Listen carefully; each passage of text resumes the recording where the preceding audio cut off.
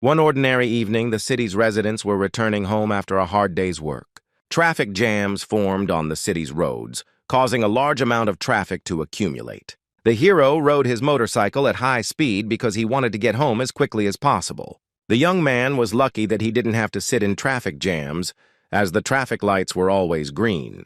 The boy didn't understand why he couldn't use his superpowers in real life while riding a motorcycle. But despite these circumstances, the young man confidently continued moving towards his goal. The city's roads were becoming increasingly congested, but the traffic lights remained green, allowing drivers to move without stopping. On the same day, but already from the very morning, entrance exams to the school for people with superpowers were held, and before that, a written test was conducted. One of the organizers who conducted the school entrance exam explained that there were only 5 levels of superpowers, such as White Dust, Blue Spirit, Purple Soul, Royal Blood, and Holy Demon. The hero was determined and confident in his control because he knew what he was doing. His girlfriend was also present at the exam and wished him good luck, and also supported him in passing one of the points of the entrance exam. The exam organizer further explained that their school accepts people with the Blue Spirit level and above, and added that the highest level is White Dust. The young man stood next to the ball and realized that the White Dust did not suit him, and this also surprised him. He didn't understand if the Blue Spirit level was suitable for him, but he didn't have that level either, and he was surprised by what he saw. During the exam, everyone noticed one of the participants and was surprised that he had a Purple Soul level. The participant who discovered that he had a Purple Soul level was very happy, and the spectators who stood and watched the selection were surprised at how happy he was with his level. Several young people standing in the crowd started talking about Ming-He, saying that he was the only one at the White Dust level, and they also thought that he didn't have any superpowers. The protagonist recalled being told to stop trying to become a superhuman. What are these superpowers for if they can't be used? And was also asked if he was lucky with his White Dust level and if it wouldn't be better to go work in a factory. A group of boys ridiculed a young man for daring to confess his love to the most beautiful girl in school by taking a purple bath. The girl he proposed to was shocked by such ridicule but tried not to show that she didn't like it. That same evening, while riding his motorcycle at high speed, the guy wished himself good luck as he was on a road with a lot of vehicles. On the road, when the traffic light turned green, he decided to make a sharp right turn, but a truck was driving from that direction and a collision almost occurred. As he continued to move, the young man did not understand why he could not use his power and considered it unnecessary, and also that it was intended for people and needed to be improved. He also didn't understand how one could survive a fight with a monster capable of destroying an entire building without using his superpowers. The man confidently drove further and further, regardless of the speed, and also thought about his superpowers, what to do with them, when to use them, and why they are needed at all. The young man turned onto the road leading out of the city, where there were many high-rise buildings, and drove up to a beautiful bridge with a wonderful view. The hero of the story, despite his thoughts, paid attention to the sky, which began to glow brightly, and he was very surprised by this. And it was also very beautiful and unusual. The young man saw a comet flying above him, but he did not yet know what would happen to him next and what he would experience in the future. Looking at the comet, he was surprised at first, and then he thought that even a bullet would not touch him, just like the comet, and there was no chance that it would hit him. However, his assumption and overconfidence did not work, as the comet was flying in such a way that there was a very high probability that it would hit him. It so happened that his self-confidence really failed him. The comet crashed right into the poor fellow, and now he lay unconscious in the middle of the road, weak and useless. When he got to the hospital, his vital signs were very bad, including negative luck and the presence of parasites in his body. Unexpectedly, the identification of the person was carried out, as well as the merger with the owner. Surprisingly, everything went well, and the doctors already had all the data, so they will be able to provide all the necessary assistance to the guy. After successfully completing the identification, the next step was to examine the teenager's body, especially the part of the brain responsible for memory. Another test gave an unexpected result, indicating that the young man had no pain threshold and could die at any moment. During the last examinations at the hospital, it became clear that the student could fight for his life, and how he would be able to remain in a coma depended only on him. The boy's doctor spoke to the nurse and explained to her that his body was fine, but the young man had received a very strong blow to the head and would be in a coma for a very long time. The nurse told the doctor that she would try to take care of the young man so that he could recover and return to the normal life he had been leading before the situation that had happened to him. Another nurse entered the room, turned to the doctor and said that Tian Wen's group had brought a bottle of monster blood and he needed to examine it. They went to look at the blood they had brought, but the boy was still lying in the hospital bed with machines keeping him alive. Several days passed, and the guy still did not come out of the coma, but visitors who cared about him began to come to him. Among the visitors was a woman who wished him luck on one of his entrance exams, and this young woman was the girl to whom the young man confessed his feelings. A month after the incident, the young man was still in a coma, but he continued to receive visitors, including the same group of people who had abused him. The guys talked about how they had no idea how important it was for Min himself to gain superpowers, and that the guy himself should think about his own safety. One of the boys saw a letter lying on a bouquet of flowers and decided to take the letter and see what was written there, as he was very curious about who brought him this bouquet. The conversation then got to the point where they expressed hope that the young man would find a normal job after this story was over, since medical services were very expensive, and his sister had found 2 jobs to pay for them. The young man, seeing a note in a bouquet standing by the bed, decided to read the letter anyway and was very surprised by what was written there.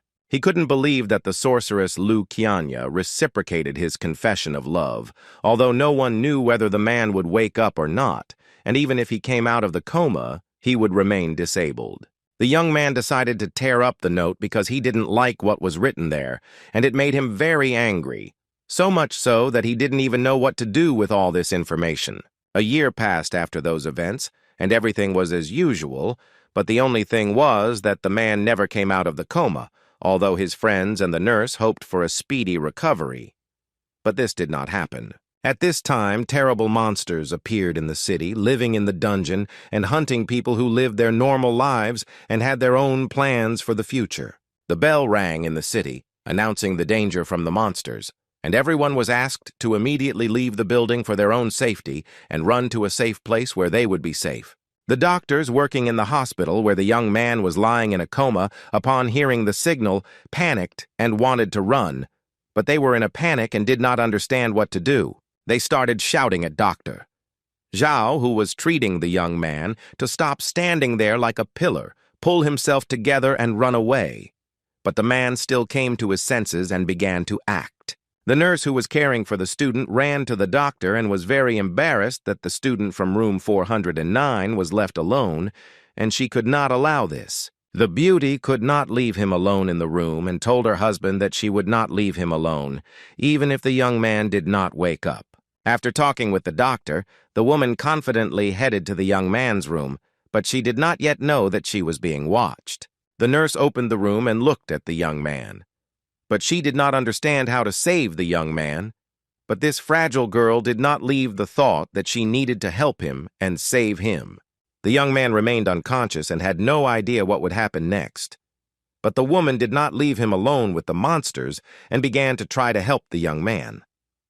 She ran to the bed where the hero lay in a coma and tried to move him into a patient transport chair, but she didn't know how to do it. Then she looked at her reflection and froze in place, and the little girl also did not expect to see a monster behind her. The monster held her by the shoulders and tried to sniff and taste her, and the doll herself did not understand what to do next, but the only thing that she remained motionless was that she could not move. She held the patient's hand, not letting go. Seeing her reflection in the mirror, the girl did not move, while the monster said that the nurse looked very appetizing. The young woman saw the guy's hand clench into a fist, and at that very second, he felt a surge of strength and energy. His fist clenched tighter and tighter, and the energy in his body only increased, and the nurse did not understand what was happening and how she could save herself. The man woke up from a long coma and began to disconnect his life support system, his eyes glowing red as if he had gained superpowers. The young man was determined and wanted to get rid of the monster standing behind the girl and save his and her lives. Many monsters were climbing the walls of the hospital, and with every step, meter, there were more of them, and no one knew why they appeared. A very large object was thrown out of one of the hospital windows, but no one understood where it came from. But as it turned out, it happened thanks to a guy who came out of a coma. As it turned out, this object fell into the window where the nurse and the young man were. They remained unharmed, but the monster was injured. The monster was hit on the head and first fell to his knees and then collapsed to the floor, left without a head. The girl was very scared and did not understand what was happening, as events were developing very quickly for her, and she also did not understand what to expect next. The nurse was sitting on the floor, leaning on a chair, crying.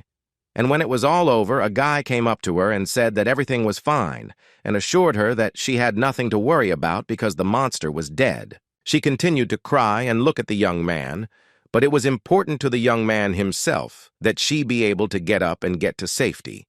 The boy was very glad that the woman took care of him all the time and did not abandon him in difficult times. When it was all over and Madame stood up, they went to the bed and sat down, and she thanked him for saving her and asked how he managed to come to his senses and how he did it. After Milady calmed down a little, the young man asked where the mutant cockroaches in the hospital could have come from and why they were crawling on people. The nurse explained that management reported that radioactive liquid had leaked into the sewer system and the cockroaches there had turned into zombies. The young man also wondered what had happened to the other people living nearby, but she explained that they could have been evacuated to a safe place, but since he was unconscious, she was worried about him. The lady wanted to say that she was afraid, but the young man interrupted her and explained that the lady herself had not left him alone with her problem from the very beginning.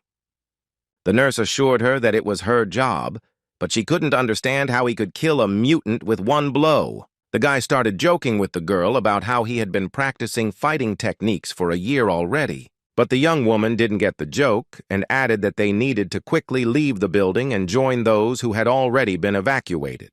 They decided that they needed to start moving towards the exit of the building to escape the other mutated cockroaches. But despite the fact that one of the zombies was already dead, there were already other cockroaches in the building at that time, walking along the corridors of the hospital. The student realized that there were still mutant cockroaches in the hospital, so he asked the girl to stay put and wait for him, as it was for her safety. When he walked out into the hospital corridor, the cockroaches saw him and began to pounce on him, but the guy did not lose his composure. But the young man decided to go all the way and fight to the end to get out of the hospital and help other people. But the cockroaches had no intention of leaving the battlefield and confidently headed towards the student, each of them stubbornly moving towards their goal. Each of them was striving for victory, but no one knew what the outcome of their battle would be, and each decided to rely only on his own strength. The mutant cockroaches stubbornly went to the last. They also did not know what awaited them next, but they had no choice, so there was only one way out for them, namely to go into battle with the young man. The young friend, gathering all his strength into a fist, quickly ran towards the zombies in order to surely defeat them and emerge victorious in this battle. First he hit one mutant, then those who came close to him, but there were so many cockroaches that the hero dealt blow after blow. Every zombie that the student hit would fall apart and fall to the floor, never to cause any more trouble or need anyone else. One of the remaining cockroaches, standing behind the guy, began to scream and call on the rest of the mutants to destroy the young man. The main character was not at a loss. He saw a table on small wheels, and on it lay a bottle of medicine and several test tubes. The student hit the table with medicines and test tubes with all his might. Everything that was on it flew in all directions. But this did not frighten him. On the contrary, it did him good. As the bottle of suspension flew through the air, the young man smashed it with his fist, but his hand remained intact, and the glass from the bottle fell to the floor. While the young nurse was waiting for the boy, Tarnan appeared and began to lean towards her. The little girl was very afraid of him. She did not even understand what to do. But, overcoming her fear, Sister Song opened her eyes, looked at the mutant, and was surprised to see green liquid flowing from his mouth. The young girl ran out of the room where she was waiting for the guy and saw that the student's hand, clenched into a fist, was glowing green. The student has mentally practiced this move 1,000,000 times, but is using it for the first time and is very nervous about whether it will work. Sister Song was very surprised by what she saw, but she never imagined that the young man she was taking care of had superhuman strength related to punching. The young man explained that he was still a student who had failed his exam last year, but he really wanted to have superpowers. The lady couldn't believe that the teachers didn't see potential in him, as she herself believed that superhumans of the pyro rank couldn't compare to the young man. The young man remembered how exams were held at the educational institution and how he worried about whether he would pass not only the test part, but also the main part of the exam. The man wondered why the cockroaches had become so scary and what had affected them so, but since the mutants themselves lived in the city sewers, there were many other interesting creatures there. And the young man was also curious if there was any world acid on the hospital grounds that they might need. The story continues with people managing to escape from city buildings by riding a bus across a bridge, and under the bridge itself, there was sewer water. At some point, the middle of the bridge exploded and a lot of debris flew out from all sides, falling wherever they could. The people sitting on the bus were in shock. They didn't know what to do. They didn't even understand what was happening. The bus stopped near the crater created by the explosion and was unable to move further, and the people sitting in it were in a panic from what they saw. Numerous cockroaches began to crawl out from under the rubble onto the bus, and the bus passengers began to fuss and call for help. One of the men on the bus turned out to be a doctor. He took out his phone and started calling and asking for help from people with superpowers, and said that they were on the Nanchang Bridge. The monsters themselves had already approached the bus filled with people, and one of the mutants had already broken the glass and was about to climb into the bus with people. The mutant was not destined to carry out his plan, as a man appeared and shot him with a pistol. People were surprised that help arrived so quickly and that the man saved their lives while the zombie fell to the ground after being shot with a gun. After the werewolf fell to the ground, the man who shot him said that he was a pyro rank superhuman and asked the people to leave these mutants with him. For a person with superpowers, it doesn't matter how many zombie monsters there are around, because he has an infinite number of bullets and each of them will get what they deserve. The man fought the monsters without rest, but when they were no longer visible on the horizon, the Superman decided to rest a little.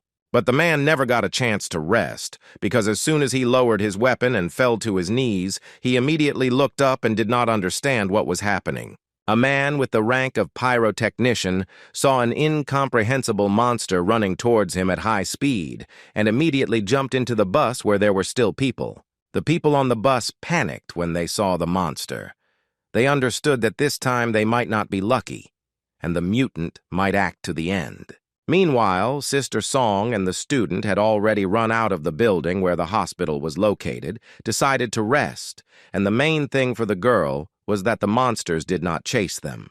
When the nurse raised her head and looked towards the bridge, she was shocked by what she saw, as she thought her colleagues were in a safe place. She saw a destroyed bridge with red flames burning on it, and immediately realized that there was a bus with hospital staff on the bridge itself. The young woman realized that the hospital workers were in danger, and while the girl was worried about whether everything was okay with her colleagues, the young man heard a message on the phone, walkie-talkie, about a large mouse. The guy decided to come up and pick up the radio, and they kept transmitting that a mutant had appeared on the Nanchang Bridge, as well as a superhuman in the rank of arsonist with a weapon with no signs of life, and no registered people with superpowers were found nearby. The student decided to talk to the person who was transmitting the information on the radio. The person himself was interested in information about the mouse, what abilities and weaknesses it had.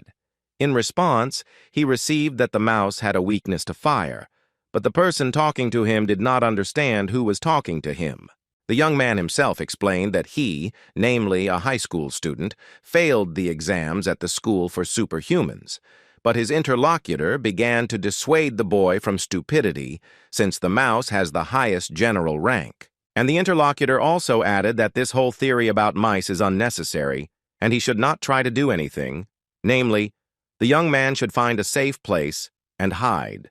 The young man decided that he would not leave people in trouble because they took care of him in the hospital for a whole year, and he was very grateful to these people. Meanwhile, on the bridge itself, the mouse decided to play with the bus and throw it off the bridge, but she was in no hurry to do it. The doctors were very scared and could do nothing. They had no choice but to wait for help or wait for their own death. When Milady and the patient approached the place where the mouse and the bus were, they were sitting in a place where the mutant could not see them, and the guy immediately got the feeling that the zombie was playing with his food. The boy decided to leave his hiding place and go to the mouse and ordered the nanny to stay and not go out because he could get hurt. Sister Song didn't want the young man to go there because the mutant could kill him and the people on the bus, and she didn't want that to happen. The young man explained how all this could end, but gave an example of how if a patient needs help, doctors do not stand aside. The sorceress did not want to let the young man go to the mutant, but at the same time, she understood that without his help, it would be impossible to save her colleagues. The young man gathered all his will into a fist and decided to go and stop the mouse at any cost, and he also began to speak. Clenching his hands into fists, the young man told the girl that if he didn't try to defeat the mutant, he would never know if he could do it at all. As soon as he finished, he immediately went into battle. Meanwhile, the rodent did not let go of the bus, squeezing and gnawing at the vehicle more and more aggressively. The boy pushed the mouse away from the car with one blow, and it flew a short distance away from him.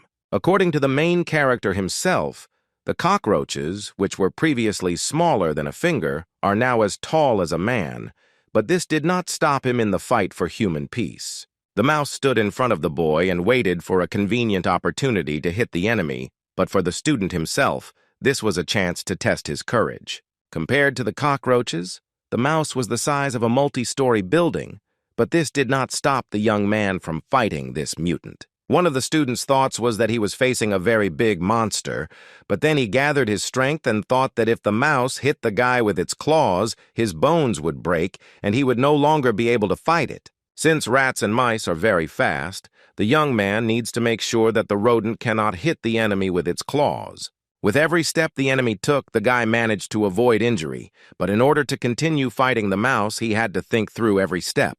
The main goal was to get as far away from the bus as possible together with his opponent, and he decided that he would carry out his plan at any cost. All the boy's attempts were correct, and the mutant followed him.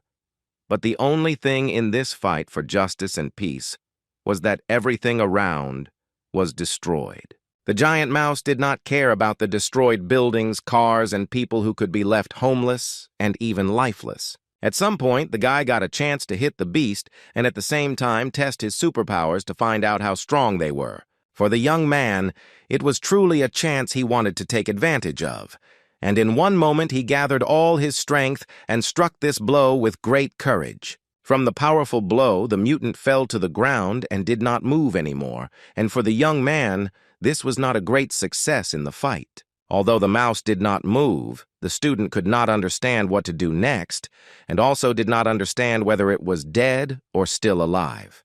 That he was able to neutralize the rodent, but he decided that it was necessary to deliver a control blow in order to neutralize the enemy for sure. But the young man did not take into account the fact that advanced animals, including rats, can pretend to be dead. And at that moment he realized that his opponent had outwitted the student himself. At that moment the mutant, with greater strength and aggression, began to destroy everything around him, as well as throw everything onto the mountain, and ran headlong after the young man. While running away from the mouse, the student was upset that the force of his blows was not enough. And this was very bad, since he would not be able to kill a monster of general rank. When the monster started flipping cars again, gasoline and diesel started leaking out.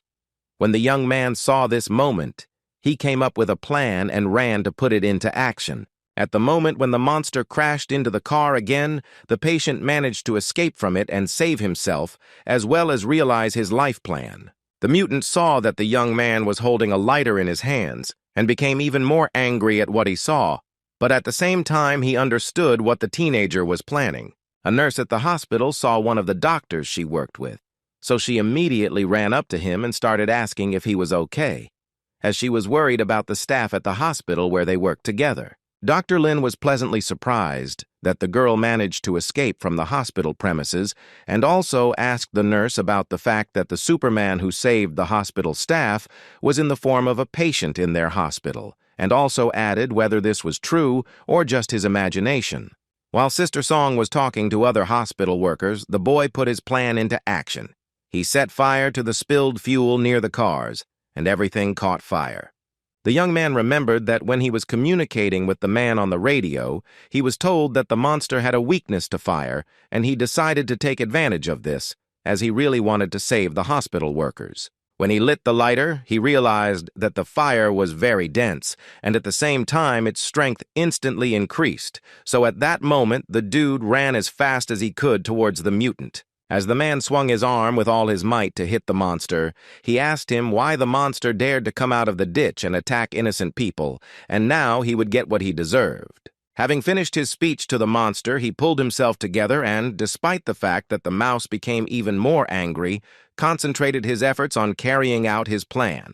The young man concentrated all the force of the blow on the spilled fuel and simultaneously set everything around on fire, as a result of which the mutant was neutralized. One of the doctors shouted that the young man had killed a giant mouse, and that thanks to him they were all saved and were very grateful for such an act. After a storm of emotions among the hospital staff, they looked closely at the student and did not understand who he was, a high-ranking official or an ordinary person, but it was unclear why he was wearing the uniform of a patient of their hospital. Sister Song explained that the boy's name was Manhwa. He was a student who was not chosen to enter the school of superhumans, and added that the young man had been in a coma for a year in their hospital. The young man himself was pleased with his result because he was able to destroy the monster without even being a student at the school of superhumans. The events that followed took place on the territory of a command post, about which no one knew anything except the personnel. But there were people working there who had information about people with superpowers. One of the command post staff turned to Lu Qian and turned away when the general rank mutant monster was killed. Lu Qian herself was on a mission and hid in a tree, and she was very glad that the people were saved. On the other end of the line, the woman looked at the computer monitor and confirmed that the rescued people were safe and that someone was approaching them. But who exactly, namely, was unknown. Lu Qian was curious about who exactly killed the Mouse General, as he wanted to personally thank him, but he himself did not understand who this person was. The other madam also didn't know who this Superman was, since she wasn't on the list of registered people, and it couldn't be an ordinary student. The only one who could be was a very strong Superman. After her assumptions, the command post employee asked if they had found the source of radiation, but so far there is no such information. The girl also believes that in the future the number of mutants will only increase. The only way out of the situation is to ask the residents of Nancheng to go and close all contaminated areas. At the rescue station, Sister Song treated the wounds on Manhwa's arms and told him that if it weren't for him, it was unlikely that everyone would have returned alive. While the woman was bandaging his wounds, he heard the girl talking to the station attendant and realized that the young woman was worried about her brother. One of the city's residents wanted to leave the rescue station to save her brother, who she believed was in a coma in the hospital, but was unable to do so. The security guard tried to stop the girl and began to explain that all people had been evacuated from the city and that only transport and people with special needs were being allowed onto the city crossing. But the young lady didn't care about her life. The main thing for her was to save her brother. She began to beg the guard to go outside the station because her brother was in the hospital. The girl continued to talk about her brother. She still can't believe what happened to him because he is a very kind person and his name is Min He. In her opinion, her brother did not even take the girl by the hand and continued to cry. Sister Min. He didn't understand how to help him, how to save him, and thought about how he was waiting for her, not even suspecting that the young man was very close to her. The girl didn't care that she might lose her life. The main thing for her was that she would save her brother, even if it cost her her own life. Manhwa was shocked by what he heard, because at that moment he realized that the woman did not know that her brother was alive and was next to her, and her sister did not even suspect it.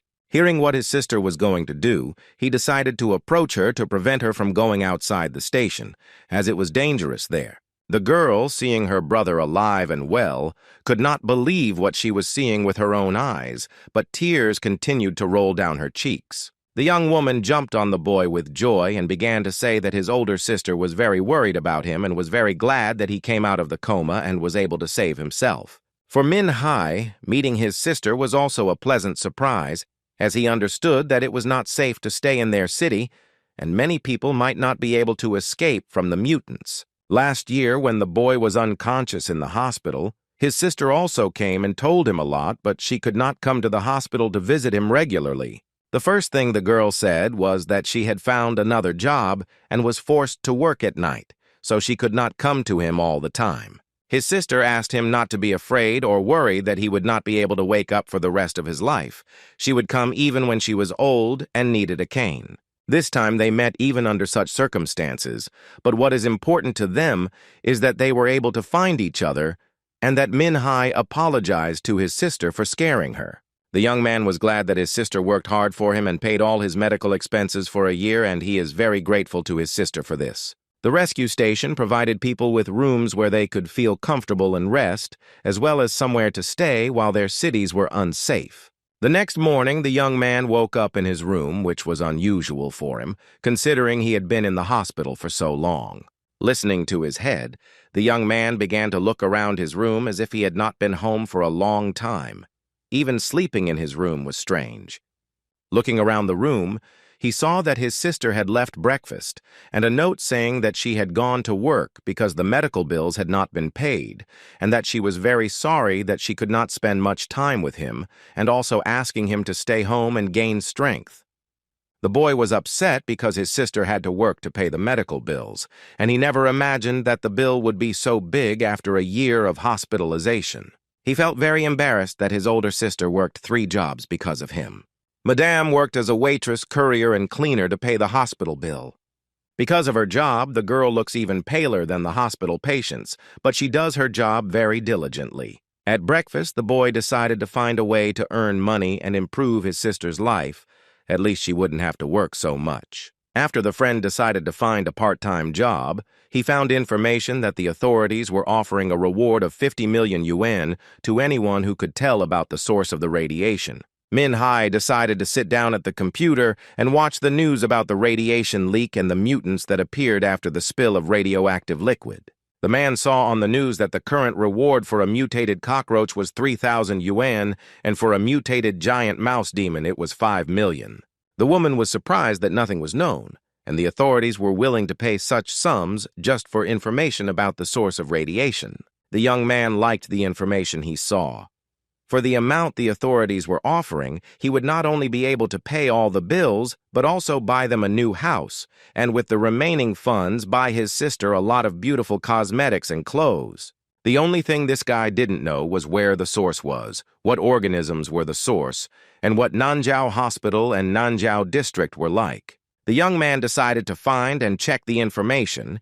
Even if he does not find any clues, he will be able to get money for killing monsters, as well as get rid of evil for the sake of people, and at the same time gain experience in battle. After much thought, the young man decided to go and see the Red Awards Hall, and when he entered the hall, he saw that everyone who wanted to receive money was there. After inspecting the awards hall, the guy was approached by an employee who greeted him and provided information about the awards and what he needed to do to receive them. At first, the employee asked whether the young man came to the award ceremony or whether he was Superman, but the young man came because he was Superman.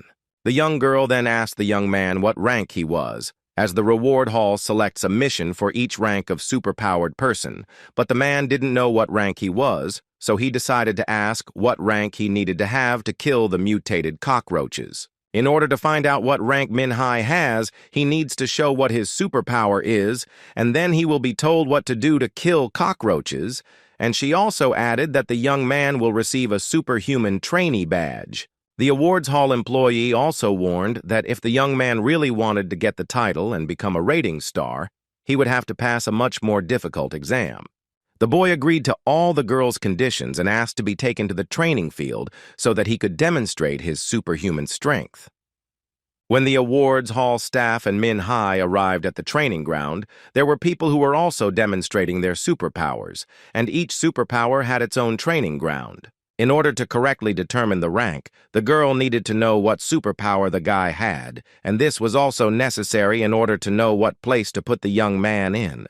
He said that his superpower manifests itself through a blow, so the girl immediately understood where he needed to stand. Then they went to the robot, which was supposed to help test his strength, and she also added that the robot is very strong. The girl also explained that the robot can assess the strength of a person's blows and thus learn about the rank of superpowers, and then suggested hitting the robot with all her strength. After the girl told him about the essence of the training process, the man thought that the force of the blows could reach 800 kilograms, so he could be considered a Superman.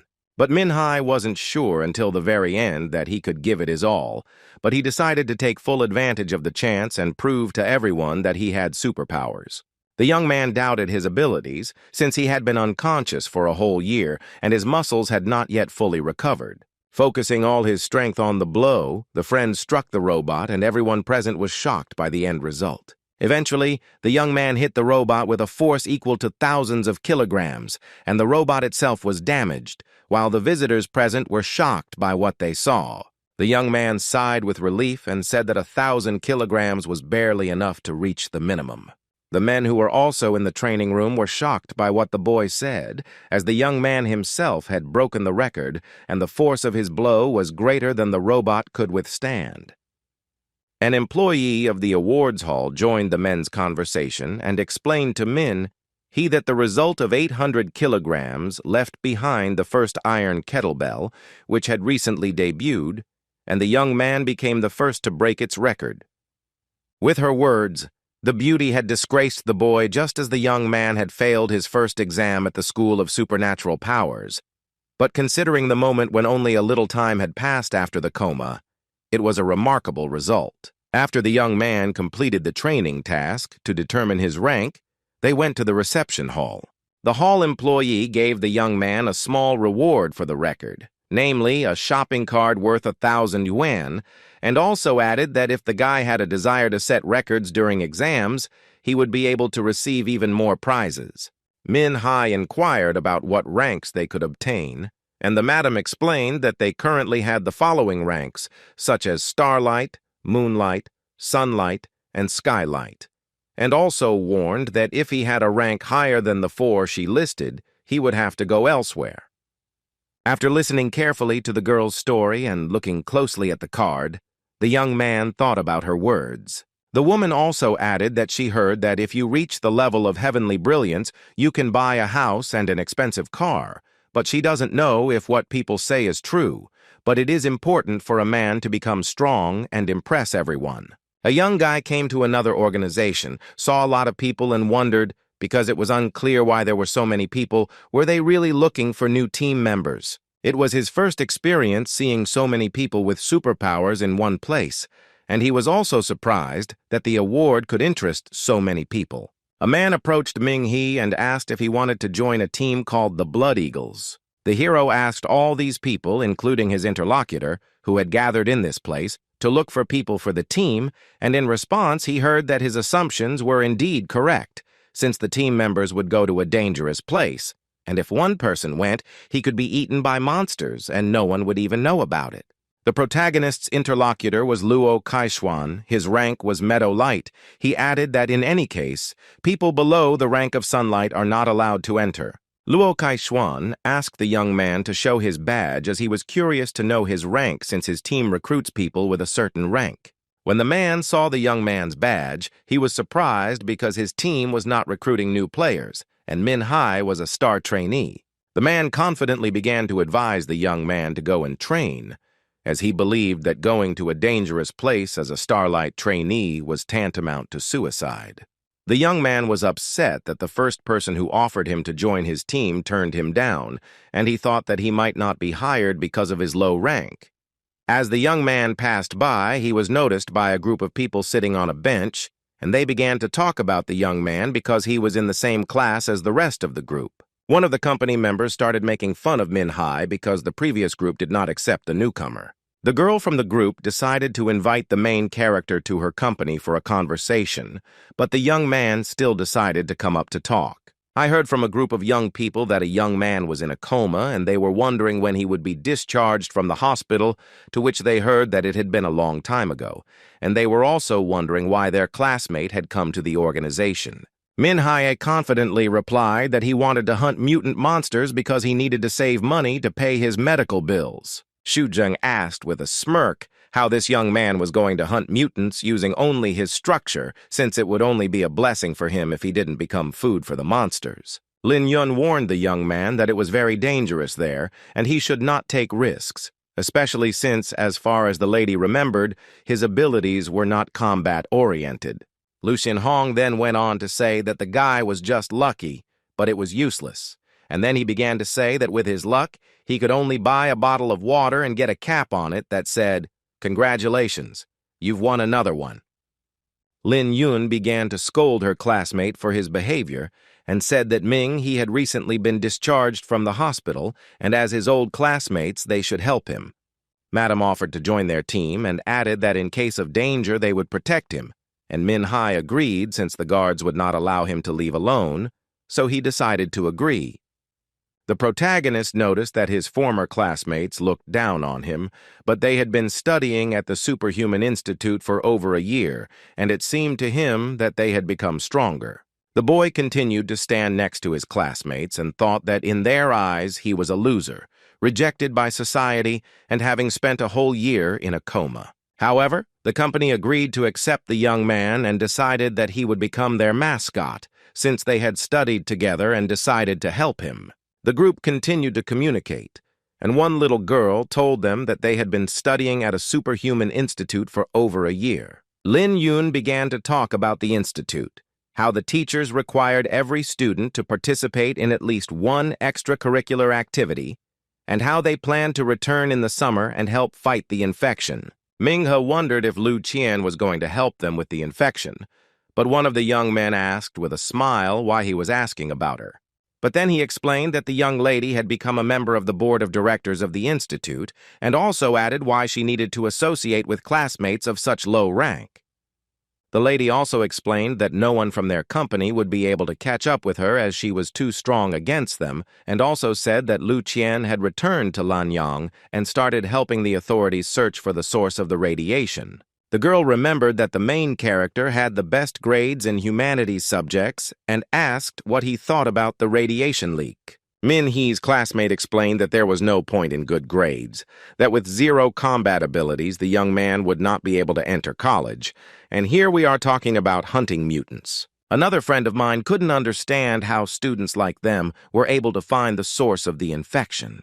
The man continued his thoughts and explained that there are reportedly 3 types of monsters: mutant cockroaches, mutant larvae, and large mutant mice. In addition, if the reports are to be believed, all of these parasites live in the sewers, and most likely the source of the radiation is the liquid in the sewer system. The young man explained that the liquid from the sewer system can cause mutations that cause monsters to crawl out. Minghe walked and thought that the mutated cockroaches were easy to deal with. The big mutated mice looked more terrifying, and as for the mutated larvae, we need to think better about how to deal with them. The company moved on, and the protagonist logically decided that even if the larvae had mutated, they should not be as strong as cockroaches. They belong to the group that is easy to kill. Unexpectedly for everyone, a mutant larva appeared. The hero saw it for the first time, but did not fully understand how to destroy it, since he did not know either its weaknesses or its privileges. Minghe didn't expect to see how big the larva was, but no one knew how to deal with it. Lin Yun tripped and fell while running away from the mutant, but managed to tell the young man to run away from the larva. Running away from the mutant, the young man realized that he could handle one larva, but he did not remember that parasites live in large groups. The group of former classmates began to run away, and one of the boys began to say that they needed to run fast because mutants were all the same. At first, Shujung calmly told his friends that they didn't need to be afraid of anything because they came to fight mutants. But when the young man saw several mutant larvae very close to him, he became very scared and began to run away with the rest of his friends. The friends saw a building with armored glass and decided to hide and wait until the mutants left. When they were already approaching the building,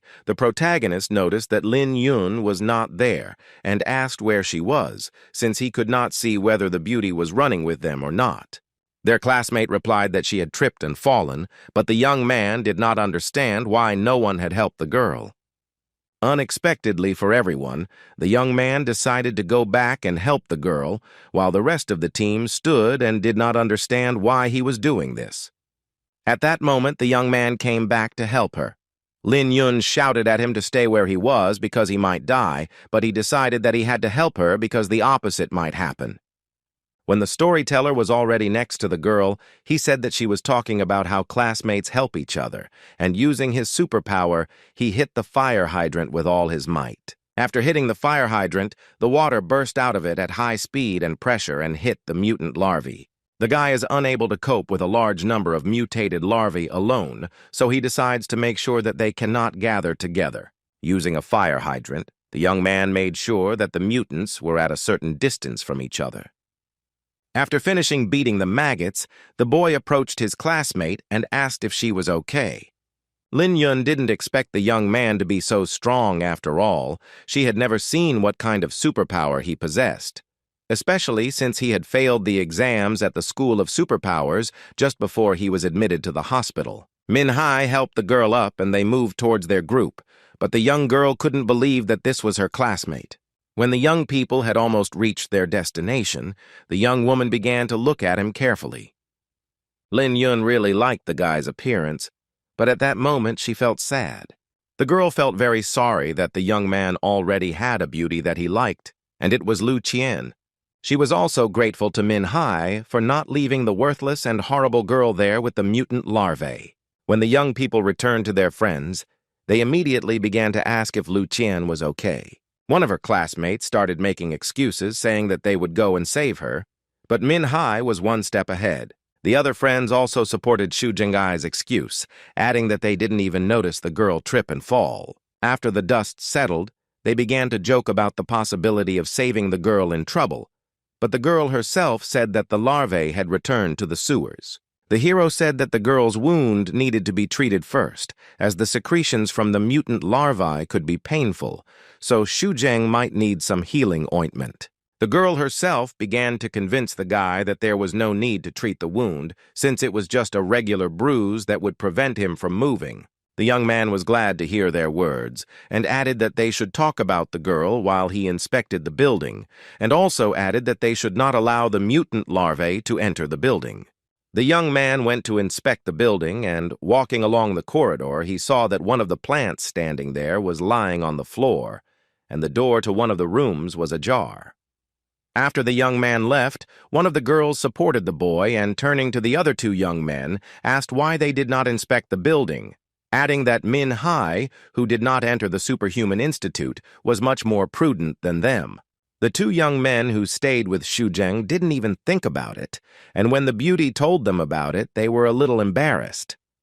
Meanwhile, the hero saw a plan for evacuating people from the room in which they were currently located. Having familiarized himself with the evacuation plan, the young man decided to first inspect the laboratory and immediately headed there. When the young man entered the laboratory, he saw that there were various vivariums there, and in the first of them were butterflies, and next to each of them there was a sign with an inscription. Approaching the fourth vivarium, I did not see anything suspicious and decided to move on. Near the ninth vivarium, he saw that the glass was broken, but the young man decided to read what was there and find out whether the animal posed a threat to people. Nearby, it is reported that the insects from vivarium number 9 have been missing since December 30th, 2030. The crime scene has been cordoned off, and an investigation is underway. As the young man approached the vivarium, he was scared for a second, but then he thought about it and realized that the insects had disappeared about 6 months ago, and he also wondered if the radiation source would cause mutations in the insects living in the 9th vivarium. The protagonist kept thinking about all the mutants coming out of the sewers and decided to go further and see what else was going on in the building. The boy walked further and stepped on a piece of paper on which was written information about the centipede Lian Pu, and next to the information was a photograph of this insect. He walked along the corridors of the room and thought about the source of the radiation, but he saw a door and decided to open it and see what was behind it. He was then surprised to find that the door was closed, there was no other exit, and the drain was clogged. The hero thought about the fact that the mutated larvae would not be able to get into the building, since everything was closed. While the young man was thinking, he suddenly saw a man quickly running behind a closed glass door. Ming-Hu was very surprised to see his Dr. Zhao, and he also didn't understand why the doctor forgot him in this isolated place. The young man saw his doctor walking towards a dilapidated building and thought that this man lived somewhere nearby, and also knew that the doctor did not have any superpowers and that it was dangerous for him to be in this area. Unexpectedly for the young man, the phone rang, which interrupted his thoughts and distracted him from following the doctor. When the guy picked up the phone, he was surprised to see an unknown number, but decided to find out who was calling him. On the other end of the line, a female voice was heard asking if this was Min Hai's younger brother's number. Since it was indeed the protagonist's phone number, they immediately asked where the young man was. The woman asked the boy if he wanted to have dinner with her, and also explained that she wanted to thank him for saving her and would not accept refusals, and also asked him to call her older sister. It turned out that the main character's name was Sister Sun, after the hospital where she worked, and she also explained that her last name was Song and her first name was Lan, and suggested calling her Sister Sun and that Lan would also work. Ming-Hu explained that she was in an isolated place at the time, but agreed to call her Sister Lan. When the hospital nurse heard where he was, she became furious and asked if the area was completely closed to humans, because she had heard that there were many monsters in that part of town, including some they had never encountered, and warned that it was very dangerous. The young man explained that this situation was more beneficial for him, since he needed to earn money and help his older sister. Sister Song wondered if Sister Chin Yu was the boy's blood sister, but it turned out that they were in the orphanage together. After the young man's words about the orphanage, the beauty realized that there was a stronger connection between them than family values. In response, the girl said that this was indeed the case, and that it was very sweet for the nurse herself, and told the guy that she would like to have a brother like him. Sister Song was upset that the young man could not go to dinner with her and said that they could meet next time. Finally, Milady told the guy that she was ready to go to dinner with him, and even chose her clothes for the occasion. It was also an important moment for the boy. He had to find out why exactly Dr. Zhao was in the isolated area, and he decided to tell the nurse that he was there too and was going there alone, which was very dangerous. Sister Song was surprised by this information from the young man. She asked him what exactly the doctor had forgotten in the closed room, and also whether he was sure that it was the doctor. The protagonist reported that he was not noticed, since the glass can only be transparent from the young man's side. Last year, a hospital nurse noticed a doctor behaving strangely, and the entire staff found it strange. The girl explained that the man was a diligent worker, but always left work early and sometimes made mistakes during operations. The nurse continued talking about the doctor, and she had the feeling that he had not slept at all. He was very lethargic. And she also remembered that when they were sent a blood sample from a disaster-level monster, the organization wanted Dr. Zhao to analyze it, but the sample disappeared.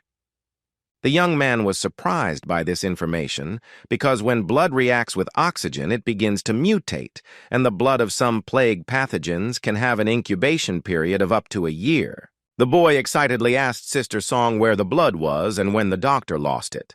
The woman explained that the blood had disappeared around the time the man in the story arrived at their hospital, which was about a year ago. The guy came to the conclusion that the source of infection was most likely blood, since all the facts coincided. The current disaster is due to the loss of the beast's blood, and also because the time of its disappearance and the incubation period coincide. The girl remembered the moment when the doctor said that he had lost the blood that was brought to him for analysis after the cleaning. The protagonist realized that the doctor was lying because he had good grades in the theory of superhumans, and he remembered what he was told in class. Now Sister Song understood why the doctor had gone into the danger zone. Namely, the man knew that if people found out about the blood he had lost, he would have to answer for his actions. Min Hye added to the girl's words that the man had definitely been found, and given the moment, the doctor wanted to correct his mistakes. According to Sister Lan, this is very dangerous for the man himself because he has no superpowers, and there will be many strong monsters near the source of radiation, and he is also afraid of being held accountable for his actions. The situation of blood loss from the test tube is very serious, and Sister Song must report the incident to the authorities. The beauty herself was shocked by what she heard about the situation and promised to immediately report what happened, and also asked the young man to be more careful. The main character promised the girl that he would not go to the epicenter of events, but would only try to stop Dr. Zhao.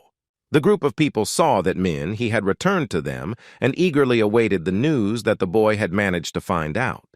The young people said that it was safe to stay in the building they were in because all the doors were tightly closed and the larvae would not be able to enter the premises.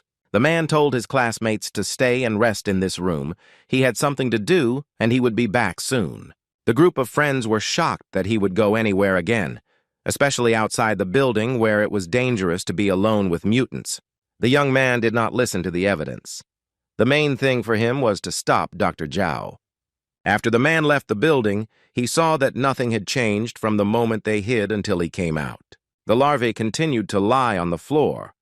But for Min Hye, this was a small victory, since this was the first time he encountered such monsters. The guy thought that if he couldn't kill them, then for some time they wouldn't be able to do anything or harm anyone.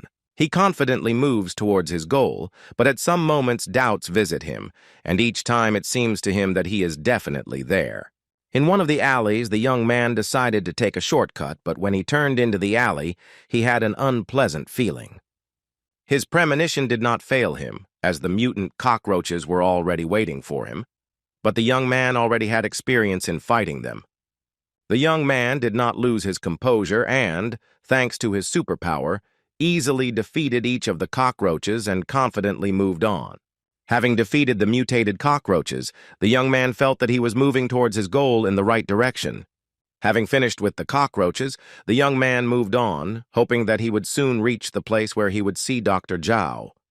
The mutated cockroaches were left lying dead and useless in the alley, but the hero emerged victorious from this battle. The young man finally found the place where Dr. Zhao was and watched him and his every move. The man approached the door, which was closed to outsiders, and began to open it, but in such a way that no one could see it. Min Hye decided to follow the man to find out what he was hiding and how the disappearance of the blood tube was connected to him. The main character went to the doctor and saw a very large hole and did not understand where it could have come from. Approaching the pit, the young man saw a ladder, but what it was intended for was also unclear. According to the boy, the man fell into a hole. But why he did this is also unclear, as the young man could not find a connection between the doctor and the hole, which was located in one of the buildings in the area. Min Hye decided to follow the doctor as she didn't understand why he came into this room and went down into this hole. Finding himself in the pit, the young man realized that everything that was happening was not as simple as everyone thought, because the story really is not simple. The young man saw the corridor and went to look for Dr. Zhao to find out more about the lost ampule. At first, the boy quietly followed the man, as he did not want to scare him and prevent him from escaping. When Dr. Zhao arrived at a certain place, he started to climb the stairs and heard someone talking to him, but he did not understand who it was. Turning to his interlocutor, the man was surprised and confused that it was his patient who was asking what exactly he was doing. In order to find out the truth about the lost blood, he decided to immediately ask the man if it was true that he had lost the blood of the disaster monster a year ago. The man in the robe was surprised that the boy knew the truth about the blood loss and asked how he knew it, but it was important for the young man to know the truth. Dr. Zhao decided to tell the truth and say that he had made a serious mistake because he did not know everything at first. He started walking towards the guy and kept telling him that he didn't want to hide the truth from the beginning and added that he didn't do it on purpose. The doctor goes on to explain that he is a man who saves lives, but he did not know that his carelessness would lead to consequences. adding that he came to check if the pond had become polluted due to blood loss. The man confidently says that he wants to make amends, but the young man doesn't know whether to believe him or not. The boy did not understand how the man planned to correct his mistake, since there were no extra things, but according to the man himself, if he had informed the authorities, they would have definitely found out all the circumstances. Dr. Zhao doesn't want to report this to the authorities, so he turns to Ming, he for help in the hopes of his help. The man begged for help and gave arguments such as the incident at the hospital when they were attacked. The young man saved everyone, and everyone would agree to confirm that he was strong. Zhao begged the protagonist for help, and also added that he had a wife and children, and if the authorities found out, he would not only lose his job, but he could also go to prison. No one would take care of his family, and begged them to figure it out together. The man even knelt down in front of the student and began to ask for help, but the young man did not immediately make a decision. The only thing the guy decided to do first was to calm the man down, because his capabilities also have a limit. The only other person, namely a simple doctor. The man tried to explain that they were spreading mutations, but there was a way out of every situation, and that way out was the source of the solution to the problem. After some time, the doctor agreed with the young man's opinion that every person's capabilities are limited, and the young man himself suggested leaving the place where they were and informing the authorities about the whole situation. The man considered the teenager's offer to report the situation to the authorities. Zhao began to write down whether he had told anyone about the loss of the blood tube, and his expression began to change. But the young man really didn't tell anyone about his guesses, since he considered it necessary to first check them, and then talk only about a specific situation. But in this situation, the young man decided that it would be better if the doctor himself told the truth. The hero learned that the place where he is a source of radiation, as is the blood spilled here. When the man told the truth about the location of the radiation, he warned the guy about a small detail, so he did not lose the test tube.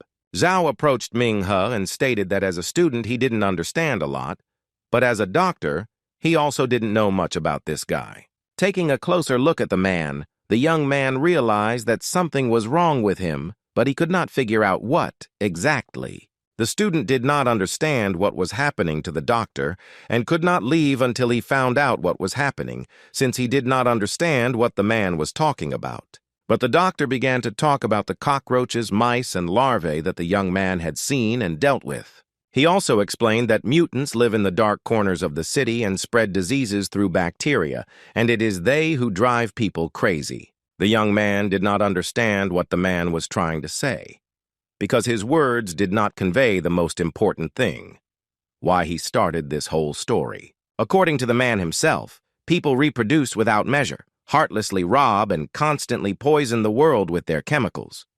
People destroy the planet to such an extent that all the garbage flies beyond our planet into the cosmic galaxy.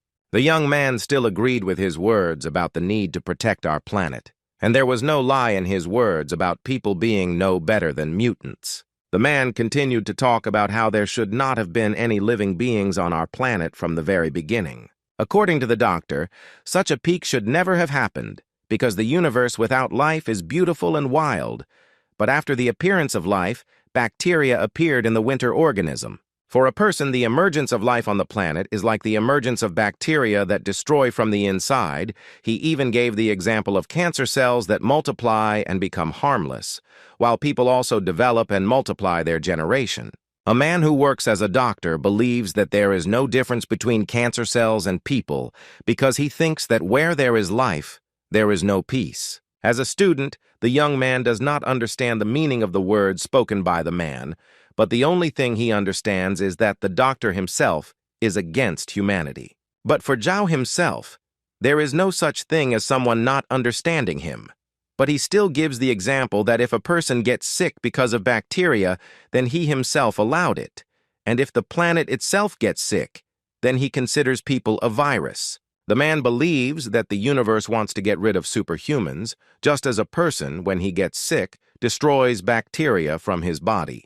The doctor approached the teenager and said that he, namely Superman, who had studied all sorts of nonsense since childhood and neutralized it. He believes that everything he has said about the young man's superpowers is the work of the universe's immunity, and that all people are susceptible to it. The man believes that the planet is spending all its energy on destroying all viruses, but his whole speech sounds like someone is a little crazy. The young man decided to stop the doctor, as his words were beyond the scope of their dialogue, as both the man himself and his words looked as if he had gone crazy. Then the protagonist asked that the conversation be exclusively about the source of radiation, due to which, through his fault, organisms began to mutate and many people died. But the man himself does not even try to justify himself, and is even surprised that so many people died because of his fault. He looked like a madman, and started telling me that he was a doctor who treated everyone when they were sick. The doctor believes that he is helping the universe destroy people who are like cancer cells to it, and also considers himself the doctor of the universe. For Zhao himself, the cockroaches, mice, and maggots that live in the sewers are not as scary as people. The young man did not understand what was happening to the doctor, was very surprised by his behavior, and did not understand how to proceed. The doctor admitted that he was the one who created the radiation source, as he originally planned to create it for the sake of an experiment and then kill everyone in Lanyang and then in other cities. In his opinion, the earth is sick, and people should be destroyed because they pollute the environment and do not want to change their attitude towards nature. The man then explained that in order to heal the universe, people like Min he needed to be destroyed. Zhao thanked the protagonist for his stupidity and naivety, and thanks to their conversation, he will be able to continue his plan to infect the city. The man said he would not be able to continue his plan to infect because the city they were in was isolated. The young man also added that the mutation would not spread beyond the isolated city, but the man himself laughed. The doctor explained that the authorities will have to shut down the entire surface and sewer system, but it is not a fact that they will be able to shut off the water supply. The man then added that all the water flows through pipes behind his back, and thanks to these pipes, it is possible to transmit a radio signal. Zhao showed Minghu a map of the water supply and added that it was through these pipes that radiation penetrated the entire city of Lanyang.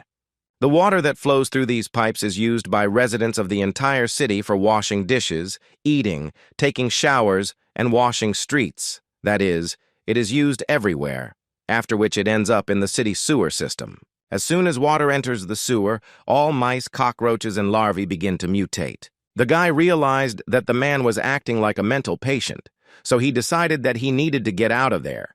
He couldn't stop him because he didn't have superpowers and he couldn't contain him. The protagonist decided to tell the doctor that he did not understand what he was talking about, and that it would be better if the young man minded his own business. Zhao was surprised by what the man said to him, and decided to ask him if he was going to stop him. The young man turned and walked away, and the doctor asked him if he was simply saved by the people in the hospital, and asked if he wanted to be a hero who saved the entire city. But the young man still decided to do it his way, and added that he really values his life. The young man explained that he was just a piece of trash who had not been accepted into the Institute for Superpowers and therefore was not fit to be a hero. The man took the young man's decision as a fact that he did not want to stand in his way, so he decided to pour the blood into the water and the plan would be carried out. When the student left, the doctor was confident that the authorities would not be able to get to him so quickly. Zhao immediately decided to take out the ampule of blood from his pocket, but realized that it was not there and became very angry. He then recalled the moment when the teenager held him exactly where the blood was, and the boy said he didn't understand what was happening. The doctor became very angry and fell to his knees, and then began to transform into a mutant that the young man had never seen before. Having transformed, Zhao decided to catch up with the student and return the lost vial of blood, while the boy tried not to miss the chance to save the city from mutants. The protagonist of the story saw Dr. Zhao running after him and realized that the test tube was the most important thing for this man. When the young man saw what the man had turned into, he couldn't understand if it was his ability or if he was also a mutant. The boy realized that Zhao was using him as a mouse for an experimental mutation, but he still didn't understand why. The young man realized that the doctor looked no better than the mutants from the city sewers. When he almost reached the exit of the pit, The man ordered to tear the young man to pieces, but the student confidently ran to the exit. At the last moment, he managed to jump onto the rope, but it gave way, and he was left next to the monsters in the pit. The man also realized that the doctor had sacrificed himself for one of his experiments and had begun to carry a certain type of mutant within himself. And the man also realized that one of the mutants was aiming at the snake so that it could not get out of the hole, and the mutant succeeded. The man did everything he could to prevent the young man from getting out of the hole and to increase his chances of getting the test tube. When mutants began to approach the student, the young man decided to take advantage of this and get to the surface. Having climbed out of the hole, the young man saw concrete on the ground and decided to use it for his own purposes. Manhwa, using his superpower, sent concrete into the hole and commanded that everything there be solid.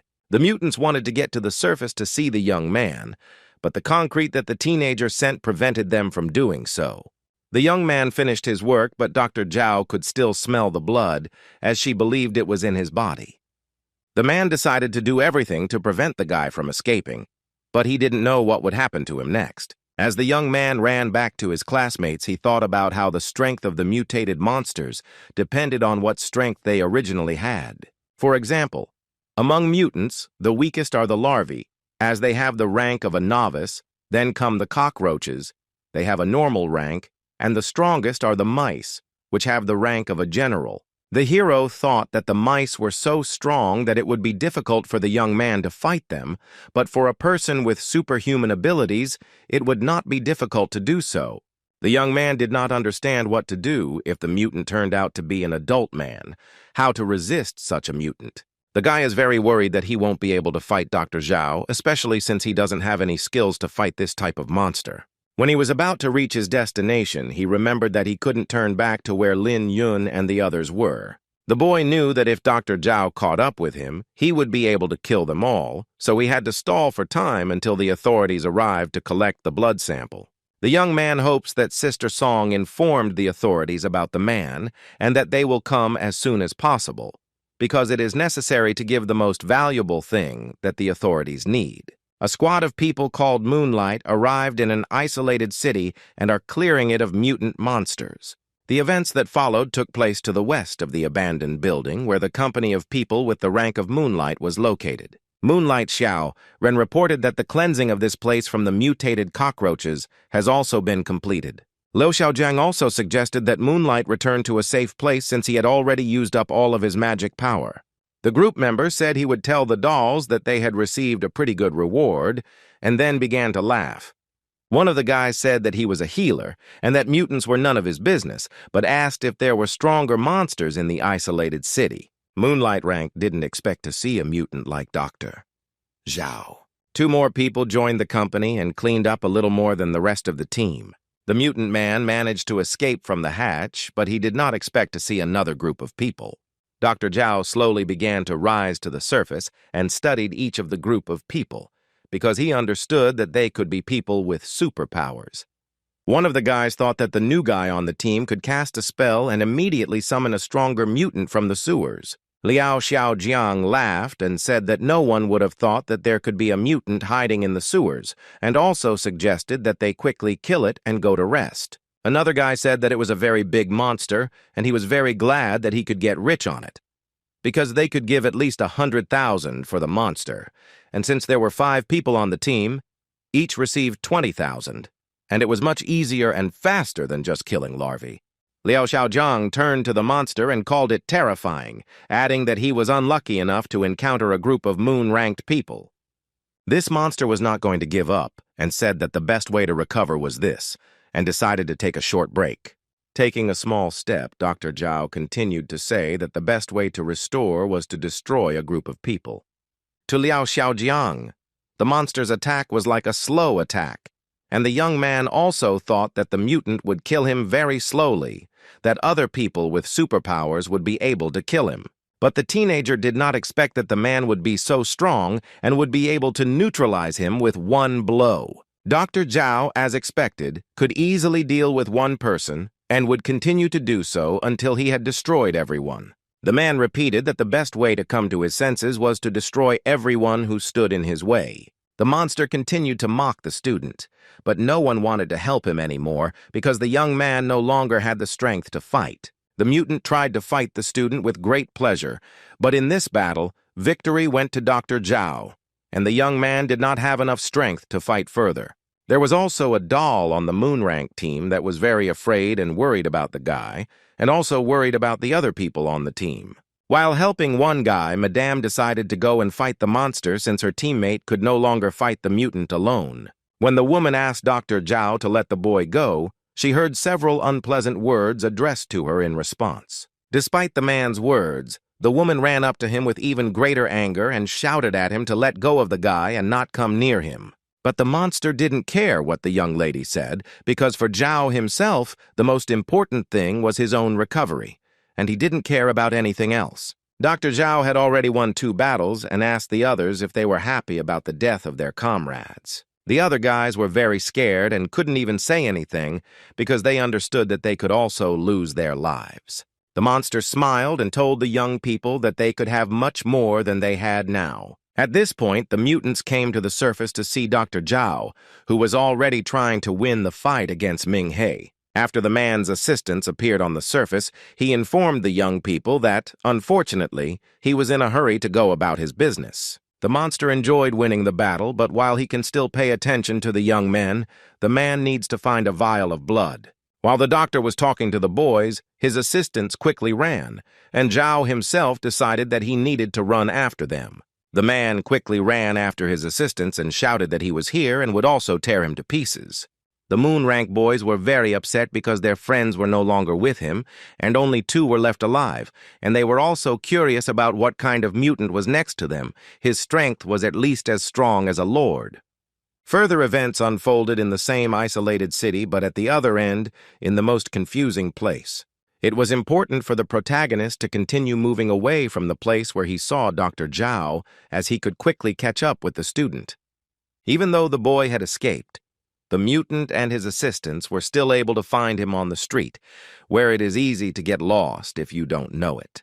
According to the young man himself, the man's assistants found him by the smell of blood, but for the young man, the only plus was that the doctor himself was not as fast as the animals.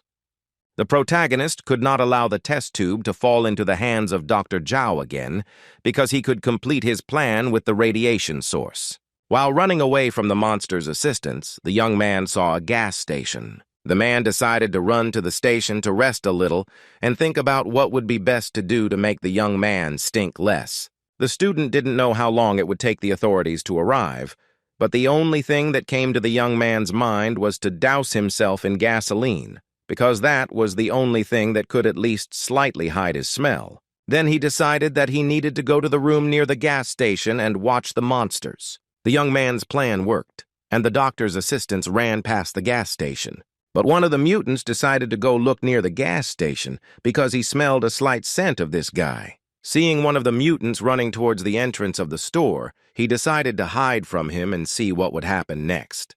The man decided to hide behind a shelf with products, and the mutant himself went into the store and began to look for him. The young man heard the mutant's footsteps stop and decided that he needed to prepare to fight him. The monster wanted to outwit Min He, climbed onto the shelf with food, and began to watch the actions of the young man. When the student saw where the monster was, he was surprised and confused, and also thought about how to get rid of it. The mutant attacks the young man and does everything to ensure that the test tube with blood ends up in the hands of its owner. The hero still managed to collapse a food stall on the mutant and destroy him, but it didn't work on the first try. At the moment when the stand fell on the monster, the guy managed to run to the front door of the store. Approaching the door, the young man remembered the moment when the other 2 animals with lymph ran in the other direction, and the one with slightly better sensitivity found him, that is, moved away from the others. The boy realized that there was no point in continuing to run away, because if the beast with the lymph was not killed, then with its increased sensitivity, it would be able to find the young man wherever he went. The main character confidently decided to kill the mutant, as he needed to hide so that he would not be found. The young man believes that the fist must come into contact with something special in order to create a spiritual skill with the same property. Min He reminded that contact with acid causes acid shock, contact with fire causes fire shock, and contact with water causes a blast wave. The boy decided to see if there was anything similar to the listed items in the store, but found nothing.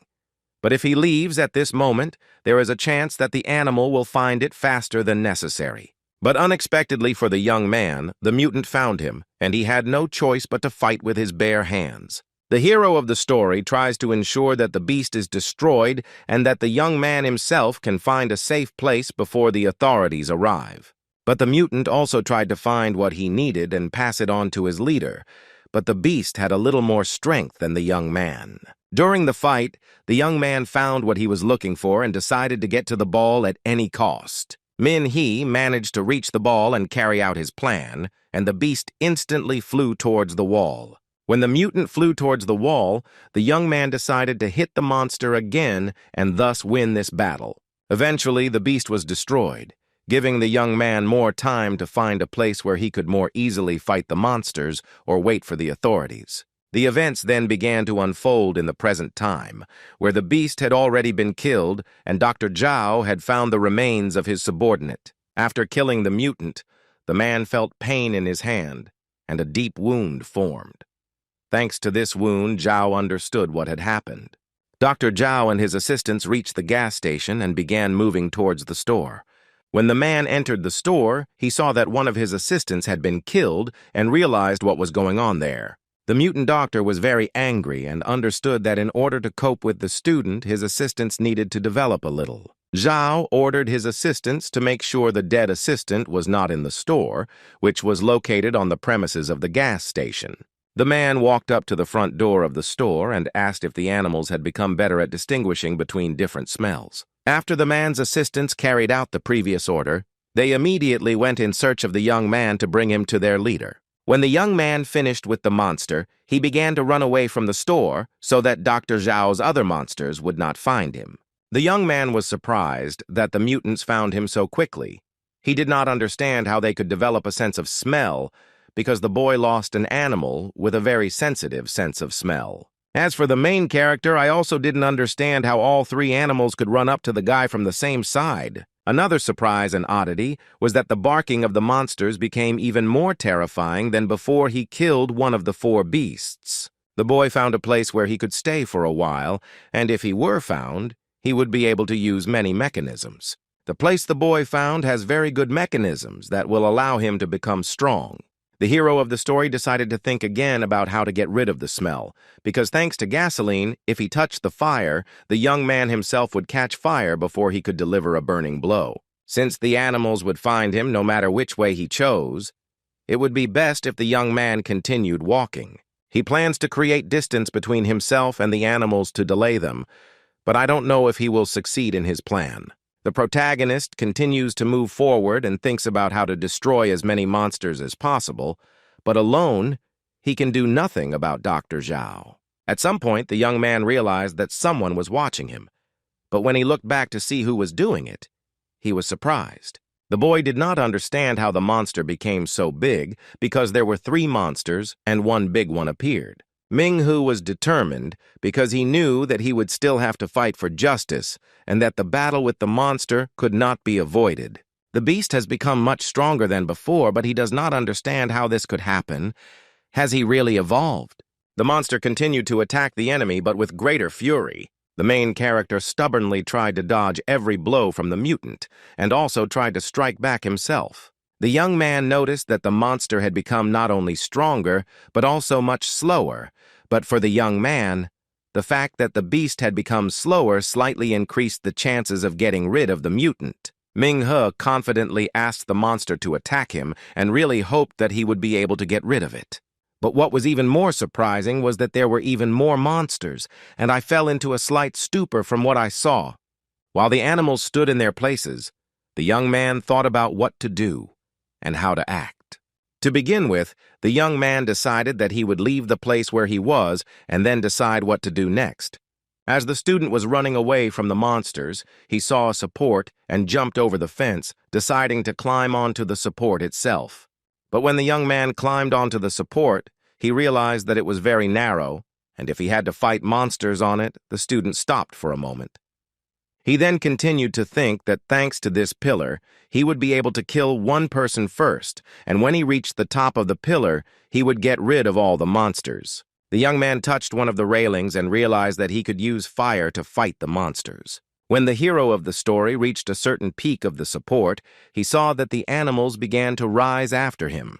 The first of the monsters began to jump on the young man to hit him, but the young man was determined to win. The main character, thanks to the resistance, gained the power with which he can get rid of the monsters. Having received additional strength from the support, the young man immediately struck the mutant with all his strength. The blow caused the monster to struggle to its feet, and the teenager declared that the beast did not deserve to live on this earth. Having dealt the mutant another blow, he began to fall into the abyss, but it was important for the young man to destroy 2 more monsters. When the beast fell, the disciple turned to him and said that he became so strong after absorbing the steel. And then he went on to talk about how with this power, he could literally punch through monsters of the same level as himself. Having destroyed one monster, another one approached the young man and began to ask him to come closer to it. The friend believed that the monsters were actually lower in rank than the commander, meaning that the student had found a way to destroy the monsters in front of him. The mutant was getting closer and closer to the main character, and another monster was following him, who wanted to get close to the young man unnoticed. The young man did not understand what the beast wanted to do. One of his thoughts was that it wanted to deceive him. The young man was sure that the monster could not be fooled, but the guy himself did not fully understand what would happen next. When the mutant approached the student, he immediately began to scream and immediately wanted to get into a fight. The beast hit Ming-He's hand, but thanks to the guy having a steel hand, he managed to avoid damaging his hand. He managed to push the mutant away with his steel hand, and he began to strike back. The young man dealt the decisive blow, but the mutant did not give up, and the young man thought about how to strike correctly to destroy the rest of the animals. When the student decided to hit the same spot as the previous mutant, he was very surprised. Ming-He didn't understand why his strike couldn't pierce the beast. Perhaps it had bone armor in its chest. During the fight between the young man and one of the mutants, another beast quietly approached him. But during one of the blows, the guy noticed something unusual. The protagonist thought that the monsters had started evolving again, but it was unclear why they were doing it so quickly. While the young man was trying to destroy one of the beasts, another mutant quietly reached his leg. When the student saw another animal under his feet, he was shocked and did not know what to do. The guy wanted to kick the monster in the neck with all his might, but he saw that something began to appear on his neck. According to the young man, bone spikes began to form on the back of the beast's head, which is why he was unable to destroy the monster. And Ming, he also understood that their bodies were made of something unknown, but he still tried to destroy them. Despite the fact that at the end the hero finds himself surrounded on all sides, he has no desire to stop. The beasts from both sides attacked the young man, but he tried to understand in order to have privileges. The mutants dealt the young man blow after blow, but the student himself wanted to end the fight as quickly as possible. Ming-Hu tried to strike with both fists at the same time and in different places, but his blows were only enough to move him from his place. There were times when 2 mutants attacked at the same time, and the young one fought them off with his steel hands. It was another terrifying moment for the young man as the monsters began to scream and immediately rushed into battle. When, at one of these moments, the beast ran up to him, the young man immediately hit it in the jaw and the screams stopped. One of the mutants screamed and was hit in the jaw, flying to the side, and the other began to attack. The mutant approached the student and immediately realized that he was about to strike. And so it happened. The young man hit the beast with such force that the monster could barely stand on its feet. After the blow, the mutant began to cover his face with his hands and flew away from the young man some distance, barely stopping. Having stopped, the mutant decided to catch his breath a little and continue the fight, but continued to stare intently at the young man. The man also closely watched every step and movement of the beast and tried not to relax. The mutant wanted to continue the fight, but was unable to do so, and without looking at his feet, fell into the abyss. But the young man also fell, but managed to grab the railing with his hands. Although he continued to hang, he realized that only one animal remained. While the hero of the story was holding on to the edge of the abyss, He remembered being at the checkpoint and finding himself there with Sister Song. Minhwa checked the device, and it was great that the electricity was still working and that it would be able to destroy the remaining monsters.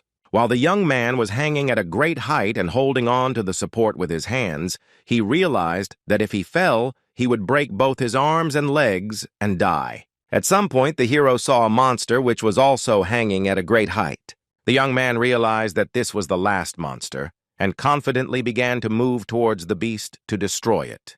The beast also saw the boy and decided that he needed to get to him and also deal the final blow. The mutant, holding on to the support with his tail, hit the young man, but he himself decided that he would stop him with his own hands. Manhwa began to shout at the beast to come down, and also added that he was a parasite living off of Zhao, and if he died, the doctor would become weak. Whichever of them falls, both will remain corpses, but for the beast to die together with the young man is a great honor. The protagonist decided to get the monster to talk a little, saying that someone could soften the fall. The young man had an idea that if he stepped on the mutant, the outcome of the fall could change and the boy would survive. The monster began to scream, but as a result of the fall, Ming-He remained alive and the last monster was destroyed. The brave man stood and looked at the beast, and then added, "What will happen to him if he is very strong?" After the young man had destroyed the monsters, it was already evening, and he went in search of water to wash his hands. The boy found a sink and decided to wash his hands, and suddenly someone called him again. As it turned out, it was Sister Song who started to worry about why Min-Hai wasn't picking up the phone and asked where he had been all this time. The young man explained that his phone had been hacked, so he didn't know anyone was calling him.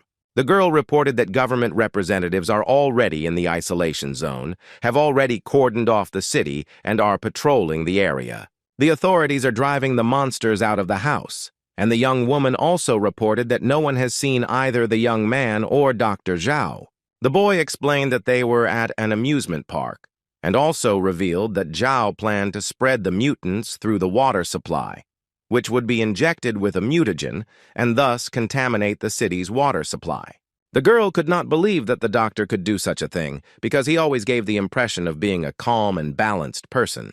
The student believes that the test tube containing the liquid he stole could have caused mutations throughout the city. The test tube itself can contain both the monster's blood and their antibodies, which will subsequently spread mutations. The daredevil explained that once scientists extract the antibodies, the city will be able to return to normal life, so the test tube is very important. Sister Song said she would notify the authorities, and they would send people to the amusement park and take him away. But this guy asked people to come to the South Tower because Dr. Zhao keeps chasing him, and it's dangerous for him to stay in one place for too long. The protagonist asked to report that Zhao is cheating, so the arrival of professionals is necessary, since he can kill everyone.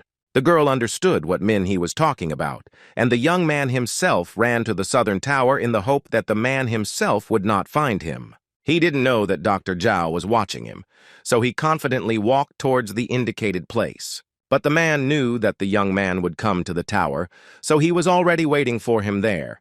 But it was no longer the same monster as before. Min-Hai was surprised to see the man where he was supposed to be waiting for the people sent by the authorities. The young man decided to do everything possible to ensure that the ampule of blood did not fall into the hands of the doctor before the arrival of the people sent by the authorities. But at some point the man turned to the young man and asked him to look at the mountain, as he had prepared a surprise for him. At the top of the tower were people whom the doctor met along the way and wanted to destroy from the very beginning, but since they recognized the young man, he decided to read. As it turned out, the young man's former classmates were at the top of the tower and begging for help. The young men started talking about the doctor's target being Min-He, and one of the boys said that it was too early for them to die. One of the girls, with tears in her eyes, told the young man to run away, since he would not be able to fight the man one-on-one, since he had the rank of general. Manhwa didn't know what to do because he couldn't fight Dr. Zhao alone since he had less strength. The protagonist understood that he could leave his 3 classmates, but he could never leave Lin Yun in danger. In this case, the guy can only wait, and everyone will only be able to survive with the help of the authorities. The man asked him to think about which of these 3 people was important to him, but it was already clear to him who it was. The doctor said that the important person to the young man was the one who advised him to escape, and that this person's name was Lin Yun. Zhao's words confused the girl, and she began to say that they were just classmates. But the man laughed and said that the young girl would not risk her life for the sake of a simple classmate. The doctor, who wanted to destroy all people like a virus, could not understand the sincerity and support of other people. The man was surprised by Minhee's words, as he had never experienced such an attitude from other people. The protagonist thought that this was similar to the nonsense that the man on the subway was talking. All his words were funny and reminded him that for Zhao himself, people were like cancer cells that infect the entire universe. But the universe gave life to the young man because he was lonely, and he also values his own life and the lives of people close to him. Zhao began to laugh at his words because they had different views on people's lives and what they were for. Manhwa believes that the civilized world and thoughts will not stop being explored, including superhumans. They are also part of evolution. But for a man, his position towards virus people is unchanged, because for him, people with superpowers are precisely ingrained viruses. The doctor went on to explain that some viruses are harder to get rid of than others because they can evolve. The young man thought about the need to stop their unnecessary argument and do everything to destroy this man. He also said that they both had their own opinions, and neither of them could prove whose theory was correct, so he assumed that the one who was stronger would be right. The daredevil added that there was one but, and continued to say that he was a representative of not just people, but people with superpowers. But who exactly this person represented was unclear. The doctor said that he was a representative of the universe, and that he was the supreme purity that destroyed all life. The young man agreed, but decided that the man should play by his own rules and wait for the authorities to arrive. He set a condition for Zhao. If the doctor wins, he will give him the test tube with blood. The man stated that the young man does not know his place, because he does not respect the personal boundaries of other people. Minhee set another condition. If the doctor loses to a student who does not get into college, then he will stop believing his words. The guy said that Zhao, namely, is a terrible loser, trash, and a useless person. But the doctor's words had no effect on the main character, and he added that if he did not give the ampoule, he would kill all four.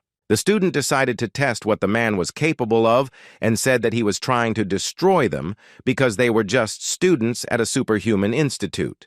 The young man said that when he entered university, his classmates took an oath to defend the country, the people, and the city at any cost. Minhee also said that overall it was beneficial to exchange their lives for the lives of an entire city, since there were more people there than at the top of the tower. The man agreed to the boy's proposal and said that he would destroy them right now, and smiled in response to this proposal. Dr. Zhao happily took on the project of destroying the people with superpowers who were on the tower. The students of the Superhuman Institute were stunned by Minhee's decision, as they had hoped that he would save them. One of the boys was so shocked that he started screaming while he was sitting on that tower.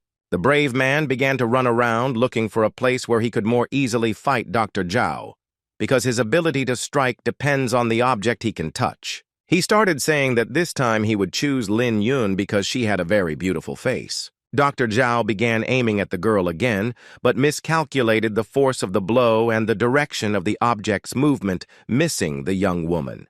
The student continued to run and interfere with the man, which did not please Zhao at all, and he glared at the young man. The doctor said that if Minhee ran away again, he would do everything to destroy his classmates. The student heard what his teammates were saying but tried to do something to save them. The man thought that it would be a problem for him if the young man thought only about winning. Even if Minhee thinks about winning, it's useless, and the doctor can just kill him, and that will only be better for Zhao. The young man ran on, but he did not know whether help would arrive in time and what to expect from this man. The doctor decided to carry out his insidious plan and shouted at the young man to come back, as he had agreed to his conditions. The man stopped, but he didn't know whether he should return to that man because he understood that he had more strength. Upon returning, the protagonist met with a doctor who was able to show him who he had become again thanks to the mutation. After his transformation, the man decided to make it so that the young man could no longer escape from him. Dr. Zhao had a certain superpower that he could use after turning into a mutant.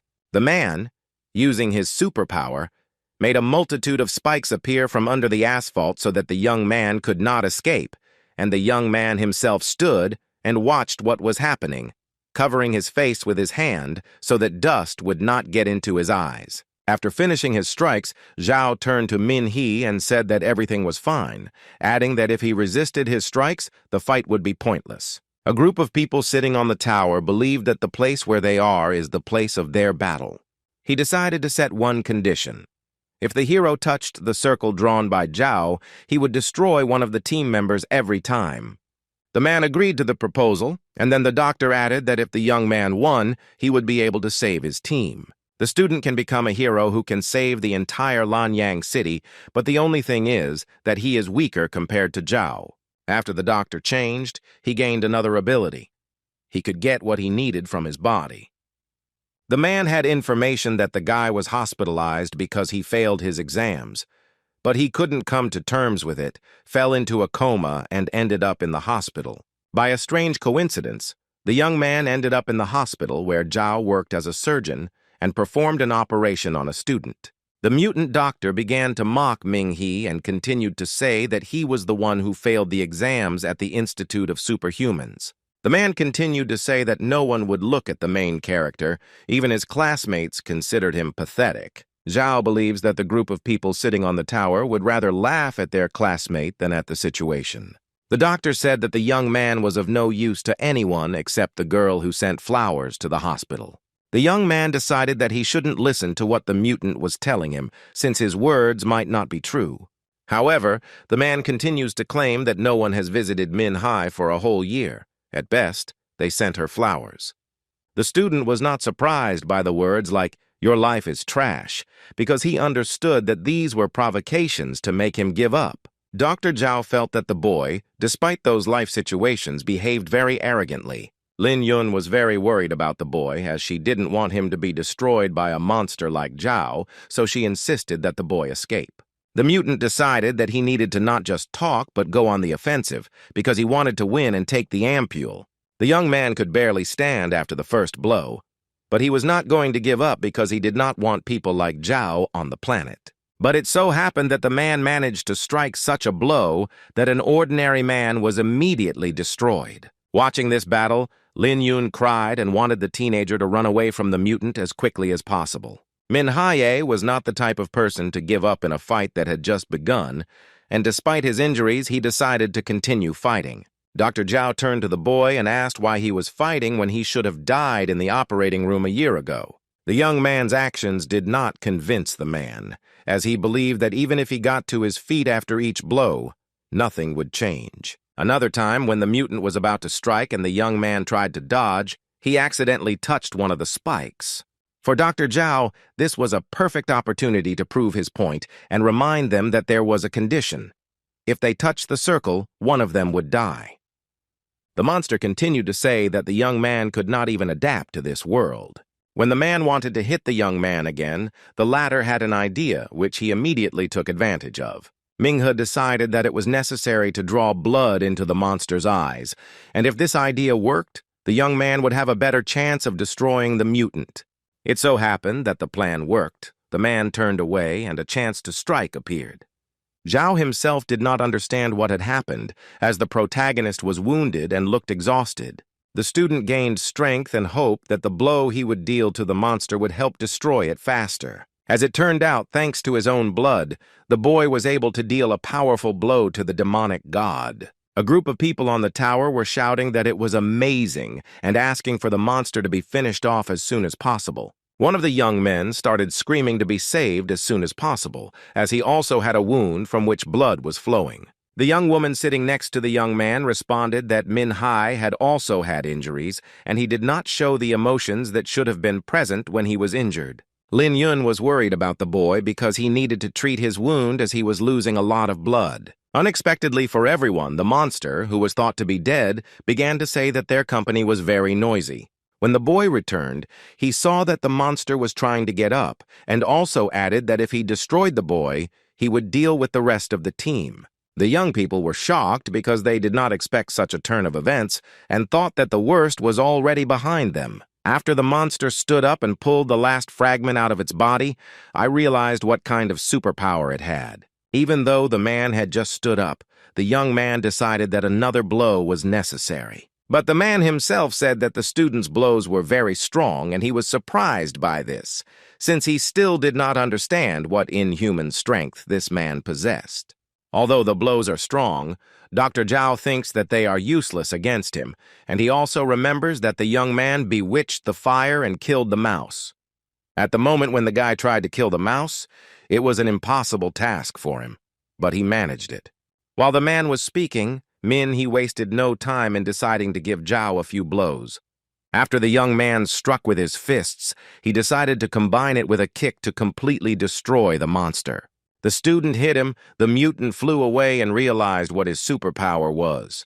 The man said that the boy can absorb the properties and energy of various objects, and also use them as weapons, and this is a very interesting skill. Dr. Zhao made it clear that all of Ming-He's skills used against a high-ranking master were useless. The students at the Superhuman Institute began to discuss Min-He's abilities, as they had not previously known about this ability, and he was considered one of the strongest of the 5 people studying there. Lin Yun was even more concerned about the young man and tried to support him, while adding that he should put in a little more effort to destroy the monster. The man wants to use the power of the leader's title, not the rooster or worm that the young man has killed and knows what to expect in a fight. The monster doesn't believe that the teenager has enough power to destroy him, even if he uses the blue spirit rank. The man had a very high opinion of himself, as he believed that the boy would always remain weak, and even if he was unusual, there was a small chance that he could deal with the monster. Dr. Zhao also added that he also has good fist control and strong hands. The mutant decided to show Ming-He how he could control the power of his hands and also test the strength of the young man. The man began to show everything he knew and also wanted to destroy the young man and his classmates. The blow knocked the guy off balance, but he did not want to give up and continued to fight. The doctor continues to attack the teenager and believes that he can defeat him and return what was lost. Their struggle continued, and each of them did not want to give up and continued to move towards their goal and victory. The young man realized that as soon as Zhao started fighting with his fists, the mutant's speed increased. The man continued to hit the boy faster and faster with each step, and he thought that this way he could win. When the doctor hit him again, the young man tried to hold on and stay in place, but he failed. The boy flew up from the strong blow but tried to find support to stop and strike back. Zhou believes that this way he can get Ming-He back on track and bring another person into the team. Sharp claws appeared on the monster's body, and the group of classmates were surprised by what they saw. The man pointed his claws at the boy and launched them, and the boy himself tried to cover himself from them and run away. The doctor was surprised at how dense the bone was, allowing it to escape the attack and not harm the person. Thanks to another unusual talent, by a lucky chance, the guy managed to escape, but he found himself on the brink of destruction. The monster believes that one hit will be enough for Min-Hai, but even if he survives, he will remain wounded, and also added that his luck power is very useful. The man decided to go against the conditions that were set for each other before the start of the battle and returned to the company of people who were at the top of the tower. Zhao began to talk about how each of Ming-He's accomplices was as much of a loser as he was. For the young man himself, the mutants' actions were quite strange, since they had agreed on certain conditions for the fight. The doctor explained that he always kept his promises, but then turned to the student and asked him to assess his current condition. The protagonist was shocked to find himself standing outside the circle and was very angry at himself for it. Zhao said that due to the guy's incompetence, one of his accomplices had to be eliminated, and the group of friends themselves were very scared. When Lin Yun saw where the pin was flying, she knew what was about to happen and that this moment could not be avoided. The monster targeted the girl who was most precious to Min-Hai, and this time he hit where he planned. The young woman was as surprised as the rest of the people at the top of the tower, but she could do nothing. The girl lost consciousness from the herbs she received, and everyone thought she had died. And they also did not understand what was happening. The hero understands that because of his carelessness, an innocent person suffered, especially the one who cared about him. The young man became angry, and wanting to make sure that this man got what he deserved, said that the monster was capable of anything to destroy all people, like viruses. Manhwa was determined to get rid of the doctor and restore justice. Zhao began to calm the young man down and said that, in his opinion as a doctor, the girl would live as long as her arm was not amputated. There is one more piece of news for the protagonist. Lin Yun needs help within 5 minutes, and if it is not there, they will lose the girl. Hearing about the 5 minutes that could save the girl's life, Manhwa decided that he had to act decisively. The boy came up with a plan. While the man was not looking, the student would touch a bush lying on the road and use his superpower again. The guy did what he planned, and then thought about how to get rid of the doctor. The student's main task was to destroy the mutant and save his classmates in 5 minutes. The determined young man decided to destroy the mutant at any cost. Each of the men was determined to win, and each of them wanted to finish the battle. The daredevil turned to Ming-He, saying that his super talent was at the level of the blue spirit and he would not be able to win this battle. After striking, the monster thought that the student was using all his strength and added that if he used all his blood to the maximum, it would not be enough to win. The mutant believes that he does not need to resist the guy's blows because he can die from blood loss. The man also thinks that the young man looks worthless because he gives his all to his work. And the doctor no longer likes it when survivors commit suicide, and he hates it. Zhao continued to ask Min-He what the meaning of life was if one could not easily achieve success, such as by committing suicide.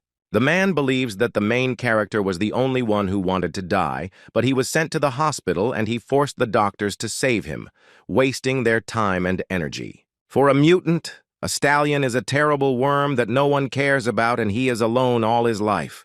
The monster continues to consider the young man weak and pathetic enough to eventually decide to commit suicide. The guy didn't understand why this guy only gave him pleasure, because Min-Hai's sister sacrificed her dignity for her brother.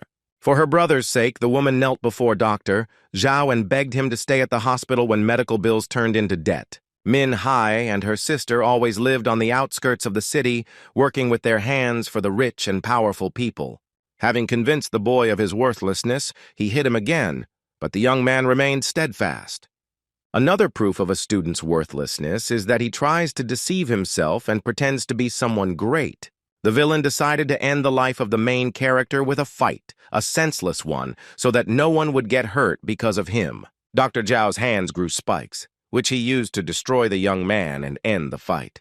The young man saw that the man had decided to strike from a great height, that is, to aim higher and thus strike. The mutant set about implementing his plan and made even more pins in the center of the circle. Having completed the work of installing the spikes, the man took his place and decided to rest. Dr. Zhao raised his head and looked again at the young man standing outside the circle, also watching the mutant. The monster turned to Ming-He again and said that everything was quite good, but he was standing outside the circle again. The young man noticed that there were even more pins around the man, and there was even less space left in the circle itself. Dr. Zhao said the student had survived the attack again, so someone else would suffer again in his place. The guy was surprised that the man thought he was trying to commit suicide, since the young man values his own life more than someone else's. The monster believes that the student's words do not matter, since what remains important is that another death of his accomplice was allowed. Secondly, the hero of the story believes that he cares about his sister, as well as the universe in which people like Zhao live. The young man's sister plucked up the courage to seek help from a doctor because she was worried about her only relative. Min-Hai goes on to talk about how when the animals started mutating, everyone in the hospital started running away, and the only nurse, Song, decided to help a man who was in a coma. While everyone was fighting for their lives, the only one who wanted to help save those who couldn't move was Sister Lan. The boy explained that he would never abandon his classmates because Lin Yun was a leader and helped raise funds for him. The man said that the beauty who was collecting money for the student's treatment would soon die before his eyes. The last thing Min-Hai wanted to say was that he had super talent, and not just at the blue spirit level. The young man explained that the man had the ability to self-heal and regenerate his body, but every blow he dealt left a mark on the monster's body. Dr. Zhao estimated that the student hit him a total of 49 times, but the man himself hardly noticed. The protagonist decided that he needed to strike a blow that would allow him to destroy the mutant. The student decided to carry out his plan, gathered all his strength, and went to meet the next monster. The man was surprised that the young man decided to deal the final blow. After all, it was a purple soul rank super talent. The doctor believes that he is part of a higher power in heaven that is losing to a person with a lower standard of living. Min Hai's classmates were shocked by what they saw, as they never thought he had such a superpower. The young man believes that his current strength is actually insignificant, because you never know what title you can win. The current government is 1,000 times better than the man who believes that other people are viruses that need to be destroyed. After finishing his conversation with Dr. Zhao, the young man immediately ran to the door to help his classmates. One of the girls said that the boy used Mina's purple soul rank talent and was able to win. Min Hee turned out to be very strong because he could use a secret art that not everyone could master. After the student ran to his classmates, the girl thanked them for saving him and added that the school they attended probably did not see the young man's potential. The rest of the friends also thanked him for saving them and added that it was unclear how much power the student had on the test machine, and if that was not the reason, then it was the person taking the test. A brave man approached Lin Yun to check if she was okay and give her first aid. The most important thing for the girl was to survive, because life was important to her, and it was also important that everything in their city became better. Min Hae promised that the young girl would survive and also said that officials would arrive soon. Lin Yun said that the young man was very strong and that none of them knew about his abilities. The group of friends saw that the officials had already arrived and were very happy that they would be taken away and the girl would be saved. The students of the Superhuman Institute began to shout about their location, and the young man asked Lin Yun not to speak first. One official said he would take care of the victims, while another would handle the crisis. The young man began to ask them to hurry, since there was a wounded girl among them. The official asked them to step aside and make room for medical personnel. The medic examined the young woman and said that she was lucky that the spear did not come out the other side, and that if help had been provided in time, there would have been no danger. The witch, who arrived from law enforcement agencies, reported that the young man also needed medical assistance, as his wounds needed to be treated. The young man reported that upon arriving at the designated location, they found a mutated master rank monster and added that they were lucky that no one died. He was still given medical attention and was also asked where the mutated master rank monster could have escaped to. Lin Kun-yu, who had the rank of son, joined the company and reported that the critical situations had already been resolved. Captain Louis Lin said there was no need to rush the mission. The officials explained that a master rank monster could ambush and spy on them.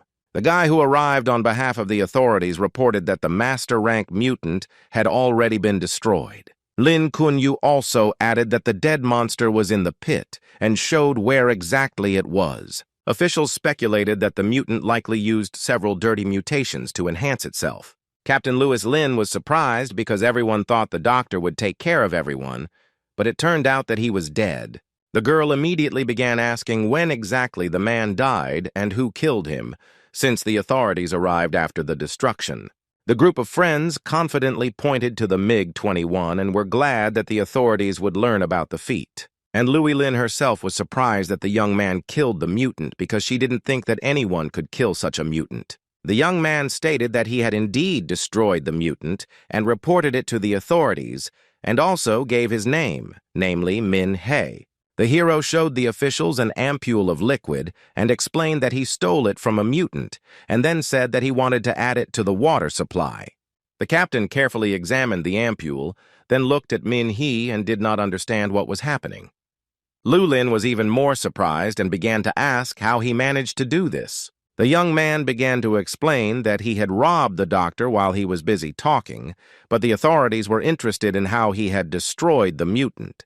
The student said he used his fist because his evolutionary superpower is his fist. The captain stopped the teenager and asked him what level of super evolution hunter he was and what department he was in. The protagonist explained that he had the rank of Starlight trainee, but no one believed him.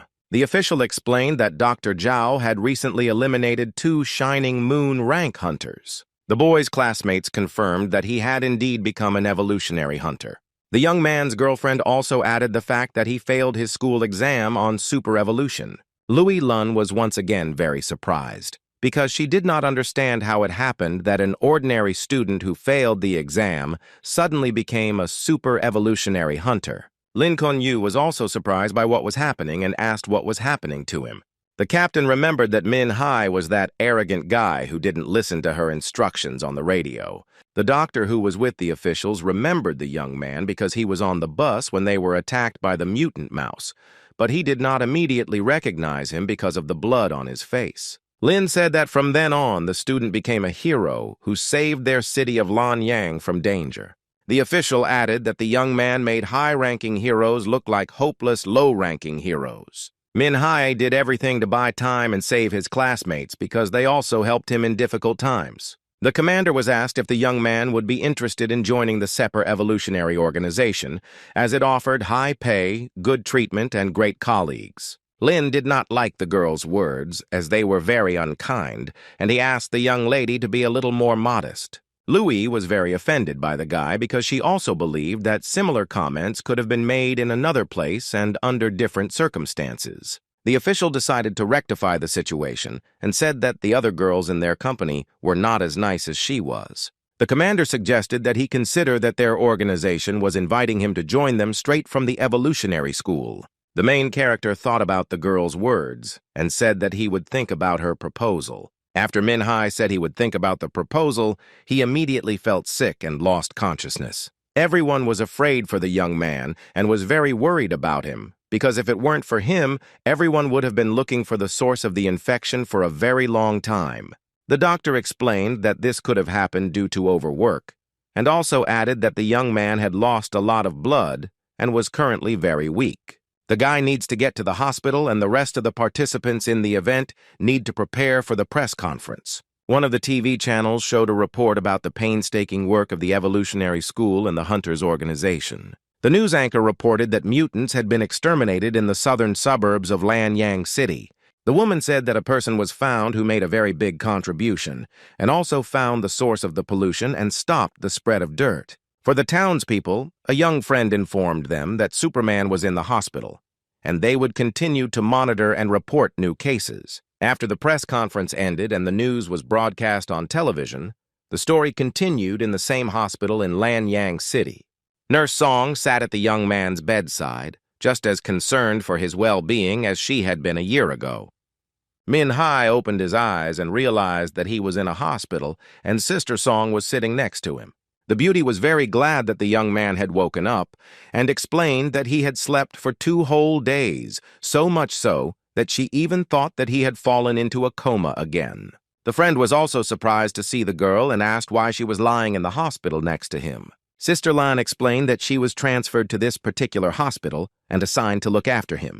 The woman explained that her friend was now a hero in the city and reporters were waiting to interview him. The young man was curious to know where his sister was now, as he was very worried about Lin Long Long. His sister was safe and learned this from the doctor, adding that she was with Issa. Sister Song explained that she needed to go to the hospital immediately, and for the boy himself, this was important information. Someone tried to enter the room where the teenager was and ask him some questions. As it turned out, Captain Louis Lin and General Lee from the official organization opened the door and inquired about the student's well-being. Min Hee was already feeling better, having had a good rest and gained strength, and he was also curious as to why they had come to him in particular. Sister Song explained that his physical condition was good, as the young man recovered much faster than ordinary people. Louis Lin said that this guy is very good for their organization and they also need superhumans like him. When the general stamped his foot and turned to face the young man, the woman standing behind the general became a little frightened. The man himself thanked Ming He for saving the city and for everything he had done to officially organize Lanyang City.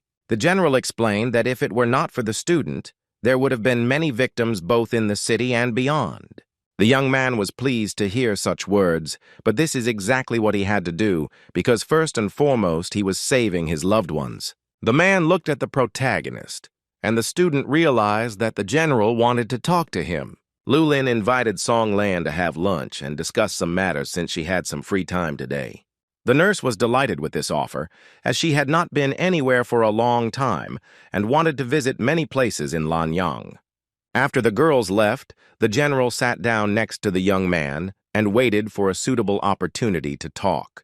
Manhwa was the first to start the conversation and added that if a man wants to talk, then what exactly does he want to talk about face to face? The man was surprised that the guy immediately understood that he wanted to talk to him, and did not even understand how he got it.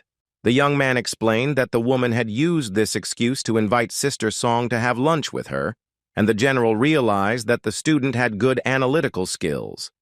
He talked to the student's friends and the nurse about the battle with Chao Shu-hua, and realized from their stories that the doctor and the young man had different levels of ability. It was a surprise to the general that the young man was able to defeat the monster, because not all the best hunters understood how much higher the rank of the super being was than their own. The brave man explained that for superhumans it is necessary to use not only their abilities, but also intelligence and wisdom, and Ming he himself, namely, is a truly wonderful guy. But the student himself explained that he has a hidden talent for luck, and he himself is a little luckier than ordinary people. The general considers the boy modest and explains that luck protects only temporarily, but the student has spent a lot of time in battles and can do without the help of luck. The young man believes that the words spoken to him are a complete exaggeration, since he only has the rank of intern. The man was curious if Dr. Zhao had heard what Ming he had said, as the general himself was very interested in the information the mutant was telling him. The young man explained that Zhao was talking about cancer cells taking control of the immune system, which is the main organ in the universe responsible for the death of people. The head of the organization explained that not all of the mutant's words make sense, since in his words, one can find several more answers to the question about the source of the radiation. The boy was surprised by what the man said, because everyone thought the monster was a madman who wanted to kill people. The organization has data and assumptions that the animals that invaded our planet appeared because of a comet containing a creature capable of harming humans. He explained that it was all instinct, and on our planet Earth the most important instinct is embroidery, because every person or animal is capable of surviving. The general asked the young man if he knew what instincts the creatures that fell with the comet had, because this was very important. According to the young man, the instinct of these creatures is to kill all living things in their path. The man confirmed the boy's words, because it was important for the creatures to destroy every single human, but it was also important for the boy whether humans were really poisoning the universe. The general cannot answer this question because people have two instincts. The first is to survive, and the second is to explore the world, and people continue to explore the world. The only truth is that even the best super beings and professional scientists cannot answer this question. Manhwa began to think about whether it would be useful to give humans enhanced evolutionary abilities if the universe wanted to get rid of them, and since they were so adaptable, they might not be a problem for the monsters. The brave man said that the guy had good thoughts, and also added that people who have an innate attachment to evolution feel a direct aversion to such thoughts. The general continued to say that these creatures, namely viruses, and they will definitely not be among the losers and will continue civilizational relations with these creatures. The hero stated that even if he is a superhuman, he will not be able to protect all people because he will not be able to do it alone. The only thing Manhwa can do is to protect the people closest to him and his family. The husband said that after talking with the young man, he had several questions that needed to be resolved, and he also hopes that the guy is not hiding anything. The young man agreed with him. And then the head of the organization said that about a year ago, when the Divine Queen discovered the comet, he handed over the documents. The general continued that after entering the Earth's atmosphere, the comet changed course and disintegrated, leaving the surface. The man also explained that while all this was happening and the young man was nearby, because of this, he was in a coma for a whole year. He studied the documents carefully and realized what really happened that day. The head of the organization looked sternly at the guy and asked what exactly he saw that day. Ming-he explained that he saw a bright light that filled the entire sky and tried to quickly run away. The man also added that he immediately lost consciousness and does not remember anything else from that day. The general, hearing the young man's words, became a little upset and said that the student had not actually seen anything and asked if anyone had left the house when the comet fell. The hero explained that he was sure he had seen nothing, and he also had a suspicion that perhaps the comet was one of the terrible monsters. The man explained that their organization rates disasters on a scale of 1 to 12, as each one has its own power. The head of the organization stated that the power of the first rank corresponds to the level of a tornado in all respects. The general continued to explain the danger level. For example, the monster incident in Lanyan was rated as level 3, but Zhao wanted to use the water supply and pipes and pay up to level 6. The young man was surprised and could not believe that such a serious case was only of the 3rd rank. He learned that the comet he had found was the catastrophe that the Divine Queen had predicted from the very beginning, and the man fell silent. Continuing, the general said that this was only a rank 9 disaster. The young man was surprised by what he heard from the general because this disaster was very terrible. 9 catastrophes would threaten a large province, perhaps even all of South China. But what scares me most is not the creatures, but something else. An influential person said that 5 years ago a natural disaster occurred in the south, the main culprit of which was a monster of imperial rank. He also explained that the current contamination also represents imperial blood. The general added that in the same year an underground dealer appeared who hid a blood sample and did not show it to anyone. It came as a surprise to the young man that the imperial blood could affect an entire city, so it is very dangerous, and the organization believes that it could destroy all of humanity. The organization investigated the site of the comet's fall, but found nothing, and the young man turned out to be the only witness and victim of the comet wave, which is why information about the young man was needed. The student actually saw nothing and knew nothing about the situation, but the man assured the young man that his people would only confirm the facts, but there was an assumption that part of the comet could still remain somewhere. Minghe asked something else, to which the man replied that Luo Lin had recommended the young man and hoped that he would join the organization. The general added that the young man was incredibly lucky, because after spending a whole year in a coma, he received a Type 1 superpower, probably of the Purple Soul rank. The man hoped that the young man would agree, as his organization needed people like Min He. The boy decided that he would first talk to his sister, weigh the pros and cons, and only then give a precise answer. The head of the organization agreed to the guy's proposal and added that their doors were always open for him. The general insisted that they move on and not disturb the young man, but the student stopped him. The man thought that the young man remembered something and stopped to listen to him and then make a decision. The young man decided to ask if he could get $20,000 as a reward for discovering the source of radiation. The head of the organization said that the student should not worry and that he would receive the award in full. The young man thanked the general for his visit and conversation and left, leaving Ming He alone to ponder his words. The protagonist, after the man left, decided to meditate and enter the meditation of perfection. The young man closed his eyes, began to meditate, and saw a statue in the form of a girl, around which there were many steps. Minhai walked closer to the statue with the purple dot on its forehead and asked if she heard what the general said. After the boy finished speaking, the statue's eyes began to glow, which surprised the young man a little. The student saw how the sculpture suddenly began to glow very brightly, and this surprised the young man even more. The protagonist, after the statue turned into a girl, decided to ask if it was really a rank 9 disaster. The young girl started laughing at the guy because she thought he was looking at her very arrogantly. The beauty understood what the young man meant and said that she was at least of the 11th rank. Min Hai was surprised by these words and decided to ask if she really came to destroy humanity.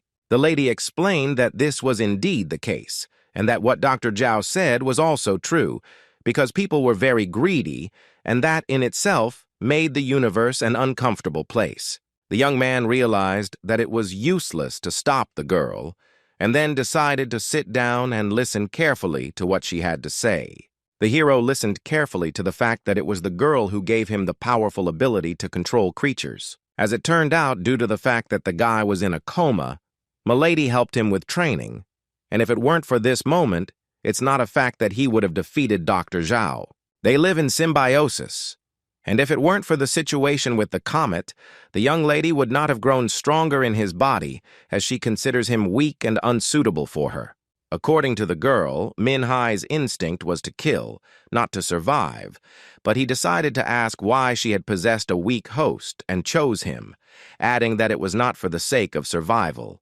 The young girl asked the young man not to compare her with these creatures, because she was better and, in human language, a goddess, so that she could find an owner, because among millions of people it is very difficult to find even one owner, and adaptation also takes time. Over time, the young lady decided that it was necessary to live in peace in the future, and since this was so important to her, her instincts and the instincts of man turned out to be similar. Looking at the guy, she asked what exactly he wanted to say, but in response, she heard that the beauty did not know what the universe looked like because she was following someone's orders. Min-hae offered to show her his world because it's not that bad.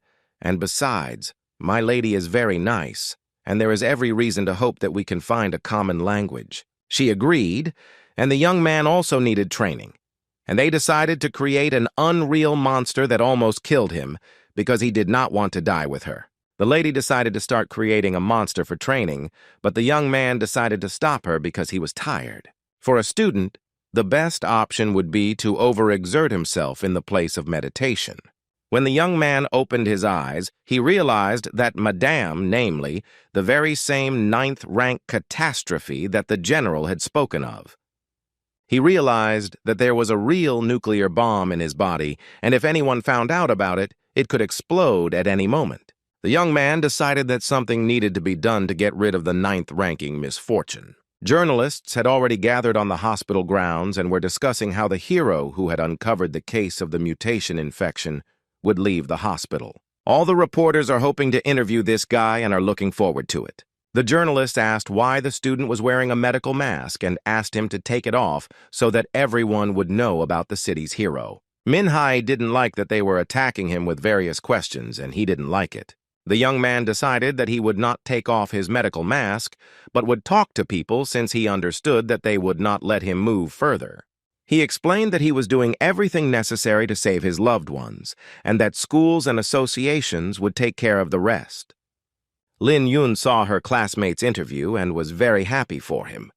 The rest of his friends also saw the news in which he said that they would also be able to give an interview, and the company itself thought that it was very cool, namely to say this on camera. Many heroes have died fighting mutants and monsters and are now visited in other places. The brave man believes that their squad is currently the city's heroes. While walking in the park, the young man decided that he should not appear in public, as he could be found and sent to a laboratory for experiments. The young man held a piece of paper in his hands, which stated that he had a certain amount of money in his account, thanks to which his sister would be able to relax a little. Min-hae had made a deal with Sister Song that she wouldn't tell her sister about the hospital, and at some point the young man decided to give her a surprise. The boy wanted the girl to rest more because she had done so much for him, but the doll refused and said that she could not leave until she sold all the ice cream. The young man decided to help his sister and then go to the festival, but she suggested that he go and take the exam so as not to waste time. The girl explained that since the morning everyone has been discussing the hero who saved the city, and the young man himself wants to become a Superman and protect the city. The young man decided that he needed to tell his sister the truth about being the hero everyone was talking about, and then added that he needed to get some fresh air. Min-hae decided to help the girl and started shouting that they were selling ice cream, that it was fresh and had many flavors. A young woman who was with the general at the hospital saw that the young man was helping his sister instead of becoming famous throughout the city. At some point, when the young man was calling people to him, he heard someone calling him and decided that he needed to pick up the phone. The young man picked up the phone and asked who was calling him, and heard in response that it was Liu Lin, the military commander of the southern suburb. The woman calls to see if he has decided to join their organization, but his sister has been working hard for years so that he can study. The young lady dreamed of her brother getting into the evolution school, so he plans to enroll there after the special recruitment opens, and only after graduating from school will he be able to accept their offer. The commander explained that they also had a similar organization called Dragon's Fang. Its members were free to move around and were not usually required to defend the city. The only thing they will have to do is to help officials in emergency situations, and for their cooperation they will also receive official powers and an annual fee. Liu Lin said that the evolution school is very expensive and they must have a lot of funds. But they also will not put pressure on the choice because the young man must help twice a year, and they will pay this amount. The young man warned them to call if they needed anything, because being a guard was every Superman's duty, and from that day on they would work together. The boy became a part of the Dragon's Fang and plans to combine his studies and work in the organization. He finished talking on the phone, and his sister, who had finished work, came up to him. The girl finally finished selling ice cream and asked who was calling her brother because he had walked away while talking on the phone. Manhwa explained that he received a call from the official organization that hired him and that the salary was very high and that there was a chance that his sister would not have to work so much. My sister suggested going to the festival to celebrate the event because she had never been to a seafood fair. The young people were very pleased with what they saw and tried many interesting products. They also went to look at and try on new clothes because his sister deserved the best. Sometime later, they went to look at a house that could be bought or rented. At that moment, the house they were looking at was for rent, but the young man promised that they would soon be able to buy it. Suddenly, the girl remembered that her brother, namely Superman, and asked him to give her a special thank you when he meets the hero of the city. Manhwa was surprised by her words and then added that the hero risked his life to save the entire city because he could have escaped, but he stood until the end. The sister continued to talk about how his body was covered in blood and that he almost died. For the girl, the most important thing was that the hero did all this for the sake of children who were calmly choosing ice cream in the park. The girl also added that thanks to him, everyone returned to their homes, and some of them can choose their own housing. An ordinary person can live in his city thanks to people with superpowers. Manhwa's sister hopes that her brother will have the opportunity to meet him and thank him for saving people. Returning home, the young man took a shower and thought that he should not thank himself for saving him because people deserve to risk their lives for him. While at home, the young friend began to train a lot, as this was necessary for entering the institute. The training included cardio, strength training, endurance, and striking techniques. The young man trained hard every day because he wanted to make his sister's dream come true. Fist-fighting training was essential for the student, as his superpower was in using his fists. The hero also went to the library to practice his knowledge and improve the assimilation of the knowledge he already had. Another component of the training was combat training, which was done through meditation. Preparation for admission was intense. As for the young man, it was an important moment of entering the institute. An acquaintance from the Comet said that she analyzed the statistics of the mutated doctor and can stimulate 90% of his strength. The lady suggested using his ghost for practice, but the young man still hasn't forgiven Zhao. At this stage, it is necessary to improve the student's physical capabilities and get more nutrients, since the fighting skills in the head are not weak, but the body itself does not keep up with the reaction. When the youth can reach the level of solar energy, he will be able to use the absolute theory, because his fist, namely, this is the advanced talent of the Red Sorcerer. If Minghu uses absolute territory, the doctor will look weaker than an insect. The young man remembered that the teacher explained that this method allows a person to surpass physical capabilities. The strike of a strong man is equal to that of an ordinary person, and also the talent of the blue spirit, which gives the physical data of white dust, advanced skills of explosive evolution of the spirit. The blue spirit also has the ability to control fire, wind, and a mysterious explosive fist. The beauty then explained that the purple soul's talent included summoning blazing fire, summoning shining thunder, controlling tornadoes, and repeatedly striking star signs. According to the Superman theory, the purple soul talent gives the physical characteristics of white dust, advanced skills of explosive spirit evolution, and secret art. The young man became interested in the Red Sorcerer's talent and learned that he possessed the physical characteristics of white dust and developed skills of explosive spirit evolution. The sorceress said that the absolute theory enhances the abilities of the Superman, elevates the capabilities of the enemy, and also forces him to follow the rules. In absolute theory, he sets rules that are beneficial to the young man and also asks if there is a trial version. There is no trial version at this stage because the guy needs to practice other skills, and if he does not master the secret art, he will not move on to the next level. Ming-Hu must have a sufficient level of fist-fighting, but the young man believes that he tried and failed to deliver 49 blows. But whether this move will be the strongest, the young man does not know. But the young lady explained that 49 strikes was the minimum for activation, since the strikes had to be fast. The young man also added that the strikes must be precise, and it is also necessary to use the environment and explosive strikes. According to the girl, the student will have to use secret arts, as it is necessary to increase the number of blows. A month passed. The young man was at the station and was going to take the entrance exams on the train, and his sister was very upset that the young man was leaving.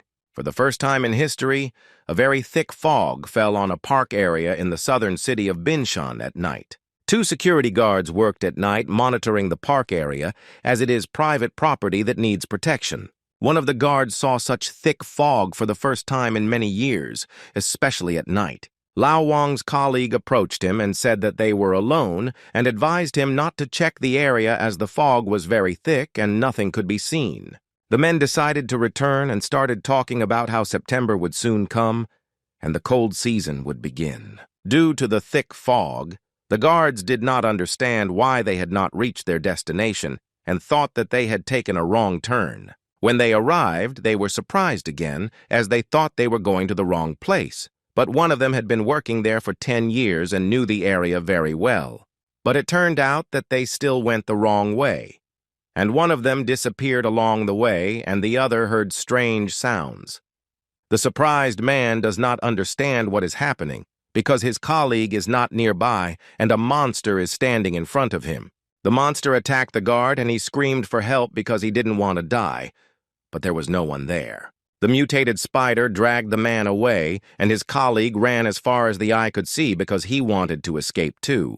Lao Wang ran to the control room in a panic, decided to catch his breath and call for help. The man quickly took out his phone and started looking for a phone number as he needed to find help and escape. While searching the room, the security guard saw a woman walking through the park and looking for something. The man left his business and decided to open the door to warn her of the danger that awaited her. The park employee shouted at her to run away quickly, but when he saw the woman, he became very scared. As it turned out, the woman was also a monster and decided to destroy the man without leaving any traces. The mutant decided to take away all the strength and energy from the man and thereby destroy him. The main character rode the train further and further. At some point, the train reached a place where there was thick fog. The student decided to call his sister and tell her that he had money and that his friends were looking for a house for him. A woman approached a train worker, asking for water and also deciding to inquire how long the journey to the southern city would take. Tang Xin, a member of the train crew, replied that they had about an hour left to travel, adding that the school year would soon start. A passenger on the train confirmed that she was indeed traveling with her daughter, who had scored high in Lanyang and was accepted into the evolution school. All the passengers were shocked by what they heard, because Fan Naya Rong was beautiful and smart, and some of them couldn't even pass the exams because the rankings were too high. One of the young men approached the girl and asked her to write a blessing, as he also wanted to enter this school and save the people and the city. The young man was very touched by the fact that the girl had entered there herself and had scored high. It was really amazing. And the girl replied that she had to try very hard. The train went further and further and reached a city where there was a very thick fog at night, and monsters destroyed 2 park employees. Unexpectedly for everyone, the train began to stop abruptly, but it was not yet known why exactly this was happening. The passengers are scared and don't understand what's happening because everything was fine the whole time. There was a young girl in the train carriage with a baby in her arms who did not understand what was happening to the child. Fan Naya Rong was surprised and replied that such a quick reaction reassured her since she did not understand what was happening. People don't understand where the fog came from because the weather was clear just now and there was no communication. No one understands anything. Everyone is in a panic. The protagonist looked at his phone and saw that the weather forecast said it was sunny. He decided to get up and check if there was a signal on his phone and saw that there was still a connection. Another friend decided to look out the window to see what was going on and saw the silhouette of an unknown person. The young man's mother did not believe him and said that it was all nonsense, but he stood his ground and continued to claim that it was a very great treasure. Manhwa sat and watched carefully as the staff member began to announce information. The announcement stated that the crew had encountered an unexpected situation and was working to resolve it. None of the passengers expected any unforeseen situations to arise, and all passengers were asked to remain in their seats. Min-hee stood up from his seat and decided to go ask what happened because he had a bad feeling. The train worker asked permission to return to the carriage, as the crew should have already known about the situation, but they themselves did not yet know what had happened. The protagonist showed the girl his badge and added that he was a hunter of an advanced stage of evolution and asked her to tell the truth, and the woman asked to follow her. Fan Nia Rong said that she was also considered a hunter, so she offered to help the young man. The train workers checked the passengers' data and found no advanced hunters, and they don't even know what to do. Tang Xin walked up to the other workers and said that she had found 2 hunters and they could help them solve this problem. The man was surprised and asked the young men what their rank was and waited for an answer, as the information was very important. The young man and his girlfriend show their ID cards. The guy shows a badge and the girl shows a piece of paper. The guards were surprised because the student of the School of Evolution and the intern Starlight turned out to be completely different from what they expected. Chi Ming added that they definitely wouldn't be able to cope since the crew didn't know what danger was waiting outside the train. Min Hai said that in this case, it was better than nothing because the longer they stayed on the train, the worse the situation became, and the more likely it was that rescuers would be called. The guide agreed with the young man and added that they were accompanied by Chi Ming, who made sure they were careful. The young people could not agree on who would go further and who would stay, but in the end they decided to go together. The young man agreed, but warned that he had a bad feeling and asked the girl to follow him. He warned them to close the door and not open it under any circumstances, and if they returned, to let them know. Tang Xin closed the car door and waited for instructions from the young men, as each of the passengers was worried about the current situation. Minghe was with the train conductor and a student from the School of Evolution. They walked and looked around carefully. Qiming was surprised that the young man wanted to see a girl who had entered the School of Evolution because he thought it was the other way around. The young man himself was cautious, and then asked what the crew did if there was fog outside, to which he heard in response that they were driving on, and in this situation the system showed that there was something ahead. The group of people moves on, and the guard is not concerned about the situation, as he thinks that there are wild boars or mountain birds there. The passengers hoped that they would soon be able to continue their journey, as each of them was busy with their own affairs. The train crew member was very tense and anxious, and also could not find his seat. The woman hopes that everything is going well and they will return soon with good news. Tang Xin saw a girl on the street and asked her why she got off the train since it was dangerous. The conductor opened the door but immediately remembered the instructions the young man had given him before leaving. The crew closed the door, swore they wouldn't do it again, and continued to wait. A train passenger also saw a young woman outside the door and asked why she was not allowed on the train. The woman replied that she could not see clearly because the fog made it difficult to see who was standing in front of the door. In the car, they heard the doll knocking, and one of the men who was next to the woman said that perhaps she was knocking because she was scared. Tang Xin sternly said that no one except the hunters could open the carriage, because when the train stopped, the doors would be locked and no one could get out. However, the man was persistent and said that perhaps they were local residents who had gotten lost and were now asking for help. The employee stood her ground because she wanted to save the lives of all passengers. A train passenger is also determined to let someone into the carriage because a girl's crying can be heard outside the door. The woman stood firmly in place and did not allow anyone to open the door, as it could be dangerous. The man pushed the employee away with all his might. She fell to the floor and he walked back to the door. The elder brother said that the crew members should help the people and open the door. He then turned to the girl standing behind the door and said that he would help her because he had a kind heart. Continuing the conversation, the man suggested getting into the car as he could not stand the tears. The train passenger never expected for a second to see a living person nearby. As it turned out, it was a monster that lured passengers out of the train in order to destroy them. When she saw what happened to her husband, she was shocked because she asked him not to open the door, but he did not listen to what she told him. The train worker tried to get to her feet as quickly as possible and close the door. Tang Xin stood up and wanted to run to the door as quickly as possible, but she couldn't. She remembered the girl who entered the School of Evolution and scored the highest marks. The woman herself was surprised that such a beauty could be a hunter and not be afraid to fight monsters. This prompted the employee to close the door so that no one else could enter. As she walked towards the door to close it, she felt someone grab her leg and not let go. The woman saw that it was the same monster that had kidnapped her husband, and she was very scared. Tang Xin didn't let go of the door and tried to make sure that there was no mutant in the car and that she had survived. But the woman herself did not expect that everything would turn out differently than she wanted.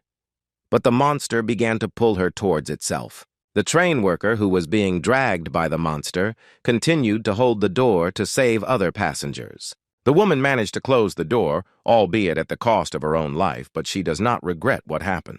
The monster pulled further and further, and the woman could do nothing because he had more strength than she did. The passengers decided to play board games and asked how long they would have to wait for the cargo, but have not yet decided on this issue. Another train worker came to the door and didn't understand where Tang Xin had gone.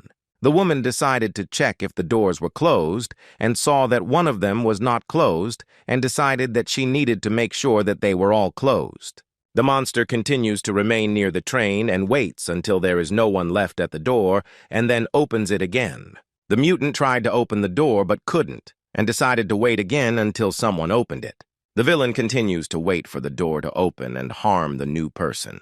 The main character and his assistants reached the place where there were stones on the rails and decided that they needed to be removed. The young man decided to check the reason for the train's stop, but the beauty asked if the slippery ground was to blame. Manhwa logically reasoned that it hadn't rained for quite some time. The tracks were being cleared of mud, and this was unlikely since the train hadn't stopped for that reason. The girl was surprised by what she heard from the security guard, because he said that the young man probably had a mental disorder, so it was necessary to clean the dirt off the tracks. The main character decided to climb a rock secured with a net and find out the reason for the train's stop.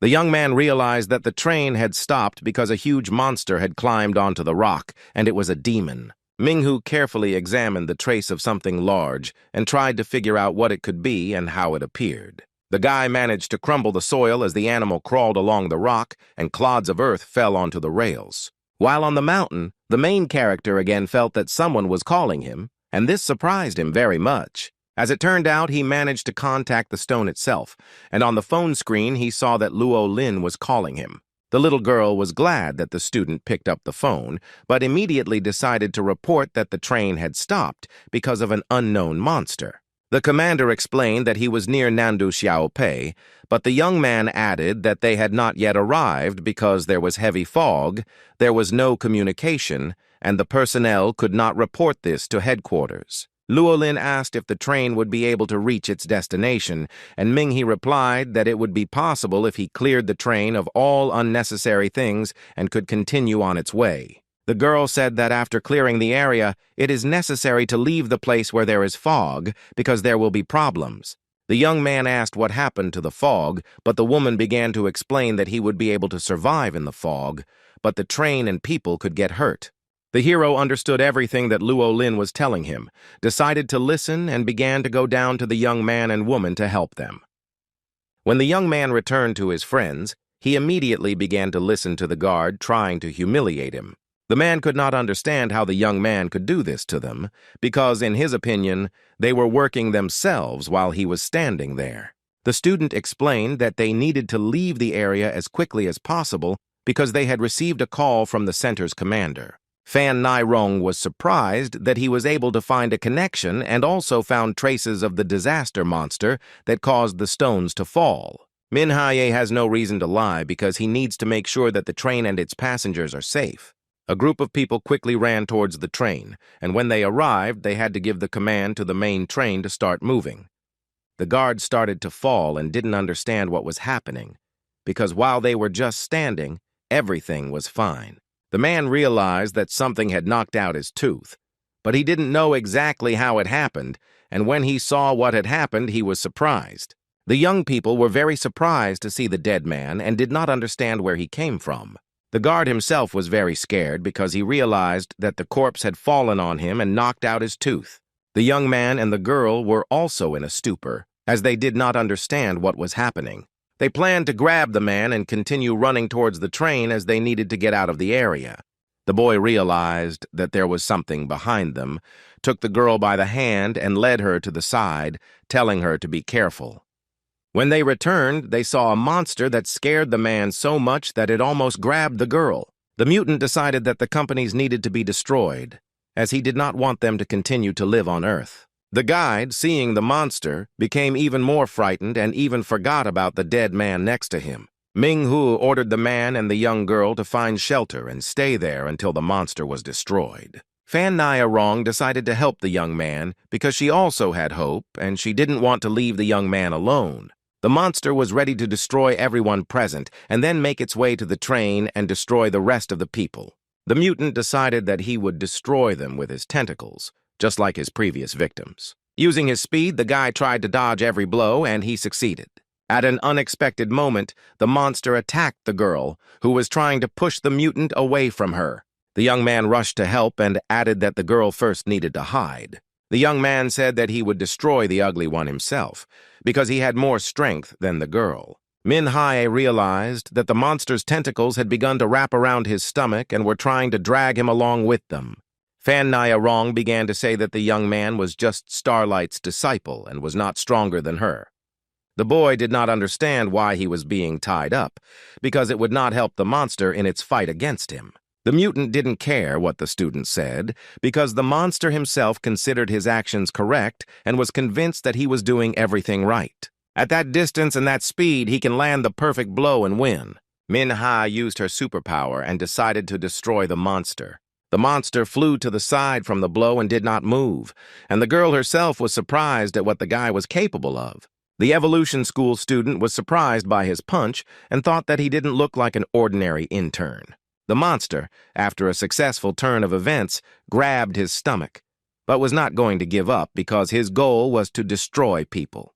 After some time, the mutant rose to his feet and thought about continuing the fight with people. The monster gathered all its strength and tentacles and directed them at the main character, trying to destroy him. He gathered all his will into a fist and began to deliver numerous blows with his fists during the beast's attack. Manhwa was surprised by how many blows the boy dealt because she didn't believe he was capable of anything. Manhwa walked closer and closer to the monster, ready to strike until she destroyed it. After hitting the beast numerous times, the boy realized that there was someone inside the monster. The student was very surprised by what he saw, as he definitely did not expect to see such a thing. Inside, the mutant was a woman, whom he took away when one of the passengers opened the door in an attempt to stop him. The main character said that it was the conductor of the train they were traveling on to another city. Manhwa decided to pull the woman out of the monster's belly and save her life if possible. When the boy grabbed the girl, he pushed the monster away and felt like he was drowning. Manhwa was also surprised by what she saw and asked if the guide was alive. A student at the School of Evolution said that the monster was running away, but it was important for the young man to save the woman since she was still breathing. The young lady was very disgusted to see that the woman was in some kind of slippery shell, and she did not want to look at it. The hero looked at the guide and immediately understood what he needed to do first. The man decided to provide emergency first aid first. The fog near the train began to clear, and passengers saw a young man trying to save a person's life. The guard who was with them ran up and asked what happened and where the monster had gone, since he could hardly see anything. After helping the woman, she began to cough and came to, but was still unconscious. Another conductor opened the door, asked what was wrong, and asked them to go to the train. The rescued woman said she tried to stop the monster from getting into the car. The conductor asked everyone who was outside the train to enter the carriage and checked if everyone was inside. Only a dead man remained near the train, and the worker closed the door. Once everyone had taken their places, the route leader said that they could move on, and they continued on their way. The train went further and further, but only passed through part of the fog without stopping any more along the way. After some time, the passengers reached the city of Haoxi, but the fog had not yet completely cleared. In the city center, fireworks were fired at a man who was standing and talking on the phone, discussing important information. As it turned out, it was an employee of the organization who explained that a meteorite had been found a month ago, which, according to astronomers, did not cause any harm. Captain Louis Lin said there was nothing significant at the time other than a large volume near the crater, but scientists said it was something new to humans. The man said that the fog moves chaotically, but most of it is concentrated on the mountain, and in the jungle there are disaster animals, as well as in places where the fog clears and the animals disappear. He also added that there are eyewitness accounts that say that the man accidentally ended up in the fog and that very strong monsters live there, so the situation the young man found himself in was very unusual. According to the organization's employee, the animal was in the city and was very hungry, but on the way it was still alive. The organization believes that the residents of Haoxi were evacuated in time and the train left the scene of the accident on time. The man wondered if there were any survivors left in the industrial area of Hishan, but unfortunately there were none. To organize, it is necessary to get rid of the fog and its thickets, because there will be even more victims, and those who fall into the fog will seem to fall into another dimension. The investigation is complicated by the fact that as soon as the fog clears, the monsters disappear, and if not for one moment, it is not a fact that they would have been able to find the thread in the tangled ball.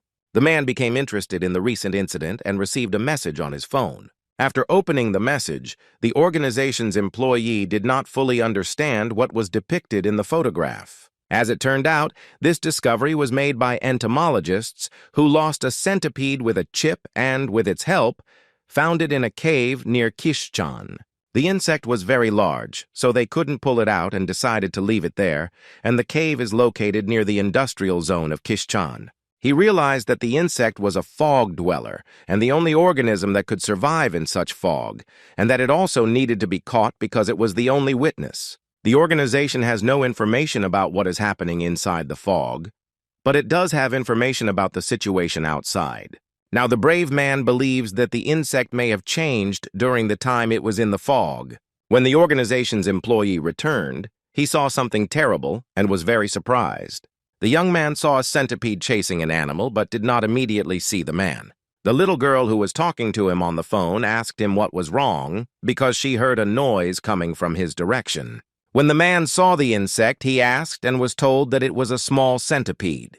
The train arrived at the designated location, and the victim was taken to the hospital by ambulance, and the ambulance thanked Min Hee for saving her. The train workers said that he had talent, and that thanks to him they were safe, but the young man simply drove the beast away. They also thanked the train worker herself, because if the monster had ended up in the middle of the carriages, it is unknown what would have happened next. The tour guide promised that the woman would become a heroine because she was very brave and courageous. The hero of the story left the hospital thinking that he had some special connection with hospitals. Min Hai heard someone calling him and was surprised to find that it was an unknown number. When the young man picked up the phone, he heard a female voice and did not understand who was calling him. The lady asked if he recognized her voice, but the young man replied that it was probably Lu Qian. The young woman confirmed his guess and was very glad that she was able to find the phone number and call him. The lady was very beautiful and very busy because she worked and studied. The young man was surprised that Lu Qian had his phone number, and he was even more surprised that it was his sister Li Long Long who gave him the number. She added that his sister said he would be in the south, and she decided to call him. The man decided to say that something interesting happened on the way to the place, but the beauty already realized that they had entered the fog. Lu Qian asked where the young man was so that she could find him, meet him, and chat. Min Hai said that he was planning to go to the evolution school and that they could meet there. The young man got into the car and drove to the evolution school. On the way, he remembered how he and Lu Qian had walked together. They also studied together in the same school, went to the library and read books together. We always went to the park together, and the young man proposed to me, but it was very sweet and touching. Lu Qian asked to give her a little more time to think about it, as this was also a very important step for her. A year had passed since he had made that proposal, and for him it meant only one thing: that refusal. In the park near Evolution School, two girls were talking about Manhwa, and one of them was surprised that he came to his senses and went to school. Lu Tian said that the young man should have read the card, which said that she would meet him after she woke up, but for the other girl it was just pity. For a young girl, this is a serious step, because the type itself should not be compared with others who have confessed their love. The girl liked the young man before, but that was more than a year ago, and now he is handsome and smart, and is considered a school idol. The main character, namely a good guy.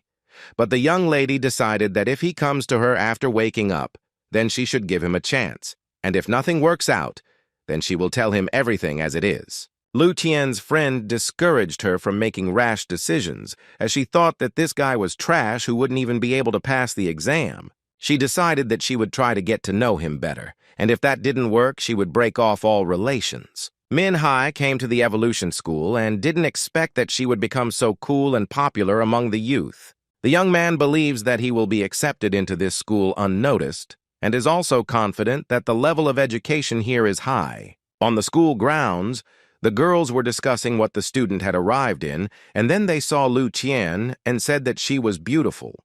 The girls consider her a goddess, and there were also rumors that one man bought an entire beach and wanted to give it to her, but she refused. They turned around and were surprised because she started looking around for one of the young men who were on the school grounds. The young people met and did not immediately recognize each other, since a lot of time had passed since their last meeting.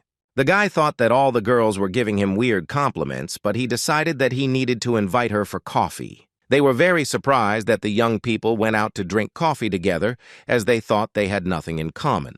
The guy was wondering whether he should ask about his proposal to meet, since a lot of time had passed. The young people walked, each thinking about their own things, because they did not understand what to talk about and whether it was worth holding each other's hands. Lu Tian was confused and didn't understand why they were doing the same thing as when they spent time together in school. They came to one of the cafes and decided to go in, drink coffee, and talk. Everyone in the cafe looked at the girl, and the guy added that his sister Lin Long Long said that she was just a superstar. The young woman explained that they had met several times before and remembered her, and then asked why he had come to town, and in response, heard that he was entering a school with a special program. He decided to try to enter, and at the same time look at the larger cities in the south, and his doll also asked where he lived. The guy replied that he hadn't found anything yet, but he wanted to go and look. But at some point he saw that something was wrong with the girl. Lu Tian was fine and offered to help him find information about the programs, but the protagonist himself was confused and did not understand what was happening. The girl then decided to change the subject and asked what exactly they saw in the fog. He replied that there was a pale woman with tentacles who was very strong. The monster also has the ability to transform. For example, from the train window it looks like a woman, but from the outside it is a monster. The guy explained that they were able to get out thanks to his Evolution Hunter card, and he also has a Hunter card. He showed his badge and added that he had trained a lot since coming out of the coma, and therefore hoped to pass the entrance exams successfully. The girl understood why he didn't come to school right away to enroll, because he worked very hard on himself. A man came up to their table and immediately started saying that he was joking and wanted to take his badge away from him. The young man did not understand why he had approached him and began to brazenly tell him that the School of Supernatural Powers had the lowest passing grade, namely the Moonlight rank. Wang Kai began to mock Ming He because he was a star rank and needed to train more so that he wouldn't be ashamed that they were old acquaintances. The man didn't understand why Lu Tian didn't say he would come and continued to mock him. The young man believes that he should have gathered all his friends from school. It would have been much more fun and better. The sorceress did not want to be disturbed, and the protagonist replied that they needed to discuss something in private. And Wang Kai became very angry and couldn't find the words to start mocking again. Lu Tian asked them to be quiet as she needed to answer the phone. She answered the phone, and the young man standing next to her became even more angry and decided to leave. Wang Kai returned the badge to Ming He and left without even saying goodbye to his old friends. He found it strange how the young people treated him because he thought that he was communicating with them within the norm and even politely. The guy didn't like his friend's arrival, and he decided to enroll in a school for superhumans in a southern city. The woman ended the phone call and said that she needed to be picked up from the cafe. After finishing the conversation, Lu Qian turned to the young man and said that she had urgent business and needed to go. The girl promised that she would come to cheer for him during the exam, and they could meet another time. Her brother approached the young girl and asked what had happened, as she did not understand what was happening. Her brother explained that she needed information from the girl, and he would tell her all the details on the way, since she needed to get to her destination quickly. Min-hee saw a young girl with a guy and thought that they were dating and decided not to bother her anymore. No one at the training camp understood why so many people wanted to go, since the entrance exams had ended several months ago. The guys saw Min-hee and started talking about a special recruitment that included the rich and people with very high status. The main character really hoped that this time he would be able to enter this school of evolution because he really wanted his sister's dream to come true. The young man met another applicant, and they decided to take the entrance exams together. Peng Linghui said that his friend was dressed very modestly, and he probably bought the clothes from a store for 300 yuan each. The young people talked about how much money each of their families had donated, because they were from a special group, because there were no regular exams here, thanks to connections. The main character was surprised that it was possible to pay money and not take exams, like some applicants. The young man decided to try to pass the exam, but for some of them, simply demonstrating their superpowers does not work, since the school gives the opportunity to rich children to study here. Min-hee was very surprised that this could happen because he thought that in such a cool school everything should be fair and everyone would pass the exams. The young man understood that he had no chance of getting into the school, but he decided to think it over carefully. A man approached the candidates and said that he would be the leader during the special recruitment, Yang Jin and his assistants Nie and Shi. The examiner began calling out names and said that if everyone was in their places, he would announce the rules of today's exam. Each of the applicants began to answer that they had attended the exam, and the man said that he would continue to explain the conditions. But one of the guys said that not all of them were named because they missed a few more candidates, and added that one of them was named Min-hee. After carefully looking through all his papers, Yang Jin realized that he still had one piece of paper with names left. On the piece of paper was written the name of the main character, as well as the fact that this was an official recommendation and what kind of superpower it was. Finally, the man called the boy by name and heard in response that he was present at the exam. The assistants started talking about the entry requirements, and the first thing they told me was that there would be 5 rounds, including 4 physical fitness tests and 1 combat fitness test. They then discussed a model that would suit each talent and each level. The assistant said that Ming-hee would be the first because his talent was explosive, so he needed to gain 50,000 kilograms, and if he lost, he would immediately go home. He realized that it was the same test as in the company of hunters, and there was nothing difficult for him. The last time he took this same test, the load weighed 1,000 kilograms, but this time it weighed more. This time, the young man was determined to pass all his exams with flying colors and enter the School of Evolution. The main character hit the dummy with such force that parts of the dummy itself even began to fly apart. Everyone present was shocked by what they saw, as they did not expect such a strong blow. The exam supervisor and his assistants were also shocked, because no one expected such a result. The dummy eventually broke, but demonstrated the effect of an impact weighing 2,200 kilograms. Yang Jin was surprised and said that his strength result was normal and the first stage had been passed. The man continued speaking and said that since the dummy had broken, the rest of the participants had passed the test, so they all moved to another line. The main character was also very surprised because he himself did not understand what had happened. Thanks to Min-hee breaking the dummy, the other applicants were glad that they didn't have to take the first exam. The exam director noticed that the boy was talented, but every year they selected only those who scored the highest on the exams, but they could not accept everyone. The assistants also discussed the guy, because having such power but not having knowledge, he would definitely die. Almost all applicants paid to enter the School of Evolution, but the main character had official recommendations. Yang Jin decided that his assistants would get rid of the student, since he was the only one who had not paid for a place in the school. The next stage took place on the field, and he tested his speed. Fortunately, there was plenty of space. The point of the exam is that you have to escape from a red leopard within a certain time, otherwise your normal rating will be lowered.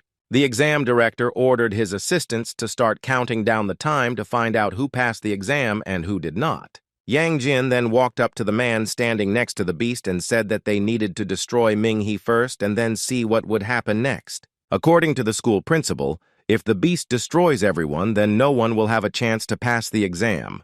The countdown began, and all the contenders began to run away from the beast, as there was no time to stand still for long. One of those guys who just didn't understand what was going on because he thought he had a chance to get into this school of superpowers. The daredevil who paid for his place at the school did not understand why the beast was chasing him, because everything was not going according to plan. Assistant Shi closely monitored each of the participants, because it was necessary to select the best and those who paid for their training. The man saw how much the young man's parents had paid and realized that some of the participants would not be able to heat the beast. The owner of the beast decided to give him a sign so that the animal would understand where to run and who to catch up with. The leopard heard the man's whistle and began to stop to figure out where to run next. The complainant continued to run away even though the animal began to stop, but the boy was still a little scared. The animal fell, but the applicants still do not understand what to do next and who it will run to next. Ming-He looked at the leopard and realized that it was of ordinary rank and did not seem to be very strong. The boy was confident that he would easily achieve his goal and pass this exam. The leopard had a secret that no one knew about, and when he saw the main character, he already knew what he had to do. Ming-He had a bad feeling, and he realized that his feelings would never let him down. It so happened that the young man's premonitions were not mistaken, and he saw that the beast was running towards him to test the type's speed. The student was not prepared for the exam and began to make sure that the animal could not catch up with him. The main character did not understand why the leopard was so angry, because at the beginning of the exam, everything was fine. The beast tried to catch up with the student at high speed, but without success. The friend thought that this was not an exam, but an emergency dash of 100 meters and braking, and the beast ran after him further and further. The boy decided that it was necessary to direct the animal into the crowd so that it would change its target. As he passed by the guy, Min-He saw that he took the time to take a photo, and the protagonist was surprised by this. The beast ran further after the main character, not even looking at the other contenders, because he was ordered to run after this young man. The boy did not understand why the leopard was looking at him so intently, because there were quite a lot of people around. Min-He decided to use the speed indicators because he thought the beast was trying to play with him. The young man decided to show what he was capable of after several months of hard training. The leopard diligently followed his master's instructions, but no one yet knew what the student was capable of. The applicants present there were very surprised, as they did not understand what was happening and thought that the student was too fast for a human. The examiner and assistant are very surprised because his speed surpasses most moonlight rank hunters, but they think that it is not a fact that he has endurance. After 10 minutes, the leopard no longer had enough stamina, and there were still 5 minutes left until the end of the exam.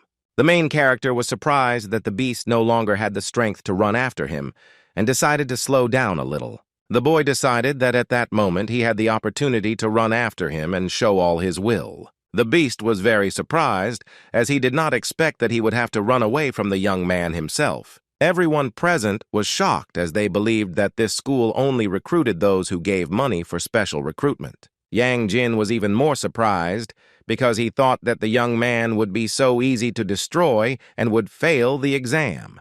After 15 minutes, the leopard became even more tired, and his owner asked the student to give him time to rest. The examiner and assistants decided that everyone had passed the exam, as if the beast had not caught anyone. Ming-He knew that he would pass the exam because his hard training had not been in vain. The assistant began to persuade Yang Jin to take Ming-He since he was very talented, and to allocate at least one place for him. Another assistant believes that the examiner hates the young man, but does not understand why, but the curator himself believes that no one needs strength, and only money decides everything. According to the man, even if the paid places run out, the main character will still not be accepted to study at the school, even for quota places. Yang Jin paid money to a man to make Ming-hee fail his exams, and also donated 6 million to the school's charity. Even though the boy is talented, they need to destroy him, and they will do everything to make him leave their school. The next step was the reaction. The assistants explained that they had encountered a demonic tree that was contaminated with a large dose of radiation. They then showed by their own example how and to what extent such a tree should be destroyed. Assistant Shai explained that embroidery was possible, but the blow could be very strong and one had to be careful. Another important point was that when blood hits a tree, it starts attacking everything it sees. The man walked up to the plant and cut his finger with a knife to activate it and begin the test. After the assistant started bleeding, he touched the tree and activated it. Yang Jin explained that each of the summoned applicants must report to the yellow zone.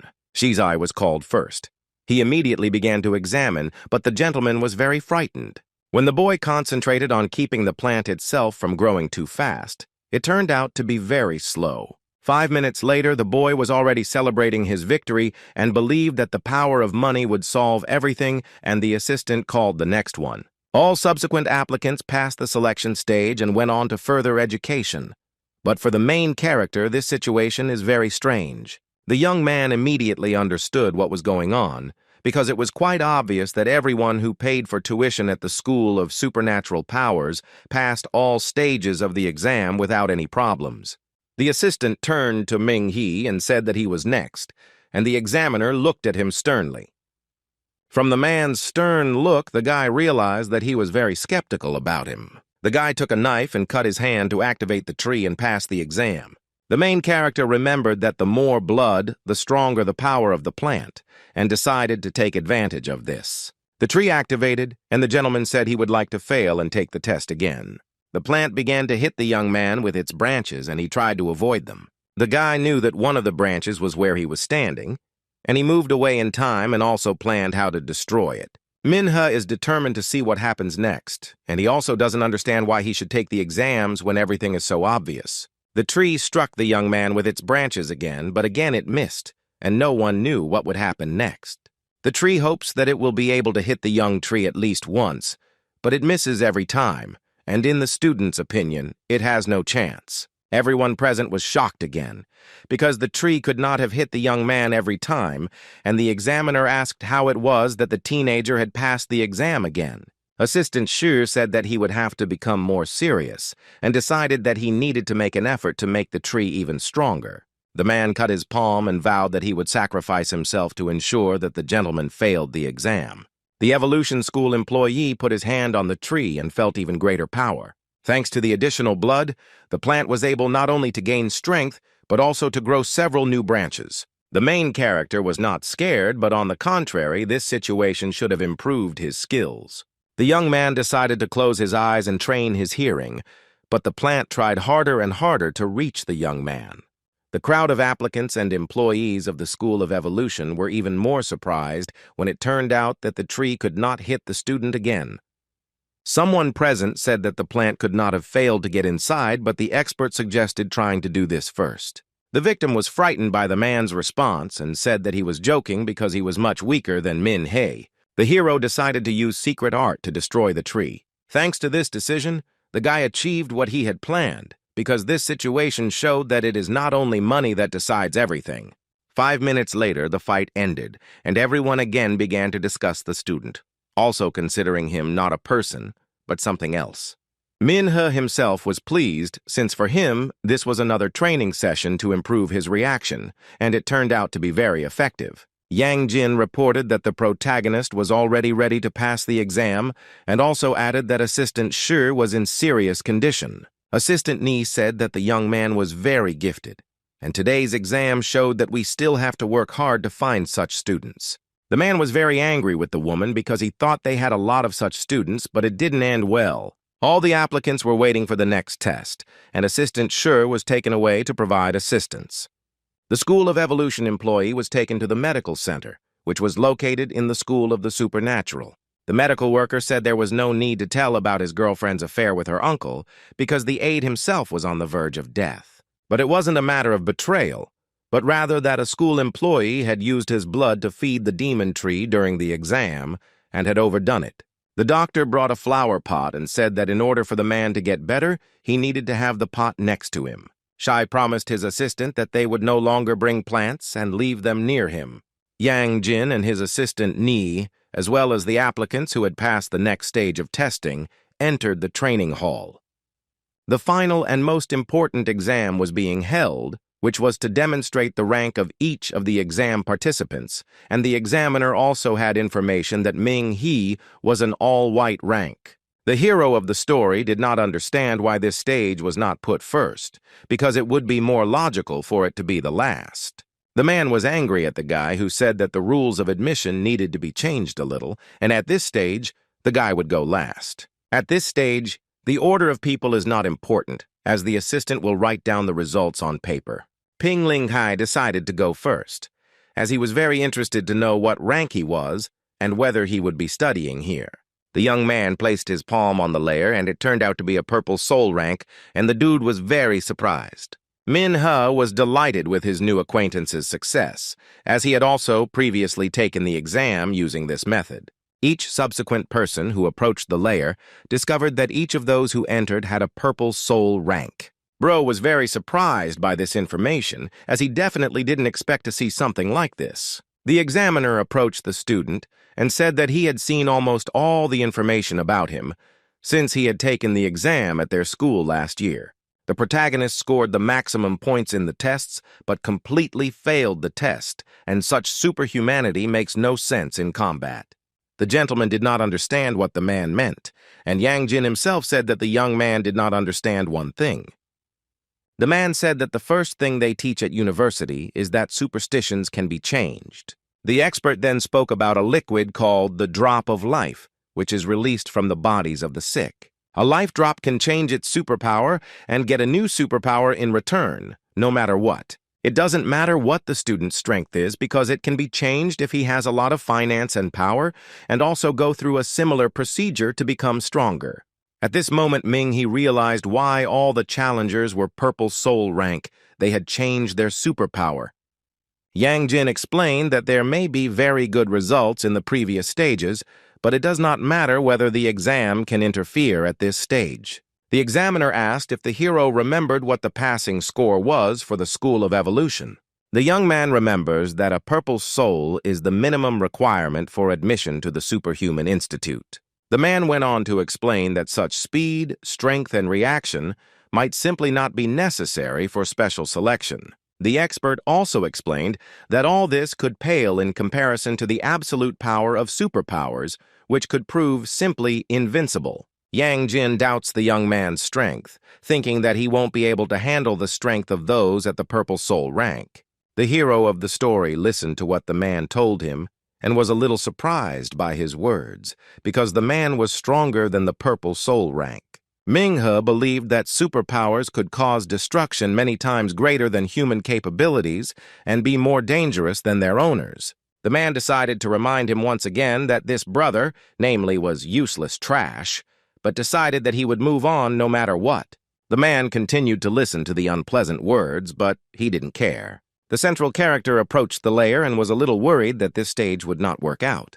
The guy remembered how he failed the exam last year, but decided that this year he would go all the way. Putting his hand on the floor, he again heard negative criticism directed at him and heard that the daredevil wanted to embarrass himself. Minghe saw that this layer indicated the presence of a superpower, but he could only guess what level it was. The assistant was happy for the young man and said that he had a superpower, and apparently she stopped her sentence. Assistant Sure continued the girl's suggestion that the young man might be a blue spiritual rank. But all expectations were exceeded, and the main character became purple-souled. Everyone was shocked, because according to the data that the expert had, the guy had a degree of white turbidity. The main character's new acquaintance decided to remind the man that he could change his superpower. The man also decided to support his friend, as he considered him a rival. When the protagonist removed his hand from the layer, he remembered what the little girl who hid in his body told him. The first rule of survival is to hide your abilities. Minghe realized that he didn't need to show off his abilities as a red mage to people like the examiner and others. It was important for the young man whether he would pass this stage of the exam because he really wanted to enter the School of Evolution. The man decided that in order to be admitted, he needed to score the maximum number of points in the selection ranking. Yang Jin became angry again and told the student not to be arrogant as there was still one test left. The assistant was amazed at his talent, and the men heading to the office ordered everyone to go to the break room. An announcement was posted near the office doors that a special recruitment was underway and that experienced students were needed to participate in combat operations. Yang Jin believed that the hero had come to a special place to destroy everything, and his subordinate Shi decided to support his leader. There was a knock at the door, and one of the students from the School of Evolution came in and said that he had heard about a special recruitment for the school. The man decided to offer his help because he was convinced that he could help the teachers. The assistant confirms that the students are needed for the exam, and Fan Kai himself enters their school from third place in the ranking. But the woman's colleague said that this was a special set where you had to be strict. The guy is currently in 10th place among second-year students and wants to take part in the selection for special recruitment. Hearing Yang Jin's words, the boy smiled because he realized that with the help of the young man, they would be able to get rid of Ming He. The man immediately agreed to take Fan Kai to the candidate selection and was very happy with this news. After resting, everyone went to the battle arena to wait for the final stage of the exam and the announcement of the results. Everyone who wanted to came, and the two new acquaintances were very surprised that so many people came to watch the fight. The examiner and assistants were also ready to begin work, and the woman announced that anyone who wished could come and observe the selection process at their school. Assistant Shi began to announce the lists of fighters, so the protagonist was paired with Fan Kai, Kai Peng Ling Hui against Jiang Xinghe Hu, Dong Hu against Wang Bing Long. The girls who came to the arena to watch the fight were surprised that Fan Chia took part in the fight because he is one of the best in their class and very strong. Everyone wished the young man good luck because everyone considered him capable and very handsome, and everyone also wanted him to win the battle. Old acquaintances met again, and it was not just like that because each of them had their own motives regarding this couple. Fan Kai said that the school ordered it and he had no choice, adding that even though they were former classmates, he would not give up. Their battle had begun, and the boy had long wanted to get rid of Ming He because he had come all the way from Lanyang like an annoying fly. Fan Kai explained that he believed his friend still didn't know that he was a berserker who grabbed the wind by the throat. The young man decided to show what he was capable of, but he did not yet know what the main character was capable of. Minghe was not embarrassed because he had the rank of a red mage, which no one knew about and did not want to talk about. The boy saw that his opponent was ready to strike, so he began to strike back. Fan Kai gathered his strength and rushed to strike, but he didn't know what awaited him after the strike. The daredevil did not expect that he would not be able to strike first and flew a little to the side from the force of the opponent's blow. Min He explained that thanks to the previous 4 tests, he was able to practice a little and would be able to play with him because he had hated this two-faced person since school. The protagonist's opponent did not expect to hear such words addressed to him, as he considered his opponent to be trash. The conflict between the young people began after Ming He became close to Lu Qian and also stated that all his classmates were against him. But Fan Kai thought that this was not true, and said that he was unemployed, carried bricks at a construction site, and thought that this gave him enough strength. During the fight, they argued a lot and each expressed his opinion, and the schoolboy himself stated that he was the one chosen to fight the main character. The assistant decided to tell the truth that Fan Chi Ya himself proposed his candidacy and also very much asked to be put in a fight with him. The young man's opponent was very angry and did not understand why everything was happening this way because he wanted to do what he considered fair. The boy was very angry with the words of his assistant and believed that his word would be decisive in this battle. He also reminded Min He of the situation that happened a few days ago and added that he had made a mistake again. The hero said that Fan Chi Ya had ruined his mood, and that was all the guy could do. The young man's opponent became even more angry and stated that he hated the young man and considered him trash who had no place in such a school. Ming-he understood who his opponent really was, and considered his opinion to be useless to anyone under any circumstances. During the conversation, the boy decided that it was time to show who was who, and this battle would decide everything. The hero had long wanted to defeat his opponent, but there was no opportunity, and at that moment he took off his jacket and gave it to his friend. Peng Linghui understood from his friend's gesture that it was time for battle, and began to support him. Minhai said that since it was an exam, he didn't have to pay the bills, so he had an excuse. Fan Ka considered himself the best in his class, and much stronger than his former classmate. While the guy was talking, the main character decided to hit the young man and show who was stronger. How the opponent tried to avoid his blow but was unable to do so, and how he was not prepared for such a turn of events. The blow sent Min-he's former classmate flying to the side as he concentrated on his argument. Fan Kai decided to use the second stage acceleration, but the hero did not lose his head and decided to act in the same way. The boy decided to fight for justice and for his place in the school of supernatural powers that he dreamed of. The friend tried to avoid the enemy's blows, because for him the most important thing was a fair fight. Fan Kai believed that the disciple would not be able to reach him and did not understand how he was going to continue the fight. According to the man, Ming, he has strong punches, but compared to his superpowers, his punches are worthless. The protagonist's opponent stubbornly walked towards his goal, but did not know what awaited him next. Fan Kai decided to use one of his techniques to destroy the young man and show who was boss. Ming-he immediately realized that his opponent could use spiritual practice and was very surprised. The hero did not lose his composure and decided to use his superpower and strike. The boy used what was at hand to hit his opponent. Fan Chia believed that through spiritual practice he could destroy the disciple and thus get rid of his rival. But then I looked at what the applicant had to do, and I didn't understand what was going on, because I didn't expect him to know anything. At some point, the protagonist made a hand from scrap materials, which was quite large and tall, and thanks to it, he was able to hit Fan Chi. Everyone present was shocked and discussed whether the boy deserved 10th place in the school ranking, since he was easily overtaken by someone who was not even accepted into the school. The lady who was present at the exam immediately said that it was no wonder that he was dating Lu Qian, since he had very great strength. Unexpectedly for everyone, Fan Kai stood up and said that he still had a hidden ability. His ability is that if he gets really angry, his breathing will become stronger, and he can control it. In his opinion, he was able to very easily put him into this state and use it successfully. The protagonist's opponent decided to use the secret technique of Philoleth's soul, and everyone realized that he decided to take the test seriously. The assistant was very angry because she had just passed a special test when applying for a job, and the man had no right to use such a technique. Fan Kai thought that it didn't matter whether the guy was in good physical shape or not, because now he would be mired in despair. Ming-hu was surprised by what kind of secret technique he had, and was full of determination because he was sure that his opponent was no longer capable of anything. The protagonist believes that compared to the secret technique he possesses, his own knowledge seems worthless. The assistant continued to worry about the correct strategy to choose, as she believed that the gentleman was in danger.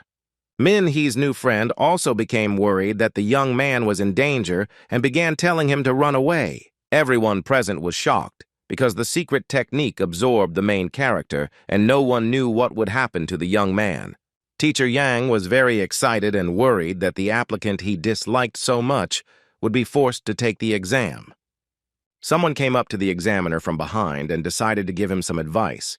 If he wanted to win, he had to use absolutely everything, including secret techniques. Minhe decided to say that there was no need to be so pathetic and ruthless because we needed to be kinder. Fan Kai decided to feel a little sorry for him, but decided to go further and not feel sorry, but on the contrary, to destroy the young man. Everyone present was shocked and did not understand what was happening between them and what their quarrel would lead to. The protagonist decided that it was necessary to use several types of abilities and finish this fight. The first thing he decided to do was to speed up, because he wanted to use his speed to catch up with his opponent. Another advantage was the tornado, as combined with speed, it gave a greater chance of winning. The third superpower was that its combination gave an even greater chance of passing the exam. Using all 3 stages of his superpowers, he was able to deliver a very powerful blow and his opponent flew even higher. Fan Kai was surprised that his former classmate could be so strong, even stronger than him. Everyone present also did not understand what was happening, since no one could see anything due to the secret equipment. The hero of the story was in no hurry to rejoice at the completion of the next stage of the exam, because he did not know whether his opponent would be able to stay on his feet. Fan Kai himself was glued to the wall and could not move because he was very exhausted and weak. Manga decided that he needed to calm down and rest for a while since his opponent had been destroyed. Students who came to watch the entrance exam were shocked because they had never seen anything like it.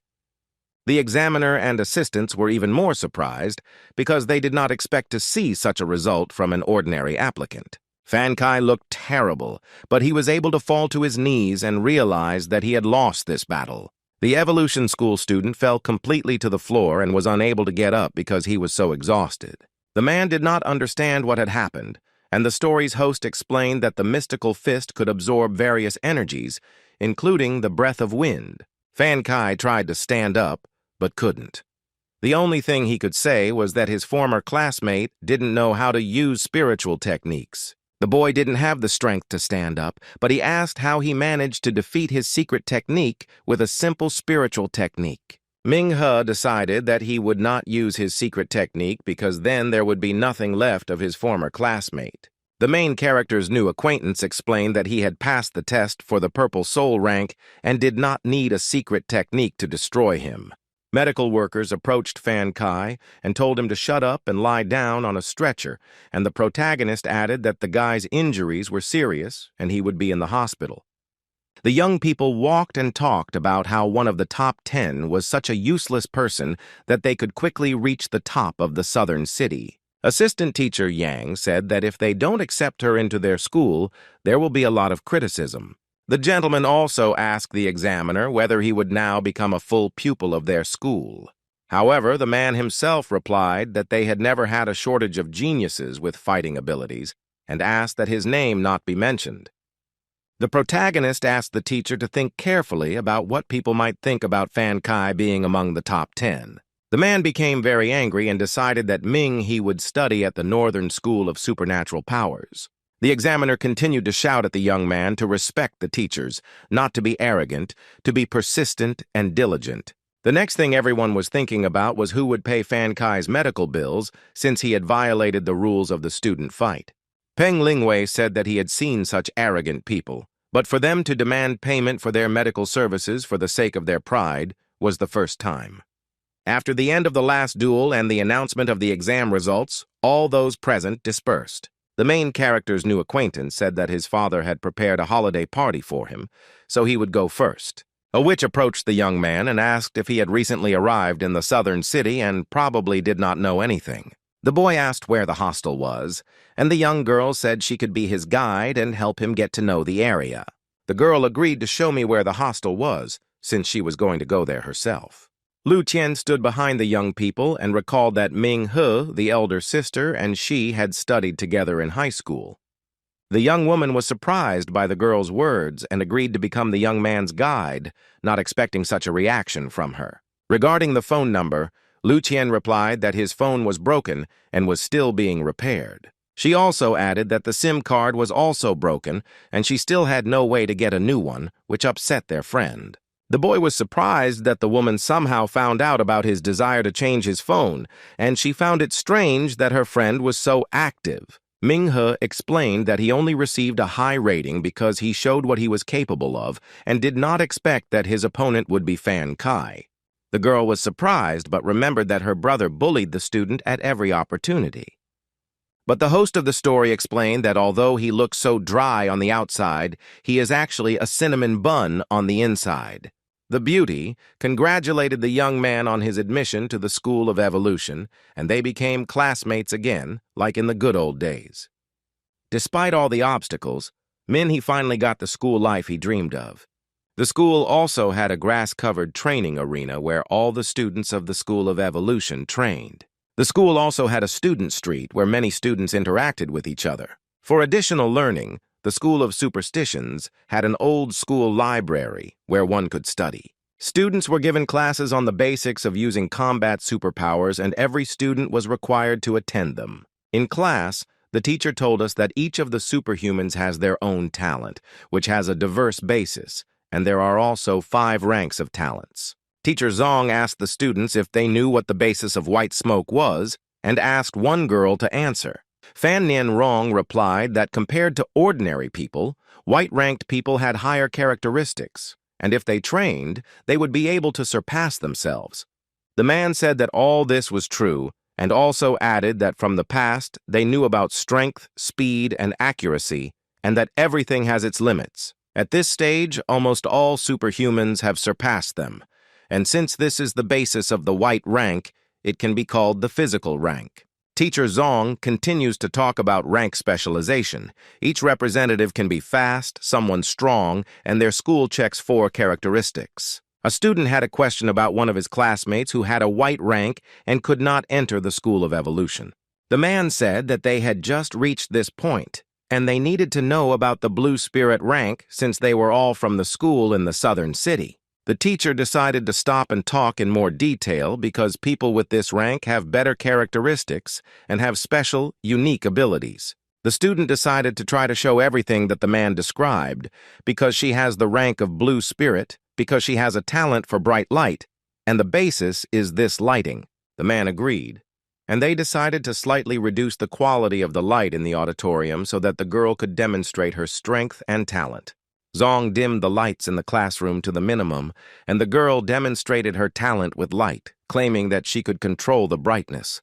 The young woman was able to use her hand to turn the light she controlled into a bright beam, for which she had to close her eyes. A very bright light demonstrated by one of the students made everyone close their eyes and turn away. The girl asked everyone in the class not to worry and just close their eyes. The young woman also explained that in a few minutes everything would return to normal, adding that she had demonstrated incredible spiritual abilities. Then the man began to explain and said that blue spirits have not only physical abilities, but also unique and different ones. Master Zong explained that this type is called spiritual because it requires frequent use and produces unexpected effects. The blue spirit rank is stronger than the previous rank, as the explosive abilities require a lot of stamina and mental health.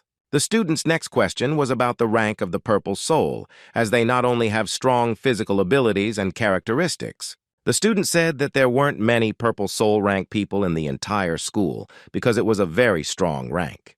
Teacher Zong explained that the secret technique could not be described in 2 words, since each technique had its own activation characteristics. The man decided to show a video recording of a special entrance exam that uses a secret art. To watch the video, the lights were turned off and the windows were covered with blinds, as the man turns them on not to demonstrate the full power of art, but to be attentive. The hero of the story was present in the recording, but his face was covered because the teachers do not have permission to show people's faces or turn on the sound. Manhwa saw himself and breathed a sigh of relief because he didn't want to expose himself prematurely. All the other students sat in amazement, as some of them had other ranks or did not possess such arts. One of the students thought that she had seen this young man somewhere, but she could not remember where exactly, since his face was very familiar to her. Teacher Zong pointed out that this disciple's talent was martial wind, and before that he had used wind dust and wind kite. The man added that this type has a wind type that synchronizes with the user's environment. Manhwa thought about how to dispel the snake, but Fan Kai was unable to use the secret technique, and the battle ended much more easily. The students were shocked to see the tornado technique and even more surprised because they had never seen anything like it before. Everyone thinks that the main character is not a person, but a tornado itself, since he was able to dispel a very cool technology with his fist. One of the students looked even more closely at the young man because she still thought she had seen him somewhere. The lesson is over. All the students have gone about their business, and it is time for them to rest. When the young people went outside, the lady could not understand for a long time why she had seen this particular student somewhere. At some point, the young woman remembered Min Hee because they were riding on the same train and in the same carriage. Bro turned around and was surprised to see Fan Nian Rong, and she in turn said that the young man in the video was Ming He. They continued talking, and the guy asked how she knew it was him in the video if his face was covered. The young woman explained that they had been on a train together and were now sitting next to each other, and she also realized that he had gone through a special phase. The girl remembers how the main character hit the monster while they were in the fog. The student decided to joke and said that many people use fists and gave many examples. A school employee began speaking over the loudspeaker and announced that astronomers had discovered a small meteorite in the atmosphere. The approximate location of the plane crash was also announced. Residents of the Shar Ridge were asked to leave the area immediately, and commanders were instructed to prepare for battle. Milady immediately realized that it was necessary to assess the territory and prepare reinforced troops. The young men were called at the same time, and each of them immediately responded to his call. The girl was told that after entering school, she was assigned to the heating service and was asked if she had heard anything about the meteorite. The main character received a call from Louis Lin and was very surprised that she was calling him. The commander explained that the disaster in the mountain range would involve more than 1,000 alien beings, and the young man needed to be prepared to act in an emergency. Minhee asked what he should do, but the woman said that he should not leave the city and should not accept any offers except those from the organization. The boy was talking on the phone, but for safety reasons he moved away from the girl so that she could not hear anything. After talking on the phone, the hero of the story returned to the dormitory since classes were over. When he entered the room, the neighbors immediately began to say that the young man was behaving very strangely. Zhang Yuan thought that the protagonist, namely a simple worker of the reinforced rear brigade, and then he saw that his brother had returned. Another friend replied that there was no need to worry about such thoughts since officially those in the rear had some privileges. Manhwa decided to ask what the rear service was and what he needed to do there, since he was a little late and didn't understand what they were talking about. Wang Jia explained that whenever an astronomer predicts a disaster, authorities, leaders, schools, and hunting associations take action.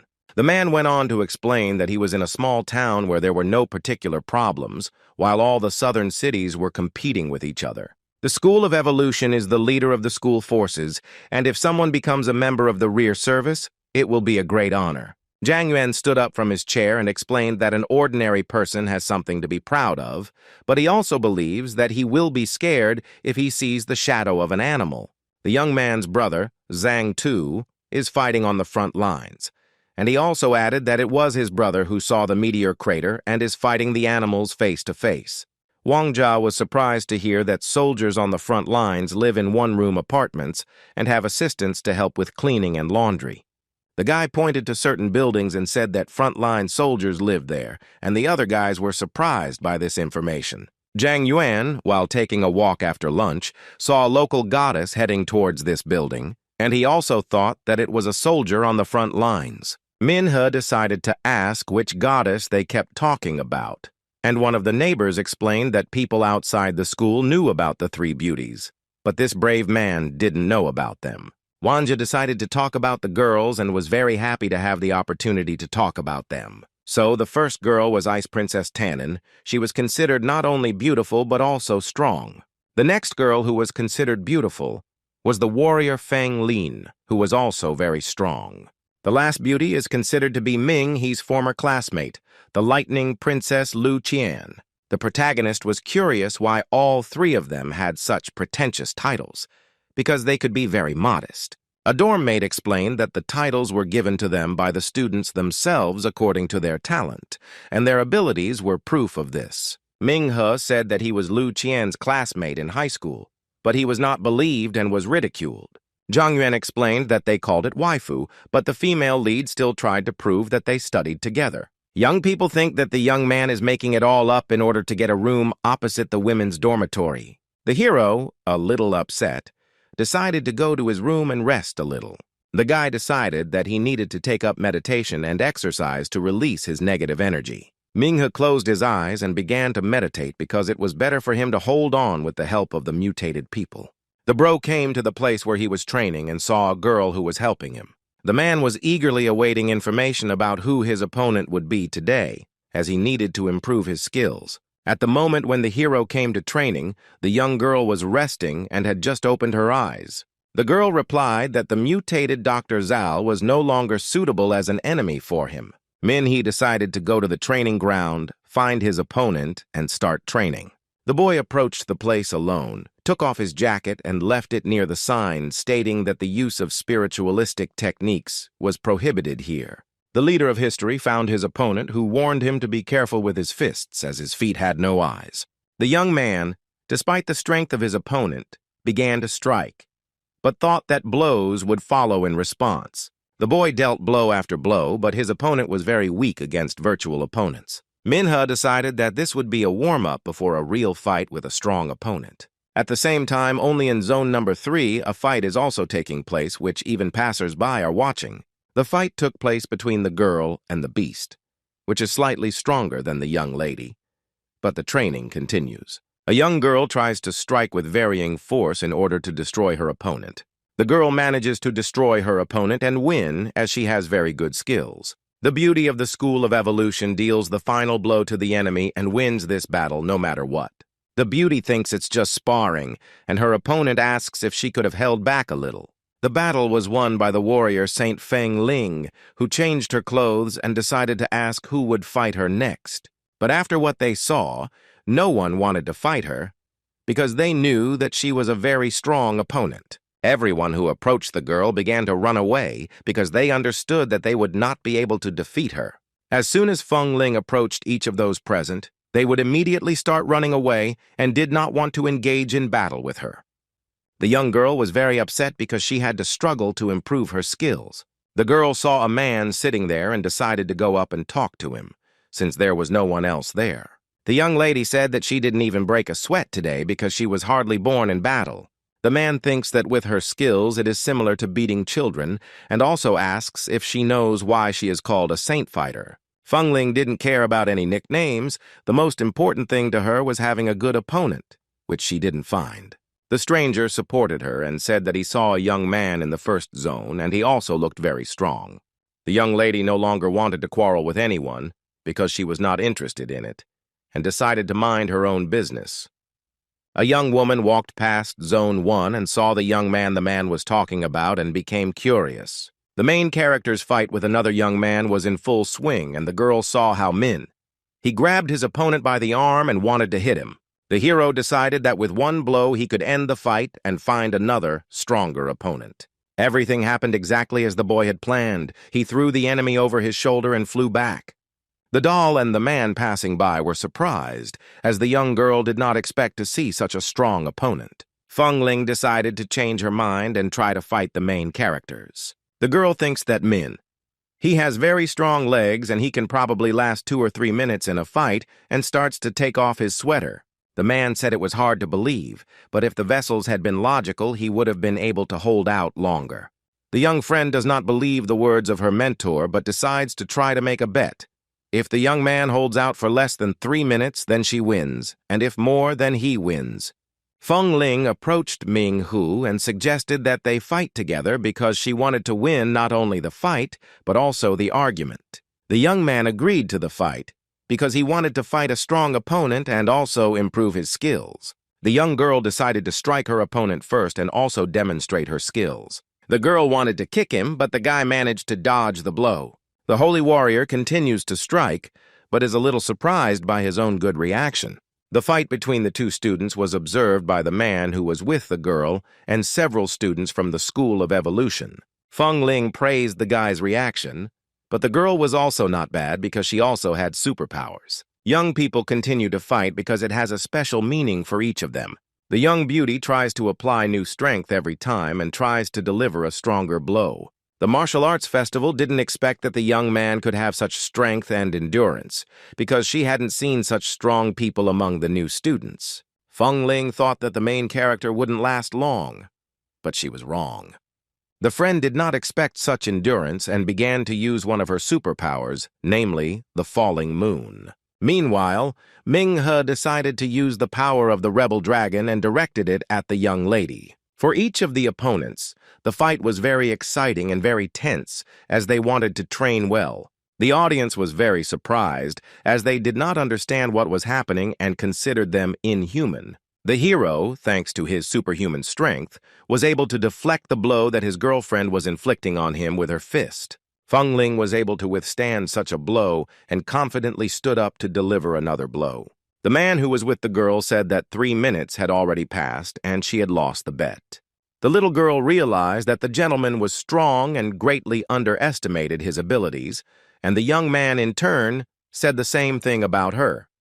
The young men decided to continue the fight, but this time it was Ming He who was going to attack, since it was his turn. After the hero decided to use the wind fist to hit the enemy, instead the girl decided to use the power of shadow step and continue the fight with the guy. Milady believes that it is necessary to close the distance and seize the initiative, but it is not a fact that she will succeed. The boy understood what my lady meant and decided to increase the speed to second gear. One of the students present does not have time to follow their every move, and he does not understand how they can fight at such a high level. During the fight, the man received a call and realized that the situation was very urgent and they needed to leave. Feng Ling called the people in the hat and said that they had an urgent matter that needed attention. All those present, upon hearing the girl's name, were pleasantly surprised and began to shout that she was very beautiful and very strong. The little girl warned Min He about an urgent matter, and they would continue next time since she was at the training station every Wednesday morning. After the young woman spoke to the young man, she received a call and ran away on urgent business. Feng Ling turned to Uncle Yuan and asked him to ask the name of the guy she had a training fight with. The young people sat and watched the girl and were very surprised that she had disappeared so quickly. Min He realized that there could be such strong and beautiful girls in the northern school territory, and in his opinion, he needed to work even harder and more diligently. The man couldn't remember the name of the girl he had fought with because he wanted to train with her again. The news reported that thanks to the work of the defense forces, the red-eye disaster was completely eliminated and the residents of the Shao Ridge were able to return home. One of the defense workers thanked the 13 students of the southern school because they deserve gratitude. An acquaintance of the main character said that his brother gave an interview because thanks to him the inhabitants of the Shao Ridge were saved. Another friend wanted to watch the news because he was very curious about what they would say next. The boy said that he would also like to be on television because the whole school would be talking about them. One of the young men turned to Li Mian and asked how he was doing in the rear, since he did not have the qualifications to go to the front. But the young man himself did not understand what his friend was doing because it was not his merit, but his brother's. Zhang Yuan was very angry because in his opinion he was proud and very proud of having such a talented brother. Wang Jia asked him to calm down because they were neighbors and should be friendly and respect others' opinions. The young man asked if they had packed their things, but the other boys did not understand what he was talking about. But then he explained that there would be a wilderness exercise, something like an army exercise, and all the freshmen would take part. Zhang Wen had completely forgotten about this training, but he pulled himself together and was already thinking about what he would take with him. Ming Hu was already prepared for such an adventure and had collected everything necessary for such a test. The news also featured students who were thanked for helping organize the residents of Shao Ridge. During the class at the School of Supernatural Powers, it was announced that the training plan was ready and the teacher would explain the details. Master Zong emphasizes that one must be extremely careful during training and follow all instructions. The training itself was agreed upon with the authorities, and the school chose the Shao Ridge as the location. Some students didn't like the idea of living surrounded by mosquitoes and worms, and they wanted to live on a farm even less. Teacher Zong explained that they would not be resting there, but would be doing useful work. According to the Hunters Association, wild animals are capable of laying eggs, and the speed at which they grow and mature is simply incredible. The man explained that although all the adult animals had been killed, the eggs of these animals still posed a threat to the residents of the Shao Ridge. Some students felt that the school and authorities were using them to do dirty work that they could not do. Teacher Zong continues to say that superhumans have no right to refuse to protect civilians, and if a monster is found that has not been destroyed, they will report it to the authorities. The two boys began to discuss that they might be known for killing injured animals, but it took experience to kill so many dangerous animals. The man said that their class had to choose a representative, and he suggested Fan Nian since she had excellent grades from the team leaders. The lady supported the teacher's decision and added that she would select several members of the council. The teacher finished the lesson and sent the students to prepare for the trip to the Shao Ridge, as they needed to prepare everything they needed. After finishing his classes, he saw a missed call from Lu Qian and decided to call her. The guy explained that he was in a class that had just ended, and the girl asked if he could join her at the cafe.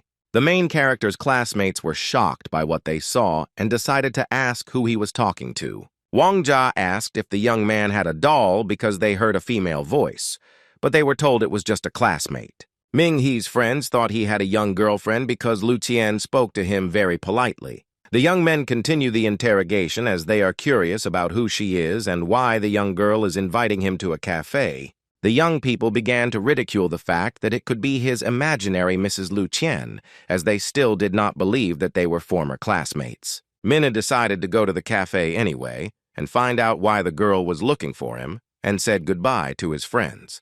The main character also asked to bring a book to his room and thanked him for the help provided earlier. The young people decided to follow the teenager because they had nothing else to do and were curious about what kind of emotions He would experience when he met Lu Qian. The tippies turned to Li Mian and asked if he would go with them, but he was unwilling to follow the young man. The guy decided to go read and didn't want to be their neighbor anymore. Zhang Yuan was very angry with the young man, but Wang Jia decided to take him and follow the protagonist. Li Mian had greatly offended the young people because they considered him a friend and neighbor, but fate decreed otherwise. The hero went to a cafe, went in, and was very happy to see the girl he liked. Lu Qian explained that she only came there because there was one empty seat, but the boy saw her being praised.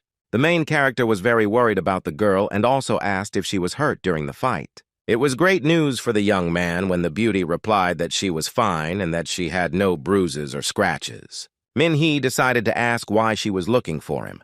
Maybe it was something urgent or something happened. Lu Qian was very embarrassed because she really liked the hero of the story, but she was afraid to admit it. She thought she would never ask him out on a date again because he was so easy to talk to. The doll remembered that first-year students were going on an internship and agreed to help her teacher. The young people saw that Ming He and Lu Qian were indeed former classmates. For the main character, it was great news that the young beauty would go to training with them and they would be able to see each other more often. The little girl decided to ask the young man if he wanted to go to the cinema, since after 10 days at the front, he needed a rest. The young man's neighbors were shocked that the school beauty was the first to take the initiative and invite him to the cinema. Min Hae decided to offer a fun show that has very high viewership ratings. The woman was upset by the guy's answer because she expected something different, but she didn't know that he considered her brother his boyfriend. Lu Qian asked if he had any plans, but the only thing he had planned was his own training. The lady said sadly that she thought he could have gone, but he couldn't keep her company. At some point, the boy agreed to go to the cinema with her. The young men were surprised that the young woman spoke to them so calmly, because they expected something different. The protagonist explained that some of his friends call him crazy during training, so he needs to relax a little. 2 former classmates went to the cinema to choose a film because the woman hoped that at least there the situation would change. The boys sat at the table and were stunned, as they could not believe what they saw with their own eyes. The young people could not believe that this could happen because the lady herself called and invited them to a cafe. The students at the School of Evolution had a feeling that the young lady might have possessed the teenager and somehow bewitched him. Further events unfolded on the territory of the Shao Ridge, where a meteorite had recently fallen and many mutants lived. The locals thanked the students for their help in destroying the monsters and offered them fresh fruits, but the students were unable to accept them. Min-hee's classmate said that the teacher was looking for him, so he should go and find him. The brother listened to the girl and confidently went to look for the teacher to find out what exactly he wanted. In front stood the KSU principal, wrestling class teacher Dean Meng, and Vice Dean Rong Yuan. The young man approached the teacher and said hello, but they explained to him that some teachers were looking for him, so he needed to go to them. The main character went to the instructors to find out who was looking for him and why there was such a secret that could not be told right away. Unexpectedly for Ming-hee, Louis Ling called him, and the young man was very happy to see her. The hero really didn't expect to see the commander, as he didn't know that their organization could cooperate with the School of Evolution. The woman explained that every year she comes to the southern school to teach new students something new, but it tires her out. The young man asked if there were any tasks, but the commander explained that they had come to teach them how to fight in the wild and something interesting. Manhwa wanted to thank Lu Lin, but she replied that there was no need since she was the only one who knew about his superpowers and could be his mentor. The girl understands that he is enjoying his student life, but before the guy leaves, she wants to tell him about the whole situation. The situation is that all members of their organization are independent, and for this reason, she needs to know his rank. The girl couldn't afford to just get into the third grade team because many people want to get there, but they can't even satisfy their basic needs. The hero of the story did not understand what she was talking about and asked the girl to continue the conversation. The commander explained that the zone instructors, the school, and the rear workers were obliged to obey his orders and protect him. The guy didn't understand what she was talking about and continued to explain that if he completed any mission, the territory would come under his jurisdiction. This time, the organization faces two challenges. Ensuring the protection of students is a priority and requires special attention, and the young man himself needs help. The protagonist agreed to help the organization, but he is also interested in the second task she spoke about. Lu Lin explained that she would tell him about her when the time came, but for now he didn't need to know anything about her.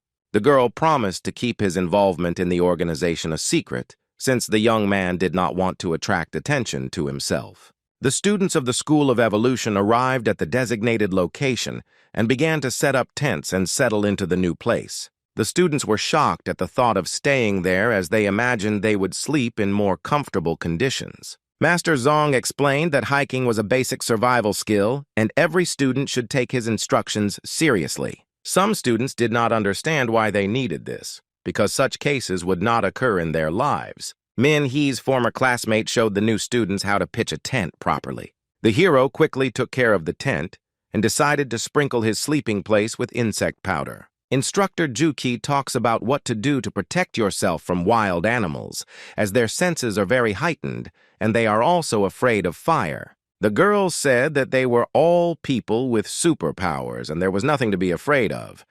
But the man explained that if an animal ate the meat of a killed animal, it could mutate. The instructor said that one day they met a 10th bear, which turned out to be a mongrel. The brave man continued to sprinkle the powder and said that now they were a large group and they did not need to be afraid of anyone. The man continued to say that if they had been alone or not in a large group, they should have followed all the instructions exactly, and then they could have saved their lives. In the evening, the students of the School of Evolution, together with their teachers and instructors, had already begun to eat dinner and make a fire to warm up. The student asked the teacher if he had any scary stories from his life or interesting assignments that he had completed. Lu Lin thought about it and decided to tell about the Beast Emperor's attack. The lady was also there. The organization's commander said that she was several kilometers away from the beast, and it immediately became clear that it was the size of a stone. The girl also remembered that the whole town saw him approaching their houses, and people began to run away. At the moment, the city is in ruins, animals are building nests, and the city's residents managed to evacuate in time. The girls asked what rank the Beast Emperor had, and were told that he had a royal rank, but the students did not know if a human could destroy him. Lu Lin was very upset, but he replied that at that moment, their team had lost several strong people, and one of them was the dean of their school. Teacher Zong said that it was already late and it was time for them to go to bed and that they would clean up the Shao Ridge area tomorrow. The next morning, they began to wake up the students and ordered them to gather in 10 groups by class. To begin with, the squads will warm up a bit in the morning and then return for breakfast. The teacher asked her students to take these instructions very seriously as they were very important. Miolan was a teacher, and she kept saying that everyone would have to follow her, and those who fell behind and couldn't catch up would have to eat only boiled beans. This was not difficult for the students, since they were all superhumans, which meant that their physical characteristics were not that weak. The teachers and their assistants will go at the end, and those who cannot come will follow the teachers to successfully complete the warm-up. The girl said that their warm-up had already begun and went first to wait for her team. The training started and all the students of the school ran after their teacher and tried to stay close. The young men were surprised that the girl could run so fast and tried to run next to her. The girl ran further and further towards new horizons and, without slowing down, towards new obstacles. The first obstacle was a climbing wall, and all the students enthusiastically climbed over it and ran on after their teacher. Miolan tried to set the pace and also kept a close eye on each of her students. The young people overcame all the obstacles, ran further, and tried to show what they were capable of. The teacher was the first to run up to the river and tried to carefully cross to the other bank, also carefully watching everyone. Each of the students tried to overcome the next obstacle and run further to the next point. Among the first students were Ming He and Fan Nian Rong, and the rest were trying to catch up with them. One of the boys tried to overcome the obstacle, but almost fell into the water, and the other brave boy began to laugh at him. The students and the teacher ran further and reached an area with a lot of sand, trying to stick together. Li Mian asked why the teachers stopped, adding that there was no point in it. Miolan said that only 4 people from the team were able to hold out longer than others. The rest were left behind and also deserved a rest. Among the 4 were Lian Dong, Li Mian, Ming He, and the only lady, Fang Nian Rong. And the young lady was surprised that the male lead wasn't sweating. A group of people waited for the rest of the students and wondered what they would do next. Several people said about Min He that he didn't even break a sweat and thought that they had already achieved their goal. The rest of the students had a hard time getting to their destination, but they had already been waiting for 5 minutes. Running up to their classmates, the boys tried to gather their strength and asked them to run a little slower. Miolan said that most of the students were already there, so she immediately suggested that we continue. When the students returned, the teacher said that they could rest while breakfast was being prepared. Fan Nian Rong believes that there are talented students in every group, and adapting to such intensive training will not be easy. Li Mian explained that the best students in the city had been gathered, so it would be difficult to adapt to the new conditions and such a large number of superhumans. One of the guys started saying that everyone who went to the southern school stopped talking. But later he continued and added that they belonged to one of the 3 top ranks, and also said that he was from Lu, and asked where the other disciples were from. Li Mian said that he was a local, and then their interlocutor asked where the others were from.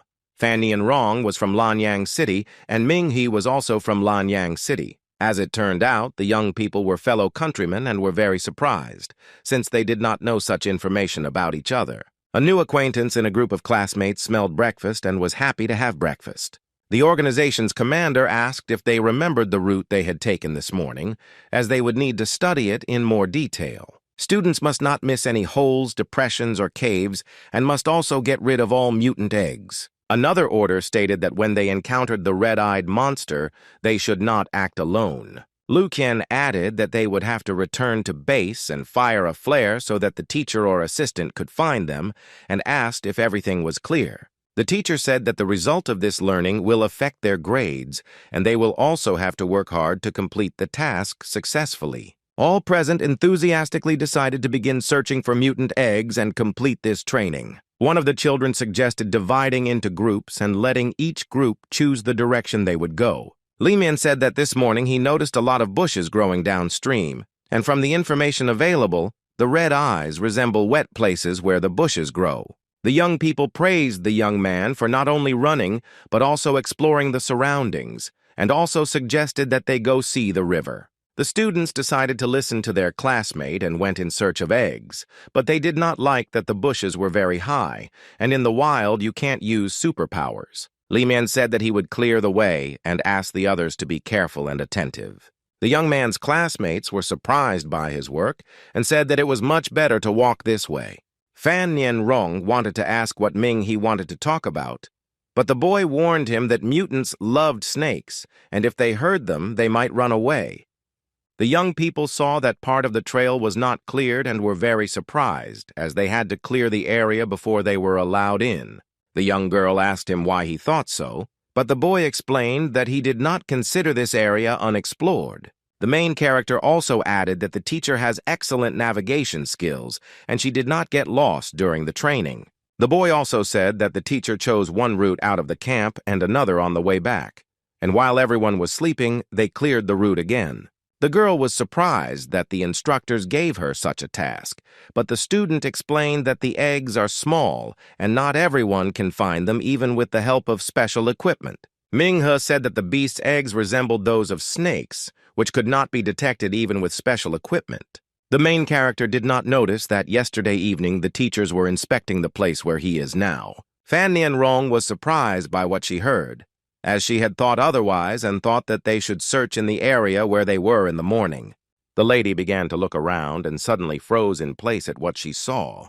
The young woman saw the red-eyed beast and was very scared because she had never encountered such situations in her life.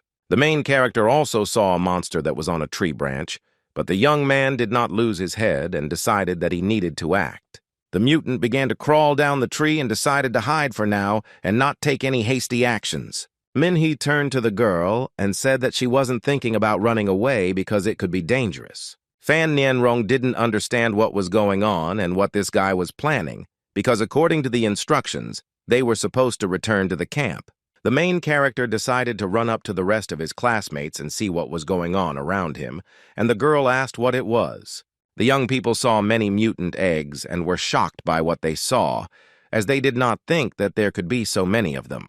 The boy and girl ran to the rest of their classmates, and the girl decided that they, too, needed to be told about the monster. Limin wondered where exactly the mutant was hiding, because if it were found, it would be a great achievement. Ming-Hu explained that the beast could not have hidden far, but if it was hiding in the bushes, it would be difficult to find, so they had to call the instructors for help. Some of the guys wanted to get a lot of points, but the main character explained that the beast was cunning, and if they did not invite him on the road, they would only make the situation worse. Li Mian thinks that the boy is afraid of death, but the beauty says that Ming-He is right, and they need to call the teachers. The hero of the story, namely one of the fastest, needs to find the teacher's assistant and tell him everything. The boy quickly ran for help, as he needed to make a decision regarding the red-eyed beast. The boy found a high place and launched a flare so that teachers or instructors could find him. One of the teacher's assistants found the student and told him that there was a monster hiding in the bushes. The men heard a cry for help and decided to immediately run to help the remaining students. The instructor said that reinforcements were needed and ordered the student to go back and find reinforcements. The teacher reported that help was needed because the animal was found in the red zone and there was a victim among the students. The hero of the story ran towards the scream of one of his classmates and did not notice that a red-eyed monster was watching him. Seeing the mutant, the boy stopped, decided to hit him, and ran to help. Ming-He hit the beast and it flew away, but the young man didn't know that there was another monster there. Another monster decided to suddenly attack the young man and destroy him, but this did not happen. While the brave man was beating one beast with one hand, he grabbed another mutant by the neck with his other hand. The main character realized that he needed to be careful because there were a lot of them in this area. When the teenager finished destroying the mutants, he again heard a cry for help and tried to finish off the animals. The student realized that somewhere nearby there was a hidden cave that the advance party had not been able to find, and then he heard the cry for help again. Ming-He decided that he would go to help and then find that cave and find out what was there. When the brave man ran to help, he immediately saw many animals crawling towards him. The boy heard the voice again, and at that moment an adult mutant crawled out of the cave, imitating a human voice. The main character decided that it was necessary to get rid of the mutants, and also thought that his classmates could also fall for the beast's insidious plan. The boy saw that there were more and more animals and decided that the situation was very bad and something had to be done. The student tried to destroy all the mutants and he succeeded. At some point, when there was nothing under the boy's feet, he realized that there might be something underground.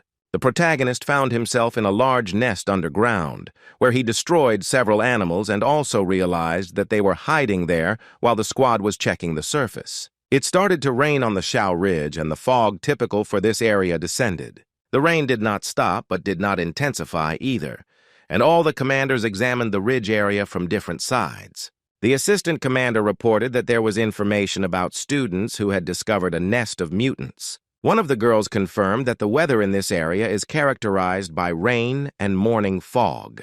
Lulin remembered that this fog was not as simple as it seemed, because a similar situation with this kind of weather had happened before. The organization's commander's interlocutor did not understand what the girl wanted to say, because for her it was just ordinary fog and rain. Lulin immediately declared the need for the immediate evacuation of students from Shao Ridge. The assistant captain immediately understood what needed to be done and began to act, because this primarily concerned the lives of the students. The teachers ran to the rocket launch site but did not understand where one of the assistants had gone. The young man said that the students were in the red zone and suggested that they stay put so as not to lose each other. They called one of the teachers, but the daredevil continued to say that the students needed to be taken to a safe place. Miolan listened carefully to what they were telling her because they needed to evacuate Shao Ridge, and they needed to do it immediately. Teacher Zong said that the students needed to be rescued, but the commander said that danger was approaching the Shao Ridge and ordered a retreat. Lulin reported that the danger level was level 6, and that it was necessary to leave the area, otherwise something irreparable would happen. Min He's former classmate decided that she would save the students and they would gather the rest of the groups for evacuation. In the nest underground, the young man heard the girl's voice but did not understand what was happening because he again thought it was an animal. The protagonist wondered whether it was worth risking his life for his own interests, but decided that he would have to take the risk. The boy didn't expect to hear Lu Qian's voice because he thought it was another beast imitating a human voice. When the woman spoke to the young man, she immediately explained that there was a very thick fog on the surface and she could not see him, and she was also worried about whether he was okay. Minghe immediately warned Lu Qian that the animals had chewed through the vine and it might fall into the hole, so he asked the girl to stay put. The girl warned that the Shao Ridge was covered in fog, and Commander Lulin ordered the teachers to evacuate all the students because everyone could die. The hero of the story decided to help his classmates because they could get into the beast's lair and then get out of there together. Lu Qian reluctantly decided to go and help evacuate the rest of the students, while his brother stayed behind to save his friends. The young man told the girl to be careful, and he himself met the red-eyed beast again and was ready for battle. The student immediately realized that the mutant imitates the human voice, digs holes and lures his victims into them, and added that he is the leader. Ming, who immediately understood the beast's tactics, which wanted its snakes to attack him and wait until he was exhausted, and then attack the young man themselves. The dude immediately decided to attack the monster because it was necessary to destroy the main mutant. Despite the snake's attempts to stop him, the young man still tries to hit the monster. The main character decided to hit the red-eyed beast and destroy it. The mutant decided he needed to protect himself from the blow and covered his face with his hands. The beast began to scream very loudly, even the eggs cracked, and many of them were no longer suitable for hatching. The mutant continued to scream and get angry at the young man, wanting to destroy him and find his classmates. At the cry of their leader, the snakes crawled up and, realizing what they needed to do, began to prepare for battle. But for the main character, this was not an obstacle, because he could cope with both them and the main beast. The boy decided to use the materials at hand again to destroy the monster. Minghe was about to strike the ground and create a new vine to use and destroy the mutant. The guy decided to carry out his plan and began using this vine to kill snakes. But it so happened that the plant that the young man made began to delay the main beast to death. The leader's assistants were unable to move, and the central character turned to the mutant and asked why she was pretending to be weak. The student decided that he needed to start by destroying her relatives, and then get to her and kill the beast. Minghe began to destroy the snakes with vines and thought about how to get rid of the main mutant. The red-eyed beast laughed and became very angry at the protagonist, and also swore to take revenge on him. Each of them wanted to destroy the other and began to prepare for battle, but no one knew what would happen to them next. The young man decided to strike and, considering the monster to be very impudent, decided to go all the way. After receiving the blow, the mutant flew back and began to scream because he could not do anything. The cavalryman dealt more and more blows, but decided to use another method to destroy the monster. It was still raining on the surface of the nest, and there was a fog that did not clear, and Ming-He decided to take advantage of this. The red-eyed beast was very furious that the young man was able to destroy his assistants and began a battle with the monster itself. The protagonist decided to use the slime from the grapevine and continue the fight for justice. The boy saw fog and rain, which also penetrated the nest, and began to guess that the animal was not hatching eggs for offspring. The student realized that the eggs contained alien creatures that fed on moisture and also created clouds of smoke that destroyed all living things. Minghe also realized that mutants, namely, they are just ordinary rabble. Their purpose is to lay eggs, and when it rains, it creates an abnormal fog. After the young man climbed out of the nest, he realized that if the fog covered the entire Shao Ridge, no one would be able to get out alive. The school children began to flee from the Shao Ridge area and had already reached the fence needed for protection. The young people do not understand why they cannot run to the fence, which is only 200 meters away from them. The students are lost, but they have hope to find the right way and stay alive. Zhang Yuan remembered his brother telling him about the white fog, and the story was terrifying. One of the students realized that when you find yourself in the fog, it is as if you are entering a fantasy world. The instructor who was standing at the fence saw the students and they suddenly disappeared, and he is also worried that no one came out of the fog. The school staff were very worried about their students, as the distance between them was small, and they did not understand how they could get lost. One of the men began shouting, urging the young people to react and quickly run to the protected fence. The teacher asked if it was necessary to go outside the fence and check where the students were. The sorceress suggested that he tie a rope around his waist with which he could return back, and this was a great idea.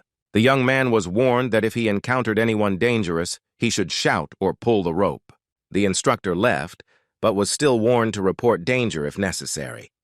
The rest of the assistants remained outside the fog, and one of them wondered how far he had gone from them, but, as it turned out, only 200 meters. The man decided to shout and ask where he was and if Xiao Hu could hear his colleagues.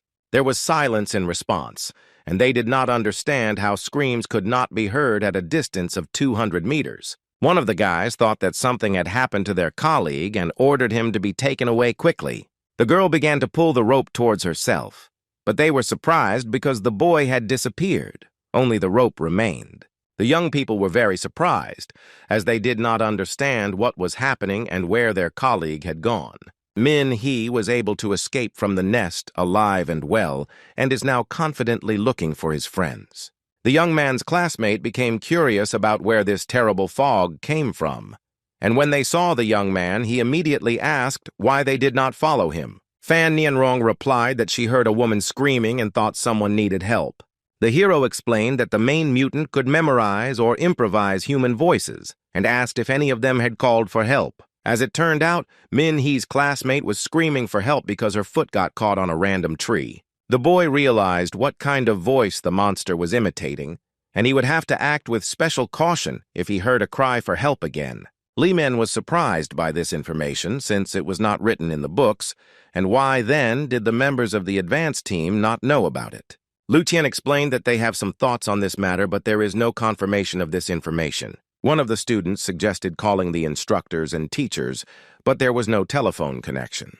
The main character was surprised by the lack of communication, but thought about what to do and how to get out of this situation. Minhe had a special earpiece that he could use to call his instructors. Li Men was surprised because he had a special means of communication, but only teachers had it. But the commander's voice was already heard in the earpiece, asking if he could hear her. The boy explained that they had lost contact with the outside world, and then Lu Lin asked if he had managed to get out, and also added that the teachers and students were all right. The beauty reported that she managed to evacuate only half, but many remained inside the fog. The guy said that if they were still in camp, they still had time to leave before the fog caught up with them, and also asked if they would cover the rear. The commander explained that he could rely on her, and also asked if she could contact the rest of the teachers, but only those who had not emerged from the fog. The protagonist also said that he learned something very important, but at the moment this information is useless. Lu Ling said that his brother should speak out because in this situation, any information and clues are needed. Minghe said that this abnormal fog is created from mutant eggs, and when they come into contact with water, they release something similar to gas. He also added that the gas rises upward, and when it comes into contact with moist air in the atmosphere, thick clouds of fog appear. The organization's commander was very surprised by the information she received, but at the same time she was happy about it. Lulin said that this was a very important find, and it also gave them hope for saving the remaining students of the School of Evolution.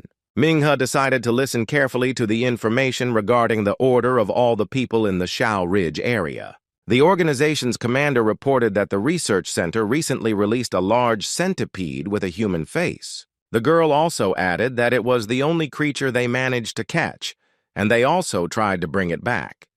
But it managed to escape. The organization has information that in the initial stages of research, it was discovered that millipedes feed on beetle eggs. The girl thinks that they like to eat mutant eggs in large quantities, and by mutating, they can come out of the fog. Minhee was surprised by this information and asked if they needed to eat mutant eggs. Lulin explained that the eggs were poisonous and only centipedes could digest the poison they contained. The commander explained that according to the latest data, the insect is in the area of the Shao Ridge and, most likely, in a foggy zone. The main character realized that they needed to find a humanoid centipede, and then they would have a chance to escape. Students and teachers from the School of Evolution approached the company where the main character was, and everyone was surprised.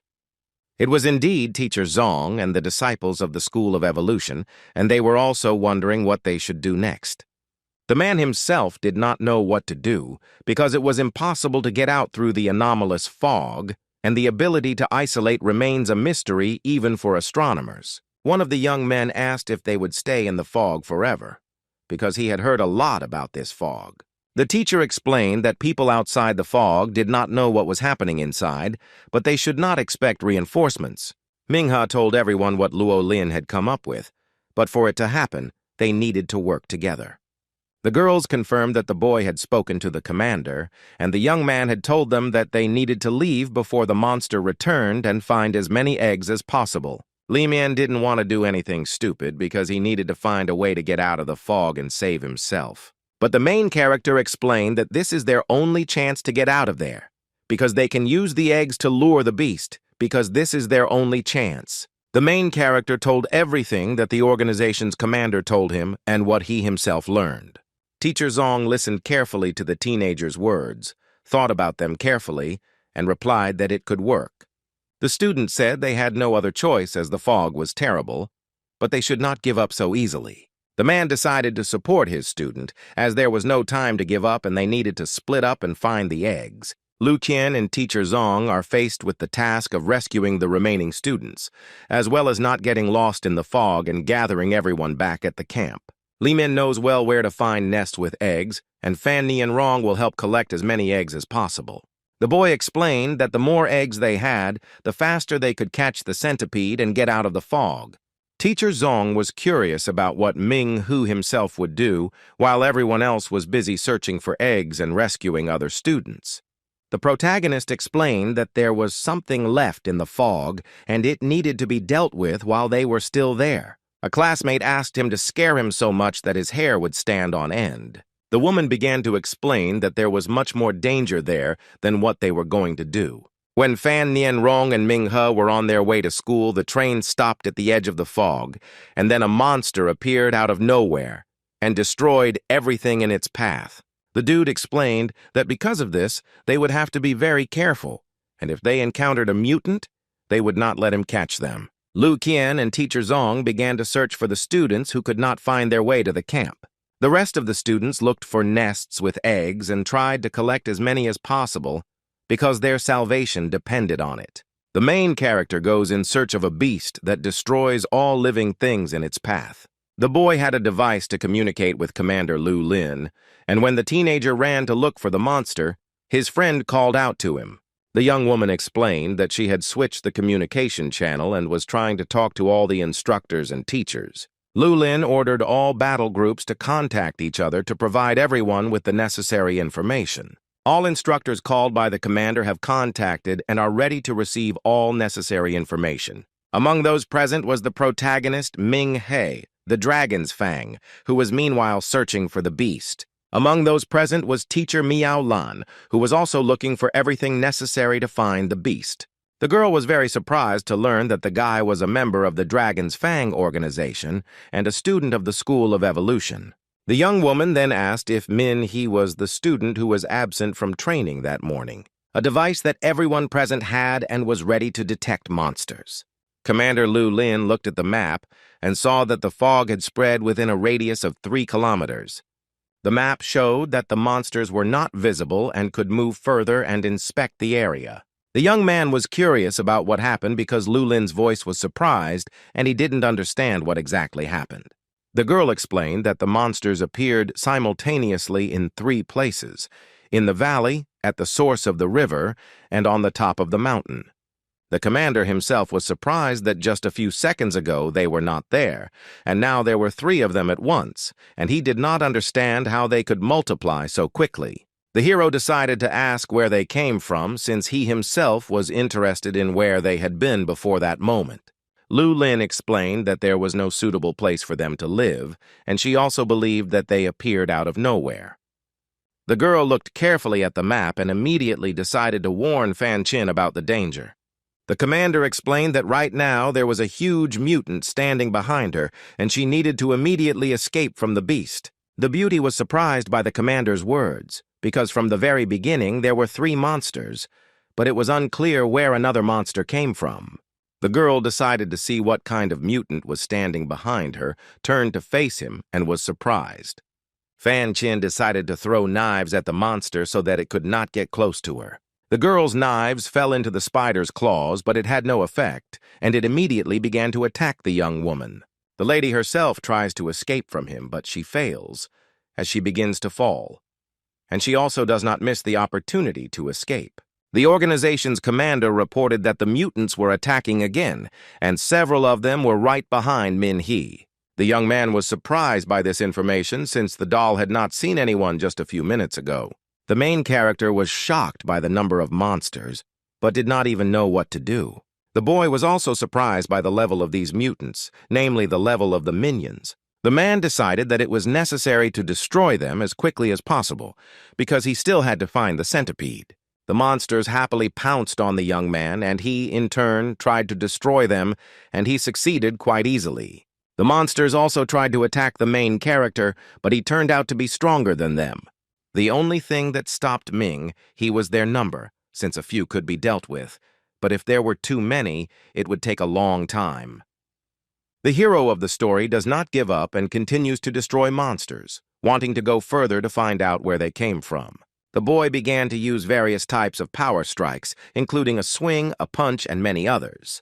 The mutants also did not give up and attacked the young man, but he did not understand where the animals came from and why there were so many of them. The monsters began to attack the enemy with more aggression, and there were more and more of them. Minghe used various methods of defeat and continued to destroy them and find their source. The bro decided to use the earth to hit harder and destroy his opponents. The main character hit the ground, and the stones formed from the impact flew in different directions and hit the monsters. The cavalryman completed this strike and planned to continue the destruction. The student raised his hand from the ground, but he still didn't know what would happen next and how this battle would end. After the blow, the mutants rose from the ground and became even more aggressive, starting to fly towards the student. At some point, the young man realized that he could have damaged the nest of monsters, and they became more aggressive. The organization's commander explained that he would not be able to destroy all the scorpion flies by himself. The hero did not understand what to do next, because it seemed to him that he was being sensed. The man continued to fight the monsters and waited for information about further actions. Lu Lin found the place where they appeared from and also added that all the scorpions flew out from the same side. According to the girl, their nest is located on the southern side of the Shao Ridge from where they flew to the student. There are more than 10 individuals near Min Hee, and there may be more than 100 of them in the nest. The doll sees only a few red dots on the map, and then adds that there is a whole factory not far from the young man, and that many of these animals live there. The young woman explained that once he killed one group, another would come to him. The hero realized that since he was close to the nest, there were an infinite number of them there, even if they were destroyed. Another key point is the fact that if the daredevil leaves them at this stage, then in a few hours the feeling of guilt will fill the entire valley. Lu Lin explained that when they gathered an entire army, they would leave no one alive. They would destroy not only people, but also all vegetation. The organization's employees did not believe that dealing with scorpions was more difficult than they thought and underestimated them. The organization's commander looked at the map and explained that their camp was outside the valley. Lu Lin assigned the young man to guard the valley because she needed to give tasks to the other instructors, and it seemed like they were in danger as well. The boy asked the girl not to worry because he could handle them. The young woman explained that although he was a member of the Dragon Fang organization, he was just a student like everyone else. The commander apologizes on behalf of the organization for placing such a heavy responsibility on the young man. The beauty considers the guy to be very capable because he has shown more than once what he is capable of. Lu Lin asked the protagonist to promise that he would not only be able to kill the mutants, but also survive. Minhwa is very grateful to the commander and other instructors, and also thanks them for not abandoning them in a difficult situation. With every step and blow, the young man destroyed all the creatures in his path and also tried to find the nest of mutants. With each blow of the young man, the monsters died. New beasts appeared and died, and each time new ones appeared. The protagonist reached the location of the nest manufacturing factory that Commander Lu Lin had spoken of. Approaching the nest, the teenager immediately saw new mutants flying out of it. With each flight from the monster's lair, there are more and more of them. But this does not bother the cub. Seeing the new beasts, he immediately decided to use Fan Kai's technique. The brother was determined to completely destroy these animals and go to the end. The boy decided to immediately use this technique and also decided to thank Fan Kai for it. The main character decided that it was necessary to destroy all flying insects with one blow. Some of the animals flew away, hit the earthen wall, and died instantly, while the rest flew towards the mountain. After the student finished the reception and several insects flew towards the mountain, he immediately had an idea. Minhwa decided that it was necessary to go to the mutants' lair and find out all the information about them. As the student approached the nest, the insects began to fall to the ground. The guy decided to take a closer look at the mutant nest and find out how they fly out of there. At first glance, it looked like a normal portal used by insects, but the student decided to take a closer look. Another version of the main character was that it was a portal to another dimension or another world. Manhwa had an idea, but he decided to implement it and test it right away. The boy decided that he needed to enter this portal, see what was there, and find out where the animals came from. After the friend entered the portal, he returned almost immediately, but from the other side. As soon as the daredevil turned around, he immediately realized what it could be, and immediately insects appeared. The scorpions began to approach the main character closer and closer, but Minhwa himself did not see them right away. The daredevil realized that this was not a nest of mutants, but some unknown portal leading into the fog. The man thought that most likely these strange monsters used him to appear at this time and in this place. The protagonist wondered what could be happening on the other side of this portal, and how insects could take advantage of it. The young man was very curious about what would happen next, if he entered the portal, and whether he would be able to find answers to his questions. The student still decided to enter the portal to learn more about this mysterious fog. Minhwa came out of the portal and was very surprised by what he saw, because he saw something like this for the first time in his life. The daredevil felt as if he was in a cave, opposite the entrance of which a bright light was burning. The guy decided to go see what was there and learn more about where the mutants came from. As it turned out, the hero of the story found himself in a place full of cobwebs, spiders, and stones with skulls. At some point, something strange and incomprehensible began to happen from the other end of the portal. Unexpectedly for the young man, something resembling a mutated dragon appeared and began to fly around the area.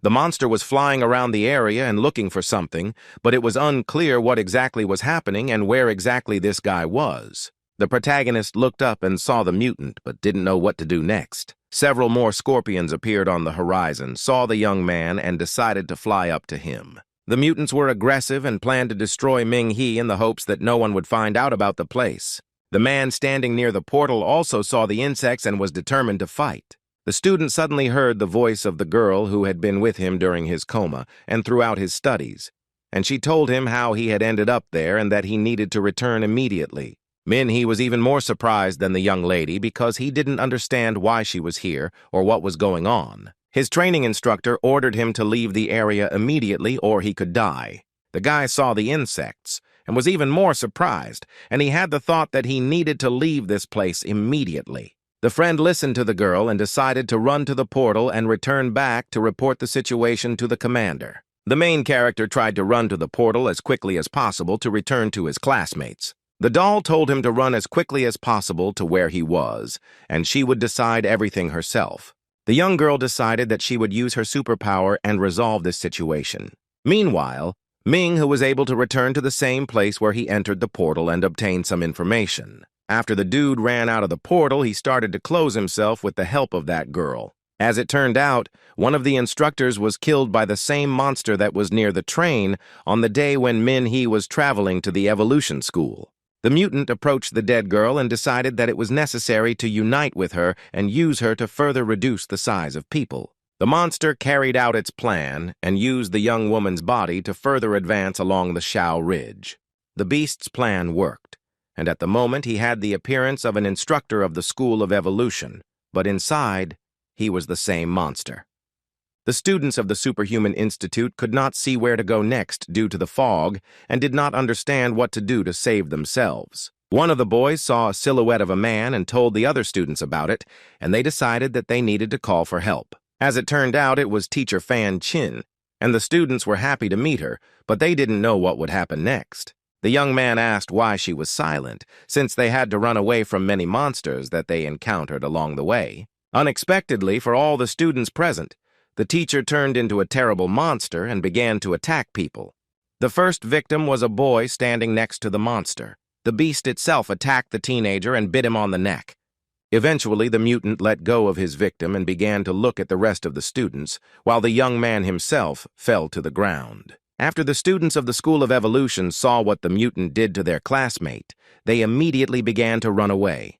The young people tried to run away, but the monster used its tentacles and grabbed all the students. The two girls managed to escape from the mutant's clutches and tried to run further to find help. It so happened that one of the girls caught her foot on a branch lying on the ground, fell, and injured her leg.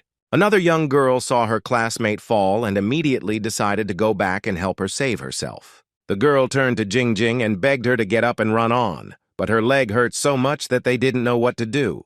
The girls moved on anyway, and one of them didn't know if she could get any further away from the monster. The students were unable to get far as the monster grabbed them with its tentacles and began to pull them towards itself. The mutant pulled the girls closer and closer to him and began to squeeze them tighter with his hands. In the end, the beast with the face of Instructor Fan Chin attracted the girls to itself and began to destroy them one by one. The last of the group of students was the same girl who tried to save her classmate, but as a result they died together. Having destroyed all the students in its path, the monster continued to look for new victims. A friend entered one of the camp tents and told her something about Fan Ching. Commander Lu Lin looked at the computer monitor and kept an eye on each instructor participating in the mission. On the computer monitor, 2 dots were visible, which were being watched by Ming He and Miao Lan, as well as the witch, who was trying to establish contact with one of the instructors. Lu Lin tries to convince Fan Chin to move on because that way she can find the protagonist and he can help her. The assistant commander asked if the doll itself was alive since its signal had disappeared, its vital signs had disappeared, and the device had failed. The girl herself did not know whether the instructor was alive or dead because if she was alive, then she needed help. Lu Lin thought that the device was out of order. It was unlikely, after all, she had experience. But the young lady herself thought that there was something wrong with this situation. The young woman decided that she would keep a close eye on Min-hee to make sure that he was careful enough to escape in time. After some time, the connection with the young man also began to disappear, and the commander of the organization was very surprised and did not understand anything. The assistant commander thought that the teenager might also die and began to worry about it. Lu Lin saw that the connection had been restored, but she didn't understand what was going on and decided that she needed to call the guy. The woman tries to contact the main character, but she fails, as the device shows that the connection is blocked. According to the commander himself, something could have disrupted the communication channels, and the failures occurred simultaneously. One of the students ran into the camp, very excited, and immediately ran to Lu Ling to report about Fan Ching. The boy decided to immediately report that the instructor had destroyed his classmates, and tears began to appear in his eyes. The girl was very scared and could not believe the student's words and decided to find a connection with the other teachers. The young woman tries to contact Min-hee but gets no response, which begins to frighten her even more. The organization's commander tries to pass on information about instructor Fan Ching to the protagonist and save his life. Lulin also tries to convey that this creature in the form of a girl is very dangerous. Manhwa sat in the middle of the road and couldn't understand what was happening because he thought he had just come out of the portal. The young man continued to sit on the ground and tried to come to his senses. And then the woman who had been his trainer during meditation approached him again. The young woman explained that his soul might disappear if he remained there any longer, because there was still much that people did not know. The hero explained that he had accidentally ended up in the depths of hell, but the young man found it very difficult to accept this information. The doll tried to support the boy, because when he becomes even stronger, he will be able to do even the smallest thing. The student decided to listen to his assistant's advice because he needed to move on. Manhwa was determined and decided to admit that he was stunned by what he saw because he didn't expect such a situation. The boy decided that he would not give in to fear and also decided to check his earpiece, which transmits a signal to the organization's commander. The guy realized that due to his carelessness, the device transmitting information about his location was damaged. Unexpectedly for the young man, Instructor Fan Chin approached him and looked at him rather strangely. The girl started talking about how he was alive and that it was very good, and also said that she was wounded. A young woman also asked for help because she needed help getting to the camp due to her injuries. The main character did not understand what was happening to her eyes because they seemed to stand out. The instructor started telling her that she was okay, that she could have just hit herself and gotten a bruise. The brother looked at the girl's feet and was surprised that her shoes were completely dry, which confused him even more.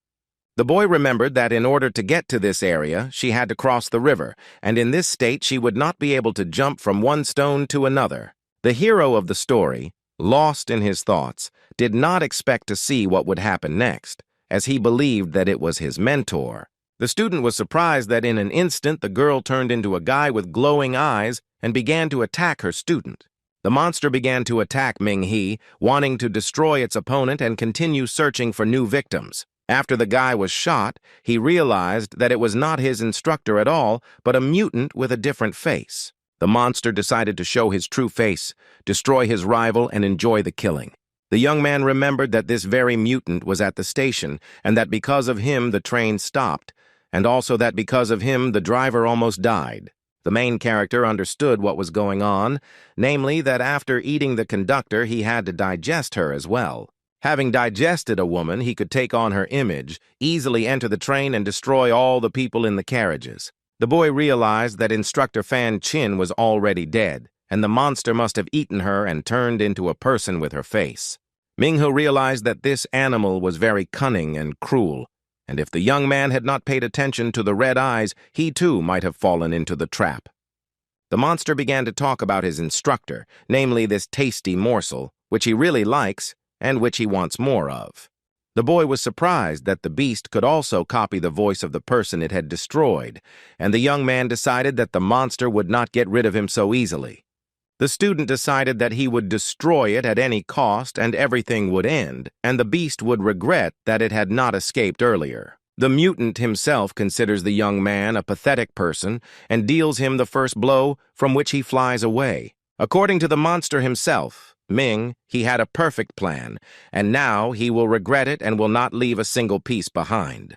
The hero decided to dodge the tentacle attacks as quickly as possible, and also remembered that the fighting style was similar to the attacks of that tree during the trial exams. Luckily, the daredevil has improved his skills, and he needs to catch the moment when the monster appears and fight back.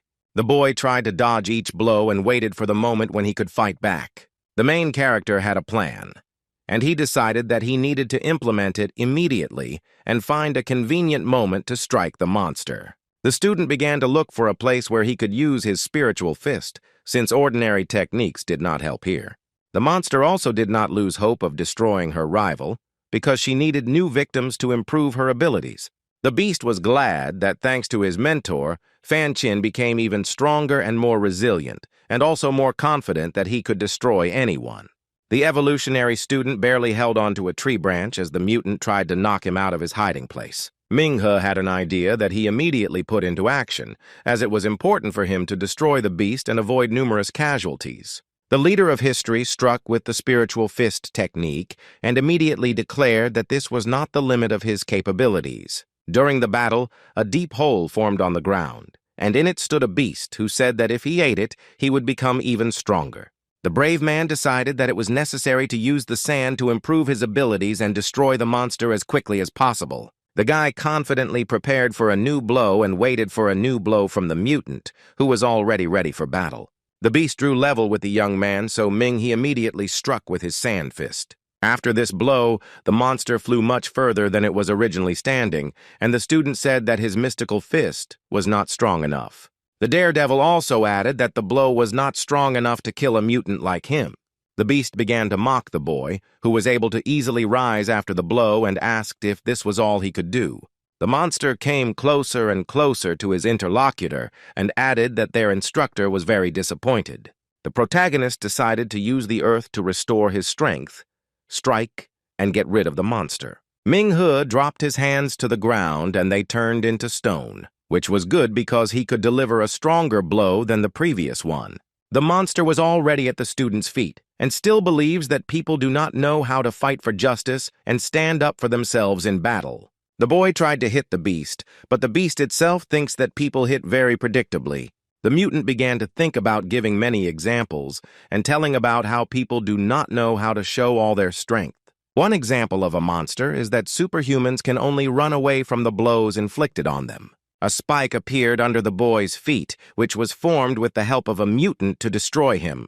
The protagonist decided that he needed to run because he knew what would happen next. As the student ran away, a thorn, even larger than the previous one, began to emerge from the ground beneath his feet. The monster was surprised that He successfully avoided his attacks and remained alive. The mutant explained that the young man had very powerful blood vessels that looked very appetizing, even better than their instructors. The man found the monster unpleasant and added that it only hit once, while it took 49 hits to use the secret move. The protagonist realized that the beast had come to the conclusion that it was more profitable for him to dodge the blows, and that it was dangerous for the student to start a fight. He doesn't believe that luck will save him, because it only saved his life by not piercing his stomach and spleen. The young man decided that he needed to find a powerful amplifier to kill the demon with the mysterious fist, and simple sand would not do. The monster launched its tentacles at the young man again, but he again managed to avoid the blow and dodge. The mutant became angry at the main character for this and began to think up a new plan for revenge and complete destruction.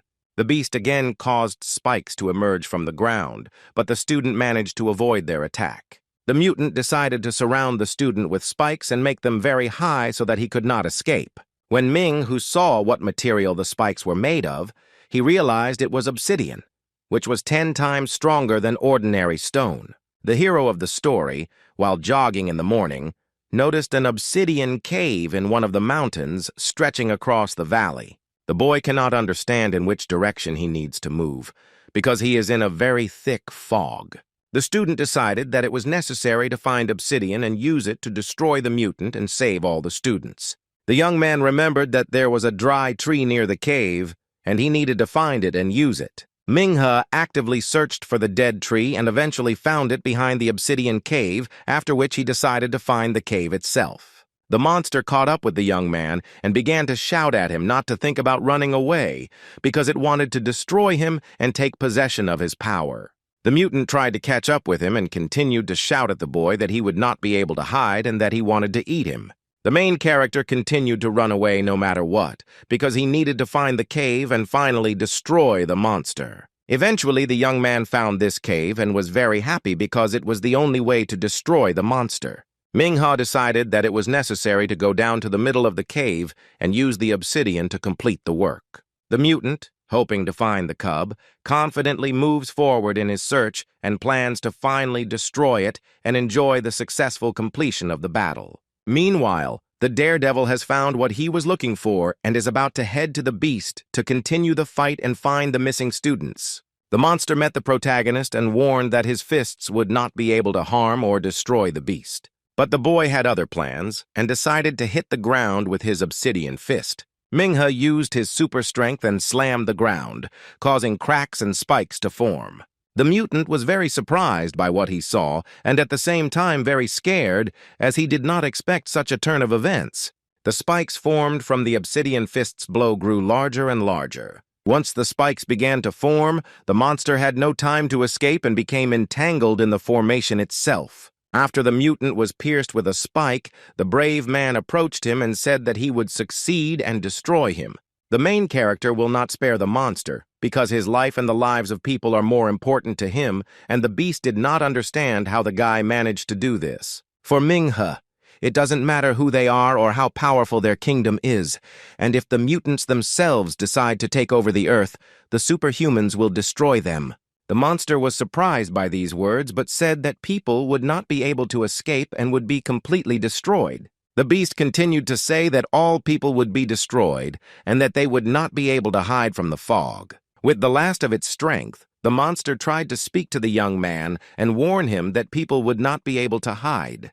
The mutant screamed in pain, but the boy decided that he had to be destroyed because many people had died because of him. Another monster was destroyed, and the student had hope that he could save his classmates and escape from Shao Ridge alive and well. Mingha decided that he needed to wait and find out if the monster was really dead, since his next steps depended on it. The obsidian spikes shattered into pieces and the monster fell to the ground, and the young man was convinced that the beast was dead. When the student looked closely at the dead mutant, he did not immediately understand what kind of drop had fallen from his body. The hero remembered where he had seen such a drop and immediately remembered the girl who taught him during meditation. The student remembered that it was the same drop of life that grants or changes abilities, but he did not understand why it came out of the monster's body. Mingha's friend, a meditator, explained that she was a moon demon, a high-level mutant, but had not yet reached the peak of her powers when he killed her. When the protagonist first saw her, she was already quite strong, and that day the student felt her power and she almost killed him. The young lady explained that intelligent and capable mutants are very dangerous, and if he is not destroyed, he could turn into a royal moon demon. The young man understood why the drop of life appeared. It becomes completely clear, because after the destruction of the monster, his spirit remained in it.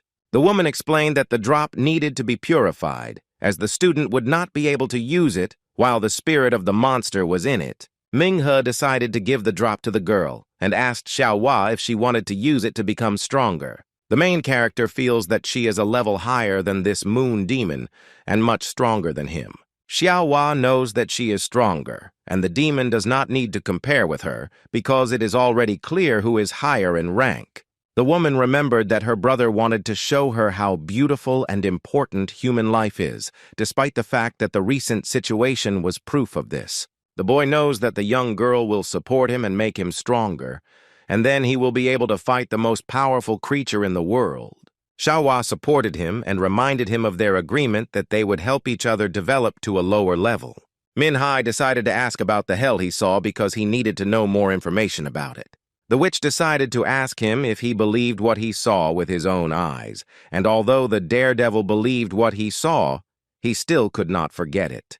The young woman explained that he needed to forget what he saw in that portal because that world was terrible. Xiaohua also hates this world because compared to the type world, the one outside it is ugly and unique. Eventually, the girl took the feces away for cleanup, and the boy decided to return to camp. The guy stood there, looking at the dead instructor Fan Chin, and decided that he needed to be taken away, and what to do with him next would be up to the commander. Mingha walked through the Shao Ridge territory, carrying the instructor on his shoulders, and heard Commander Lu Lin calling him. The lady asked him to answer this call if he could hear her, and when the lad heard the young woman speak, he asked him to convey the order to him. The organization's commander asked if his instructor Fan Chin had found him and what had happened to her. The presenter explained that he carried her to the camp because she was officially considered dead. The friend added that he didn't want to leave her on the ridge where monsters could do terrible things to her. Lulin asked if the disciple was okay since that thing was controlling Fan Qin's movements, and Ming He explained that he had destroyed the demon.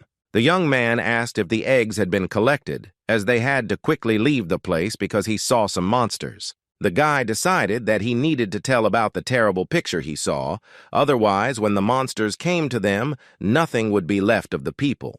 The organization's commander reported that they were very close to him and asked if they had regrouped, if the way was clear, and if the cavalrymen could safely move on. The locals decided to collect the eggs and walked through the weeds to get to the village and sell them. One of the men asked why they were walking for so long, even though the village was not yet in sight. Another man decided to hit his partner because he had an idea to go very far and collect the eggs of these red-eyed creatures for sale. But the man himself had no idea that one could get lost in the fog. But at the same time, one could not go far from the place where the fog was. The company managed to collect many eggs without difficulty, but returning to the village proved to be quite problematic. The men had a strange feeling that someone was watching them, but they did not yet know that these were ordinary students. They approached the smallest man and told him not to scare anyone, but the daredevil himself tried to explain that someone was standing behind them. The locals were very scared as they could not understand what it could be and also planned to run away and leave the eggs in the same place where they stood. Teacher Zong saw the men and thought they were local residents, but he did not understand why they were there. The teachers and a group of students decided to ask them why they came here, because this area is very dangerous. One of the men said that the students had scared them a lot because they thought they had encountered a red-eyed beast. People with superpowers posted a notice that entry to the Shao Ridge was prohibited, but local residents decided to make money on eggs. The man explained that they had heard that the beast's eggs were 100 times more expensive than chicken eggs, and since entry there was prohibited, they decided to take advantage of this. The locals showed that they had managed to collect 3 whole bags, and for the superhumans this was more than enough, but they had to be taken to the camp. The teacher explained to the master that Lu Qian had gone to look for the last group of students and had also left a message that she would be waiting at the foot of the mountain in an hour. Zong said that they needed time to get to the mountain and then go to the camp with all the students and teachers. All the students, teachers, and locals went to the foot of the mountain, and one of the men asked if the students were from the hunting society and if they could provide them with shelter. Teacher Zong asked why they were doing this, but they told him that someone was watching them and it was terrible. The instructor said she checked the area but didn't find anything suspicious because she didn't come back quickly enough, but she needed to check again. Lu Qian was looking for the missing students and came across a house that was located at the side and decided to check if there was anyone or anything there. The girl walked up to the door, opened it, and was very surprised and at the same time glad to see the lost students of the School of Evolution. The students themselves were also surprised and scared, as they were very afraid of being in an area where they were constantly exposed to danger. The Evolution School students explained that they were fine, but they were very scared because someone was running after them, but they hid. Lu Qian took the young men and said that they would go to the camp for a while, and then they would be able to leave the fog forever. The students thanked the girl for saving them and went to the camp, gathering everyone who happened to be along the way. Having left the house, which was located in the thicket, the young people went further and tried to be the first to get out of the mountain cave. Having escaped from the cave, the disciples reached a river, which they had to cross by crawling. Finally, the disciples reached a bamboo forest, on the trees of which were painted arrows indicating the way to Master Zong. It was in the bamboo forest area that all the participants were found, and they were also able to follow the arrows to reach their teacher. The young people decided that they needed to stick together and go to the end in order to save themselves and get out of the fog. Lu Tian began to listen carefully as she felt that someone was watching them and she needed to prepare for a fight. The young woman decided that it was necessary to explore the area as she needed to return to camp alive. Unexpectedly for the students, someone attacked them and began to beat them, but the students themselves did not understand what to do. The beauty asked them to be very careful as they were being attacked from above. The young people saw that they were being attacked by mutant spiders, but they did not know what to do and decided to listen carefully to the instructor. The mutants themselves are very aggressively determined to win because there are many people in front of them whom they can destroy. Lu Qian decided that it was necessary to destroy the mutants and continue moving forward to find a way out of the fog. The girl used her superpower and destroyed all the mutant spiders, and also greatly surprised the students. The students of the School of Evolution began to say that the young lady was indeed very strong and that she was truly impossible to surpass. One of the students replied that they couldn't handle even one red-eyed spider, but Lu Qian dealt with several at once. All the students really wanted to have the same level of strength as the girl because everyone compares her to themselves, and the girl herself understands that all this is thanks to training.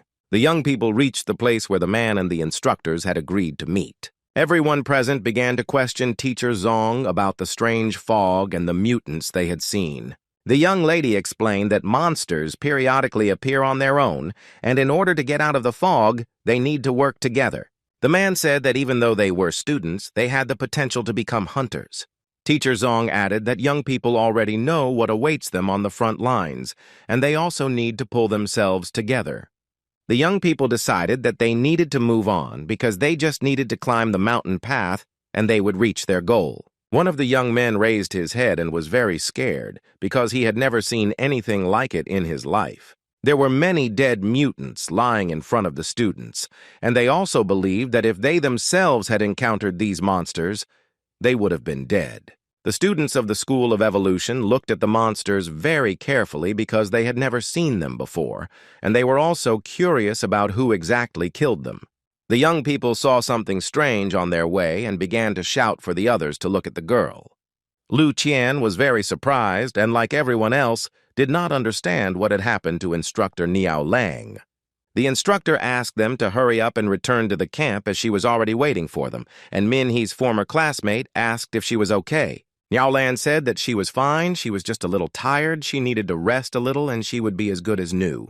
But this did not happen, because unexpectedly for everyone a thorn pierced her stomach, and this scared everyone very much. Everyone present was very scared when a huge mutant spider appeared from the thicket of plants and killed the girl. After the monster entered the young woman's stomach, it attempted to eat her to gain additional strength. Teacher Zong decided not to let the students get close to the mutant, as it was very dangerous for them. The young people were very frightened, as they had never seen anything like this in their lives, and it was a very difficult sight. The instructors and Teacher Zong saw that the students were trying to escape and save themselves, but they still didn't know what would happen to them next. The mutant spider saw that his victims were running away, so he decided to stop them with his web and also destroy them.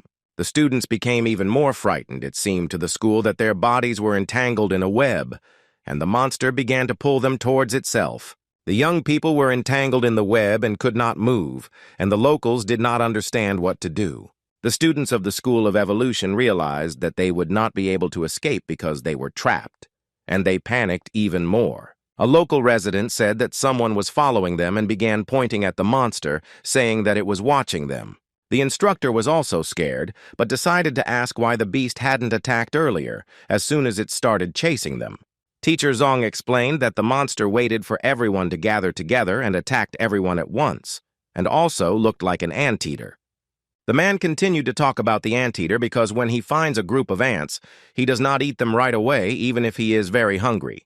The beast has a tactic. Instead of eating, it hides, pursuing ants that will lead it to its nest. Only after the anteater sees the nest does it destroy it along with the insects, including those that brought it into the house. The teacher also explained that ants have a special way of communicating. When one of them is attacked, it immediately warns the others to run away. Lu Qian understood what this man was talking about because the monster treated people like insects and played with them, and also waited for enough people to gather. The young woman realized that the anteater had decided not to wait for them to reach the camp and had stopped halfway, since the animal knew that the camp was guarded by stronger people. Minhe's former classmate realized that the beast was scared, so they had a chance to destroy it and reach their destination. One of the students saw Professor Zhong and teaching assistant Li Liu going to help free their classmates. Lu Qian decided to first destroy the mutant spider and then get to the anteater, but the teacher warned that the girl was strong, but she needed to be careful. The monster realized what was about to happen, so he was ready to fight the young lady. The mutant decided that he should attack the assistant first, as he would have a better chance of winning. The doll also had no intention of giving up, because by destroying the spider, she could save the students of the School of Evolution. The monster began to shoot its web at Lu Qian and wanted to destroy her with it, but the girl managed to dodge the blows. A young girl tries to escape from his clutches because she has a goal to achieve. The mutant doesn't like that Madame dodged every blow because he needs extra strength. The student believes that Lu Qian is worthy of taking second place in the battle because she is the pride of the Nando Institute of Superhumans. He also added that any other student who did not react immediately would have been petrified, and they also hoped that the girl would buy enough time. The young men do not understand what the young woman is trying to do because the spider was much larger than her. The mutant is trying to finish the job because he wanted to destroy people as quickly as possible. The mutant spider shot more and more webs at Lu Qian, and she dodged them more and more often. The girl stopped and decided to catch her breath, and then decided to watch the monster to find out what he would do next. At some point, the young woman lost sight of the animal and did not understand what was happening because he had just been next to the girl. Teacher Zong and the instructor didn't understand what had happened because they knew she wouldn't be able to do it. At some point, they saw Lu Qian and realized that she was okay, and decided to go to the camp. Teacher Zong explained that it was necessary to pack up and flee as quickly as possible, as it was dangerous to stay there. The man said that she should believe in Lu Qian, and the little girl continued to fight the mutant spider. The young lady decided that it was necessary to strike, and after that she flew up the mountain and had an idea which she immediately put into effect. Minghe's former classmate decided to use the power of the Thunderhawk and strike immediately. After the blow, the beauty landed on the ground and began to wait for the results of her work. But it turned out that the monster remained alive. Lu Qian decided to use Lightning Finger, and that was how she planned to end the fight. When the stick was in the girl's hands, she immediately ran to hit again, but she still did not know how this whole story would end. The young woman struck the spider with lightning with all her might. I had a stick, but the battle was not over. The beast itself was very angry and also wanted to attack the girl, but everything did not go as planned. The mutant became even more enraged after the child struck him with lightning again and decided that she needed to be destroyed. After the lightning finished its combat phase, Lu Qian immediately launched another surprise attack. The spider became even more angry and decided to use another way to destroy people. The monster decided that it was necessary to use its poison, launch it into the young girl, and kill her. The moment the monster used its poison, Teacher Zong came running to help the girl. The man immediately ordered the young girl to move away from the monster and decided to use his superpowers. The teacher decided that it was necessary to create protection so that the poison would not reach everyone present on the battlefield, and especially the girl. As it turned out, the monster took advantage of the acid rain, and Teacher Zong intervened in time and created a defense against it. The man said that some of the students had already freed themselves from the web, but he had injured his skull and they had a chance to escape. The teacher also felt very sorry that he couldn't fight the monsters face to face. The only thing he could do was provide cover. The girl explained that everything was fine because it was protecting her classmates, and this was also her contribution to the common cause. All the students who were freed from the web did not understand where all these spiders came from, because there was only one spider and it was very big.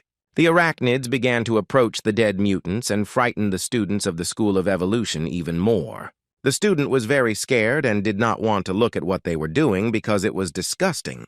The instructor understood that the spiders were destroying their fellows, but she did not understand why they were doing it. The mutants ate the killed monsters and went to their main beast, surprising the people even more. The little spiders began to crawl into the mouth of their leader, and everyone present was even more surprised as they did not understand what was happening. The teacher and assistants did not understand what was happening because it was as much of a shock to them as it was to the rest of the spectators. After this, the monster was able to heal itself by using other creatures to treat its wounds. Everyone understood that all of Lu Qian's actions were in vain, and it was very difficult to harm the spider. The man was very angry, turned to the students and reminded them that they were superhumans and could use their superpowers. The teacher tried to rally the students and do everything possible to get out of the fog, but it didn't work, and he immediately began to ask if they felt sorry for Lu Qian. The lady herself asked not to blame them because the widow skull was to blame for everything, because she had an aura of oppression, the title of ruler, and she also sowed fear in the minds of people. The mutant uses the universal fear, as it is firmly rooted in their subconscious, and the students will not be able to resist it as their level is below the solar flame. Lu Qian asked if there was a way to get out, and there indeed was. But the man didn't want to leave the students who were still in the web, and the woman herself offered to cover them. The young woman explained that they could not kill the Skull Widow, but they could detain her, so the assistant and teacher had time to take the students and escape. No one understood what was happening because the beauty agreed that she could easily lose her life, but she explained that there was a way to save herself. Lu Qian also added that this is her choice, and she also believes that her classmates can unite.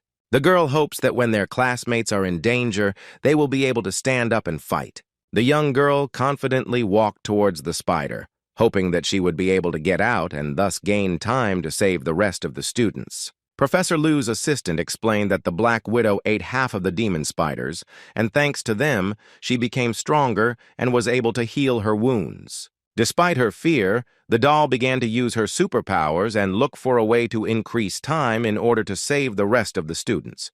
The teacher decided that it was necessary to use his superpowers to find a way out of this dangerous zone. The students, assistant and teacher, who were freed from the web, tried to free the rest of the people from the trap.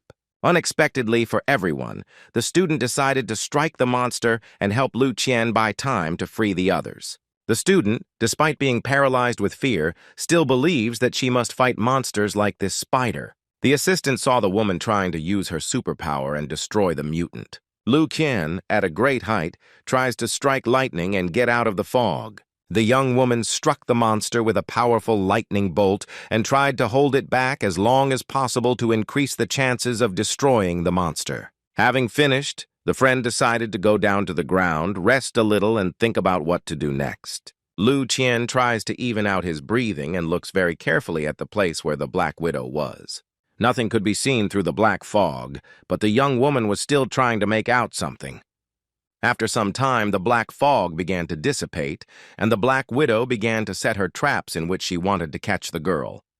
The mutant spider tried to weave as big a web as possible because he wanted the young woman to become his prey. Minhe's former classmate was very surprised by what she saw, as she couldn't figure out what to do next. The mutant climbed onto his web and, deciding that Lu Qian, namely his prey, planned to use his web to catch and destroy her. The Black Widow crawled closer and closer to the girl and said that she was an ant that was trapped and could not get out. The monster tried in every way to take over the subconscious of the young girl, but the woman herself did not understand what was happening. The spider, using its web, grabbed the young woman's hand and did not let go, trying to pull her towards itself. Lu Qian stood there as if spellbound, not understanding what was happening because everything was under control and she had a way out. The girl did not understand how she could get so close to the mutant, who said that she should be eaten because she was a tasty ant. A former classmate of Ming, he said that humans, not ants, do everything necessary for the existence of the universe. But the Black Widow still stood her ground and considered people parasites, pests of the universe, who must be destroyed. The teacher was finally able to use his superpowers to get into the camp, and everyone started to escape from the trap one by one. The students were very happy to have the opportunity to escape, and the man asked his students to take their time and leave one by one. When the teacher and assistant returned to Lu Qian, they felt that the spider had bewitched her and they could not reach her.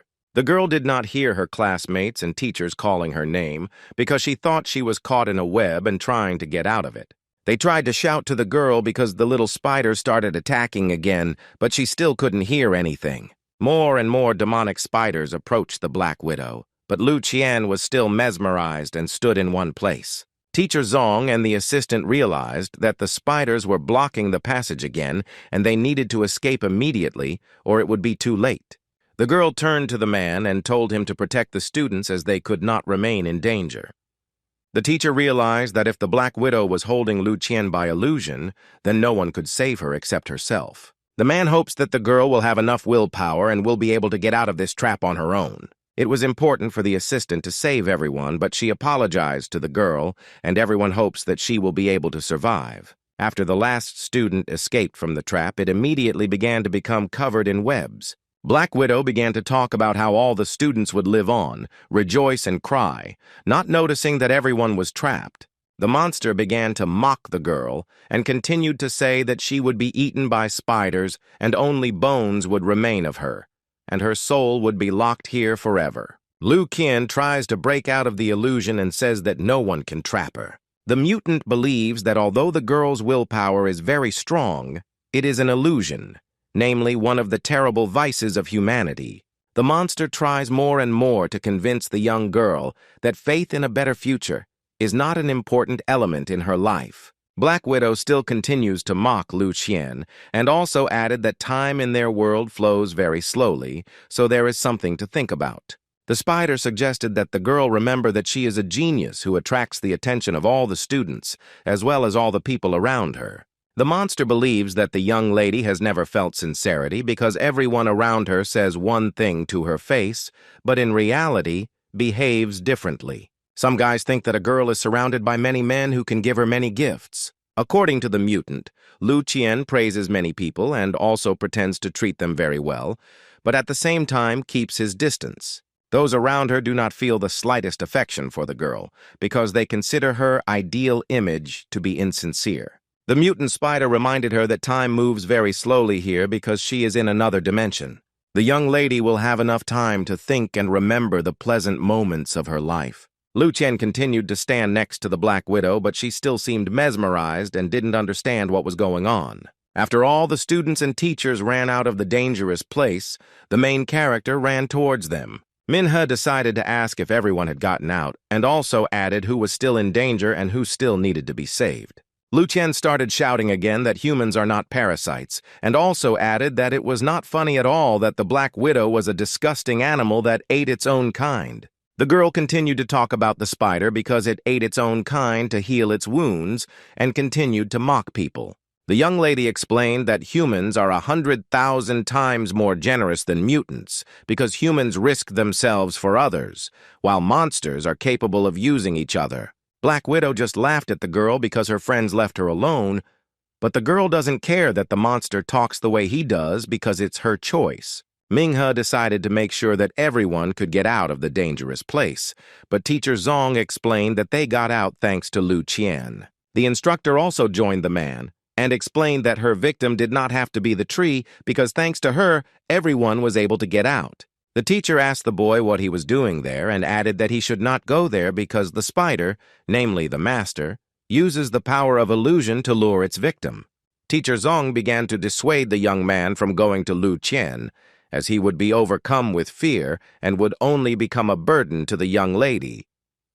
These words made Manhwa very angry, and he said that compared to the pain of loss, fear was nothing.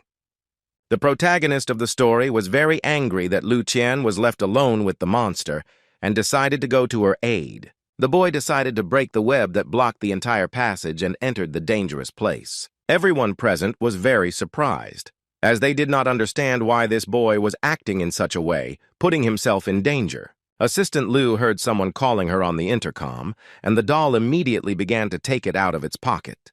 The organization's commander asked them to answer as she heard them, and also to find out what situation they were in. The man answered the call and said he could hear the commander, and also reported that the Black Widow had killed Instructor Meow and that Liu's assistant had taken her device. Lu Lin knows about the lost connection, and as soon as it happened, she immediately sent members of the Dragon Fang organization to them, and he is almost there.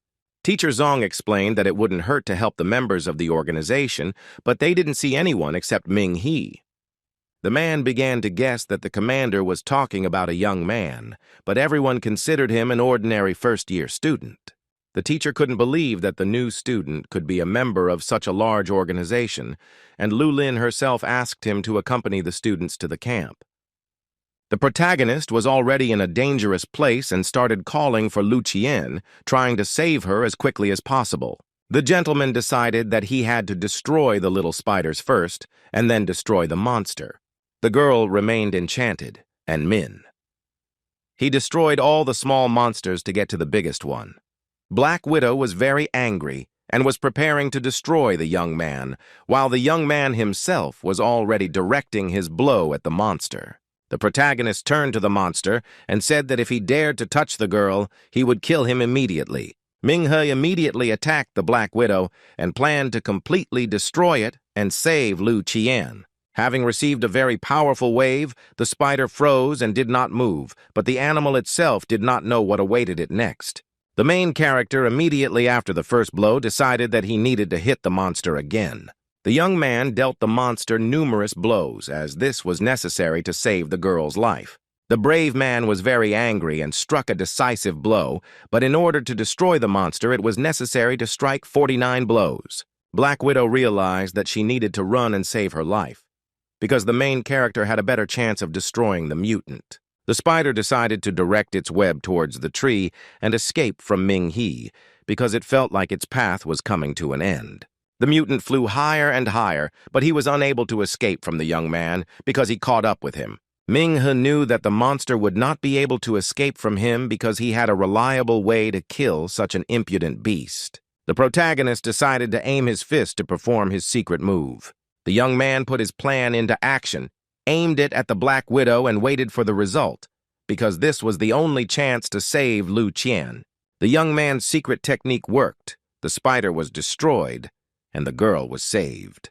The student approached the dead animal and did not suspect that even more small spiders would come running to him. The little monsters began to attack their opponent, but they too were not destined to withstand the blows of the young creature. Manhwa destroyed every mutant that came near him, but he didn't know how many there actually were.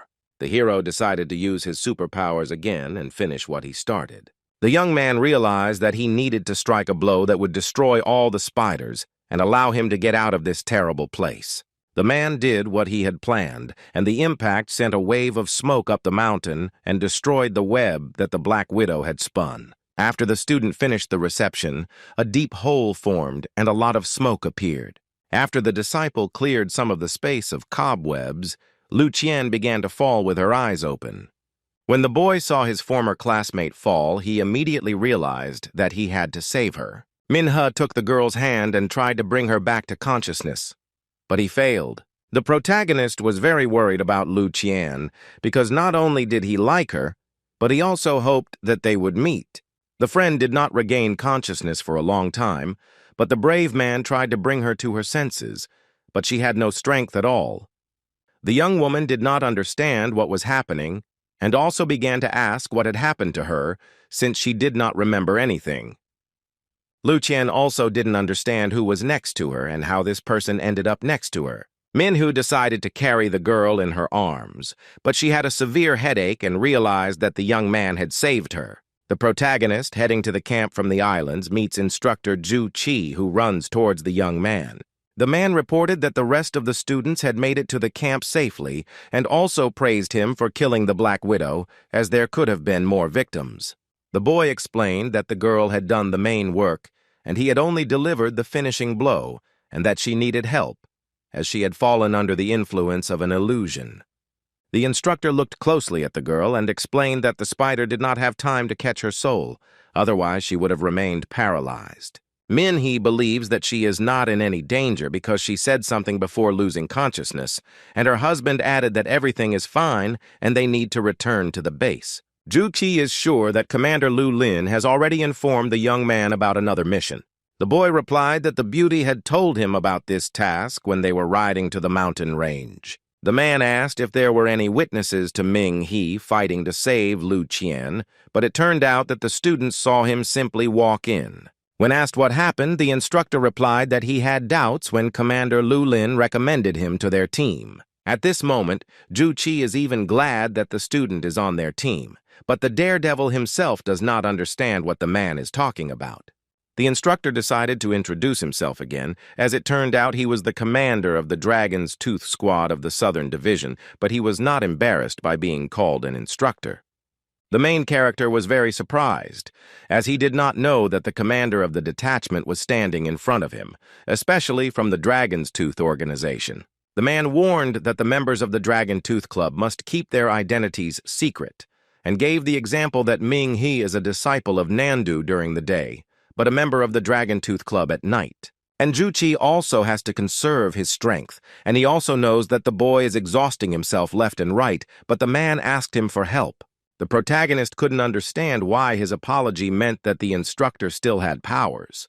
The daredevil replied that they had their responsibilities, since the giant centipede was their key to salvation, but they could not expect the insect to silently cooperate. The teacher realized that the main character was very witty and did an excellent job with the task. Juchi explained that if he spent his energy fighting the Black Widow and then dealt with the centipede, there would be potential risks. The man explained that the insect had already gone through 2 stages of mutation, the first of which occurred in the Lanyang sewers. The second stage of mutation occurred in Shishan Mist, and its level also reached Lord rank. It is considered a disaster monster in every sense of the word. The cavalrymen knew they couldn't take any risks, knowing that their search and rescue efforts would be in vain if there were any problems with the plan. The boy explained that he believed in the decision of Commander Luo Lin and Juchi, and the man himself was grateful to him for his help. Min He decided to ask what exactly he needed to do, and the instructor explained that the young man needed to continue to hide his activities in the organization. The man started by saying that they had received information that one of the steps belonged to the Will of Heaven organization, and the boy was very surprised by this information. The organization needs an apprentice to deal with the horror they have caused, and this is one of the main tasks of the Dragon's Fang.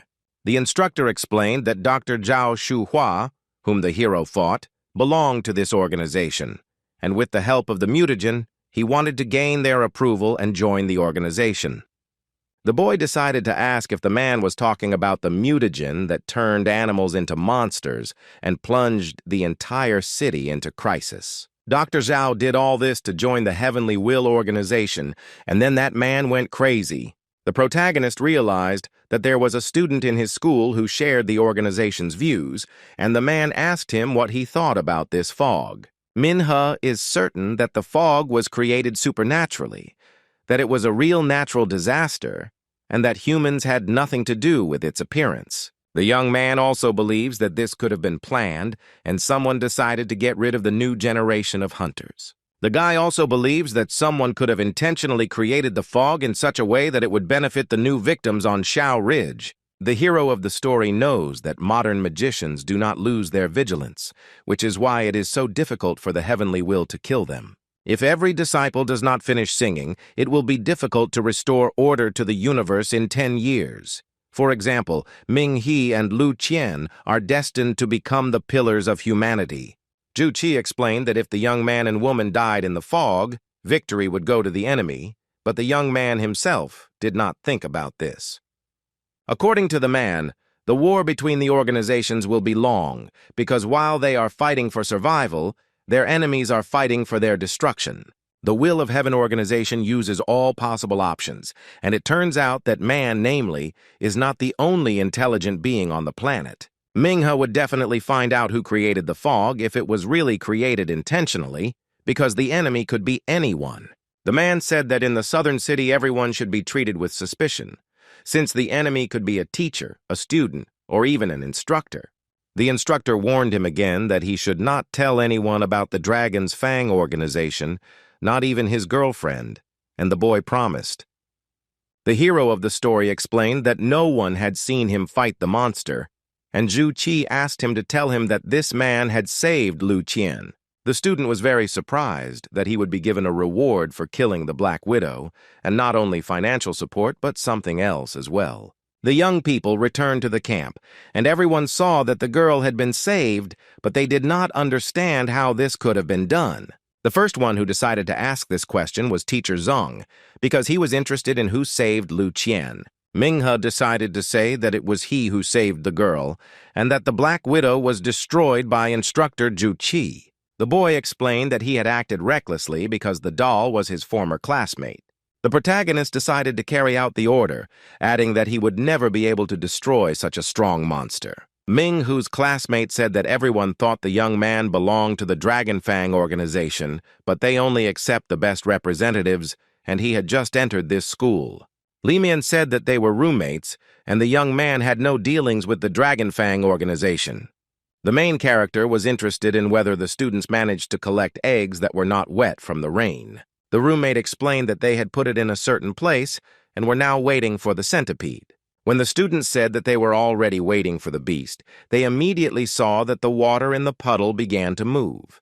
The hero realized that the centipede was approaching, and he needed to prepare for the fact that he had a chance to escape and get out of the fog.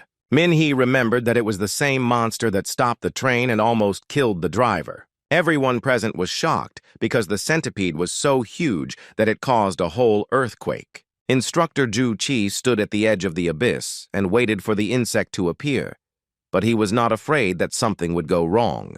The man realized that the centipede was already next to them, but he did not move anywhere and continued to stand near the abyss. No one present understood what was happening, because there had been a very strong earthquake, and the insect had still not disappeared. The centipede appeared suddenly and stared at the man standing next to her. The mutant was very big and angry, but he did not move towards the eggs and continued to stand in place, almost motionless. Everyone present was shocked by what they saw, because the monster was much larger than all the mutants that had appeared so far. Teacher Zong was curious to know the centipede's level, as it looked much stronger than the Black Widow. The main character tries to move like all the other students at the School of Evolution, but no one can do it. Minghu didn't understand why he couldn't move on, and it was a very strange feeling for him, and it also shook him up a lot. The protagonist was overcome with fear, because he believed that the monster was of divine level and would not be able to attack him. Instructor Ju Ki has been waiting for the centipede for a long time and plans to take off his glasses, which he has not taken off for quite some time. The monster studies the man very carefully, planning to strike and destroy all the students and teachers present. The organization's commander took off his glasses and, using his superpower, ordered the beast to obey him. The monster didn't care what this man did because he had his own plans for the area where the students were. Ju Chi began to use even greater superpowers and ordered the beast to obey him. At some point, the man managed to tame the monster and outline a plan for further action. The teacher did not put on his glasses and was in no hurry to return to the students, as he had his own plans for the further development of events. After Ju Ki defeated such a huge monster, he immediately fell to the ground, lowered his head, and did not move. Minghu realized that the instructor could control the spirit and thought that he was a very strong and very cold-blooded commander. The protagonist also thought that few people could defeat such a divine monster and immediately ran towards him. The student ran up to the man, who continued to stand with his back to everyone and not turn around, and the young man still did not know what would happen next. The student was very surprised when the teacher began to say that the students of the School of Evolution have to make a lot of efforts to stay alive. Ju Chi returned to Minghe and said that he had used the mindless body to ensure the future for the ordinary generation of superhumans. The brave man was very surprised by what he heard, as he did not understand what this man was going to do next. The boy decided to take the instructor away from the centipede because he had a very bad feeling. Minhee was very surprised and did not understand why the instructor was doing this, because thanks to him, the centipede was motionless. The boy tried to save a man who decided to fall into the abyss and commit suicide. The protagonist failed to save Ju Chi's life because he jumped into the water faster than the young man could reach him. The student was very upset that he could not save him and did not understand why such drastic measures were taken. Minghu was so upset that he didn't even notice that the centipede could already move, and its whiskers were on the young man's head. The boy stood up and saw that the insect's eyes were glowing just like Instructor Ju Chi's, and he realized what had happened. The hero of the story stood up and put his hand on the insect, realizing that this was man's last gift. The student recalled that on the way to the camp, he and the instructor had managed to talk about a lot. At the time, the student had no idea that something like this could happen and was very sorry that it happened the way it did. Commander Lu Lin saw the state Ming he was in and decided to come and support him. The brave man was surprised that the little girl came to him because he did not expect that this story could take away so many good people. The young man first promised himself that he would find the person behind all this and would definitely bring the matter to an end. The student was going to pull the culprit of the current situation out of the ground, and the young beauty who supported him believed that he could do it. Lu Lin was also upset because he knew what this student was capable of, having seen his abilities many times. The young people were very sad because this man gave his life saving other people. The centipede crawled around the boy and girl and waited for further action, and also added that it was ready to save people's lives. At the camp, they started climbing the insect and were amazed at how it could be so cool and scary at the same time. Teacher Zong said that everyone should quickly climb onto the mutant, and then they would escape from this fog. As soon as everyone sat down, the boy immediately asked if the centipede could lead them out of the fog to a safe place. The insect immediately began to move towards a place where there was no Thuiana, and the students tried to restrain the monster. At the foot of the mountain, the man radioed the control center to get information about the situation in the fog. The workers standing near the fog-covered area knew that no one was allowed to enter, but they were very scared when they saw the insect. The guards of the closed area of the Shao Ridge realized that a mutant was emerging from the fog and began to prepare to fight it. Unexpectedly for the men, Lu Lin began to speak and announced that she was the leader of the hunter training group. The girl explained that they managed to tame this large creature and get out of the fog thanks to the centipede. The students were glad that they managed to escape and get out of the dangerous zone of the Shao Ridge, but the workers themselves could not believe what had happened. The defender of the southern city was glad that everything worked out and all the students were alive and well. Lu Lin informed Lawyer Peng that 346 members of the group returned safe and sound. The man said that given the danger they were in, the team performed very well. Peng asked the girl about the instructors who were with them, and the young lady explained that the assistants King He, Jing Xing, and Guo Ming were alive and well. The young woman reported that instructors Fan Qin, Miao Lan, and Zhu Qi sacrificed themselves for the success of the mission. Everyone present was shocked by what they learned, because it was thanks to them that the students were saved. Commander Peng proposed paying tribute to the people who died and contributed to the defense of their country. South School co-principal Ms. Meng said South School would always remember the teacher's heroism. A memorial ceremony was held at the Southern School of Evolution to honor the victims. The man standing near the podium pointed out the benefactors of their school, their idols and heroes, whom they would look up to.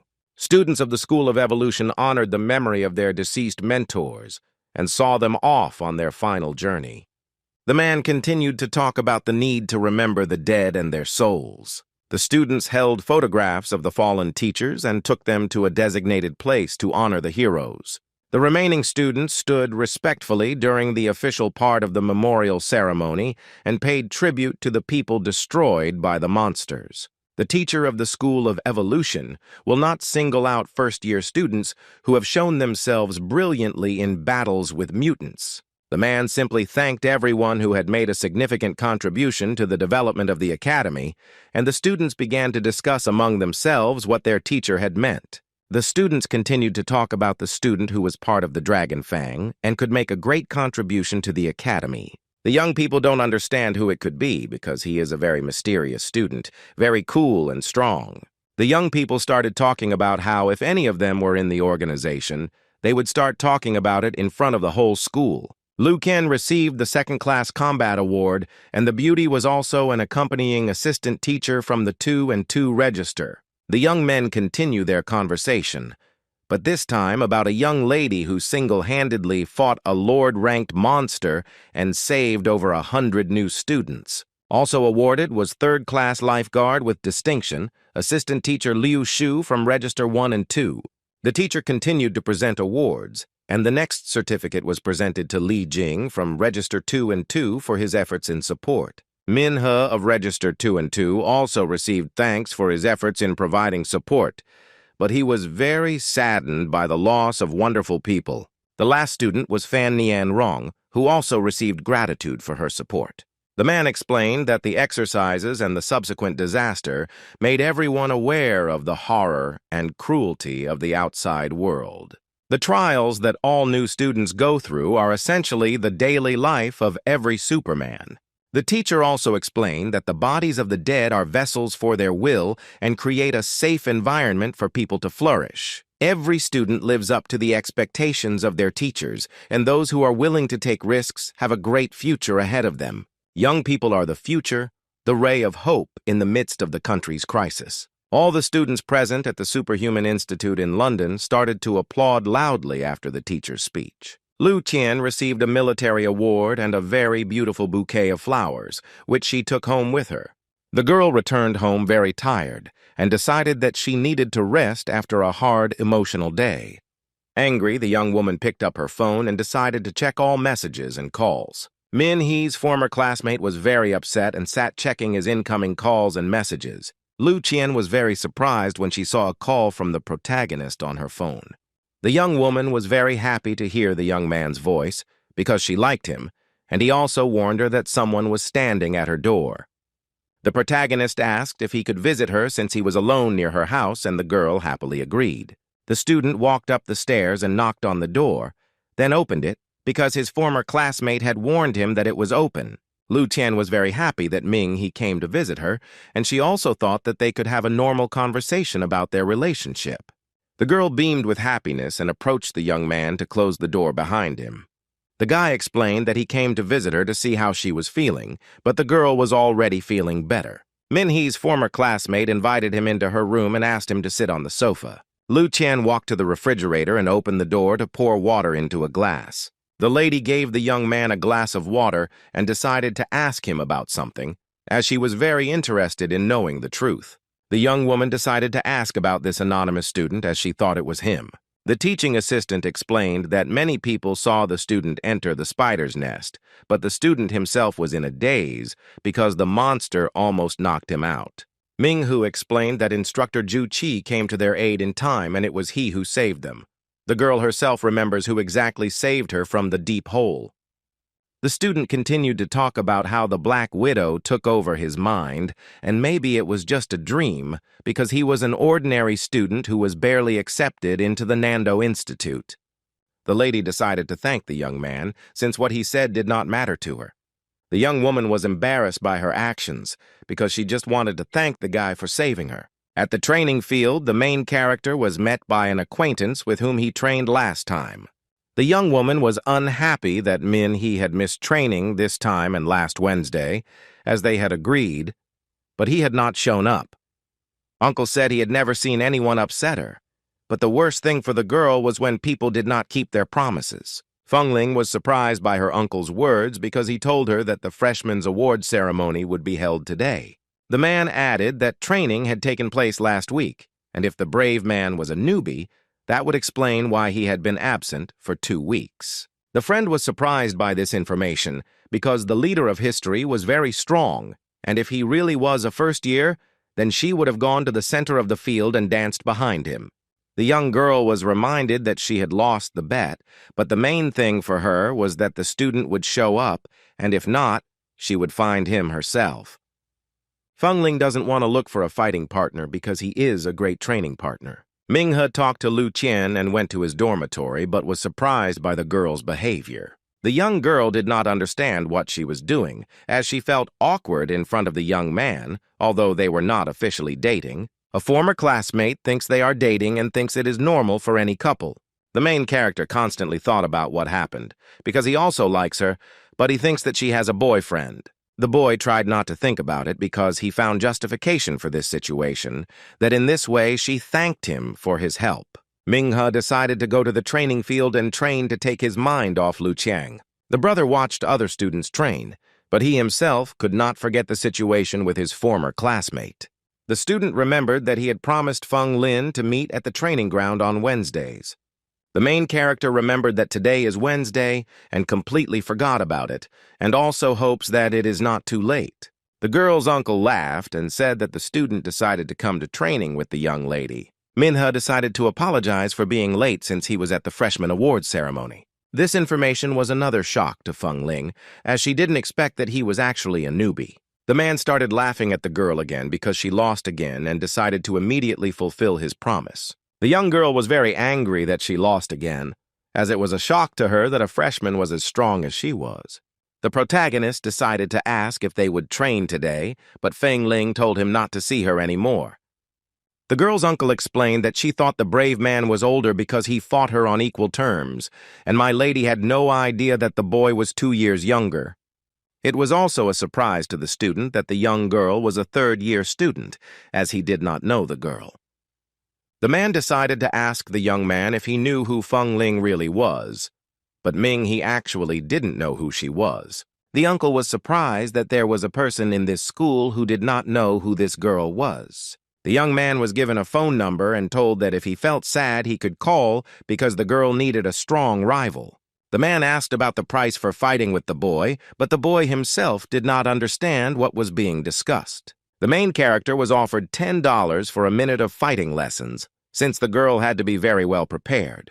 But at some point, Uncle realized that He's strength deserved a very high price. The guy was surprised when he was offered $1,000 if he would fight a girl once a week, and he agreed. The man said goodbye to the student and went about his business, leaving the protagonist alone with his thoughts. He carefully studied the business card with the number and was very surprised to learn that they were willing to pay $1,000 for the fight. At some point, the daredevil was very happy with this information, as he wanted to help his sister pay for his treatment in the hospital and buy them a new house. Returning to the dorm, the young man decided to meditate and improve his fighting skills. He chose the Black Widow as his opponent and continued to hone his skills and abilities, because in life, he could face a stronger monster. During meditation, the spider was a little stronger than in life, because not much time had passed since the beginning of the fight, and the hero of the story managed to receive a blow. The monster decided to use acid because it is one of the spider's secret techniques, and it is the same sequence of actions as in life. The hero of the story was surprised by the monster's decision because he had never seen such technology before. Xiaohua stopped the fight and realized that the guy was tired and needed rest. The beauty began to lead her companion away and said that the young man needed to become stronger and improve his skills. The young woman explained that according to the human ranking system, Who was still at the moonlight level. The daredevil himself understands what Xiaohua is telling him because he is not yet strong enough for this bone dragon. The hero of the story realized that the widow's skull was just a snack compared to this dragon. The student realized that a terrible monster had appeared above the dragon, completely blocking the sky. The guy continued talking about the mutant because the remains of his skin turned into nests of flying scorpions. At this moment, he realized that if Lu Xian had not inflicted a deep wound on the spider, he would not have been able to destroy the monster. The main character understood that he was not strong enough, and he needed to train even more. The student decided that he would not be able to fight the mutants, as they were much stronger than him. A brave man wants to become strong because he doesn't want to see someone die in front of him, sacrificing himself for others. Xiaohua looked at the guy and understood everything because she knew why he was doing all this, and most importantly, a person can take something very close to his heart. The friend explained that although he had become stronger in 6 months, the human body had a limit, and if he wanted to surpass himself, he needed an additional component. The young woman explained that she had been studying human technology for a long time because humans were very intelligent. Xiaohua was surprised to find that the body parts of the monsters and demons they killed could be used to create something quite interesting. The beauty spoke about a fragment of life, which is the most powerful weapon invented by man, because thanks to it, an ordinary person can become a Superman. The girl added that low-quality garbage would not help him, but the boy asked if the cleanup was finished. The boy's assistant explained that the rank of this fragment of life was a purple soul, and that this fragment could also give a person the ability to change their appearance. A fragment of life, namely a universal thing, but it is not suitable, for example, for people fighting on the front lines, as a central character. Madame explained that the power received from the fragment must be mastered and improved on one's own. Minghe decided that he needed to focus on improving his current strength and also test the abilities of the royal blood. Xiaohua explained that he needed to achieve perfection at the purple soul rank, and he should leave the royal blood for later, since he needed to work very hard. The woman said that the level of the purple soul was comparable to that of sunlight, but his physical strength did not reach that level. The young lady told about another invention of mankind that will help increase strength, and this is liquid stardust yucca. Minghe didn't understand why he didn't know that Yuki's liquid stardust was made from the bone marrow and flesh of monsters. Xiaohua said that he had only recently entered the School of Evolution, and he still had a lot to learn in class.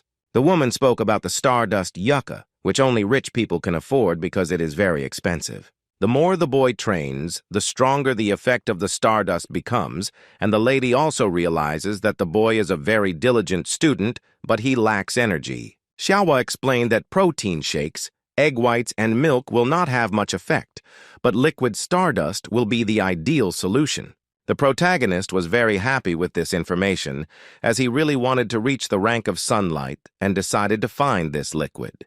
The girl also suggested trying the purple fragment of soul rank life, but the guy decided to think about this offer. Minghu was very happy to hear this information, as he really wanted to have a very good level of superpowers. After completing his meditation, the brave man heard someone calling him and decided to see who exactly was calling him. As it turned out, the main character received a call from his new acquaintance, Peng Lingwei, and the young man was very surprised by this call. The student picked up the phone, greeted me, and said that he was thinking of calling him. The student of the School of Evolution immediately said that he would like to sell something very valuable, so where can he do it? A new acquaintance said that the easiest way would be to go to the hunter's house. You just need to give this thing to the assistant, and he will help sell it. It turns out that in order to sell something or buy something valuable for yourself, you need to go to the hunter's hall. A student from the special recruitment explained that they needed to find a hunter's assistant who would help and also name the price for what needed to be sold. The hero realized that the hunter's hall was a very useful place, because there you could find what every seller or buyer needed. Peng Lingwei suggested going on vacation with all this special equipment, but Minghe refused because he had things to do. The new acquaintance added that if any problems arose, he should call immediately, as he had connections in the city of Handu. The protagonist decided to go to the hunting hall, where the employees were discussing the fact that they had not had clients with big requests for a long time. Two women said that they had only small orders, but even these funds were not enough to rent the premises, but they saw a new client. The young lady noticed Min. He's badge of a student preparing to become a hunter, and decided to take him into her service. Another employee did not want to be the young student's assistant and decided to simply do charity work. There was another employee in the room, and she immediately noticed the young man and decided that she needed to approach him. The woman greeted him and asked if there was anything she could do to help the young man, and said that she was the assistant of the Jiang hunters. The employee also asked if she could find out the hunter's code to make it easier to advise the guy. The assistant glanced at the badge, which read LY 5209, and immediately understood who she was dealing with. Jiang realized that she was facing a Moonlight rank disciple, but after the last mission was completed, they could give out the rank that the disciple was training for. The protagonist agreed to the employee's offer to increase his rank, since the next rank allows him to take on more difficult missions. Minghe told the assistant that he didn't come for his title, but to sell a part of the Purple Soul's life. Milady was very surprised by what she saw, because their hunting hall had not had such clients for a very long time. The workers were very surprised, because they were not sure that the life fragment was of the Purple Soul rank. But Jiang realized that this was indeed the case, and was even more surprised because she didn't know what to do next. When the other employees heard what exactly the guy wanted to sell, one of the girls immediately decided to come up and talk to him. The young woman began to explain that Jiang had recently started working with them and was a newcomer. The lady said that she was a gold-ranked hunter's assistant, so only she could sell such an expensive item, and immediately asked how she could help him. Minghe decided that one assistant would be enough for him, and gave part of his life to Jiang. The gold-ranked assistant was very offended by the young man, so she decided to leave and return to her place. The student realized that from the very beginning when he arrived, two employees ignored him, and it was this girl who immediately approached him. The assistant explained that you first need to contact an appraiser who will give you the perfect analysis, and only then put it up for auction. This option suited the protagonist, and he also added that he wanted to buy the Stardust liquid, but his friend clarified what kind of purification he needed. Minhe didn't immediately understand what the young lady was talking about, but she suggested that they go to the VIP room where she would explain everything in more detail. The young people went into the room where she was immediately informed that the appraiser had conducted an analysis of a fragment of life. The girl explained that the price for this product would soon be set, and if it turned out to be unsuitable, it would be possible to appeal, but the young man was satisfied with everything. Jiang reported that a shipment of liquid stardust had recently arrived and could be purchased for $900,000. The main character was very surprised, because for him it was a very large sum, since he did not understand why he was betting such a sum. The assistant explained that the liquid has a very high degree of purification, so the price corresponds to the level, and also added that it depends on how long it took to neutralize the poison. Stardust liquid is extracted from monsters and dangerous creatures, and with modern technology, no matter how much the poison is neutralized, some amount will still remain. The employee explained that the drug should not be abused, as an overdose could occur and cause irreparable harm to the body. It is very expensive for the protagonist, and even if he wanted to take a larger dose, he still would not get it. Jiang goes on to explain that the better the cleansing, the fewer toxins the body can quickly neutralize on its own.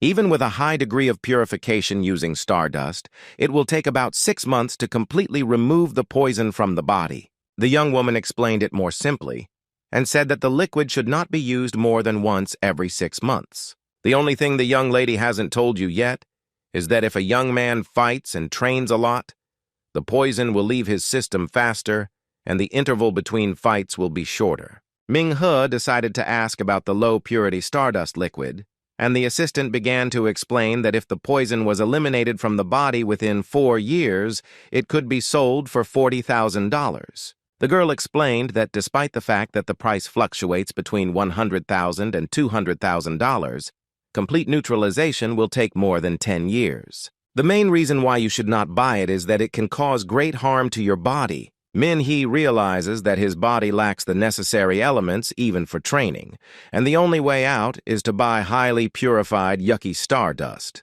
The guy also realizes that every time he takes the liquid, his strength will increase. The guy asked to keep him informed if a liquid with high cleaning quality appeared. Jiang agreed and also gave her contact information and added that she would become her personal assistant. A man entered the room where the young people were waiting for the test results and said that this was a fragment of the life of a purple soul that grants a change in appearance. The employee offered to sell the fragment of life at auction for $2 million or even more. The main character was shocked by what he heard because $2 million, namely, this is only the starting price. The man offered to auction off a fragment of the purple soul's life at the peak of time if the student did not object. The assistant continued by saying that if the boy completed 2 tasks, he would have enough points to improve his rating.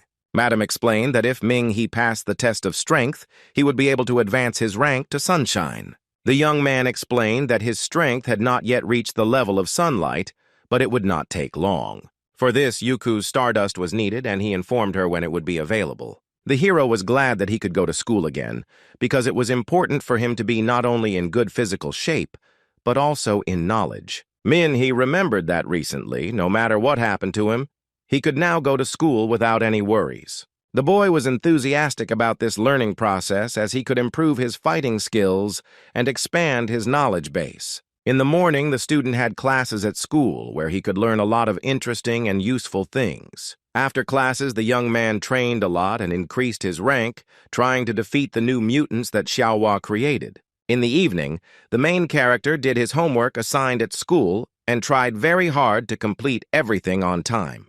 During one of his classes, Ming-hee learned that almost all fragments of the cataclysm emit radiation. The teacher explains that these fragments are capable of changing the structure of some minerals and begins to give an example using an ordinary stone. Professor Feng said that if the stone had been exposed to radiation from the cataclysm, it would have turned into a stream of liquid crystals within minutes. The man showed the students the stone and explained that even steel could not compare with it in density. The teacher explained that he had a crystallized stream in his hands, and then the hero did not hear what the man was talking about because he was distracted by his phone. Ming-hee received a message from Hunter assistant Jiang that the soul fragment was successfully sold for $3 million and 5% commission. The guy was surprised because he became rich in one day and had $2,850,000 in his account. Professor Feng asked the class leader if someone could come up and demonstrate something to everyone. Fan Nianrong said that she could go to teacher Ming-hee, who was a first-class superhuman. The man asked the young man to come out and demonstrate his super strength and level of ability in front of the entire class. The man was surprised that he would have to go to the teacher and show something in front of the whole class. Professor Feng explained that every effort must be made to destroy this mutated crystal. The student was surprised by this task and decided to show what he was capable of and break the crystal. The hero was about to destroy the crystal, but the man warned him not to underestimate the small stone. Manhwa decided to use his power, and the teacher said that 99% of those present would not be able to leave even a scratch on the crystal. The boy used his superpower and destroyed the crystal, and everyone present was shocked by what they saw. Professor Feng ignored the stone and continued to explain that the mineral was charged with radiation from a fragment of the cataclysm, which changed its structure. After the crystal has absorbed all the elements around it, it will transform into a mutating crystal-like material. The man finished talking about the stone, thanked her for the demonstration, and immediately returned to the crystal.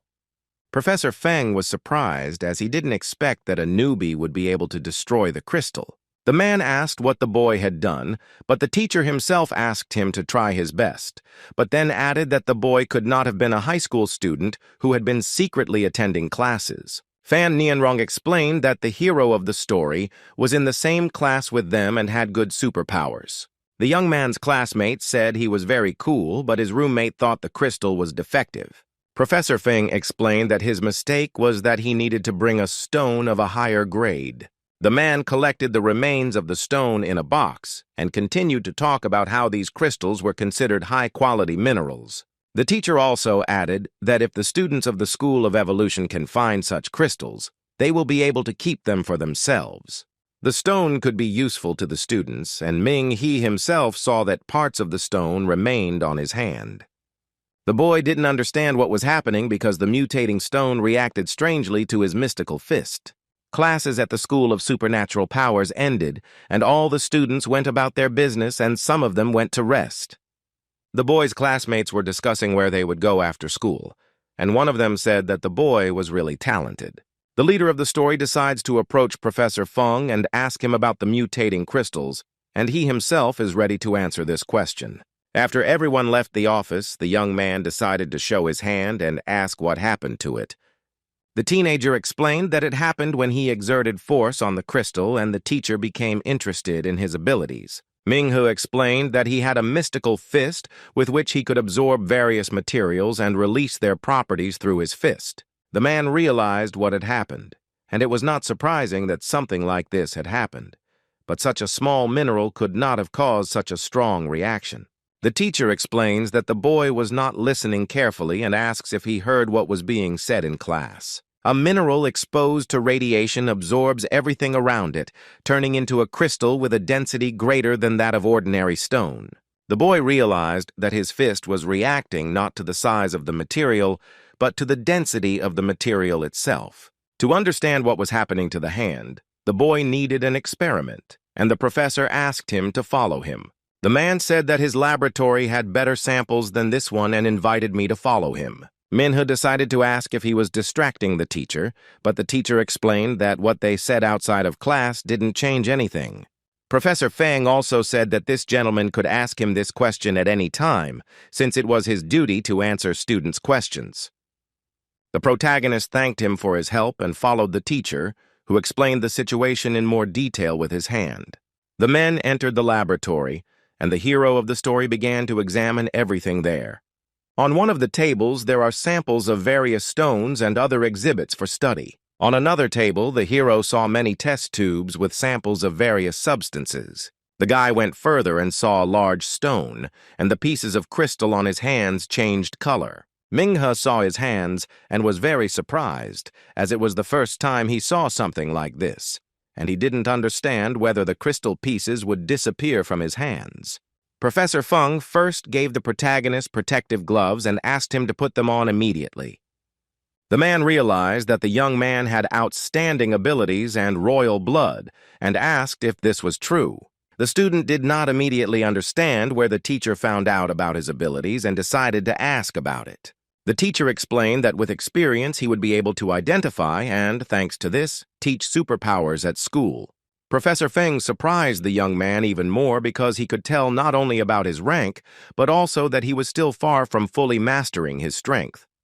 The man told how, when the boy entered them, his hand accidentally came under the influence of mutating crystals. The main character said that he recently received a superpower and asked the teacher to teach him how to use it. The teacher wondered how he could help the student use it. To begin with, Professor Feng decided to recall Ming He's ability to select certain substances and release their properties using the magic fist. When a young person needs a substance, he can touch it. But when he goes to the laboratory, a reaction occurs with the minerals. The student thought the absorption was triggered when he touched an object, but in fact his hand responded to everything. My friend, I had not noticed before that the denser the substance, the stronger the reaction will be. Professor Feng realized that the more a student absorbs the material, the purer it becomes, and the more energy it requires from him. The man explained that if the boy wanted to increase his strength, he needed to learn to control the absorption of objects. The hero of the story was surprised by the teacher's words, but then asked Min to take off his gloves for one check. The teacher told the student to swallow the ice crystal, but not to touch it with his hands. The boy decided to give it a try and began to remove the gloves from his hands, while simultaneously lifting the lid of the flask. The young man brought his hand to the crystal and concentrated on the task. The protagonist's hand began to be covered in ice and Min. He was surprised by what happened. When the daredevil tried to absorb the ice crystal, the substance from other objects was also drawn to his hand. The boy's hand was again covered in the substance, and the student himself was again surprised and did not understand what was happening. Professor Feng explained that he had not yet proven his abilities to perfection, and in that case his fist was useless. The man also explained that in combat conditions this method is a losing one, because if, for example, fire is being fired at a distance of 100 meters and the enemy knows about it, he will intervene. This was a problem for Ming-He, since most of the time there were no materials nearby. The teacher asked the young man to touch the crystal with his hand and notice how much the reaction to his touch changed. The student took off another glove and touched the crystal, and his hand became even more covered in ice. The man stopped the experiment and everything became clear to him, and then an idea arose that he immediately decided to implement. Before putting his plan into action, Professor Feng carefully examined the boy's hands once more. The teacher suggested going to the training field and throwing a punch, and then testing its strength with an ice crystal. The man and the student confidently descended onto the training field and reached their goal. The teacher explained that there would be chaos after the final tests, but this did not become an obstacle for them. The man ordered the young man to hit him several times, using all his strength. The hero prepared himself for a very strong blow and concentrated on it, because it was important for him to become strong. Minghe decided to focus on performing a strike in a way he had never used before. The protagonist struck with all his might, using a crushing ice strike. After the boy finished the reception, there was a lot of dust around him, and in front of him, namely, a lot of ice. The entire area of the destroyed training field was covered with large blocks of ice. The men were shocked, especially Professor Feng, as he believed that the student had amazing abilities. Minghe didn't understand how he managed to do this, but on the other hand, he was very happy that he was able to deliver such a powerful blow for the first time. Professor Feng explained that the strike the boy uses depends on the density of the material. For example, ice crystal is classified as a blinding discharge. The hero realized that with the help of the ice crystal, he could become invincible because the stone was so small compared to the entire mine. The student thought about finding such a crystal, because thanks to it, he could become stronger. The man warned the young man that it was possible to find low-quality crystals, but there were very few of them, and if they were of good quality, they could not be found for sale at all. The teacher said that most crystal owners use them as relics, and the ice crystal was donated to the school by a public organization. Minghe decided to ask if he could buy these crystals in advance and absorb them during the fight, making his magic fist many times stronger. Professor Feng explained that with the extra blocks, his strength becomes insane, but there is one problem. The main character did not immediately understand what his teacher was talking about and decided to ask what problem he was talking about. As it turned out, it was very expensive, and the man was very upset because the other way to become stronger did not work. The man realized that these crystals were precious and decided to ask if the student had enough money to buy them. Professor Feng explained that dazzlingly clear ice crystals are usually priceless. Ming-He realized that brilliant quality diamonds were more expensive than ordinary ones, and this information confused the teenager even more. The main character needs to improve his abilities, but in case of danger, he can buy some crystals. The teacher explained that there was no need to buy various unnecessary things because the young man's superpowers were unsurpassed. Min-He just needs to learn how to use it properly, and everything around him can make him stronger. Professor Feng explained that you can use all your senses to allow the entire world around you to pass through you. At present, the hero uses only his sight, but he sees as much as he can afford. The man said that a person may not notice some things, for example, how the skin reacts to temperature. Another sense organ, such as the nose, can sense dust in the air, as well as many other things. With another sense, such as hearing, you can hear various noises, screams, and you can also hear the sound of running water. The last sense organ, namely your hands, with which you can also experience many interesting moments, even when the wind blows. Ming-He needs to train all 5 senses and also focus on small and noticeable objects, and he does not need to control himself with his vision. The guy decided to ask if it was possible to practice with his eyes closed and try to feel all the listed skills. The man remembered that he had some altered crystals and decided to bring them and show them to the student. The teacher brought crystals and said that inside the jar there were stones of different ranks, and asked us to first determine their ranks. At first glance, the crystals look similar to each other, but if you rely only on your eyesight, you may not see anything. Professor Feng explained that through perception training, one can learn to determine which object is most useful. The protagonist understood what this man was talking about and decided that he could use everything around him and turn it into a powerful weapon.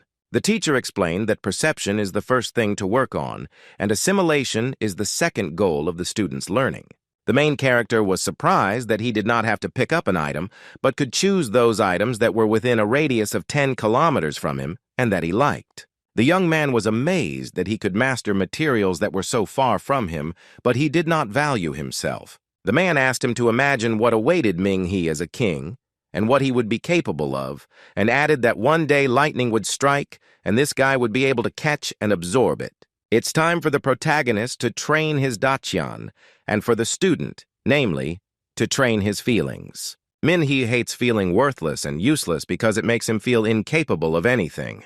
The leader of history hates nothing more than feeling weak and incapable.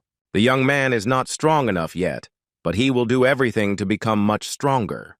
After finishing his studies at the School of Supernatural Powers, the teenager returned to the dorm and thought a lot about his man's words. The student decided that he wanted to go alone and climbed up to the roof of the house, remembering the words of his teacher. In front of the student were the crystals that Professor Feng had given him, and he was trying to find the difference between them. Ming-He tried to concentrate and still find the difference between them, but he lacked concentration. At some point, my friend got involved and realized the difference between the crystal ranks. The main character was very glad that he finally managed to find the difference between them. The man found the difference between the stones and also understood where the bright, dim, dazzling, and shimmering rows were. The student decided to try again to focus on the element of air and try his hand in this direction. The student imagined a light breeze blowing from him and thought that if what he sensed changed, it could be compared to a flickering ringing sound. Ming-He realized that such a rank emanated a lot of energy, and it was also necessary to match the field of one's perception. The daredevil noticed that the air in the direction he was looking was quite humid, and decided that there was a lake there. The boy thought that if he absorbed everything that was there, it could be compared to a bright rank. At some point, the main character realized that he was not succeeding and decided to go to the railing. When the student tried to focus on the bright row, he found that his concentration worked quite well. The student also thought that in the future he would not have to look for materials to deepen his knowledge. An assistant from the hunter's house suddenly came to Min-He and decided to personally share some information. The brave man was surprised to see the girl and asked what she was doing near the student dormitory. The young woman reported that she understood what she and her boyfriend had been talking about openly. The story's host was delighted with this information and decided to go down to her and discuss it in more detail. Ming-Hu's neighbors thought that he was like a magnet that attracted beautiful girls, and they also thought that this gentleman, despite having Lu Qian, was socializing with others. The students began to envy their classmate because they thought he was lucky to be surrounded by beautiful women. Zhang explained that the protagonist was lucky because the seller urgently needed money and especially high-quality Yujia stardust, and the man himself did not put it up for auction. A friend explained that the stardust yucca was sold for 850,000 yen, and she decided to give it to the student as a gift. The protagonist was grateful for the help, but the young lady herself did not think that he would become a student at the School of Superhumans, and thought that she had read the address incorrectly. Manhwa asked that no one know about his deal, and added that this information should remain confidential, and the young woman agreed with her client. The assistant in the hunting room asked if they needed to find anything else for the protagonist. The boy asked the girl to check if there were any crystals with other properties in the warehouse at the moment, as he wanted to buy several pieces. The boy asked if there was any information about the mission that the mission could tell him, and the young girl herself agreed to help. The leader of history, with the help of dust, will be able to increase his physical strength to the royal rank and will be able to gain incredible strength. The student decided to drink stardust and see how strong he could become. The student of the School of Evolution drank the liquid and sat down to wait for the final result and test his strength. Min-hee didn't understand what was happening to him at first, as it was his first time drinking such a liquid. The boy felt his heart beat faster but decided that he needed to wait a little longer. The next thing the boy felt was a huge amount of energy flowing through his hands, which he immediately wanted to use. In the end, the protagonist felt that the stardust liquid had given him as much energy as he expected. When the energy-gathering stage was completed, all the plants felt the full force of the energy wave emanating from the young man. The student also felt that everything worked out and was pleased with his result, and also hoped for a higher level of his abilities. When it was all over, Min-hee decided that he needed to continue his business. The young man was surprised that he had a crowned rank, and full of strength and energy, he went on. The boy put on his jacket and heard someone calling him and decided to find out who it was. A student from the School of Evolution saw that Mr. Yuan was calling him and immediately answered the call. The man suggested that he train with Feng Lin since it was Wednesday and the student himself was thinking about training. The girl's uncle suggested using all his strength during the move since they would have to use magic. Ming-hee was very surprised, as it could be very dangerous, and he had doubts about this battle. Hearing that the price for the fight would be doubled, the young man immediately agreed and asked what place he would take. Feng Lin was already waiting for the main character at the training ground and decided that she needed to prepare a little for the battle. The girl wondered if it would be possible to use magical abilities, and if so, she thought he would lose the battle. Mr. Yuan reminded her that she had already lost to the student twice, and the young lady also had a debt from the last time. Uncle suggested going to the center of the training field and dancing to a certain song. The young lady confidently replied that her skills had been honed to an incredible level, and Ming-hee would not even be able to touch her. Feng Ling decided to remind her that her magical abilities were not comparable to those of most people. The man was very surprised and decided to see what would happen next and which of them would win. The uncle said that they would watch it again and also added that the main character had already come to them. The doll finds the guy very mysterious and always wears a mask on her face. Feng Ling decided that there would be no concessions and that victory would be hers, and she also did not want to lose for the third time. The hero of the story ordered the girl to attack first, and he was not going to lose either. The boys decided it was time to begin their training and decided that the young girl would attack first. The girl decided to use all her powers to the maximum and win this battle. The main character's rival decided to use powerful explosive force and destroy her opponent. Manhwa decided to ask the girl not to hold back her power and use it to the fullest. Feng Ling warned from the very beginning that there would be no mercy and decided to run and strike. The brother was very surprised by such a powerful blow, and the wave threw the guy to the other side of the field. The student could not understand what was happening, sat on the ground and tried to get up to strike back. The evolutionary student realized that this was a frightening explosive force, but decided that he needed to test his own strength in the action of the resulting force. Manhwa decided that it was necessary to intervene and defend against her attacks, and Feng Ling herself asked what he was looking at, since there was no need to let down his guard. After finishing speaking, the woman hit him again, forcing the guy to cover himself with his hands. The young girl decided to use her explosive power again, but she was not sure if she could withstand the enemy's blows. After Feng Ling finished her attack, she began to descend to the ground and look at her result. The girl was surprised when she saw the result of her struggle, and also decided to start bullying the main character. The young man's opponent immediately began to say that he wouldn't be able to stand on his feet for even a couple of minutes. Everyone present was shocked to see the holy warrior and wondered why she was using magical superpowers. Some students arrived later and did not see the beginning, but the rest began to praise the girl. Manhwa said that the young girl's superpower was incredibly powerful, but also one of the most destructive he had ever seen. The protagonist explained that if Feng Ling stood next to the former young man, he would not be able to dodge even 2 such attacks. But since he had just reached the Sun rank, his body was overflowing with energy. The guy explained that he had nowhere to put this energy, so he was ready to continue to fight it. The girl began to close her eyes from the strong radiation, as she did not expect this from the young man. A young girl tries to understand why the guy is glowing so much and how strong he has become. Manhwa decided to warn Feng Ling that she should always be on guard and decided to hit the girl. The young woman did not expect such a turn of events, as she thought that the young man would not be able to resist her. Feng Ling was thrown back by the powerful blow, but she decided that she would not give up.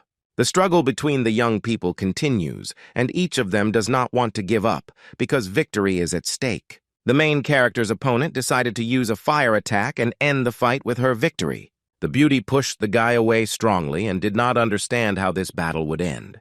Manhwa was surprised by the current situation, as he understood that his strength lay in deepening objects. The guy didn't understand why this time he was the only one who took damage, even though he attacked first. The student decided that this fight had to be stopped, because if it continued, he might lose his arm. Feng Ling said that this daredevil was very strong, and she also believed that his chances of winning were minimal.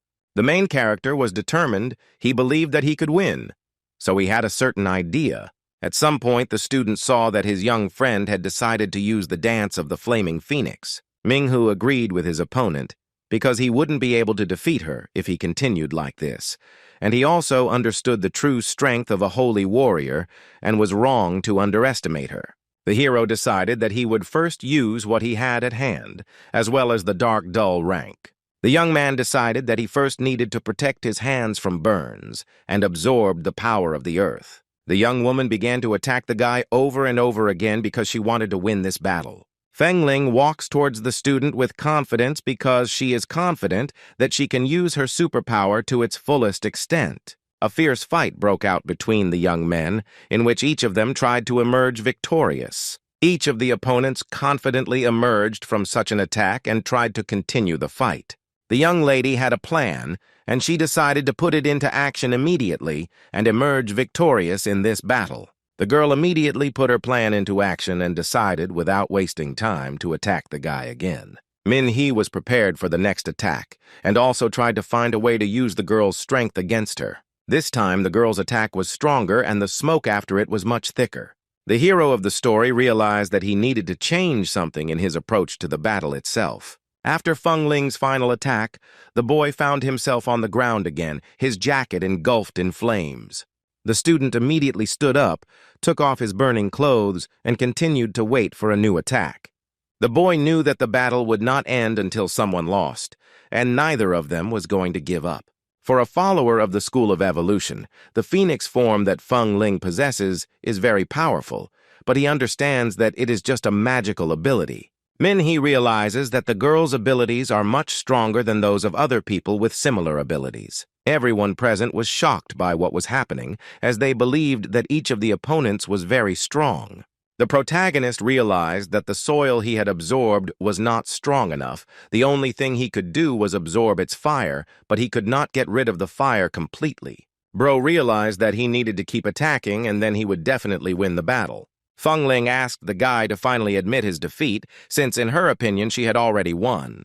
The student was not going to give up, because he had not yet fully demonstrated what he was capable of. The girl tries to stop Manhwa because she understands that if she gets seriously injured, she could end up in the hospital, and it's not worth it. The brave man decided to continue the fight and use his superpower to the fullest, warning her that she needed to be careful as she could get hurt. The young lady sees that he can barely stand on his feet and explains that there are not 5 people in the entire school who could resist her in such a state. Feng Ling said that he had shown all he could, but his friend remained firm and did not want to back down. The leader of history decided to focus on his perception and began to feel the concrete under his feet. The student also felt the south wind, the air coming from the trees, the humid air, and the same lake which had many water elements. Minghe knows that if he retreats, he will lose.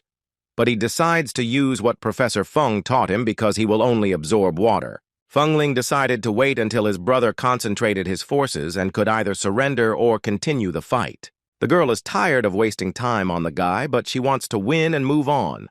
The young girl decided that she needed to pull herself together and finally choose the winner in this battle. The student hoped that he could win and also wanted to test the power that he was supposed to gain from the liquid stardust.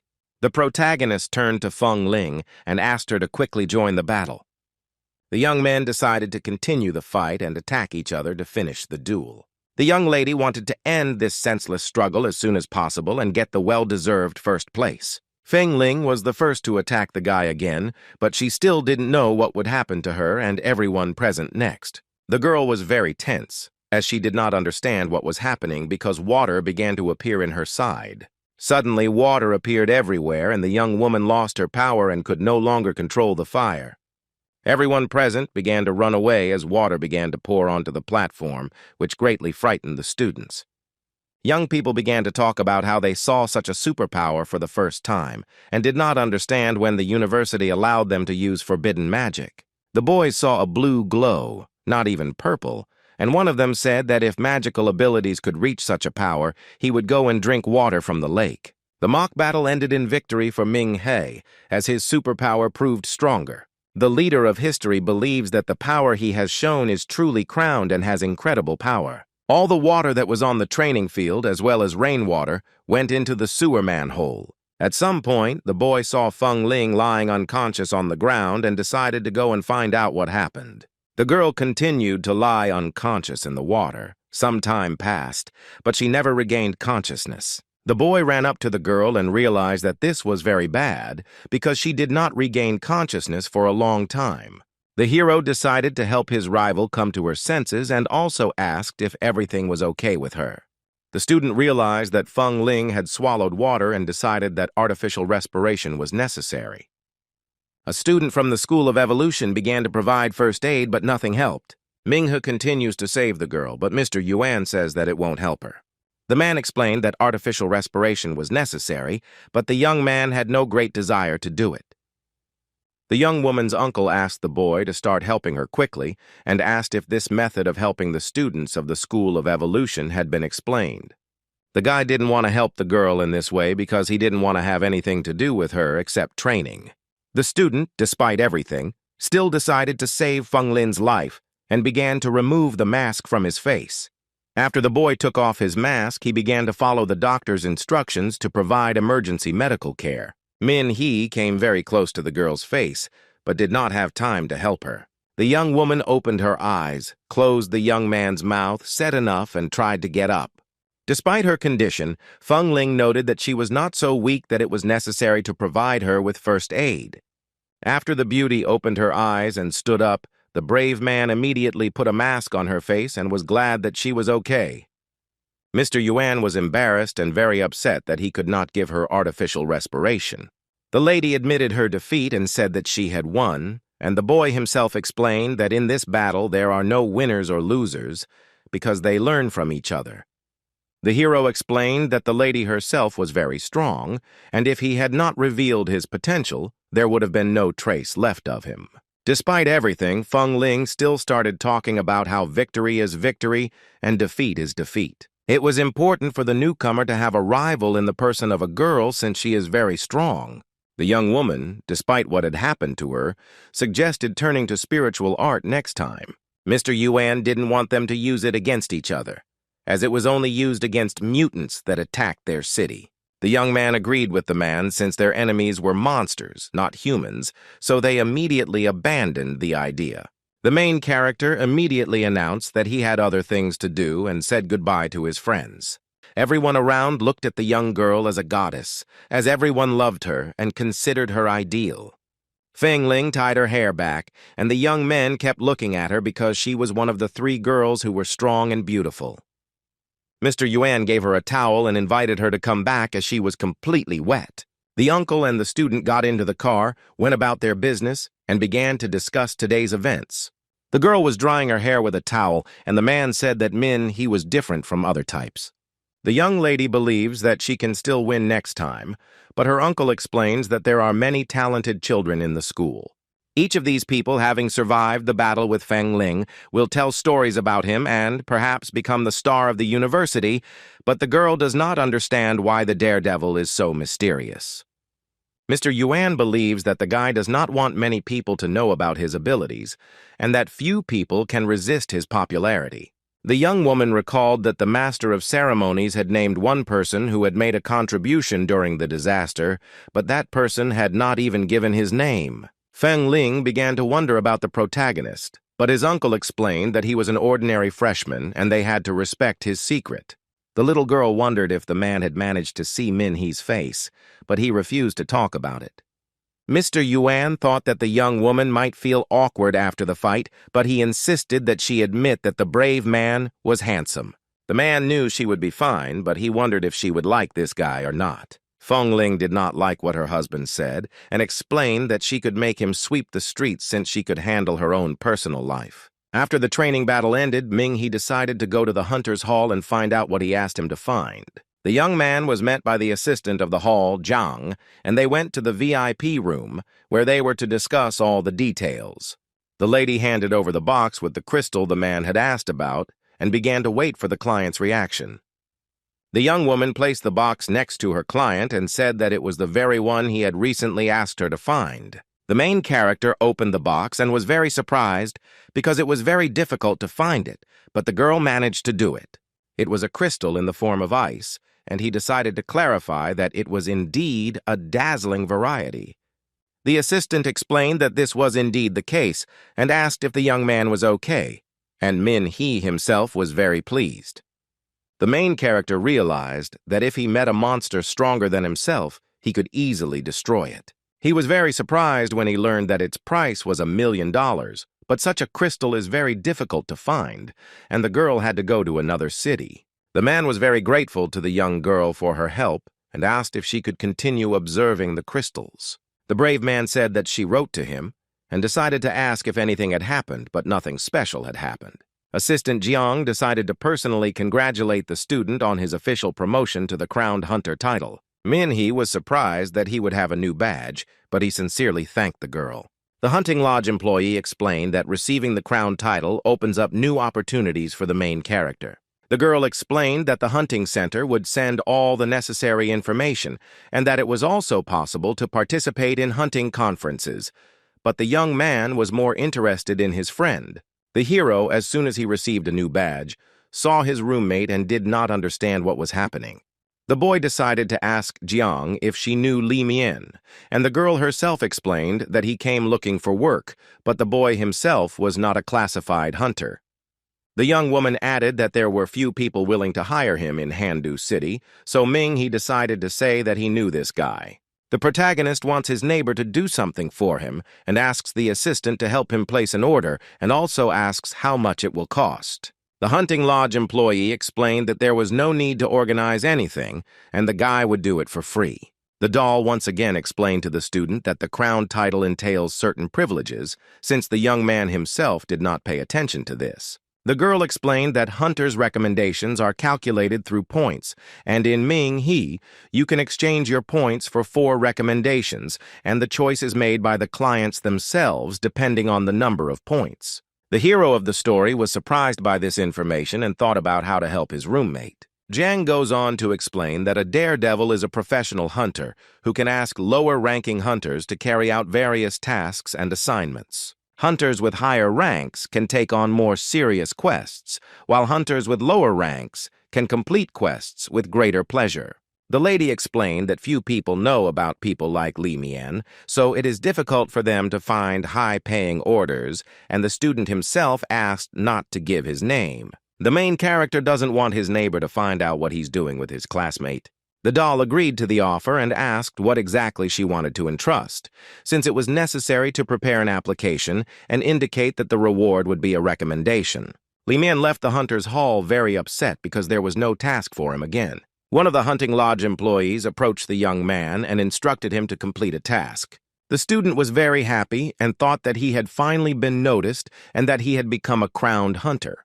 The protagonist's neighbor returned and thanked him from the bottom of his heart for the opportunity to receive recommendations. Bro hopes that he will leave a good impression and will be able to get a much more serious job in the future. Li Mian was very pleased with the task he received and decided to complete it immediately because he wanted to give it his all. Ming he thought that being rich was cool because he could easily reach a high position and could give orders to others, which was very cool for a young man. The hero of the story at some point thought about the fact that he had spent a whole $1,000,000 and became very upset. The student was upset because for $1,000,000 he could buy a house in Lanyang, but now he needed to save even more money to buy a house in a bigger city. According to the guy himself, this amount was not in vain because hunting monsters will become much easier because his strength increases with reaching a new rank. The teenager's thoughts were interrupted by a phone call, which turned out to be quite unexpected for the young man himself. Minhee received a call from his sister, who was very worried about him since they lived in different cities. The hero of the story was very surprised by the call, because she called very early and this surprised him. The beauty was very happy and decided to let the young man guess where she found him, but this surprised the young man even more. According to the student, Chin Yu was in the park working as an ice cream vendor, but he was not aware of it. The young beauty was upset that her brother was not interested in her sister's life, and the girl herself studied independently at home, but the daredevil believed that she was constantly studying like this. Chin Yu put her personal life on hold for a year and now doesn't want to work part-time for the rest of her life. Minhee explained that she wouldn't have to work all her life because he would be able to provide for them, and also asked if she had received the money he sent.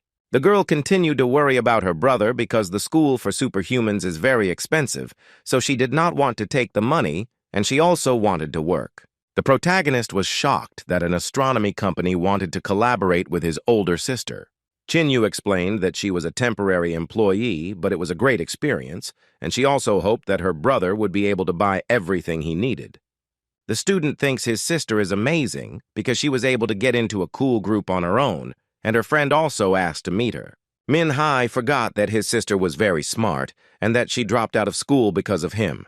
The guy was glad that they would finally be able to spend more time together, especially on weekends. Chin Yu came to visit her brother and was very happy to see him, and also surprised that she would be working in the same city where her boyfriend studied. The woman suggested taking a walk around the city as she needed to get to know it and learn more about where things were. The young people walked and drove a lot, passing by many beautiful places where they could take a walk. The brother showed his sister many places where she could take a walk and relax after a hard day at work. Another place the family visited was a wonderful establishment where they had dinner and a wonderful time. The young people decided to take a walk around the evening city and, very tired, went home. After a busy day, Minhee and his sister returned home and decided to rest.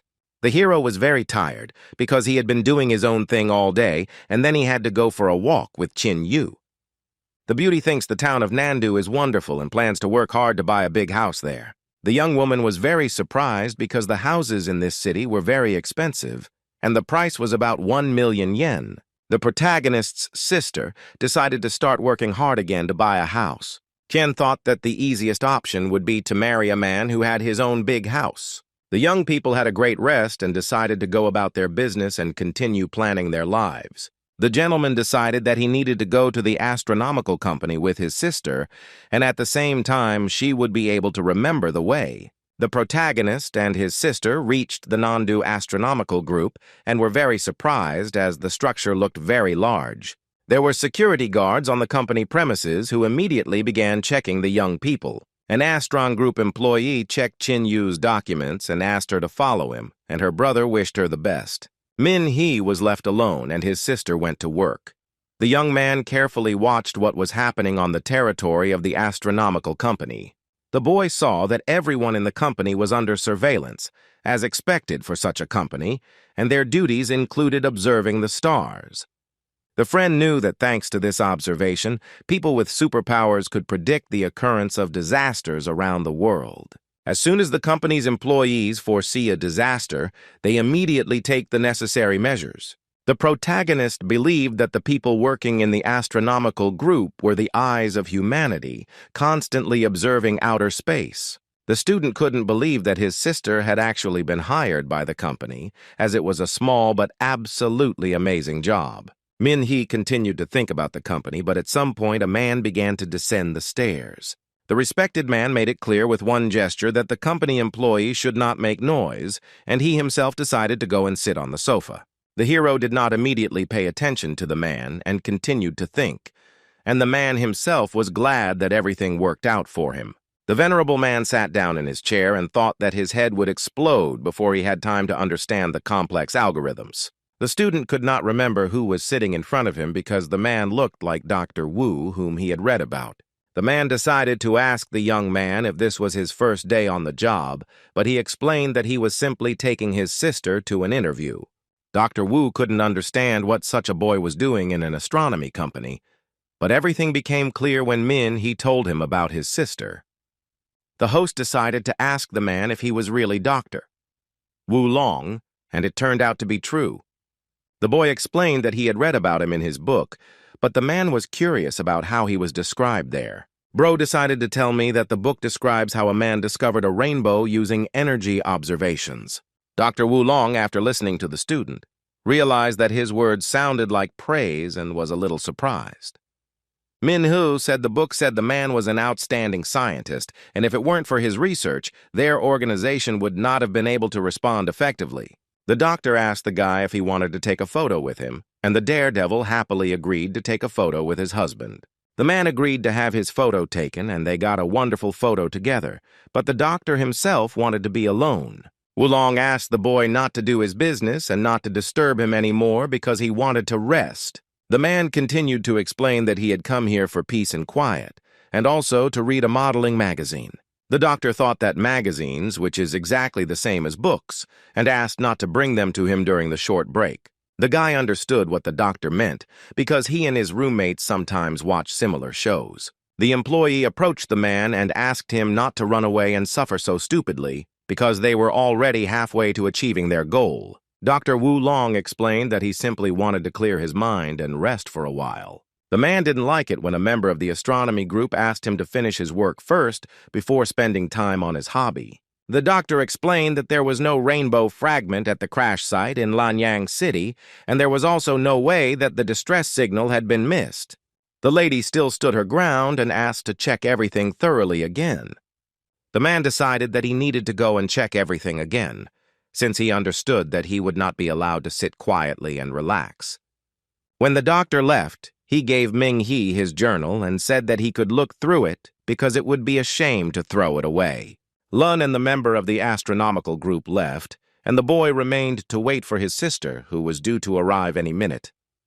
Chin Yu walked out of the office and immediately told her brother that she had been hired for a 3-month probationary period and that she was also happy to have the opportunity to work there. The hero began to congratulate his sister and was also happy for her because everything worked out and she would be able to get a good job. The girl decided to see what her brother had read, but he explained that it was left by Dr. Wu Long. Qin Yu was surprised that such a great scholar could read something like this and asked the young man not to lie, as he was easy to read. After the interview, the young girl was happy that she finally got the job of her dreams and would now be able to live in a very beautiful and vibrant city without having to run anywhere.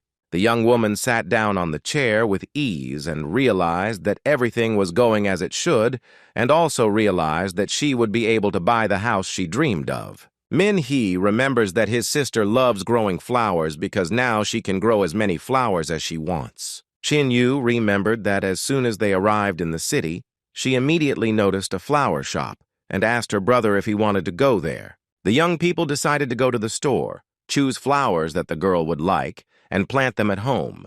Unexpectedly for the young man, the phone rang and he decided to answer the incoming call. The man called the guy and decided to ask if there was anyone nearby, as he did not want anyone to hear this phone conversation.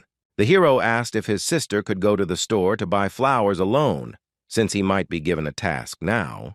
Shin-yu agreed to go pick up flowers alone while her brother continued talking on the phone. The guy was asked if he was really a member of the Dragon's Tooth team, and the brave man himself confirmed that he was indeed so. The unknown person revealed that Ju-chi was his subordinate, and Luo-lin asked him to contact the student and said that he could call him Instructor Luo. Manhwa asked to continue the conversation as he could not understand why the instructor was calling him. The man explained that Luo-lin had told him about the young man and had strongly recommended that he put him in Ju-chi's place. The young man was surprised because the Dragon Tooth team, and at that moment they informed him that he had become the team's traveler. Instructor Lo reported that the number of enemy infiltrations was much more alarming than they had expected, and it was possible that information about the team members had been compromised. The organization decided to create a new department and called it Traveler, and they had to become sharks in this terrible sea. The man also explained that it was necessary to track down the subordinates of the ruler of world independence. The hero decided to ask if there was any information about the person behind all this. Instructor Luo explained that they had recently found a clue. When he was young, Dr. Zhao bought a lot of medical supplies on the black market. The guy realized that the doctor needed equipment to take blood from animals, and he was also connected with someone from another organization.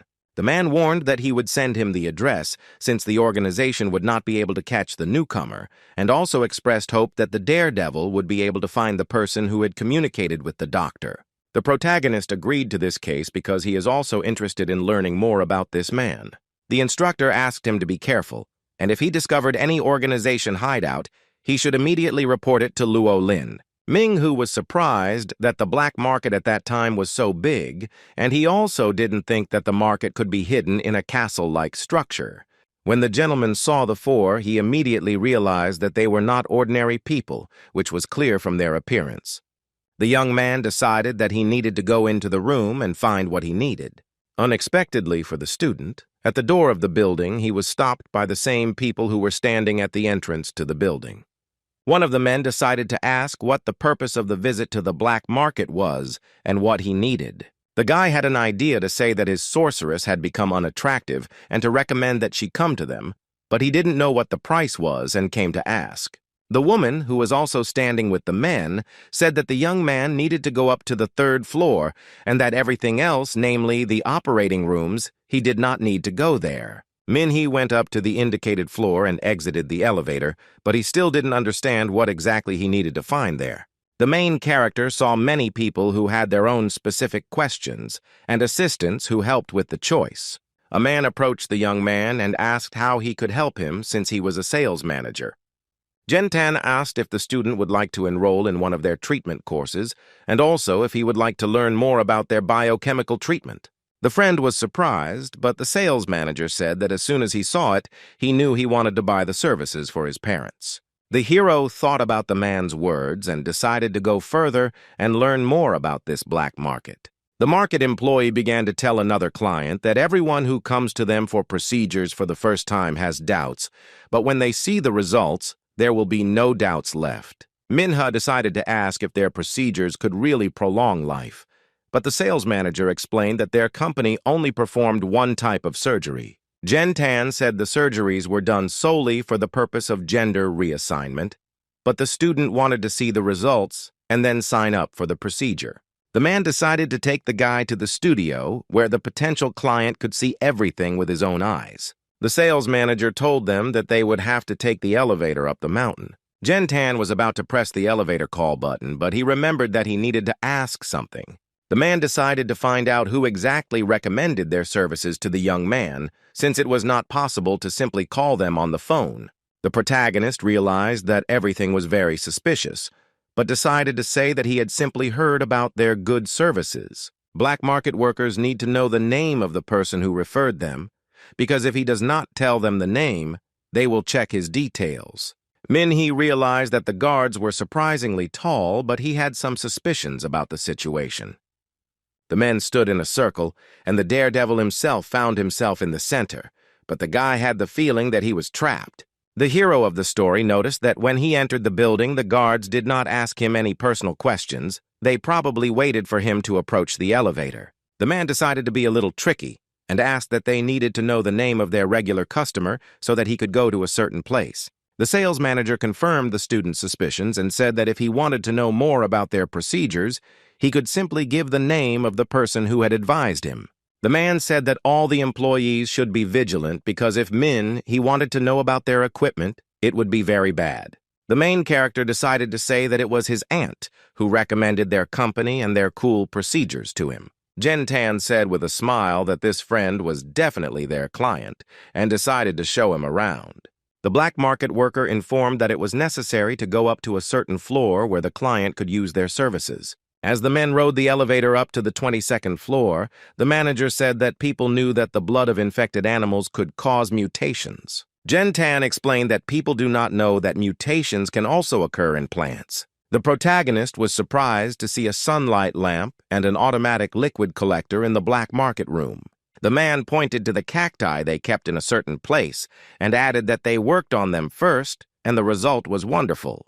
Jintan explained that market workers noticed that after watering, the cacti bloomed much better than usual. Using cactus flowers, market traders created cosmetics and achieved excellent results, as their powder became popular among women.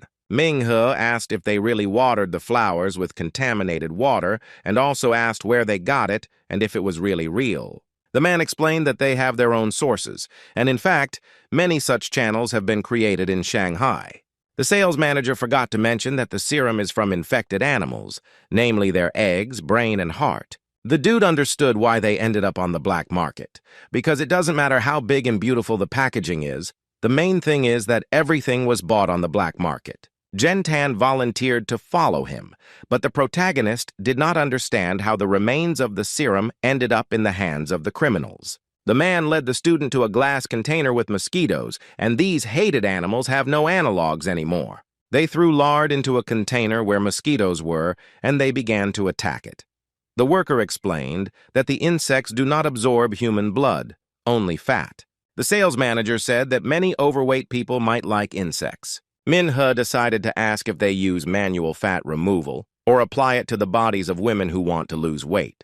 According to the manager himself, the mosquito method is very safe. The manual method can be harmful to health, and it is important for their organization that it is safer for customers. The daredevil carefully watched everything the black market worker showed him and said that it would get even more interesting later. Manhwa understood that the smugglers made money by creating the poison, and that Dr. Zhao's serum itself caused biological changes. Jintan gave an example from the movie Journey to the West, in which Tanzung, when he became younger, ate meat. The hero was surprised by what he saw because in this man's opinion, human life was never short, because people could live up to 120 years. The sales manager did not understand why people died at 70, and if they could live longer, they would feel young at 60. The boy did not realize that he was in this room because he had never seen anything like it before. Manhwa saw the eggs that were in the liquid, and the worker explained that it was all the result of interaction between their species and humans. Jintan explained that if everyone underwent this procedure, people could be cured of various diseases, especially those that shorten life expectancy. The sales manager explained that their company had been working for many years to find the elixir of youth. The protagonist realized that the organization had many secrets and that a monster was hiding inside it. The man explained that in this era, when humanity is moving towards a new stage of progress, this Xuanzan elixir is the key to its evolution. According to the worker himself, all illnesses and old age will remain in the past, and humanity will enter a new era. Ming-he carefully examined the test tube and realized that the charged creatures were very strong and had many terrifying abilities. The boy remembered that there were several such copies in the textbook, and the temperature of some of them dropped to -40 degrees. The boy noticed that the embryos showed no signs of life, but in a warm and humid place they could survive and even break through the shell on their own. The hero realized that even if someone cuts his life short, he can be resurrected if the right conditions are created. The man put the sample back and thought that what their organization was doing was simply amazing. The student realized that these smugglers were placing the embryos in capsules in order to later make money from them. The organization's employees do not understand that once in human hands, the animals will receive an ideal environment for reproduction. The daredevil realized that these creatures would reproduce in the human stomach and then hatch and emerge from the human body. Ming-he believed that even if it was a 1 in 1,000 chance, it was still a cause for panic, and the workers couldn't help but know about the characteristics of these organisms, but they still sold them to people. The sales manager continued to show all his developments, and the hero of the story himself understood that it looked very frightening. Gentan explained that what he saw scared the boy a little, but in order to ensure the authenticity and high quality of the product, the man broke the rule and allowed him to see it. According to an employee of the organization, there are many companies in the capital that want to spend their money to see all this live. The man decided that it was necessary to show everything that was left and ordered the door to be opened. Minhe didn't understand what exactly they wanted to show him, and the guards began to open the curtain. When the man saw what the black market workers were hiding, he realized it might be the larva of an infected animal. The sales manager was very surprised because the young man had a very pale face, although it had previously been of normal color. The man confirmed that it was a larva from an infected animal and explained that it was still alive. The student wondered whether the organization would be held accountable for using mutants. Gentan explained that their organization was not the only one that studied the larvae, and that they also sent them to a research center before executing them. The evolutionary science student explained that the court had imposed a strict ban on the use of larvae from infected animals. The sales manager explained that they had a system for violating these rules, which could include using infected animals. The man believes that it is important for customers to know that their products are of high quality and immediately decided to ask if they wanted to buy them. Minhe said he never thought their research would make such progress, especially their capsules. The black market worker explained that they could prepare $7,000 for the young man if he really wanted to buy their goods. The author of the article decided to ask if they accept card payments, but to protect personal information, they only accept cash. The gentleman explained that this would not be a problem, but he had questions about what the court might find out about their smuggling. The black market worker thought about the guy's words and didn't know how to explain them to him correctly.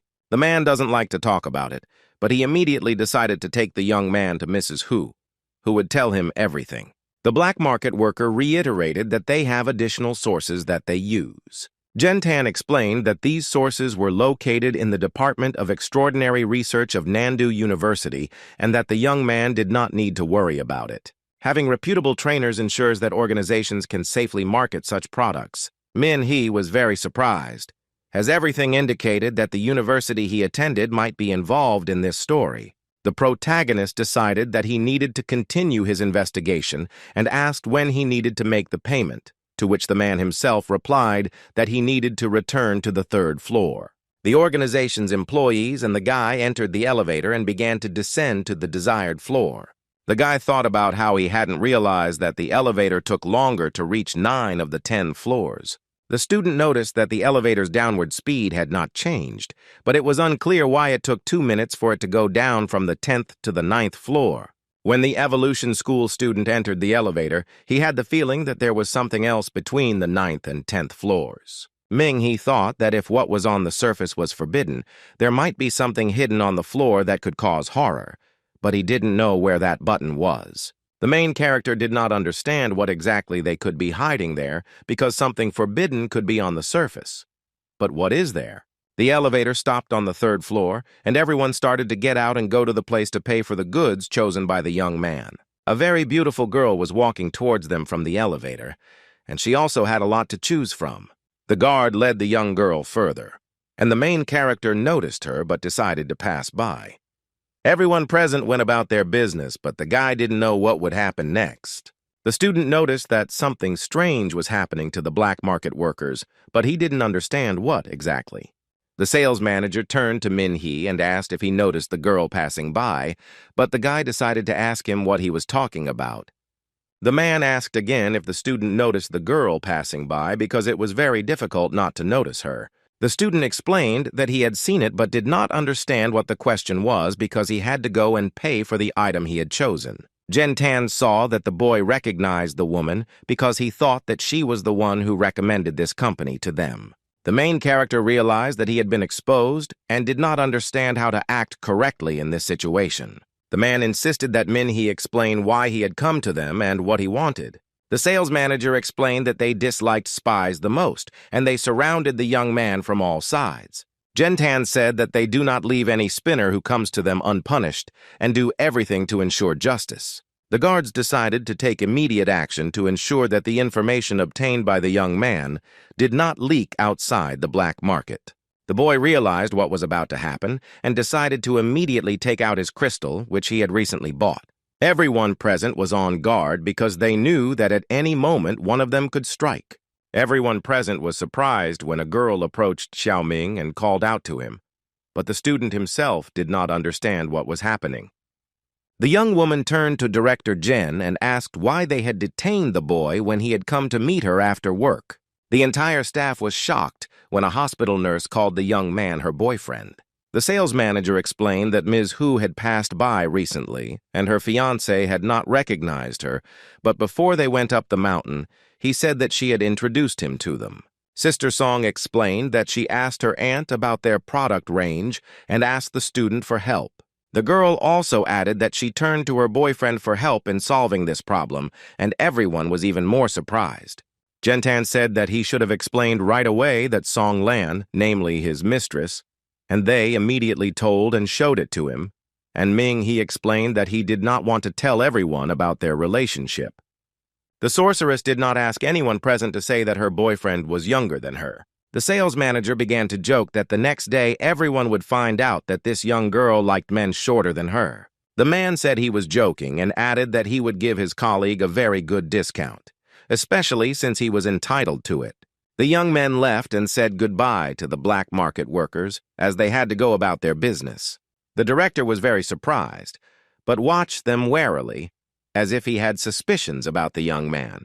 Min-hee and Sister Song walked out of the black market building and decided to go somewhere to sit and chat. The people standing at the entrance to the room began to say that the girl was very beautiful, because women are ready to do anything to be beautiful.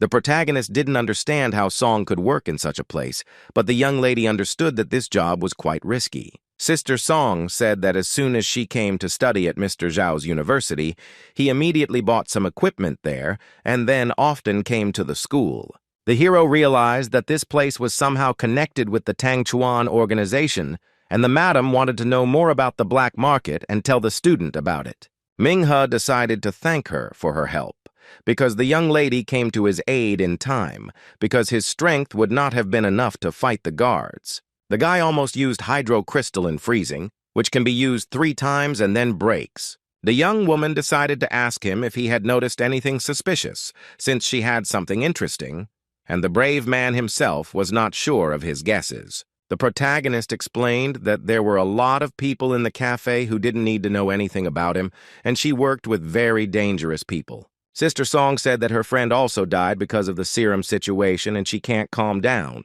The young woman had worked with Dr. Zhao for many years, and if she had known what was happening, she could have saved his life. The girl is having a hard time dealing with the loss and wants to at least find out what happened to him, and the daredevil tries to calm her down. A hospital nurse recalled that the company often conducted research in collaboration with the university, with the annual profits going to Nandu's research department. One day, Song asked Dr. Zhao about this situation, and he advised her to go to the university and ask the professor. Min-hee heard about the teacher from school again, and the nurse had a very good relationship with Mrs. Hu, and she also learned from that woman that the company was undercover. The black market woman also said that the doctor has a connection with Department Chief Fu, but there is no information about him. The young people decided to find a connection between Dr. Zhao, the company, and the organization, but a problem arose with the sponsor. The woman explained that there was a secret place within the organization, but she did not know its exact location.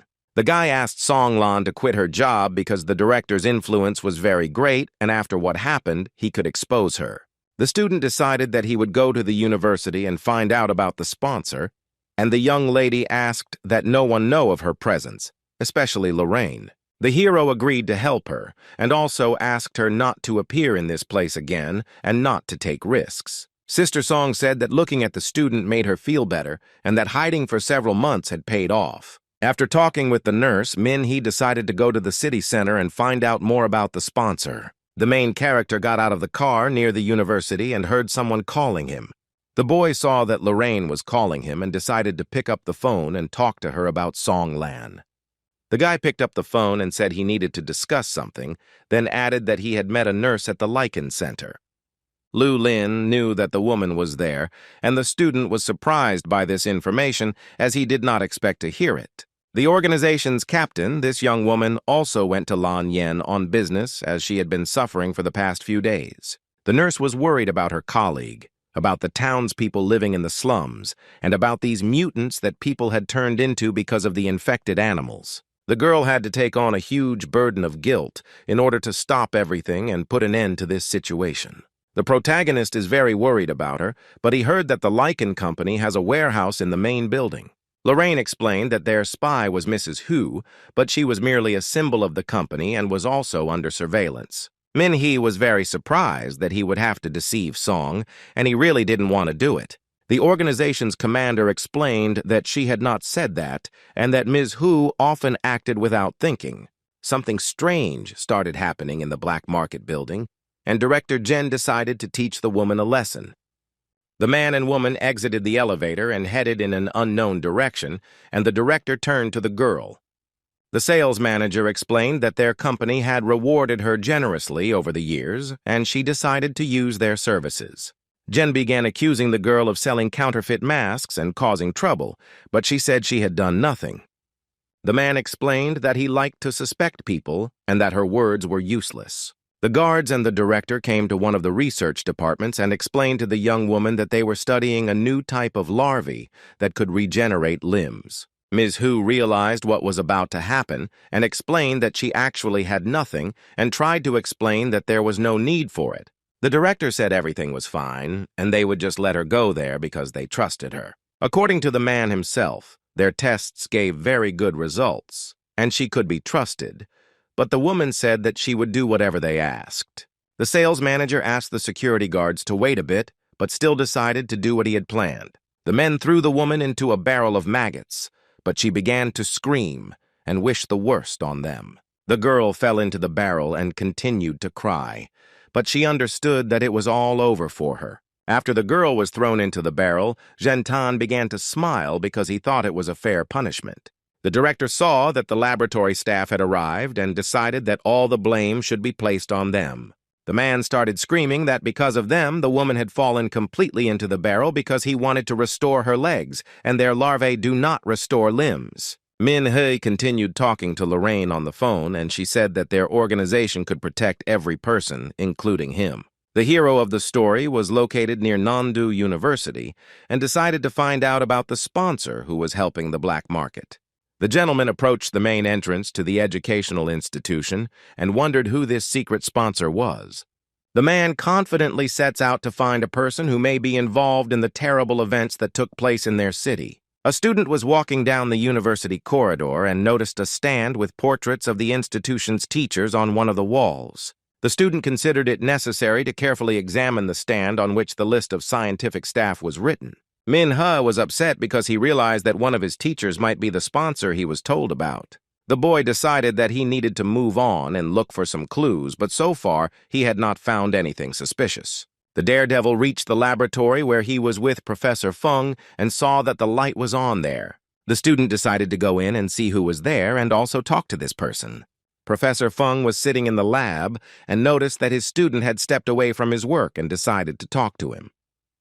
The man was surprised that the brave man was at school at such a late hour and decided to ask why he was still there. Ming-Hu explained that he wanted to see him and decided to announce that he had managed to master the method of perception that his teacher had taught him. The man was delighted with this news and also said that the boy came to him just in time, as after their last conversation he thought that the student's abilities could be developed further. Professor Feng explained that he found the skin of a disaster demon that could absorb the elements and created this glove. The hero of the story began to worry that it was already so late, and the man had not yet rested, because he was making a mitten for him. The teacher explained this by saying that he had been having insomnia lately and needed to do something, especially since he liked the boy as a person and decided to give him a gift. The man said that the operation was not finished yet, and that it would take a few more days, and the young man asked why he was so kind to him, and recalled the events with the mutation in Lanyang. Professor Feng was a little surprised by the student's words, as he pretended not to understand anything. The teacher explained that taking care of the students was his job, but the young man didn't like that he was that kind of person. Ming-Hu said that he could come another day with the Dragon Fang organization, but he knew that this person would still not say anything. The teacher didn't understand what the boy was trying to say, because he just wanted to finish the mittens. Professor Feng said that when he was young, he was just like this boy, who was very kind and thirsty for knowledge. The protagonist of the story asks a man to tell the truth about how someone can force him to do something he doesn't want to do. The teacher still continued to say that he did not understand what this gentleman was talking about, because when he met him, he immediately remembered himself in his youth. The teacher began his story by saying that he always focused his attention on what was interesting. At that time, he, like the student, was not lucky enough to have his own mentor, but there were many problems along the way, as well as successes. The man had no money, no materials, no research laboratory, so he remained depressed until his middle years. After some time, Professor Feng met a man whom he later came to call his teacher. He was very generous. The teacher explained that no matter how many times he failed, this man still supported him financially. The man is grateful to this person because thanks to him he was able to receive many awards, and he always supported him in any situation, and at the moment, he has become a respected professor. The teacher liked that his classes were full and the students grew and developed. It was important for the professor to help students who had potential, to help them so that there would be no more like him. Min-Hee didn't believe the man's words and tried to convince him to tell the truth, but the teacher thought it was his fault. The brave man tried to call the teacher, but in his opinion it was all in vain and he said that nothing would change. The teacher apologized to his student because he believed that the disaster in Lanyang City was his fault. Professor Feng explained that when he learned that Ming-Hee was from this city, he could not sleep. The man asked the boy to take the glove because he had to do it. But first he needed to finish her work. Ming-Hu was surprised, but decided to ask if the teacher really taught Dr. Zhao how to extract blood from the monster that brought misfortune. The teacher admitted his guilt in that he told the doctor information that he himself knew because the doctor asked about it. The hero of the story asked if he understood how it all ended, because it was important for the guy to know the truth. The man understands what all this led to and is very sorry that he told the doctor all the information at that moment. The cavalryman explained that the Lycan organization's research confirmed his designs, and this led to the disaster. The hero decided to find out who exactly was Professor Feng's teacher because it was time to stop everything before it was too late. The teacher explained that he did not understand the name of his mentor and knew that the brave man would not believe him. The teacher didn't care what his name was because he believed that this man saw potential in him. The student realized that this person, namely the only one who can be manipulated, because this person can take advantage of him. Professor Feng considered himself talented and his inventions unique, but compared to this man, he remains a blank slate. The man thinks that this man is very smart, but if he knew what this man looked like, he would already be dead. Ming-Hu was very surprised by these words and realized that the teacher had not seen this man with his own eyes. The main character decided to ask himself how to prove his innocence and who exactly is behind all this. The man explained that this man was very smart, and when everything was revealed, all the accusations and evidence would be against him. The professor understood that this was not so, but he did not understand how to prove his innocence in this situation. The brother tried to figure out how to prove the teacher's non-involvement in the organization, and so that all the evidence would not fall on him. At some point, the man and the student did not understand what was happening because a bright light began to shine from the window. As it turned out, it was with the help of flashlights that law enforcement officers were searching for Professor Feng. The workers who were shining the light on those present in the laboratory began shouting at them to stay in their places and not move. The man was arrested on suspicion of conducting illegal research into mutagenic substances because they are harmful to humans and was remanded in custody. Professor Feng said he saw a man on the news trying to correct his mistake. He was very tired and his bones were even visible. The teacher was very grateful to the hero for this and asked if the young man would accept the gloves that he himself had designed especially for him. The police took the man away and took him outside, but still tried to ask if the man could accept his gift. The teacher begged Ming-He to take the gloves, but the people who took them asked him not to resist. The hero of the story was left alone in the laboratory, and Professor Fan's gloves were lying on the floor. Min-He walked out of the school and walked further, thinking about what happened, but he didn't understand what kind of person the professor was talking about. The young man also thought about the gloves the teacher had given him and did not know what to do with them. The boy held the gloves in his hands and did not understand how it could happen that the teacher was dealing with a person he had never seen before. The student decided to sit on the riverbank and think about everything, because much of this issue was unclear to him. A student at the School of Evolution saw something interesting above the water and had no idea that it could be his friend. Xiaohua appeared above the river and decided to talk to Ming-He and began to approach him. The beauty didn't understand whose side Professor Feng might be on, but the protagonist was a little surprised by such a question. The young man explained that the question she asked meant the same as asking whether a person is good or bad. The girl agreed with her interlocutor, but she was curious about what kind of person this teacher was, but the guy did not have an answer to this question. The student explained that sometimes it is very difficult to understand a person, even if he sincerely repents and worries about the mistake he made. Xiaohua added that this man was a villain who did a very bad thing because he taught Zhao how to purify mutant blood, and if it weren't for him, so many people in the city wouldn't have died. Ming-He said that the real villain was the man he considered his teacher. The girl became curious as to why the hero thought so, since it was the teacher who helped Dr. Zhao with blood purification. The gentleman explained that this unknown person used weak people to achieve his goals. The man believes that even if he follows the unknown person's plan, the one he used will be responsible for the consequences and will also be able to continue to remain unpunished. The young girl asked if he was going to find him and punish him, but the student still didn't know what to do. The disciple thinks that this person might be much stronger than he imagined, and that disciple Tan Quan is not even close to being comparable to this person. Xiaohua thought that the boy should guess who the unknown teacher might be, and then the professor would not have to take the blame. The main character thinks that the beauty wants to start a riot about this, but she is surprised by the young man's thoughts. The young girl understands that people are having a hard time now, because they have to fight not only with their own death, but also confront traitors. The sorceress believes that fighting one enemy would be much easier. Ming-He plans to fight to attract Xiaohua to his side and be on the same team with him. Xiaohua explained that they still had a long way to go before they could work together and that she would not be so easy to bribe. A young man decided to buy vanilla ice cream on his way to the hostel and invited the girl to go with him. The young woman happily agreed to go with the young man for ice cream and said that she would eat 2 ice creams. The main character explained that if the girl destroyed people, she would never be able to eat ice cream again. Ming-He continued to say that Xiaohua would never be able to try again, and the girl herself was shocked by such a large amount of information. The main character continued to live on campus as before because his priority was studying at the School of Supernatural Powers. The boy continued to go to training after school to improve his skills.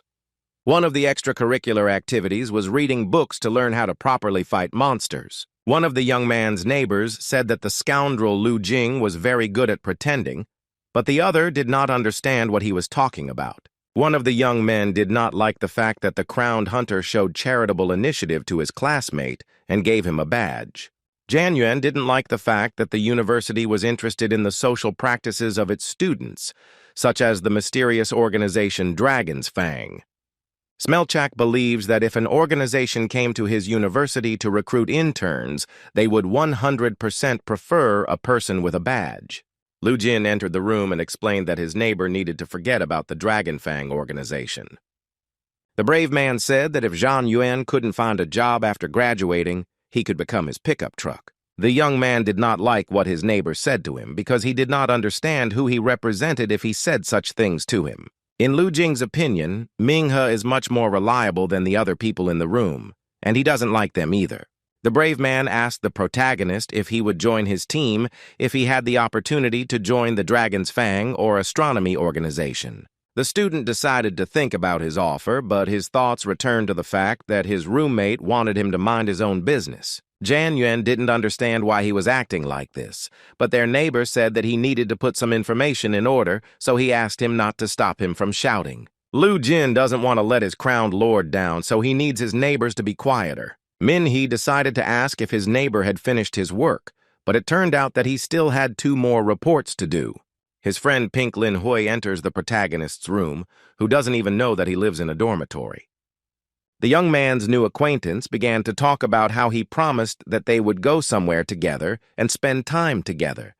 And this time, there would be no excuses. Minhee also remembered that this was indeed the case. His new friend took this as consent and suggested that they go for a walk together today. The young man explained that the hero sits within his 4 walls all day and has no opportunity to rest anywhere. The young people decided to go for a walk in the company of mutual friends and take a little break from studying.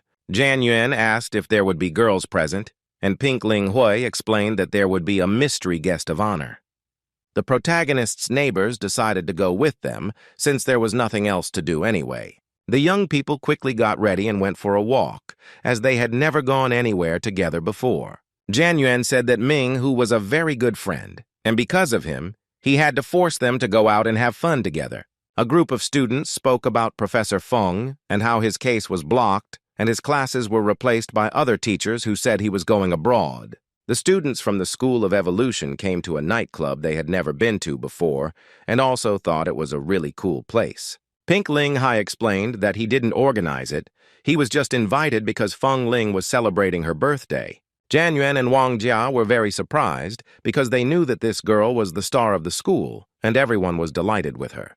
The young people were shocked when Peng Xiao said that he and the girl were not just acquaintances, since their families often marry each other. Another shock to the young people was that this brave man and Feng Lin were related, and no one knew about it. Pink Ling Hai said that it was necessary to go in that direction and see what was happening there. The young people saw that besides Feng Ling, there was another beauty from Nandu University, namely Ice Princess Tang Nig. The guys saw the dancing girls and thought it was really cool because each of them was very beautiful and danced wonderfully, and that was worth coming for. Everyone present understood that there was very little space in this place, because on this day, all 3 beauties of the school would gather, and no one could even imagine this. The young people had no idea that Feng Ling and Tang Ning could have a very good relationship with each other. The girls continued to stand and dance in the very center of the dance floor, attracting attention to themselves. The school beauties finished dancing on the podium and thought about what to do next, and they came up with an idea, which they immediately began to implement. The young girls decided to approach the crowd and dance with them, and then leave and rest a little. Pink Ling Hai began inviting everyone to the table and have a drink in honor of the University Beauty's birthday. Everyone present began to congratulate Feng Lin on her birthday and praise her beautiful dance, but Ming, he had no intention of sitting next to the person he had quarreled with. The birthday girl turned to her relative and informed him that he was late, but he explained that this time he had come with a new guest. The young man introduced his comrade Min Hee, and the protagonist thought that Milady might not recognize him due to the poor lighting. It was nice to see Tang Ning as a mutual friend, and I also didn't expect to see her in this nightclub. Feng Lin realized that every year the same thing happened. A bunch of noisy people who liked to drink gathered because she was so tired of it. Pink Ling Hai explained that there are always a lot of such people at parties and they don't like it because no one is interested in them. The university beauties could not understand which of them was right, because each had her own opinion about the young man's words. A mutual friend of all those present asked if the young girl had invited her training partner. Tang Ning said that it was good that her friend didn't invite him because it was interesting to see the person who won the fight with Feng Ling. Pink Lin Hui was surprised by this information as he never thought that his relative could lose. And he was also curious about who the person who won the fight was. The birthday girl asked them to forget about him since the guy was very modest and would not have shown up at the club for such a trifle. Tang Ning asked her friend to call the guy as she should have his phone number. The hero of the story mentally begged the girl not to call him and remembered that he forgot to turn off the sound on his phone. Everyone present thought that the young woman was afraid to call him, but she explained that she lost because she underestimated him. Tang Ning started saying that she should invite him because today was her birthday and she had every right to do so. The birthday girl agreed to the proposal, but first decided to ask Uncle Yuan for his phone number since he could give her his contacts. Minhee realized that everyone would now know about his strength and decided that he needed to go to the toilet, surprising his friend. When the daredevil went to the toilet, he did not know what to do because he could be exposed and he could find out the truth. At first, the student decided to turn off the phone, but then he remembered that the commander said that it was necessary to maintain contact with Feng Lin. The main character saw that someone was calling him from an unknown number and decided that he needed to pick up the phone. The doll was able to call her combat comrade and decided to invite him to her birthday. Feng Ling didn't immediately understand how her friend recognized her, but she added that Uncle Yuan gave him his phone number. The birthday girl asked if the boy would like to come to her birthday party since they had not really interacted, but she wanted to get to know him better. The hero of the story did not know how to properly explain that he would not be able to come up and greet her, but the young girl asked what the noise in the background was. Feng Ling didn't understand what the noise in the background was, but at some point she heard someone screaming and felt that he was somewhere nearby. The birthday girl decided to say that she heard a DJ playing in the bar, but did not fully understand what was going on. A friend asked if the guy was at the Rain Lake bar, but was told he was busy. Minhee explained that they could meet another time since he had a bad signal and the young woman had poor hearing. The brave man regretted picking up the phone, because if his friends knew that he had defeated Feng Lin, they would immediately realize that he was a member of the Dragon Fang disciples. The main character was very surprised that someone was calling again, because he thought it was the young girl calling again. The boy was happy when Jiang Yu called him and felt that he could talk on the phone without any worries. The lady explained that Li Jing had completed the task that Ming He had given him, and now he was wondering if he had found anything. The young lady explained that her roommate had studied the first students who had emerged from the fog, and there were 133 of them, as well as 9 people from the student council. The hero understands that the chances that he will be able to hide everything perfectly are not so great, so it is necessary to find evidence. The young man explained that it was necessary to look among new students, as they could use this experience as an achievement. Ming He also added that if they knew about the fog, they should have stayed away from the center, looked for an exit, and escaped first. The main character realized that the period of study is very important, because when he entered the institute, he, like other students, did not know how much time was needed for this study. The academy staff adapts to each student, but they were warned about this at the last minute. The daredevil explained that it was necessary to contact the student council and find out about the schedule change as soon as possible, as advance notice was required for the plan to be implemented. The man decided that he would study the information on each of the 9 participants, but that alone would not reveal their secrets. And he also asked if Lu Jing had noted anything in his report. The head of the history department thought about the girl's words because he realized that more information about the student council was needed. The lodge employee explained that today was the deputy prime minister's birthday, so the rest of the family would be at the party, including possibly the 9 suspects. The girl explained that his neighbor had found nothing else, and the main character was very surprised that his rival turned out to be the deputy prime minister. The young sorceress heard loud music, and the student explained that he just happened to be at the party. Feng Ling tries to call Ming He again, but the call remains on hold and she doesn't want to talk to her. Tang Ning asked what happened to her, and her friend said that her training partner was somewhere nearby and that her friends might have brought him. The school beauty explained that it could have been a coincidence or even fate, but judging by the girl's appearance, it was not so. Fengling said that he was supposed to meet her, but for some reason he decided not to show up, citing being busy on the phone.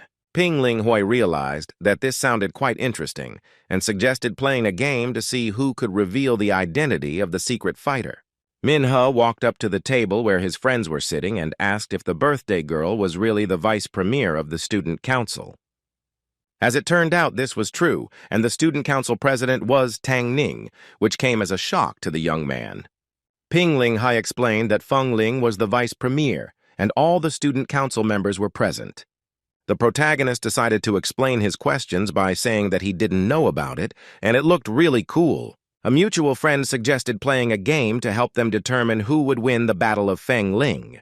Peng Lingwei explained to the young man his guess that the man was in a bar and had been brought there by his friends, but since there were a lot of people here, it would be very difficult. The hero decided to play along with his friends and said that he was very interested to know what kind of person this was. He wants to see who will reveal themselves first in this game because he didn't want to tell the truth about himself. A member of the Dragon Fang organization was waiting in a deserted place for a person who had some information about Professor Feng. The man came to meet with a representative of the organization to hand over some documents and talk about the teacher. After providing the necessary documents, we immediately moved on to discussing the information received. The interlocutor said that Professor Feng, namely the person who is accused of this crime, and they want to put him in prison. The organization needed to learn as much as possible about this man and the other Lycan organization. Instructor Luo listened to the information from Ming He and cleared the 9th floor of the Lycan Medical and Cosmetology Clinic building. The man said that after the search, some of his information was confirmed, and his interlocutor asked what exactly was confirmed. The instructor had information about the alcohol, and the information about its presence was confirmed immediately after the search. An employee of the organization reported that traces of alcohol were noticed in the fog, and most likely, it is located somewhere on the territory of the institute. Another confirmation was that the leader of the organization, Tang Kayun, was young, tough, and a fearsome mentor.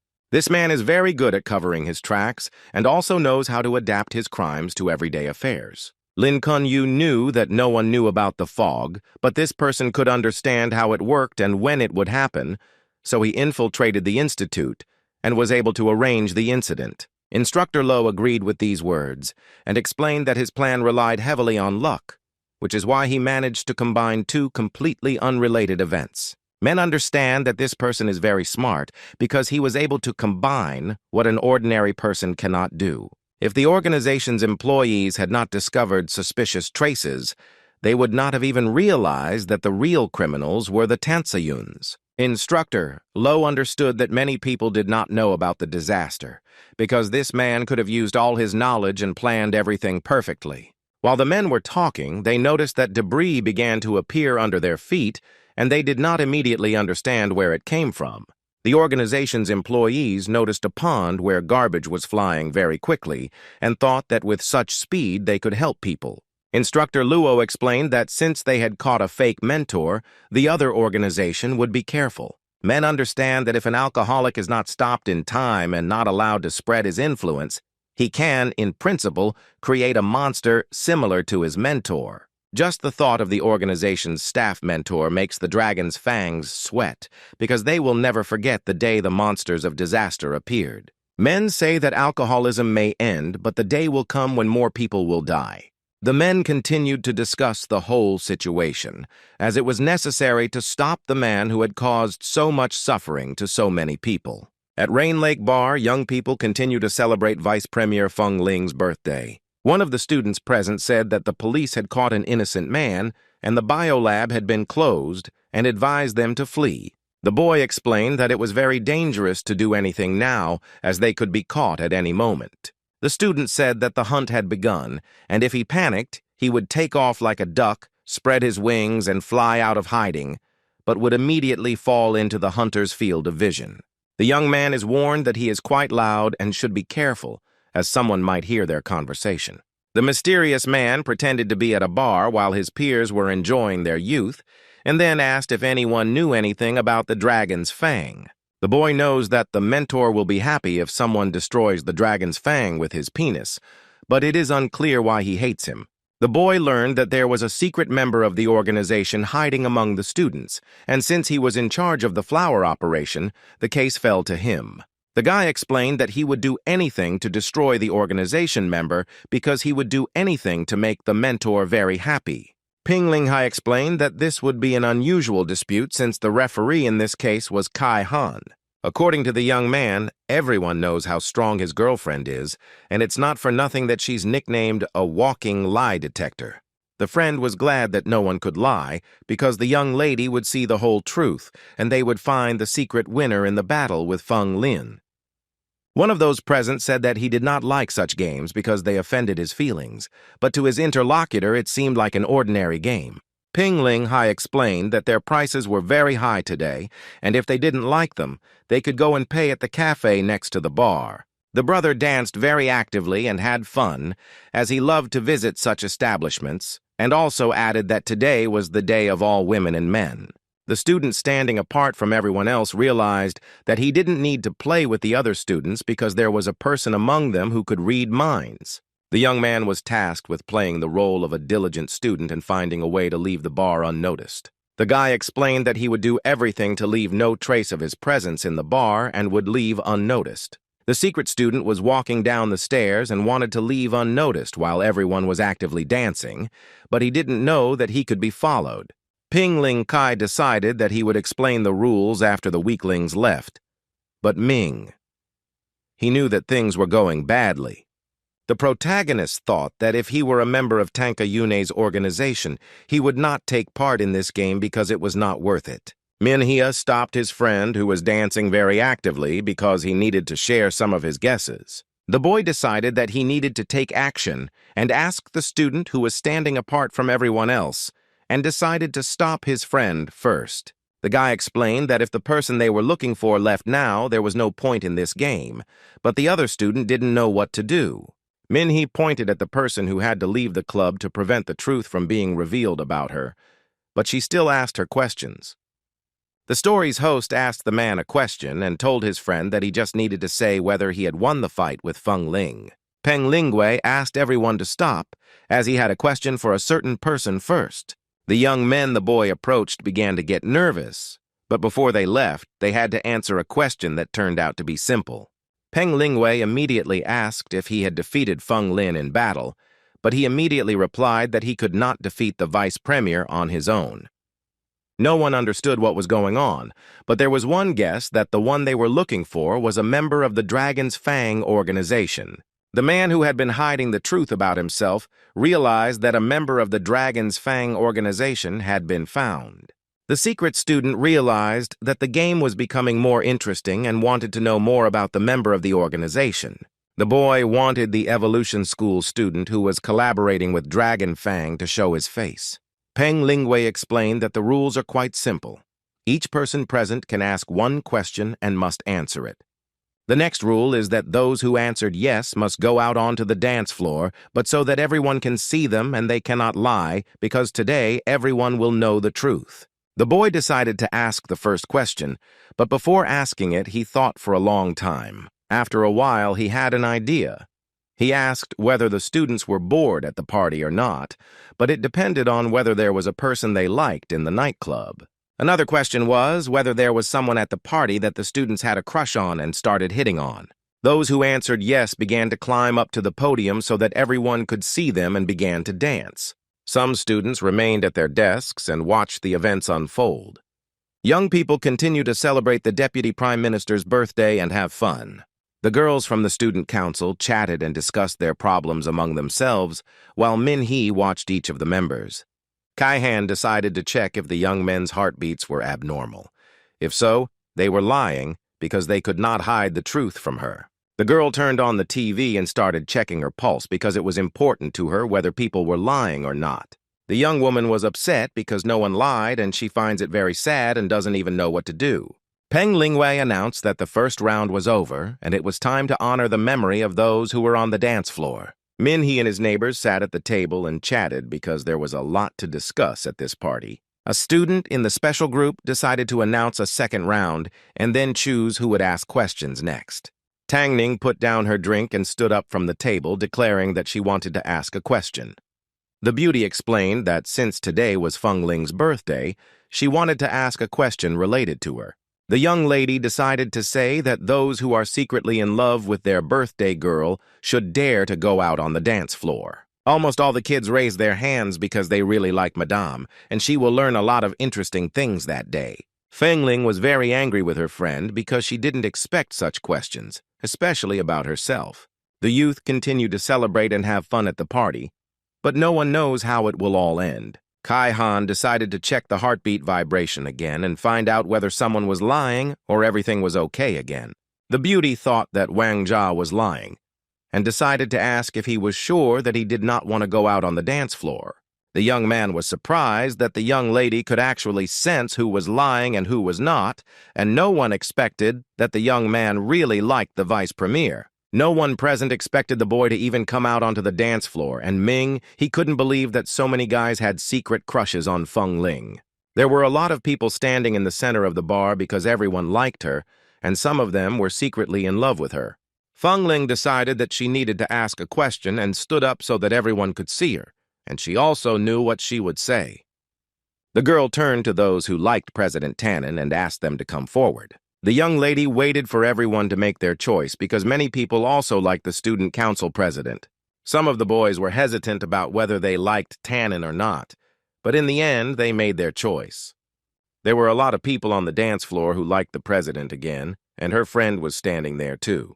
Ping Ling Hai explained that those who have never danced on the dance floor will have to drink a bottle of wine.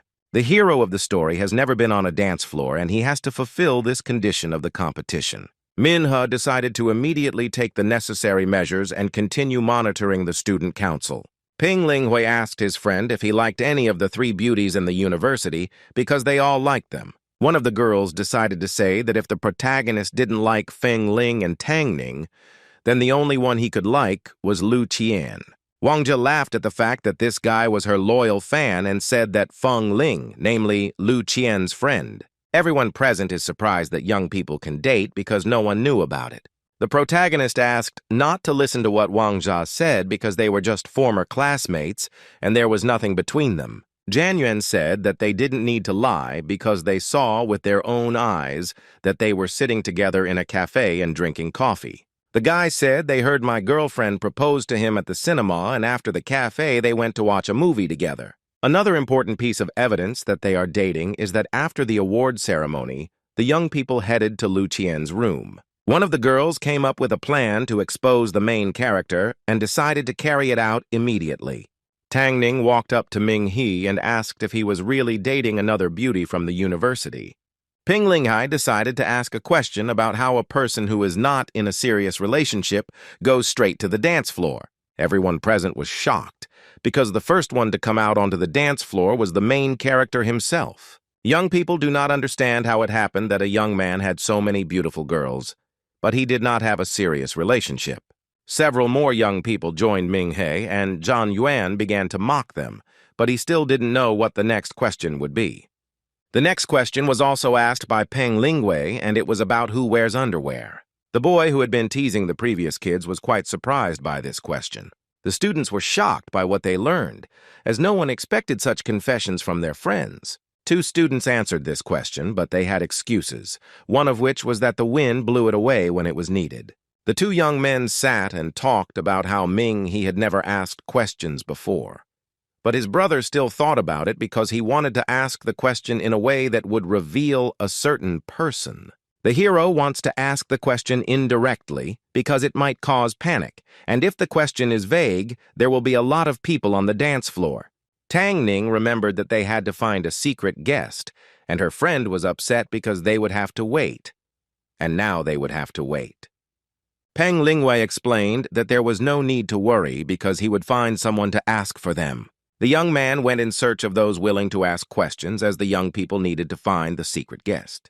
Ming He recalled the rules of the game and realized that the question had to be precise because it could be refused, and there was also a high probability that he would go and ask the question now.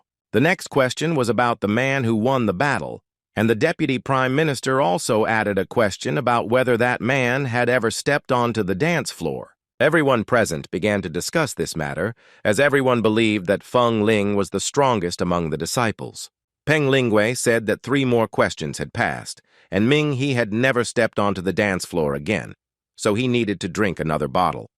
Zhang Yuan didn't understand why his roommate stood up, because everything was fine and they were playing the game beautifully. The hero of the story was full of determination, and he had one idea that he didn't want to tell anyone about right away. Everyone present did not understand what was going on, because all the questions were about the secret guest who defeated Feng Lin in battle. The student council vice premier had a premonition that the suitor who had won her hand was Min He. The young people realized that the main character was the same boy who defeated Feng Lin. 2 college students recalled that when they called him, the guy said he had to leave and that he had been right under their noses the whole time. Everyone was shocked and didn't understand how it was possible that they didn't know anything about Min He, since he was always right under everyone's noses. From the moment he met the protagonist, Peng Lingwei knew that he was very cool and believed in his strength. The guy explained that he was taking a special exam with a guy, and no one would believe that he actually had a cool superpower. Wang Jia was surprised that Ming He was taking this exam, since they lived in the same room and didn't know anything about it. Feng Ling remembered what the boy looked like when he was wearing a protective mask, and she immediately understood everything. The little girl could not believe that everyone knew about the main character because the young man himself never talked about himself. Tang Ning was very sorry that He liked Lu Qian, and the vice premier's birthday party was a failure, but this guy really is handsome. One of those present did not understand why the protagonist hid his superpower and the fact that he was a member of the Dragon's Fang. The mysterious man finally found the boy and decided to show himself and talk to the young man. Min He saw an unfamiliar man next to him and did not understand what was happening, but decided to find out more about this man. Everyone present was also surprised, since no one knew who this man was and did not understand why he came. The people who were also standing on the dance floor believed that there was someone stronger than Feng Ling. A guy in the crowd said that one of the guys on the dance floor was lying. The only girl in the stand said they were from a video game club, but it came as a shock to everyone. Feng Ling was angry because the question was about something else, so she decided to say that losing a video game could not be considered an answer to the question. One of the guys explained that the person asking the question did not specify which fight he lost. For Ming He, this situation was very advantageous since it was his turn to ask questions, but it was necessary to make sure that such situations did not happen again. This came as a surprise to the Deputy Prime Minister's friends, as they only knew that she had been defeated by the young man in a battle at the training ground. Tang Ning wondered if everyone on the dance floor was from the club, since the main character didn't look like someone who played computer games. Feng Ling didn't know these people except for her training rival, and there might be many of them in the computer clubs. The birthday girl asked everyone to forget about this situation and finish the game as soon as possible. Peng Lingwei asked about Ming He and suggested that they ask him a question and end the game there. The main character had an idea and immediately decided to address everyone present and explain something to them. The guy started saying that before asking the question, he wanted to explain something to them, and also added that he was not from the video game club. The young man explained that he had discussed the use of spiritual practices with Feng Ling, and she had become much better at using them than before. Everyone present thought that the student had just admitted that he had won the battle for the post of Deputy Prime Minister. The students listened attentively to what the hero was saying and could not understand what exactly he wanted to say. Peng Lingwei knew that the secret guest was Ming He, but if he didn't want to talk about it, why did he start talking now? Tang Ning thought about it and said that it might be related to the question he wanted to ask. The main character continued speaking and approached his question very responsibly. Bro asked those who underestimate him, hate him, and even wish him death to come out to the dance floor and added that this applies to everyone present. The young man finished his speech and expressed hope that his plan would work, and he would be able to expose the student who was speaking on the second floor of the club. Min He had another idea regarding the students in the student council, since it was necessary to know everything about them. The main character left the dance floor and headed to the table where he was sitting with his friends. A brave man approached Feng Ling and asked her to help him decide which of the 9 members would take to the dance floor, since she was the vice premier of the student council. The girl explained that she did not know all the members of the council by sight, especially the new students, But for the young woman, this was very important information. Tang Ning asked permission to take a look, as she had a very good memory for faces and decided to help the man. The girl looked very carefully at the photographs that the student showed and learned some information about them. Minghu was very worried and hoped that the young woman would respond to his request and be able to learn more about the council members. The student council president looked at the computer club members and explained that none of the 9 were at the bar. The hero of the story was very surprised because he did not understand what was happening, and everyone thought that he would be attending a party at the bar. The boy asked the girl again about the company, and the woman again explained that they had not been there since the birthday party began. Min Hee was very angry because he couldn't solve the mystery of the man he saw on the 2nd floor of the club. Peng Lingwei said that it was already late and the game was over, and everyone present began to go home. Everyone began to go home, and the hero of the story did not understand how he could have made such a mistake in choosing the question. The mysterious man was happy because he managed to find a young man who was collaborating with the Dragon Fang organization. Minghe was shocked that he had managed to reveal himself, but he still couldn't figure out the secret person. The main character understood that this situation could affect him and his family, and he was very afraid of it. The guy started drinking heavily and didn't understand how this could happen because he was sure that he could find this person.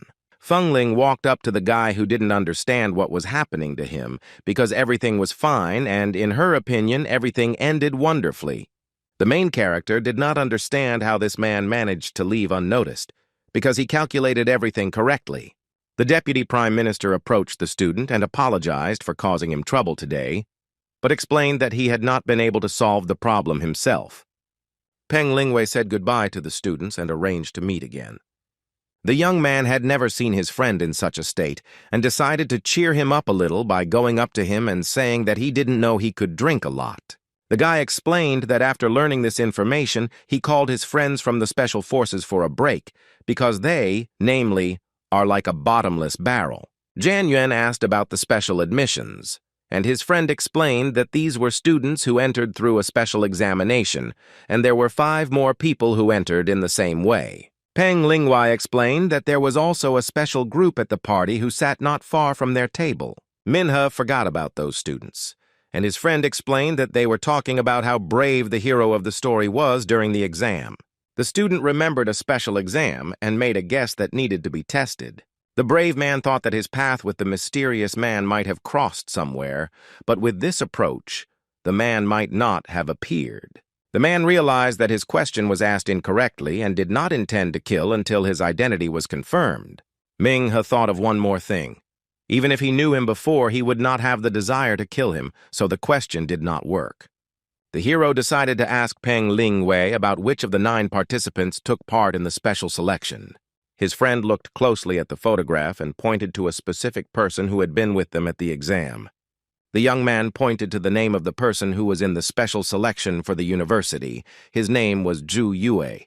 Tang Ning explained that the teenager was the last one to join the student council, but it was important for the young man to know accurate information. Min Hee inquired about the time allotted for studying, which was determined by the student council. But the girl explained that the final result was determined by the university's senior management. The young man realized that the student council knew all the dates of the training and began to think about the need to catch the secret person. The boy decided to ask his friend where exactly this man had gone, but it turned out that Peng Lingwei had just said goodbye to him.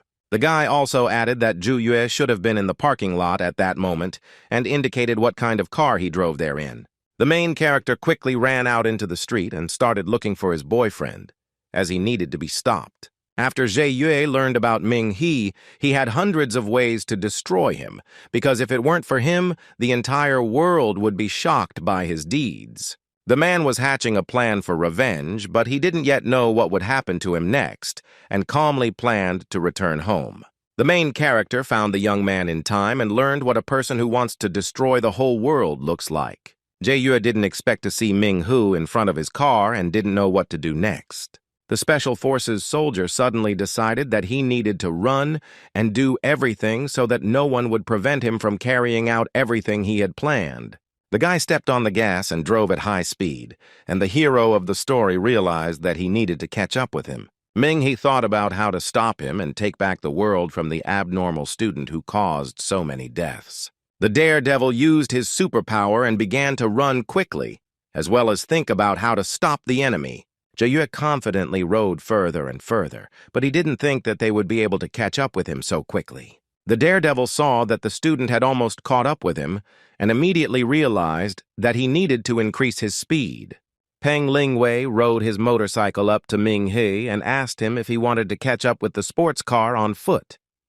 The brother suggested getting on his motorcycle and catching up with the rival. The hero thanked for the help and confidently followed the car, and his friend was left alone. The young man was riding his moped and thinking about the fog that had appeared 2 days before he arrived at the university to take the entrance exams. The student realized that Jae knew when the fog would appear and decided to use the inexperienced newcomers to wreak havoc. Ming He understood why the examiner had made his life difficult during the exam, and it was not in vain. A friend remembered that almost all of the applicants from the special selection paid for admission, and Jae himself paid 6 million won for the institute. But he also bribed the examiner. It was important for the prime suspect to infiltrate the university, find the person he needed, and destroy him. When Ming He took the exam, he almost took his place, and his enemy was connected to the examiner from the very beginning. Jae almost escaped from under his nose, and many people died because of the young man. The hero has almost caught up with his enemy and will do everything to prevent him from escaping. A special education student saw in his car mirror that his rival was catching up with him on a motorcycle. Jae thinks that Ming He wants to die and decides to use his superpower to destroy him. The man believed he had used his strength to break the trees that had fallen onto the roadway. The protagonist saw falling trees in front of him and hoped that he would have time to pass by before they fell. The brave man did everything possible to break through and remain unharmed, continuing to pursue the enemy. The guy drove over the first fallen tree and then drove over the second plant without any complications. Jae was very angry because he did not expect that the disciple would be able to continue despite the obstacles. A member of the university student council had an idea that he immediately decided to implement.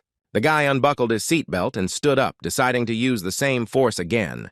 The dude decided that he needed to break even more trees and block the road with them so that the main character could not get to it. Ming He was not afraid and tried to drive through this section of the road as quickly as possible and stop his opponent. The hero of the story decided to say that he can't hide from his boyfriend because there is a chance to put an end to all this. A member of the Dragon Fang organization decided to use his power to increase his speed and catch up with the car. These two tried to speed things up in any way they could, and no one knew how it would all end. Jae realized that he couldn't move any faster and was very angry at himself for this, but he hoped that he could run as far as possible. The presenter of the story was already near the car and said that his friend would not be able to escape from him. The young men rode further and further, and the student council member thought that his enemy was going to hell. The boys were very close to each other, but Min. He had one idea that he immediately wanted to implement. Jae was very angry because he could not do anything and escape from the student, as he did not want everyone to know about his plan to destroy humanity. The main character decided to jump into the car and stop his opponent, and also do everything to stop him. The guy decided that it was necessary to stop the enemy immediately, since it was necessary to stop the destruction of people. Min-hee managed to get into the car and tried to hold it first and then stop it altogether. Woo Shiyuki decided that it was necessary to increase the car's speed to the maximum. A student council member saw a fence near the road and decided to use his power and drive his car there. The boy managed to jump out of the car immediately and save his life, while the hero of the story flew into the abyss along with the car. Jae saw that the car had caught fire and was starting to burn, and the young man himself was very surprised that he had managed to escape. The special education student stood and watched his car burn, glad that no one would stop him from carrying out his plan. The evolution school student thought his opponent wanted to fight him, but a small accident happened and he fell off a cliff. The daredevil decided to call and report that the hero had died, and asked Jae to provide information about his identity. The guy didn't care who he killed, and he also said that he couldn't stay there any longer. The student council member said they would need help finding a new place, but he didn't have time to finish because he saw the silhouette of a man. As it turned out, he was alive and said that he would free his enemy and send him to another world so that he could apologize to all the dead. Yue was surprised that the boy was still alive and continued to pursue him. In the young man's opinion, his opponent is definitely not immortal, and his superhuman strength is not an obstacle for him. A student with special needs decided to go on strike because he believed that the student did not have the strength to fight him. Yue hit the young man so hard that he flew back, but tried to stay on his feet and continue the fight. The main character tries to find a way to destroy his enemy because such people cannot be pitied. Manhwa decided that he would use all his strength and skills in the battle so that justice would prevail. The student council member was determined to strike again and completely destroy the boy. Ju explained that he knew how his abilities worked and thought this was his chance to win. A special education student said he had nothing to learn because he believed his opponent would fight him alone.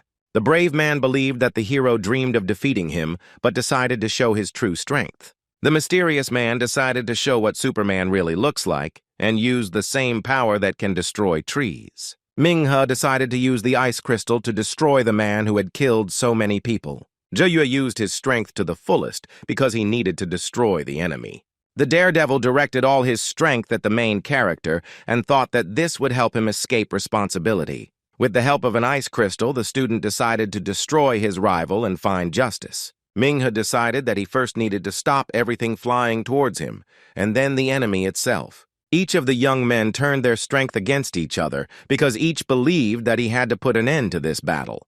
Yue was very surprised when he saw his opponent using ice because he didn't know he had such power. The main character decided to gather all his strength into a fist, deliver a winning blow, and destroy the enemy. Manhwa delivered such a blow that the ice cream ended up in his path, sending his enemy flying to the side. The student council member saw that his feet were starting to become covered in ice, which surprised him even more. The hero struck, and his enemy was covered in ice, and the teenager himself could not move. Manhwa tries to take off the rest of his shirt, turns to Jae-wei and tells him that he is not that cool and has no right to control other people's lives. The bro also decided to ask what he called himself, since the student himself believed that he had no right to call himself a Superman. The boy approached his interlocutor and decided to deliver the final blow and show who was boss here. The leader of history struck back and declared that Yue, namely, was just trash that no one needed. Manhwa explained that if he didn't like being an ordinary person, he could destroy himself and no longer interfere with their peaceful life. The Dragon's Fang organization gathered at the Nandu Superhuman Academy Memorial Hall. Commander Lu Lin was talking with Instructor Lu and didn't understand why the hero had gathered them together. The man thought that it was very difficult for the young man now, because he was very young, had just entered college and had already experienced a lot. The girls supported his words, and together they decided to cheer up the guy because he had been experiencing a lot of stress lately. The organization's staff understood that the student was upset about Professor Feng's arrest, and he also didn't expect that the enemy would be nearby, especially his teacher. The instructor and commander were surprised by Manhwa's appearance and did not understand what had happened to him. The man saluted and did not understand why his brother had gathered them, since the professor was behind bars. The hero reported that he had caught the criminal as he had promised, and was glad that he had succeeded. The organization's staff were surprised when they heard that the boy had caught the henchman and did not understand how he had managed to do it. Instructor Lo was the first to run up to the criminal and could not believe that he was really an alcoholic. Jae-yue asked them to hurry up as he didn't want to stay with Manhwa, thinking he was abnormal. The young man begged to be taken away quickly and cried a lot, as he did not expect to be found so quickly. The organization's employees looked at each other and were shocked by what was happening. Instructor Luo was called away and left, while Luo Lin remained by the protagonist's side, worrying about his well-being. The girl praised the boy, called him very good, and wiped the dirt from his face. Manhwa wanted the dead mentors to rest in peace, but for the young lady, the most important thing was for him to remain alive. The man ended the telephone conversation and went to his colleagues to report the information he had heard. Instructor Lo reported that the management sent people after the criminal. The employee of the organization was surprised by what he learned from the management and could not believe that this guy could be so strong. The man immediately saluted and said that he wanted to thank him on behalf of the entire organization, but the boy was embarrassed. Law enforcement officers arrived at the academy and took the criminal away, and the main character had to go to the hospital. Manhwa got into the car, and Lulin walked up to him and explained that he could be treated in the hospital. The hero went to the hospital, and the commander remained on the university grounds and decided to return to the memorial museum. The sorceress turned to the fallen mentors and said that they could be proud of them because they sacrificed their lives for the sake of other people. Juchi was right, because they were weak and could not save the world, but they could use their lives to pave the way for the next generation. The young woman explained that they live in a dark time when it is difficult to find light, but they continue to move forward for us. Commander Lulin saluted and said that their deaths were not in vain and that he was very sorry about what happened. Min-hee came to the evolution school for class and walked down the corridor to the next class. Feng Nian-rong ran up to the young man and asked if he had also chosen teacher Tang Han's class and was very happy that they would be studying together. The main character was also surprised by this coincidence because not all teachers communicated so interestingly in class. The girl enthusiastically said that she attended many classes, but only Professor Feng and teacher Tang Han presented the material in an interesting way. The young lady had no choice between teachers, but the professor went abroad, and the choice was obvious. The young man was very upset as soon as he remembered his husband, and it was unpleasant for him to remember these events. Min-hee explained that he is a good teacher and can teach a lot because he knows a lot of interesting things. Feng Nian-rong explained that she didn't know what topic the teacher would assign to her students this semester, but it would probably be something important. Teacher Tang Han's first step was to apologize to his students for his research interfering with their studies. Everyone present watched the man closely and decided that perhaps this was his approach to teaching. One of the students present expected the same approach to teaching, and his opening remarks were quite unusual. The teacher began to talk about the topic of the lesson and explained that people do not live in a specific time, but even facts should be questioned. The man gave the example of great scientists who searched for the truth for a very long time and worked hard on their research. The students agreed with the teacher's words and added that all scientists question even the most logical factors. Teacher Tang Han said that they thought that the Creator had always looked down on them, but why then did he give everyone free rein? The man continued to talk about philosophy and asked why the Creator allowed us to learn how to use tools and make fire. The teacher explained that step by step people came to the creation of a great civilization. Humans, namely the only species with sufficient intelligence to create a civilization, and this can be called either a coincidence or evolution. The man explained that if the Creator turned away from people, he would create new life, and they would also learn to use instincts and make fire. According to the teacher, no one knows what is happening to their world, and he gave his students time to reflect on this question. All the students in the class thought about their teacher's story because what was happening in the world was somehow connected to the story they were told. The man continued to talk about the world they lived in and the era they lived in. Ming-hee thought about the teacher's words and thought that for a very long time, people thought that they were the only ones who could, and began to think that it was necessary. Tang Han explained that man had never questioned why there was such a big difference between himself and other creatures of nature, and why man was given the right to rule the world and dominate others. The man explained that at the moment several species have achieved enlightenment, just like humans, and asked if they should stop considering themselves a superior race. According to some reports, scientists from different countries are currently studying this phenomenon, and what they are experiencing is similar to what their civilization experienced. Teacher Tang Han explained that at this point, the beings had already reached the tribe stage, and this happened in just 10 years.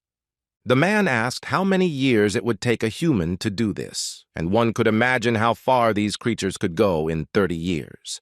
There are many questions about these creatures, as no one knows how long it will take them to become smarter than humans. According to people's calculations, the creatures will need only 70 years, and people will become animals, food, or material for them. The students were shocked by what they heard, but one of the guys decided to ask if his words were supported by anything, and he was also interested in whether he was conducting accurate research. The young man decided to compare these words with how doctors warn about a fatal disease even before it is known for sure. Tang Han explained that he had no evidence, and the entire format of the lessons was a simple discussion, and the students might think that it was empty talk. The man also added that he is the same as the students. He just observes what he sees. One of the guys decided to ask whether these creatures would destroy people because it was very important for every person to know this. The teacher explained that this was why he had started his lesson and that he hoped with all his heart that this would not happen. But the only thing that can save people is that they will always be one step ahead of other creatures. The man hopes that they will have enough time to learn more about these creatures, and that is all they can hope for. Feng Nanrong decided to clarify the topic of the semester, the study of new civilizations and whether they will become more advanced than humans. The man confirmed the girl's words and added that they would study the necessary materials and then bring them to the audience for comparison. Students wondered whether they would have to leave campus for these purposes. Tang Han explained that they would often have to leave campus and take risks for the sake of science, and that the hunting associations would help them with this. The only thing the man regrets is that so little time is devoted to this topic. The budget is very small, and it is difficult to attract the attention of the authorities. One of the guys decided that this was a very important topic and they could make some kind of discovery. Another boy cited Professor Wu Lun as an example, and the students will also try to make some discovery. The man was surprised by the students' words, but he understood that each of them would be able to discover something new for themselves. The students realized that they could unlock some secrets and help humanity because they went to university to learn how to do it right. The teacher was delighted with the students' choice and announced that the academy would finance them, and the student council would also support them and make sure that everything went smoothly. Manhwa decided to take a walk after class to get some fresh air and think about what happened recently. The protagonist immediately understood what was happening and knew that his friend Xiaohua would appear. The girl didn't like that the teacher had a theory that other creatures could develop on par with people. The boy, despite having interacted with her, noticed that teacher Tang Han was an outstanding scholar. The man believes that the topic proposed by the man is not as simple as it seems at first glance, but he wants to learn more information from him. Xiaohua understands that the teacher is one of the few who considers them equal to humans, while the rest of the teachers consider them equal to animals, and these people are very arrogant. Manhwa decided to ask whether people would really catch up in development after 70 years. But in her opinion, they really did develop more slowly. The young witch believes that in just 200 years, humans have created many types of weapons, and if their improvement is taken into account, then man may be right in saying that God has already turned away. The main character became upset and explained that if all creatures were like him and the girl, they would communicate and love each other. The girl did not like the young man's words, and she did not understand what kind of love he was talking about.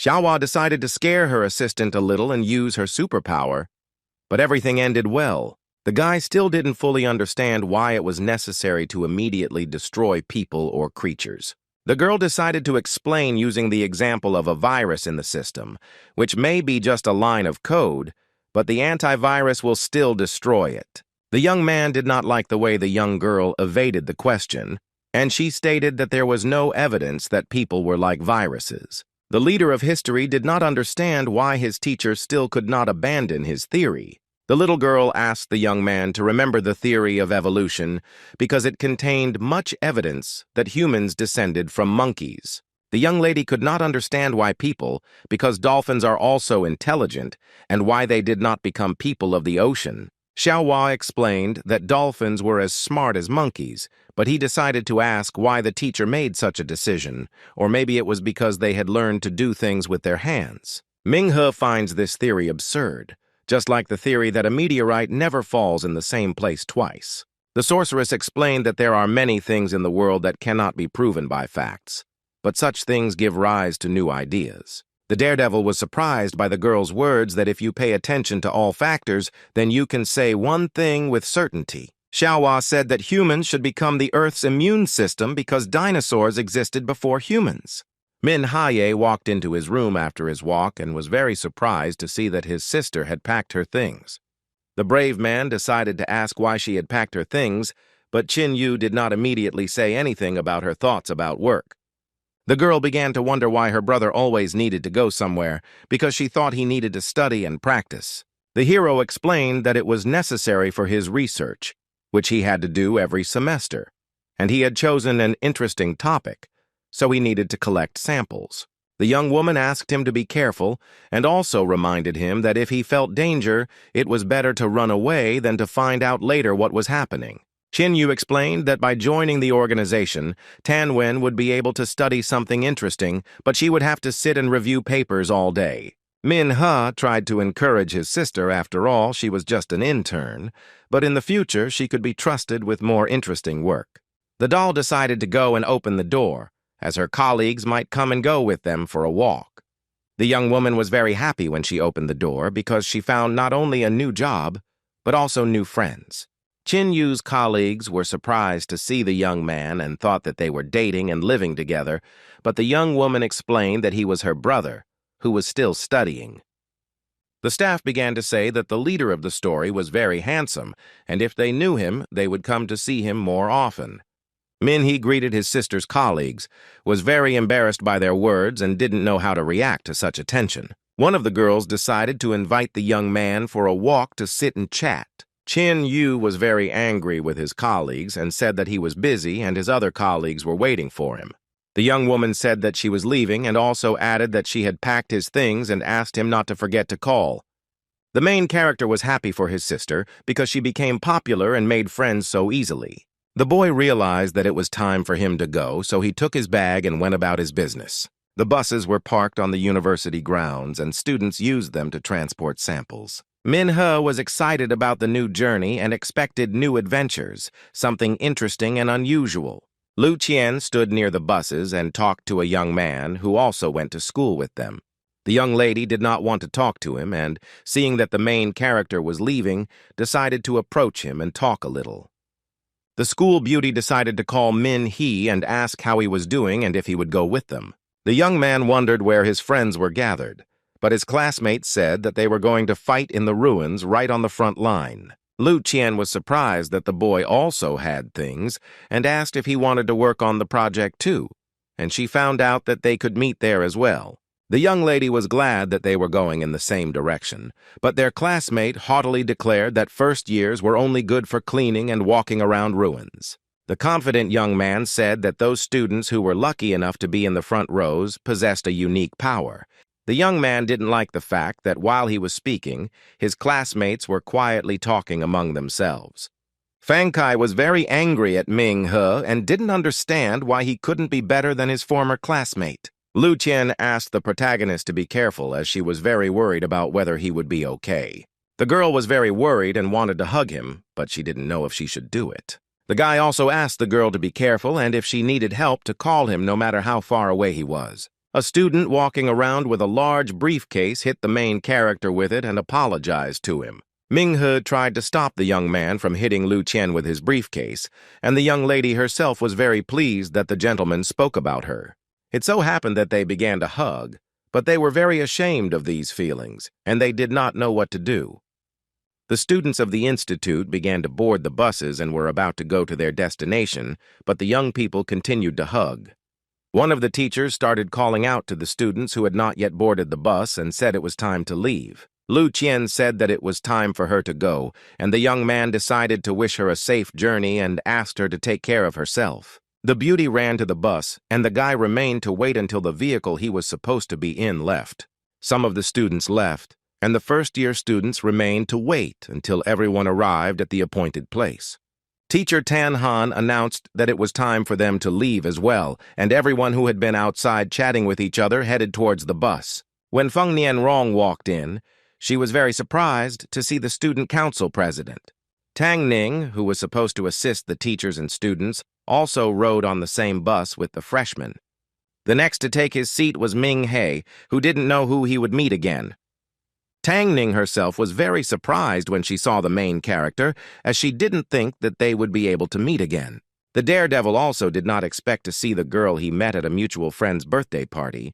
Peng Lingwei got on the bus with Ming-he and started laughing, thinking that fate had definitely brought them together.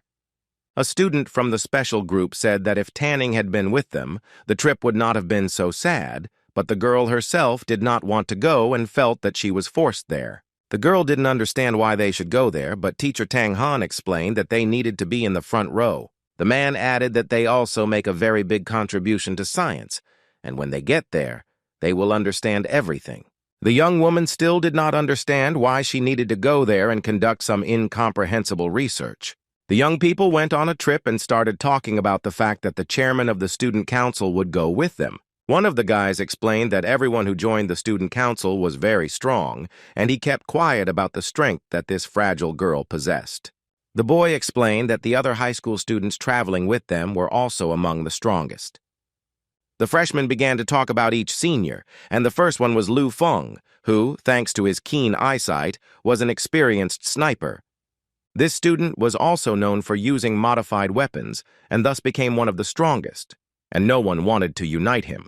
Everyone present was surprised, as no one expected to see such capable people as this gentleman. The next person the freshmen learned about was Jiang Wenwen, because despite her cute appearance, if she was serious about her job, the entire squad would not be able to compare to her. The young lady really looked very cute, but she also had great strength and was friendly. Everyone wondered what her superpower was, but all they needed to know was that she loved to play with fire. Feng Nianrong was curious to know more about the girl in traditional clothing, as she looked very unusual compared to the other students. Xiaona was an archer and also a mysterious girl that the young man knew little about. Wu Xiaodong looked like a quiet kid in middle school, but no one knew what his abilities were, but he was ranked 10th among the strongest. The freshmen didn't expect to be defended by so many strong seniors, and Peng Lingwei realized that they thought the research was important. The students of the institute traveled further and further, but they still did not know what would happen next, and what new things they would see. Two men from Fuzhong village were fishing on the shore of Guanyun Reservoir. The man turned to his friend Van and said that yesterday they heard about what was going on between him and his wife, and today he was already fishing. The other fisherman did not understand what his friend was talking about because he had been sitting on the riverbank all night. Wang asked his fellow villager to repeat what he had said about his wife, as he did not immediately understand what he was talking about. The man decided to get out of this situation and explained that his cat had been having fun all night and the whole village had heard it.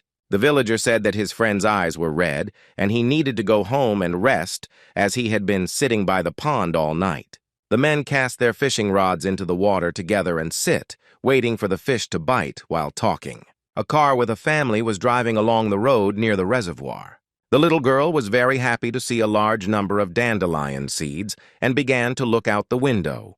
The young woman opened the car window and reached out, but her mother pulled the child away from the window and began talking to her. The girl began to be scolded for what she had done because it was very dangerous for her life, and the young lady herself burst into tears. A wheat seed flew into the car and landed on the man's neck, but he didn't notice. One of the fishermen started to bite, and he was very glad that he arrived later than his friend, and the bite began almost immediately. The man began to pull his trophy out of the water and realized that something important was happening. A local resident asked his friend to help him get some fish, as it was very difficult. The man tried to pull the fish out of the water, but nothing worked, and his friend did not want to help. After some time, he was able to catch his trophy and was very surprised that the fish turned out to be really big. The local was so stunned by the catch that he could barely stand, and the fish flew towards the mountain. When the prey fell to the ground, the man was very scared and did not understand what was wrong with it, since it was not clear what exactly was in its mouth. The fisherman was very scared and did not know what to do, because there was something strange and scary about the fish. The local resident began to talk to his interlocutor and asked if he saw the same thing as he did, and also asked what was wrong with her, because just a second ago she was alive. The man continued talking to Libra, but he could not see what state he was in, and decided to also ask if he was thinking about his wife. When he realized that his friend was not responding, he decided that he needed to take a look at his fellow villager. The local resident was very scared when she saw the condition of the fisherman, because when he first arrived, everything was fine with him. Wang looked very thin and old, as if he had aged at some point, but the man said that was not the case. The local resident immediately started running as soon as he saw his friend and also thought about looking for help. The students continued on their way to their destination, and along the way, one of them approached teacher Tang Han. Feng Nianrong asked her husband about the samples they would be collecting, as he had not told her about it. The teacher explained that this was a very famous plant, samples of which needed to be taken and studied. Tang Han said that a hunter recently sent him an interesting specimen, and he did some research. The man said that after completing the research, he discovered that the plants were aggressive. Feng Nianrong asked if all plants were inherently aggressive, since many trees grew into the sky and did not pay attention to other smaller plants. The girl explained that the big tree blocks the sun from the smaller tree with its crown, and the small tree rots, and the big one accepts it. The teacher agreed with the young lady's words, because aggression between plants is a common thing. But this plant was not fighting for the sun or the soil. Tang Han said that this plant attacks animals like a predatory plant and destroys them. The man added that the plant does not hunt flies, butterflies, or moths, but large animals and even people. The bus driver saw something unusual and was very scared, but did not understand what to do and began to stop the vehicle. The students also did not understand what was happening and thought that the monsters were attacking again. The driver explained that a wild deer suddenly ran out onto the road, but the man was very scared.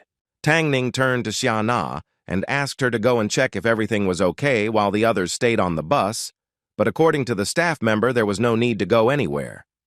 Lu Feng explained that they were near ruins where monsters might live, and it was better to be safe than sorry. A high school student got off the bus and went to inspect the place where the accident almost happened. The girl was surprised that the deer was nowhere to be found, since he could not have died, but he was not nearby either. The young woman understands that the animal will not survive long because it could have been injured and the wound needs to be treated. Xiana returned to the bus and reported that it was an ordinary deer and there was no danger in continuing the journey. Tang Ning asked what happened to the animal's body, but was told that it remained alive and ran into the forest. The doll decided to ask if everything was okay with the car, to which the man replied that nothing was damaged and it was safe to drive. The students were told that there were a lot of deer in the mountains and that this happened often and that they could continue moving forward. Young people set off on a journey, anticipating new adventures and learning a lot of new things. The students at the institute had no idea what could have happened in this place, where an accident almost happened. The bus carrying the students arrived in the city of Fuzhong, where they noticed the police and did not understand what was happening. The students did not understand what was happening or why the police were there, and they watched them closely. Some of the guys thought it might have been murder because there were a lot of police, but no one figured it out until the very end. The bus set off to meet new adventures and new achievements that await young people. The transport arrived at the hotel where the students will stay while exploring the selected area and collecting samples. After the young people got off the bus, teacher Tang Han announced that they needed to register before lunch. During lunch, the man began handing out assignments and said that the hunting association had provided him with information. The teacher said that the necessary samples were available in several cities near this hotel, and they would also start with the city they were in. Tang Han explained that all the participants are divided into 5 groups, and each of them will look for their own role model, adding that each group will be led by a high school student. Each of the students wants to be in the same group as the student council president, and they also raise their hands. Tang Ning was very surprised because everyone wanted to be in the same group with her, but all the seniors were rejected. The girl began to recruit into her group of students those whom she considered necessary, and the first one she chose was Feng Nianrong. Next was Lin Hui, and she was also very happy to be in this group with the student council president. Another participant was Hu Guangyi, who was also very surprised by the girl's choice. The last person the young lady chose was the central character, and some of the students were very surprised by this choice. Tang Han explained that when they entered the city, it looked like a murder, and that the team led by Tang Ning was handling the case, and warned that if it was an ordinary murder, then it was a matter for the police, but if not, then they needed to deal with it. The student council president said she would only look after the new students, while the man said the freshmen should figure it out themselves. The remaining seniors decided that they also needed to gather their groups and continue moving forward. The teacher pointed to the signal sheets and handed one out to the group for use in an emergency. The man asked if everyone had divided into groups and said that each group had its own task. The student group from Tangning is in charge of the area around the city, and Jia Na is in charge of the area around the sawmill. Tangning explained that if there were no questions, then it was necessary to move forward and investigate the matter. The police officers did not understand how this could have happened, because there were many unclear traces, and most importantly, they could not understand who exactly could have done this. Police officer Jung Wei was unable to determine whether the crime was committed by a human or an animal, and said it was necessary to wait for the Hunters Association. The police understood that they were far from the city, and the hunting society might not send anyone, but the students of the institute approached them. One of the men turned to the young people and began to listen carefully to what Feng Nian Rong was telling them. The sorceress explained that they were students at an academy in a southern city and had come to conduct their own investigation, and asked what had happened to them. The police realized that the young people could help them understand what had happened and decided to let them assist in the investigation. One of the men said that there was a dead body in the room, and if they were brave enough to go in and look, they could. The students were shocked by what they heard from the police and did not know what to do. At some point, Feng Nianrong looked at the president to see what to do. Tangning explained that the decision should be made by the first years since it was their investigation, and she was only there to protect them. Min Hai decided that he needed to go and see what the police found because his friend was right, and it was their investigation. Zheng Wei decided to take them to the corpse and explained that they needed to determine whether the crime was committed by a human or an animal. Feng Nianrong also decided to go with them, as she was very eager to find out more information about this crime. The young men entered the room and saw that the body of the murdered man was covered, and a man was standing next to him. The older man wondered if they were from the Hunters Association. But the police explained that they were from the academy and were conducting some kind of investigation. The rest of the spectators who were with the man were against the students investigating the case, and it was important for them to wait for the hunters to unite. The older man explained that they didn't want to burden the police, but the matter was serious and there was no room for error, and it really was worth waiting for the people from the association. The policeman explained that they had notified the association, but if there was no evidence, it could be an accident, and they would not send people away. Police tried to persuade the man to give the students a chance, but he didn't want inexperienced young people to take on the case. The old man explained that Wang Jun was a very important person for their city, so he could not be deceived. Zheng Wei informed the crowd that they would contact the hunting association again and then share all the information they had received. A law enforcement officer explained to the students that people want to see experienced hunters, so they asked not to be offended. Minghe decided to ask the hunters what rank the old man would like to see, because then they too would be able to find out everything they needed. The man explained that they needed a person of at least moonlight rank. The protagonist decided to get his badge, which was given to him by the Hunters Association, and asked if such a title would suit him. None of Min. His classmates knew that he was a member of the Hunters Association and had the corresponding title. The older man was very surprised to see the young man's badge, as no one expected to see a member of the hunting society. Everyone present was shocked to see the royal crest and were surprised that the student turned out to be a royal-ranking hunter. The young men explained that there had been a moonlight hunter in town, but he had left and was never seen again. The police apologized to the main character, as they also could not believe that he was a hunter. The police are ready to cooperate with the students and also believe that local residents will also be able to provide assistance. Minhu decided to hide his badge and asked to examine the body first. All those present agreed to show the deceased and also asked if they were really ready to see him. The locals began to turn a blind eye to their children, and Feng Nianrong was very surprised by what she saw. The boy saw this for the first time, as he did not understand what could have caused such a reaction and become the cause of death.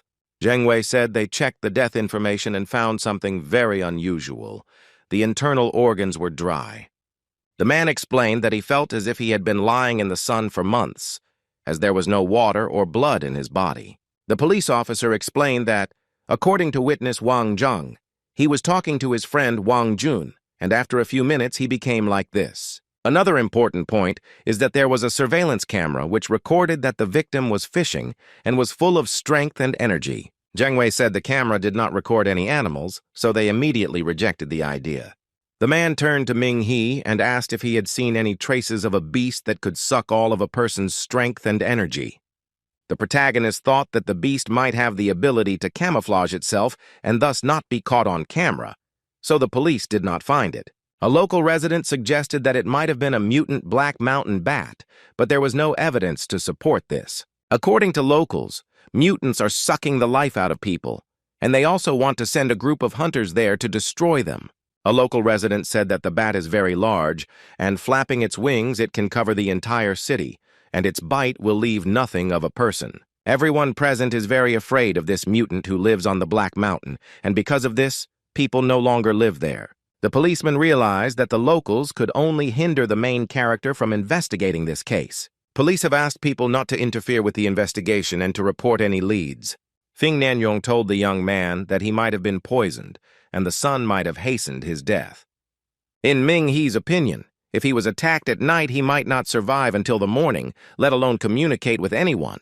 The police confirmed the young man's words, as there is a witness who claims that everything was fine before meeting the victim. The guy decided to think logically that if he was attacked, then this attack was probably carried out by something invisible or very small. The student meant something like insects, but you still need to go to the crime scene and look closely because it's possible they missed something. The police officers explained that everything there was fenced off and gave permission to inspect the crime scene. A classmate asked if it was really an animal, but was told that it was possible because the monster that was causing trouble was getting bigger and bigger. Minhee explained that it was necessary to go to the scene of the man's death and inspect the area again, as the police might have missed something. Longhai explained that there could be different types of disaster monsters. Even those fighting on the front lines did not always expect new enemies to appear, so it was necessary to weigh everything carefully. Hu Guangyi heard the locals talking about a bat living on the Black Mountain and decided that he should go there too. Minhee explained that if he really lived there, the students would not know anything about the monster and there would be no point in fighting it. Two of the group decided to go there anyway because they were people with superpowers and would be able to defeat the mutant and they would have nothing to fear. Long Hui began to explain that Tang Ning was with them and would be able to protect them if any problems arose. The student council president decided to give the group members a choice again since it was their investigation. Minhee insists that if it really is a bat, the hunting association must be notified. The hero also added that they are here to collect samples and the bat is not one of them, and his classmate does not think so. Hu Guangyi believes that evil must be fought, but according to his classmates, the protagonist only thinks about his own interests. Feng Nianrong asked her not to shout and began to explain that they needed to conduct an investigation first. The rest of the group agreed to investigate and arrived at the crime scene, Guanyun Reservoir. The policeman explained to his colleague that he had hunters with him who had come to help them with the investigation. The man showed the place where the deceased was found and also expressed hope for help and a speedy resolution of the case. Hu Guangyi saw that he had stepped on a dead fish and was very scared, as he found it very unpleasant to look at. The policeman explained that fishermen often sit in this place and immediately prepare their catch. The student felt uncomfortable being there because he didn't like the smell of dead fish. Zheng Wei showed the place where the dead man sat and his body dried up in a few minutes, and the protagonist decided to ask if the water had been checked. The policeman explained that they had not checked because they did not have the necessary materials, and the brother asked how long the fish had been there, since the scales were still on it. As it turned out, no one paid attention to the dead fish, and Long Hui thought that her classmate was asking stupid questions because it was necessary to examine the crime scene. Everyone present had one question. There was no fire nearby, and the fish still had scales, so why was it in such a state? Zheng Wei asked the protagonist if this fish could be related to the victim, but the gentleman himself was not sure. The old man remembered that the witness said that he was frightened by some fish that he did not understand. Minhee was surprised by this information, as he didn't understand how it could scare him. The policeman was also surprised by this, as he thought that the witness was very scared and therefore spoke unintelligibly, but at that moment there was no point in questioning him. The hero decided to ask about the hidden camera and ask permission to look at it, but the man himself did not immediately think about it. The police officer will talk to his colleagues and they will prepare the camera recording while the young man looks around. The student decided to climb the mountain, closer to the road, and examine the plants growing near the pond. The boy began to carefully examine each plant because he remembered what the teacher had said in class. Tang Ning approached the boy and asked what interesting things he could find in this wild grass, but he listened attentively to Tang Han's story about the disaster plants. The protagonist explained that the teacher had brought them here to collect samples, but no one knew if they would be able to find anything similar. Minhee was very curious if these plants could be somehow related to this incident. The opinion of the student council chairman was interesting to the young man, but the girl herself found it funny. The young woman explained that it was a dandelion at first glance, an ordinary grass, but this was not enough to detect anything interesting. A policeman came up and said that he already had a recording from a surveillance camera, and the young people went down to look at it. The footage shows that the witness clearly threw the fish in the same place where the students saw it, and it was definitely there, and the scales were also in place. The policeman was surprised why it was so dry, since only a day had passed, but for the guy himself, it was very strange. Minhee asked the man if he thought the fish's condition was the same as their victim's. The policeman took a photograph of the victim out of his pocket and looked at it carefully, then looked at the fish again. The policeman explained that his brother was right. Even if you ignore the structure of the human and fish bodies, the cause of death is the same. Everyone present looked closely at the water and thought that a criminal might be hiding in it. The man said that he would immediately contact specialists and share the information he received. Divers arrived at the reservoir to check what was under the water and take samples. The workers sat in an inflatable tray and swam to the middle of the pond preparing to dive. Divers are descending underwater one after another to test the version put forward by the university students. The policeman and Min. He watched the divers closely through the tablet screen and tried to understand the cause of the man's death. The hero wasn't sure that the cause of death was water, but first he needed to check the samples. The gentleman asked Jung Wei to give the divers the task of collecting samples of underwater plants for him. The man agreed and passed on this information to the people underwater, and the student himself was able to obtain samples. Long Hui didn't understand why the police were wiretapping their classmates' phone calls, but Hu Guanyi believed that he was using their teacher's name. The guy decided that he didn't care and they could conduct their own investigation, but the girl didn't know where to start. The young man decided that they could go into the mountains or forest and find traces of the beast, and his young girl agreed to his proposal. The students began to conduct their own investigation, but they did not expect to be stopped by the student council president. Tang Ning explained that she would not be able to protect them if they were separated, so all four of them needed to work in one place. Young people think that they are just wasting a lot of time and do not understand why they should listen to Minhai. The hero of the story heard his classmates say that he is not a leader and do not want to listen to him. The brave man asked Tang Ning not to detain the other students and warned them that the police wanted them to explore the local forest and mountains. The student council president was very surprised, and she also understood that if something happened, she wouldn't be able to protect everyone. Ming He had no intention of leaving the city, and it would be better if his friend went with them, and he could take care of himself after all. Everyone knew that he was strong. Tang Ning revealed her secret to him and warned him that if he discovered anything, he should report it to teacher Tang Han. The protagonist remained at the reservoir and continued to watch the divers, and Feng Nian Rong stayed with him. The underwater workers continued to inspect the area and swam into the center of the underwater structures. The girl was cleaning the passage with her hands, and in one place she saw something strange that surprised her very much. The divers saw many animal bones in the thickets of underwater plants and were very scared. The young woman indicated to her colleague that it was necessary to rise to the surface and tell more details. The divers tried to explain, but the students could not understand everything they showed. Feng Nianrong was very scared because she couldn't tell if they were just animal bones, and the boys were also surprised. Representatives of the diving community explained that only pits of several species of animals were found there, but no human remains. Jung Wei recalled a time when local residents complained about the disappearance of their animals. The employee was very scared and once on dry land could not calm down and also stated that she would not work anymore. The policeman was very surprised by this decision, since the case was unsolved and he did not understand what to do next. Another diver reported that he had managed to collect several bones and immediately handed them over to the hunting society workers. Ming Hu was very grateful to the man who was able to collect not only bones, but also underwater plants. The diver explained that they were also ordinary people, but he expressed his opinion and, according to his feelings, there really was something in the water. The guy explained that it could be a terrible predator and that everything else depends only on the police and superhumans. The young people in Jung Wei realized that it was getting dark and they needed to go back and analyze what they had found. Minghe decided to ask the man if he would mind if their teacher Tang Han conducted experiments with these samples.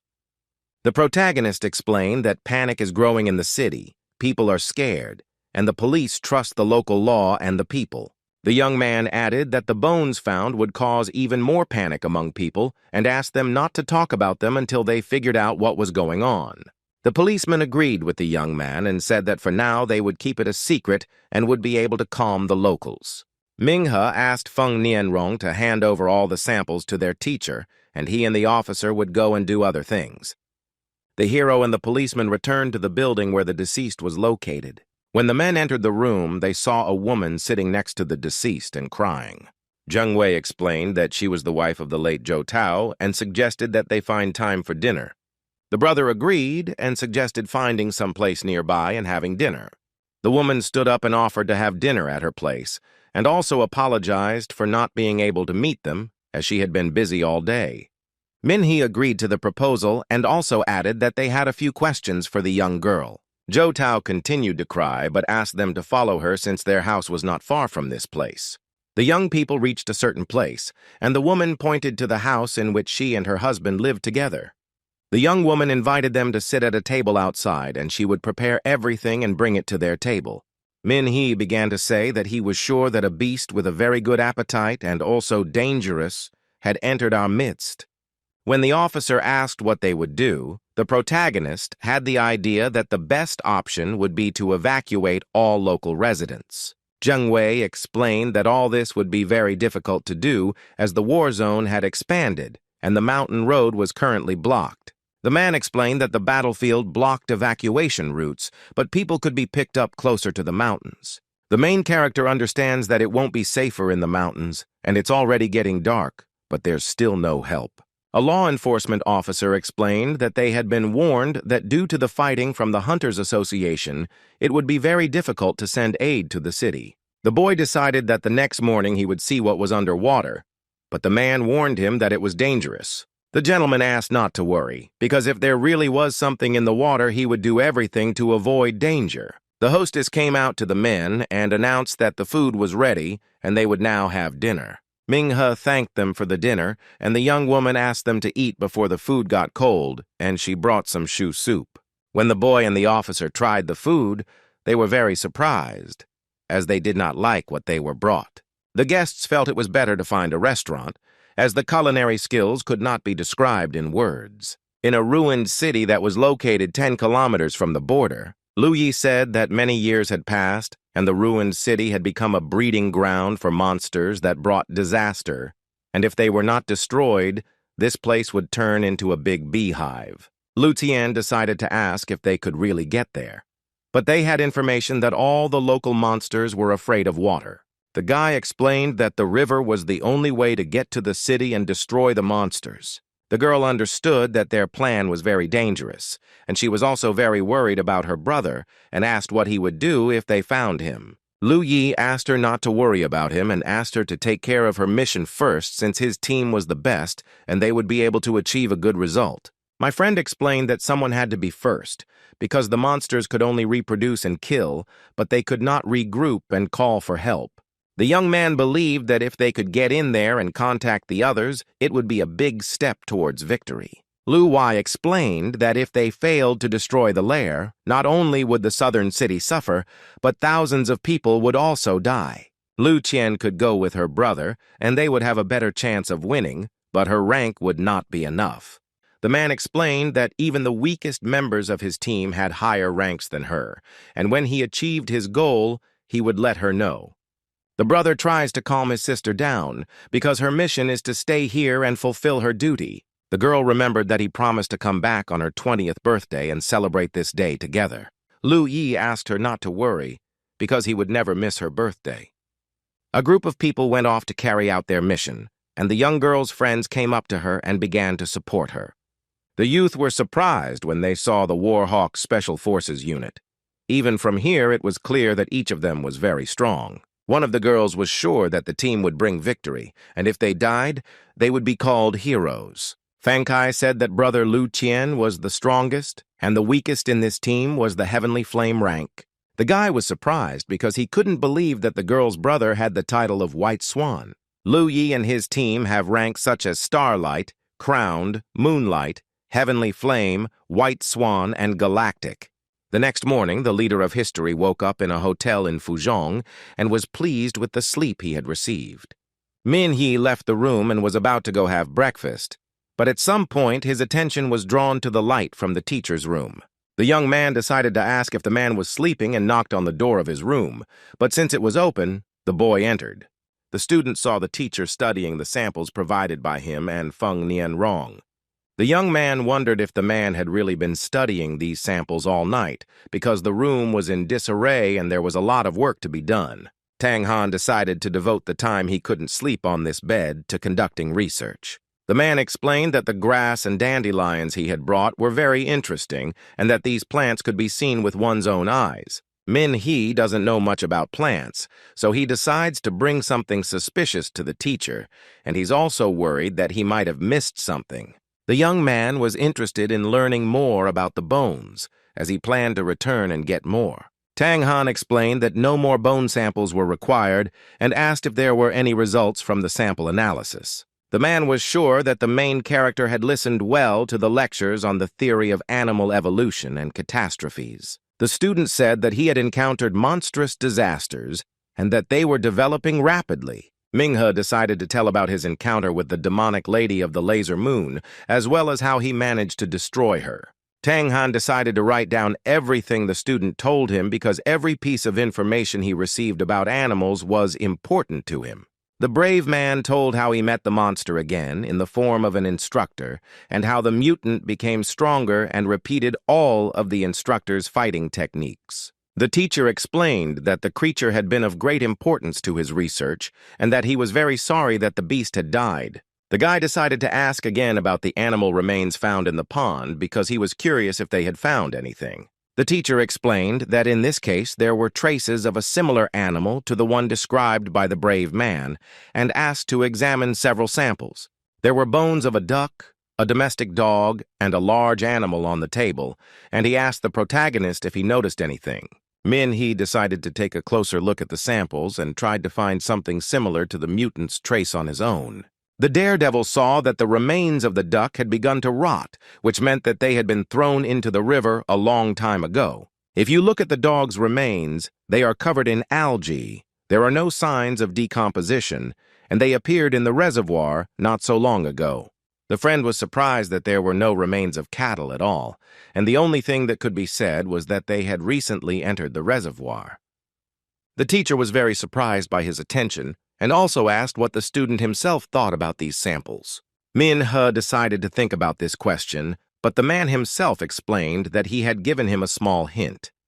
The guy immediately realized that if this creature was a predator, then, judging by the size of the individuals, it could have gone through several stages of evolution.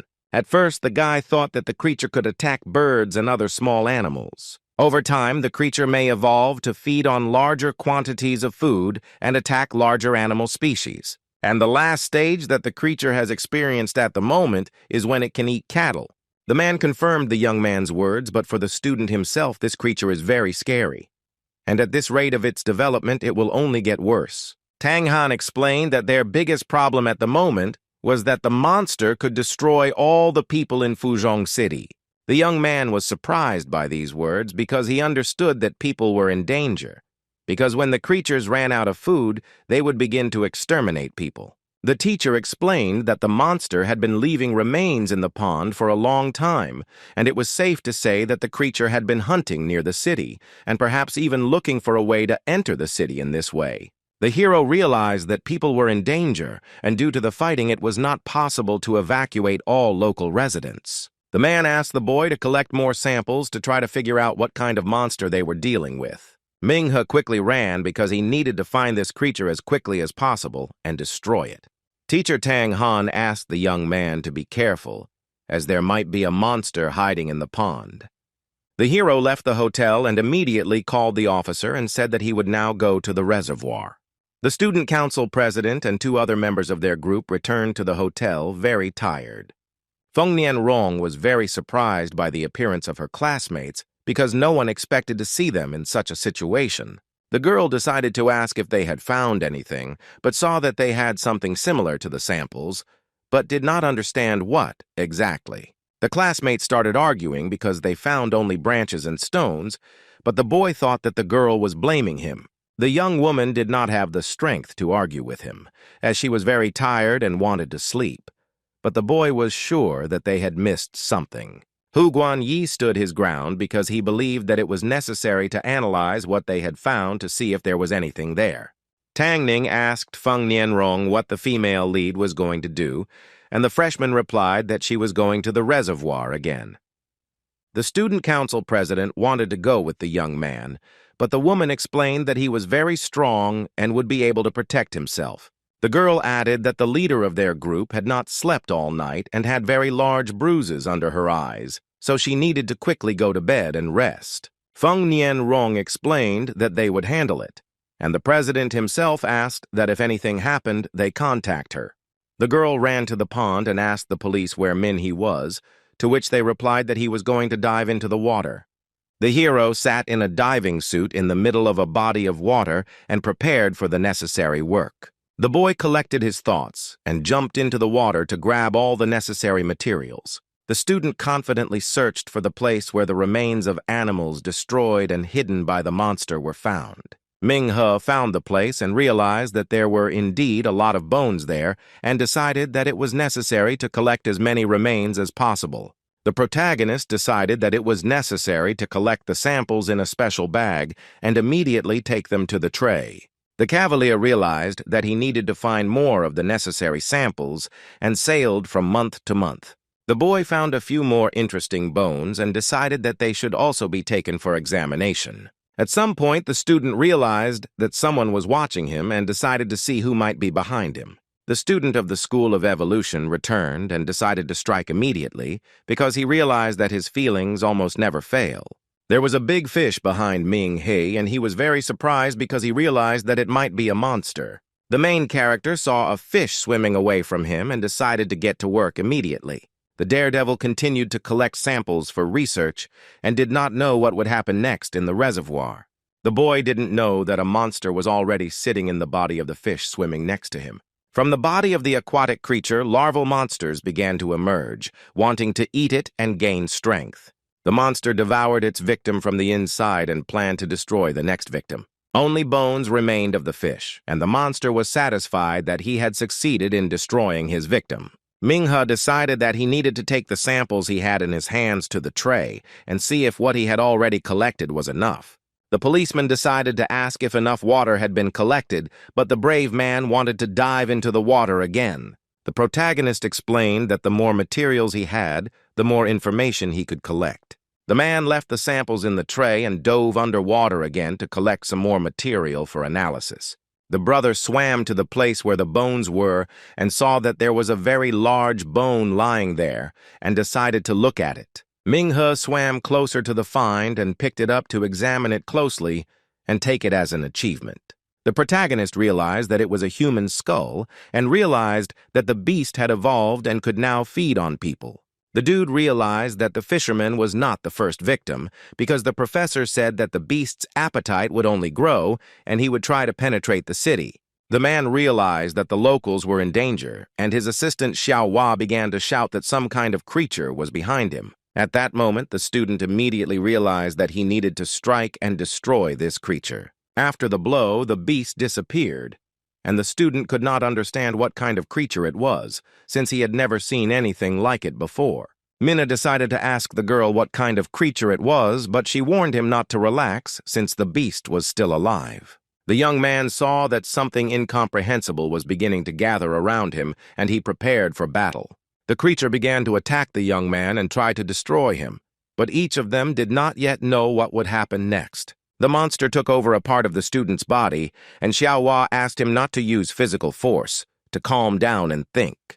The hero of the story realized that his legs could move and decided to use them. Manhwa tried to kick the monster and free his hands. The boy remembered Professor Feng's words and decided to focus on a specific action and use it against the creature. With this technique, he was able to free his hands and subsequently destroy the monster. Xiaohua asked her to grit her teeth and try her best to completely free herself from the creature.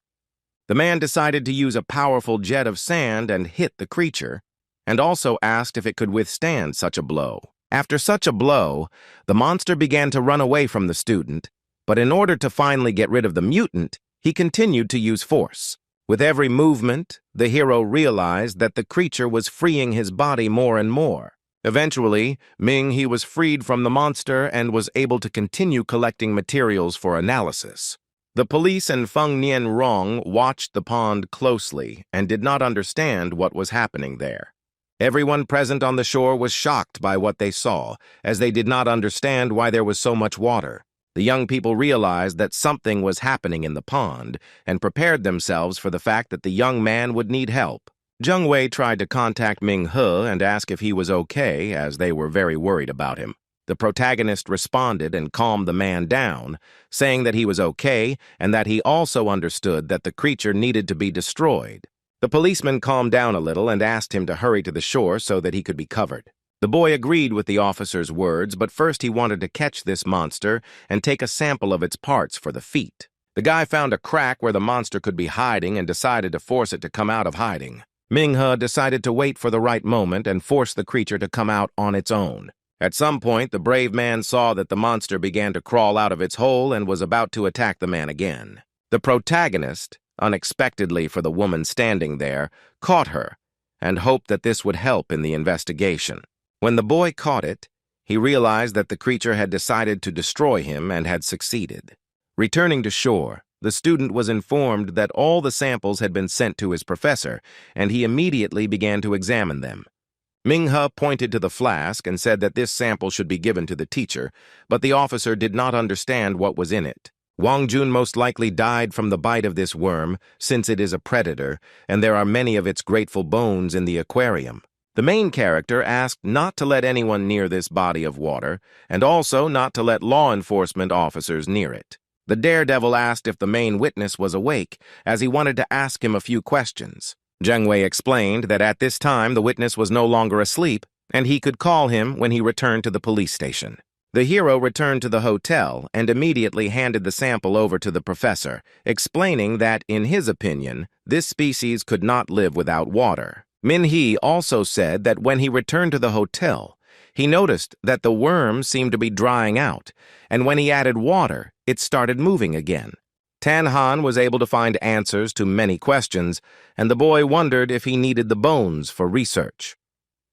The man explained that all these samples were very useful, but it would take time to complete the research, and the young man did not need to wait and could go about his business. The boy thought that he could go and gather more information, and he also thought that he might be able to catch all these worms. The teacher explained that he would let me know when the results were ready, and the student went about his business. Another group of students arrived at Shanxi Sawmill, which was located outside of Fuzhong City. The young men walked around the sawmill area looking for something interesting, but didn't know where to start. Liangdong began to explain that the sawmill was 10 miles away from the city, and the villagers said that the worker Jiang Nu had not returned home for several days.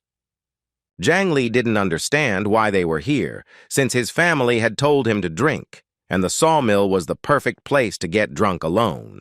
Another student explained that if he was just lying drunk on the grounds, then they were wasting their time, especially since there was no proper road to the sawmill. High school student Xiana heard something strange and asked the other students to be quiet. The woman pointed to a place where there might be something unknown that needed to be checked. The first-year students were very surprised and did not understand what they needed to do to find out what was going on there. Shauna went to check the area because she knew she was responsible for these newcomers and decided to play it safe. The young woman hid behind a tree and began to observe what was happening.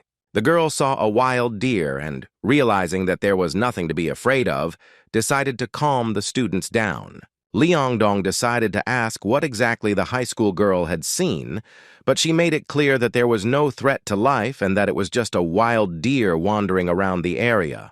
The gentleman explained that he was very frightened and that the sawmill area was a very unpleasant place for him. The young people decided to go and check the premises and find out if there was an animal sleeping inside. The beast remained to observe the students' actions and, taking advantage of the opportunity, attacked them. The students of the academy did not yet know what a deer looked like because they had not examined it. But the most interesting thing was yet to come. Liangdong noticed that one of the mechanisms was turned on and realized that the man could not sleep with the saw running. The freshman decided to look for where Zhang Nu's office was and see if he might be there. Xiana felt that the room smelled strongly of alcohol, which surprised her greatly. The students found the worker's office and immediately began to open the door. But first they smelled a strong odor. The students found the smell unpleasant and did not understand how much he could drink, and Zhang Li still did not understand what was good about alcohol. The young people saw a sleeping man lying on the sofa, but they still did not understand what actually happened to the employee. The students thought it was a false alarm, and that the man's family was worrying about him for no reason, and immediately began to wake him up. The young man did not like that they were in a room with an unpleasant smell, and the employee himself was sleeping peacefully, but constantly woke him up. When the guy tried to bring Zhang Nu back to his senses, he turned him to face him, and at first didn't understand what was wrong with his face. The student was very frightened and, moving away from the victim, began to fall to the floor from the shock he had experienced. The young people were very scared because they did not expect that a person in such a state would be able to open his eyes and stand up. A sawmill worker attacked one of the academy students, began to mock him and try to destroy him. Zhang Li was very scared, didn't know what to do, and couldn't even take a step. Xiana decided to save the student's life and destroy the monster that had taken over the man's body. The woman hit the sawmill worker, he flew into the wall, and the young people got a chance to help the guy. Liangdong was the first to approach the young man and tried to provide him with first aid. As the teenager attempted to lift his teammate, the monster rose again and prepared to strike again. The mutant that had taken over the man's body became aggressive and attacked the students again. Xiana tries to protect her party members and uses her arrow to try and push the monster away from her. After the young woman pushed the man away, she immediately began kicking him. In the end, the little girl decided to use her fire arrows and destroy the enemy. The arrow hit the monster straight and it was instantly destroyed and the students were saved. Zhang Li decided to ask why Xiana destroyed her husband, but the high school student herself explained that he was already dead and that there was a monster in his body. Everyone present was shocked and thought that after his death, the employee turned into a zombie, destroying people. Liangdong said they had to flee because their classmate had passed out from the blood flowing out of him. Xiana said that it was necessary to carry the young man to the city, and the disciples immediately decided among themselves who would carry him and who would hold the wound. The young people were about to go about their business, but a wild deer appeared on their way. The group of students did not understand what had happened to the animal and did not know if they could save the student's life. Xiana was ready to fight this monster because she needed to know more about zombies. The girl remembered that it was the same deer that was hit by their bus on the way to the hotel.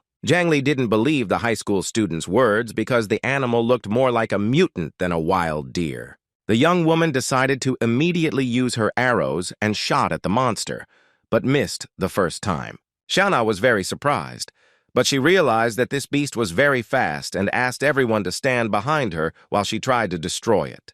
The beast began to run away from the arrows very quickly and tried to find a convenient place to attack people. The girl noticed the dust and decided to use it as she had an idea related to the destruction of the monster. The young woman fired an arrow at the monster again, but she hoped that her plan would work. The monster also tried to make attempts to destroy people, but did not yet know how his plan would turn out. The girl stood by the saw and waited for the beast to run up to her and put his plan into action. As the monster ran towards Yana, she managed to avoid the collision and forced it to hit her with its horns. After the blow, the monster began to scream in pain and its horns began to fall to the floor. Liangdong was surprised by what he saw and even believed that the deer's antlers were made of steel. The girl stood up confidently and immediately understood that she needed to strike, just as she understood that she needed to destroy him. The young woman aimed the arrow at the beast and pulled the trigger, hoping that this time everything would be fine. At first, the beast did not understand what was happening, but then he realized that he needed to prepare for battle. The monster was prepared for such a development of events, but no one knew how this situation would end. The wild deer began to dodge arrows, became more aggressive, and wanted to destroy people. The monster again managed to dodge the arrow and remain unharmed, and most importantly, he hit the target. Shana realized that the wild deer had turned into a high-level monster that would be very difficult to destroy. Zhang Li turned to Liang Dong and explained that they needed to escape as their friend was still bleeding, but the beast did not want to let them go. In the sawmill worker's office, the zombie continued to lie motionless, but no one knew what would happen next. Zhang Nu tried to get up, but he couldn't because he didn't have the strength to do so. And he also wanted to help the beast destroy the people. Manhwa ran. The police and Feng Nianrong returned to Guanyun Reservoir and noticed that the water level had dropped significantly. The beauty understood that at the moment there were no monsters, but it was necessary to continue draining the reservoir. There was only earth left on the territory of the reservoir, but there were no monsters, and no one understood what would happen next. While the reservoir was being drained, video cameras were flying around, recording everything that was happening on the territory of the reservoir. Zheng Wei explained that the monsters the boy spoke of did not exist, as they had searched the entire body of water, but there was a possibility that they were floating with the current. The man understood that if this was true, the beast would be very difficult to find, but the young man asked him not to worry. The presenter of the story explained that when the reservoir dries up, the monsters will have nowhere to go, and for the local residents, life will become calmer for a while. The officer and several local residents saw on video that there were many bones in the reservoir, and the residents realized where their livestock had gone. The local resident was surprised that for a long time no one knew what would happen in their city, especially with the animals, but in the end, everything fell into place. Police knew they would have to remove the bones if puddles appeared, but first they needed to find someone to monitor the area. The student council president and 2 other students came to the reservoir and said they heard some guy find something in the reservoir. Tang Ning wondered if the bones were related to what the boy had found in the water, but he confirmed her words. One of the townspeople said that it was already late, everyone was tired and hungry, and then invited them to the ancestral hall because the elder had prepared dinner. Minhee asked the girl if they had eaten anything, but she replied that the professor had asked her to explore the area at night. Tang Ning explained that because of these 2, they had lost a lot of time, but he could rely on her and go and rest, and the dude agreed with her and they went to rest. The young men and the officer sat down at the table and began to have dinner, and the main character decided to ask the witness whether he was resting or not. Minghe decided that it was necessary to talk to the witness and ask some questions, and Zheng Wei offered his help, but the gentleman refused. The main witness in the case of the murder of a fisherman began to make his way into the house where the deceased's wife lived. The man started knocking on the door and asking if anyone was home because he really wanted to talk to the young girl. The deceased's wife responded that she was at home taking a bath, but did not understand what was happening.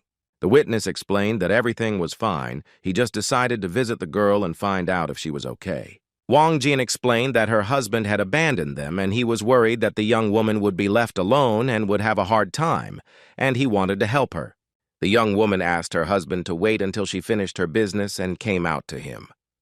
Zhou Tao came out of the bathroom and decided to ask what was the matter and why he came so late. The man explained that he wanted to offer his help again because the woman was left alone. After dinner, the protagonist went in search of the main witness Wang Zhang and met a local resident. The boy was very surprised when he saw that he was near a restaurant where a law enforcement officer was with him. Minhee decided to ask the older man who owned the restaurant they were talking near. The man explained that the owner of the restaurant is Mrs. Tao, and he also realized that she loves to cook, which is why she opened this establishment, and the locals are delighted with this lady's culinary skills. The brother was very surprised by these words because he ate her food with the officer, but he did not like it. The elderly man said that the deceased never appreciated his wife because he went fishing every day and the woman worked very hard. A local resident said that the girl had not opened a restaurant for a long time, but as soon as she did, the food became terrible and customers started fighting. The main character decided to ask when this happened and also asked if the owner opens the restaurant every day. The man said that it all started 10 days ago, and the establishment worked every day, even during the New Year holidays. He asked his grandfather to tell him what else was strange about this city, but it turned out that a lot of strange things had been happening there recently. The first person the old man spoke of was a one-eyed man who lived in the forest and never picked ripe fruit. Next up was a saleswoman at a clothing store who constantly makes mistakes when giving change. And the last thing my grandfather said was about a man who always played, and when he played with him, he always lost. Min-hee was very surprised, but he understood what the man was talking about and began to smile because he understood that this man had no one to talk to.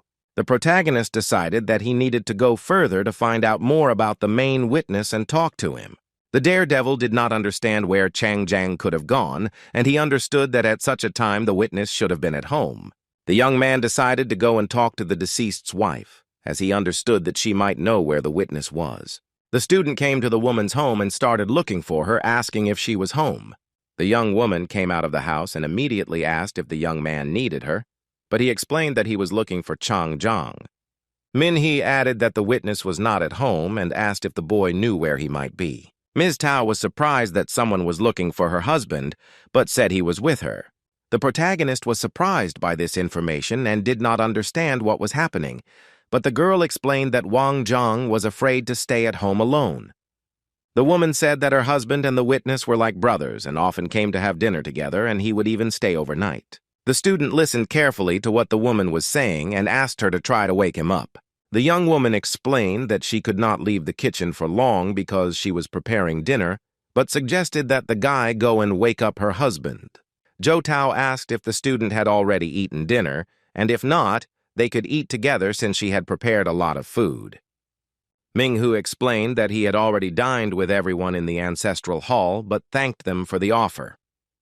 The woman again offered food, but the gentleman said he would think about it, but first he needed to talk to the witness. Immediately after talking with the guy, the woman went to the kitchen to cook, but the hero of the story did not yet know what awaited him next. The student entered the room where the man was sleeping and immediately greeted him, explaining that he was from the hunting society. The main witness continued to sleep and ignored Min-hee's appeal. The boy decided to come closer to the bed and continued talking about wanting to ask him a few questions. The friend approached the bed and tried to wake the man, but he did not wake up and did not even move. The hero did not expect to see the terrible hand of the monster, which suddenly appeared in the place where he put his hand. The man turned to the student and said the same phrase that Min-hee said when he caught the worm.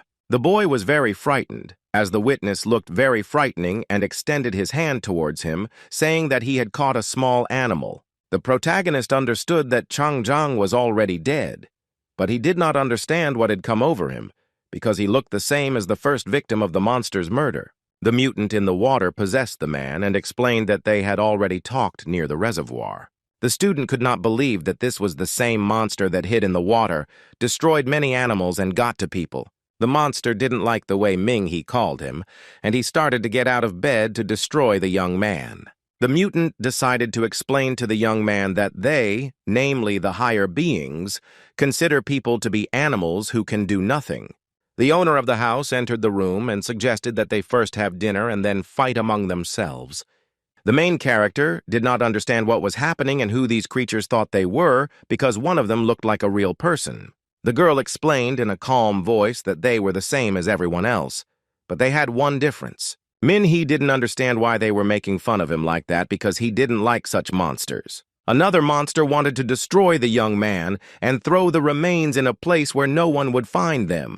Zhou Tao asked him not to worry so much because the boy would be the next victim, but first he needed to ask a few questions. The girl put a plate of food on the table, but the student wanted to destroy the monsters immediately, as they could harm the locals. The young woman asked him not to worry so much because she was making a regular chicken stew.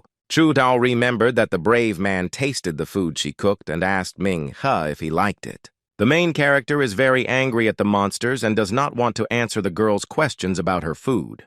The girl believes that she is, namely, an exact copy of the deceased's wife.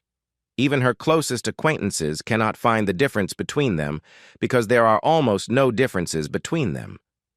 The monster believes that there is one difference between him and Zhou Tao that he cannot resolve. The mutant decided to ask the young man if he liked the food he had prepared, since it was the only one for the two of them. Minhee didn't quite understand what this creature was talking about and decided to ask what it meant. The guy watched the monster's movements closely and was very surprised when he remembered what he had recently prepared. Zhu Tao decided to ask why people cook so well, because she had tried to repeat the recipe many times, but all in vain. The hero did not understand why she was asking him such questions, because monsters do not need to cook. The girl decided to try what she had prepared, but the taste again turned out to be different from that of a real housewife. The being explained that she had tried her best to repeat, study, and practice to open a restaurant, but the result was not what she wanted and she did not like it. The monster also didn't like the fact that the guests didn't like what he cooked, and because of this, he had to be killed and thrown into the tank. The hero of the story was surprised that creatures born to kill think about cooking. The monster tries to copy a human to avoid being exposed, but he said that no matter how hard the monsters try, they still can't completely copy a human. The girl understands that the fish needs to be scaled and thrown into a frying pan with hot oil so the meat will taste better. Zhu Tao understands that people raise livestock for food, but at the same time, the animals themselves probably consider people their family. The witch believes that this same plant will sooner or later be picked by a person or simply trampled. The creature believes that it cannot cook like a human because it is kinder than him, and also believes that we should play with animals and plants, not kill them. The plot leader believes that what the creature is saying is just nonsense, since its traces were found on the bones found in the tank. Even though only rotten bones remained of the victims, the young man understands that they were very scared. Minhee tries to explain that people are not perfect, but there is something good and something bad in them, and the monster, although it looks like a human, remains a parasite. The boy can easily say that the creatures only notice something bad, and their nature is not dependent on the environment like humans, so it can easily be said that they are pure evil. The monster with Changjiang's face already had a plan to destroy the protagonist. The beast became increasingly ferocious and radiated aggression towards Minhee, but no one knew how this battle would end. Chu Tao wondered if it would be a tasty dish to cook the young man's meat, because she knew that people had a dish in which fish were cooked alive. The man attacked the boy first, hoping that he could destroy him. Using its tentacle, the monster launched a strike that he was able to dodge and continue the fight. Changjiang took his tentacles and left a mark on the wall from the impact, while the protagonist remained unharmed. The man realized that his gentleman was very smart and decided to use a backup option.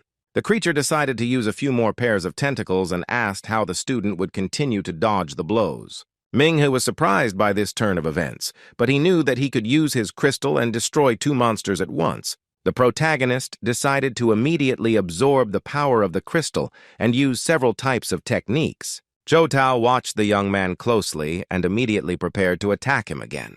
The monster's tentacles tried to hit him from different sides, but the student did not waste time dodging them and instead wanted to destroy it.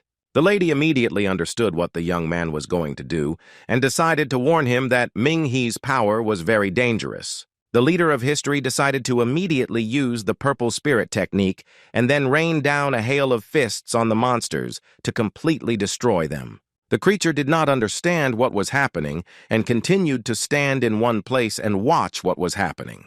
The other monster began to receive multiple blows, causing it to be unable to stand on its feet. The mutant was shocked by the number of blows, but could do nothing as a wave of multiple blows fell on him as well. The protagonist was able to freeze the creatures, but he did not know if he could completely destroy them because they were much stronger than him. Minhee completed his technique, but he didn't expect to hear Xiao Hua asking him to run as if the monsters were still alive. The boy decided to listen to his mentor and started running because he understood that he would not be able to cope with them. The lady reported that his attack using ice crystal and spiritual power was so powerful that it could destroy king-ranked creatures. The boy was surprised that the monsters had such ranks, but Xiaohua explained that a woman might be stronger. According to the young woman, if he had not used the ice crystal, he would not have been able to embroider, and they destroyed it with a few blows. The hero decided to find out what kind of creatures these are, how they turn into people, and why it is impossible to distinguish them. The girl did not know what kind of species it was, but she understood that all intelligent beings know how to develop and can adapt to the environment. Xiaohua explained that they were similar to humans and were also subject to natural selection. But the difference was that they did not need millennia, but only a few months or even less. Minghe didn't understand how the monsters became so strong and very smart, and how they evolved so quickly. The girl explained that the creatures appeared quite recently and were the product of a stupid mind, but they were only evolving, otherwise there would be no more people in the world. Xiaohua asked the young man to think about how he would get out of this situation, since the monsters were only motionless for a short time. Min-hee remembered how the young woman told him that this man made up a lot of nonsense, like about heroes. The boy realized that he couldn't cope on his own, so he had to call for help because high school students could help. The lady supported his idea and added that Tannen would be able to handle the female monster. Teacher Tang Han finally finished with the samples the student gave him and realized what was going on. The man decided to hide the flask with the worm because it tried to harm the teacher again. The professor realized that he needed to put it on the nightstand and close it, as he thought it would be safer that way. Tang Han decided to immediately call Ming-hee and ask where he was. The gentleman warned that he was running through the field near Wang Jun and Chang Jiang's house, and it would be better not to return there again. The teacher explained that he had completed the research and reported that there was a high probability of infection among the fishermen and that they were believed to be living in the city reservoir. The man said that worms are parasitic in nature and go through 5 stages, namely dormancy, parasitism, trochocytosis, phagocytosis, and assimilation. The hero thanked him for the timely warning, but it would have been better to know this information 30 minutes ago. The teacher asked why the boy was breathing so heavily, but he thought that the student was expressing surprise at the information he had heard. Ming-hu explained that he tried to run away from Wang Jun's house as far as possible, and also asked to report this to the Hunters Association since they were infected with this parasite. The guy said that Zhou Tao was most likely at least of royal rank and was very dangerous. Tang Han agreed with the boy's words and reported the information he had discovered to the Hunting Association. At some point, the man realized that the student had gone silent and tried to contact him. Min-he tries to convince the professor to report the situation to the Hunters Association, but he does not understand the connection between them. Tang Han looked at his phone and saw that there was no connection, but he didn't know why he couldn't talk on the phone.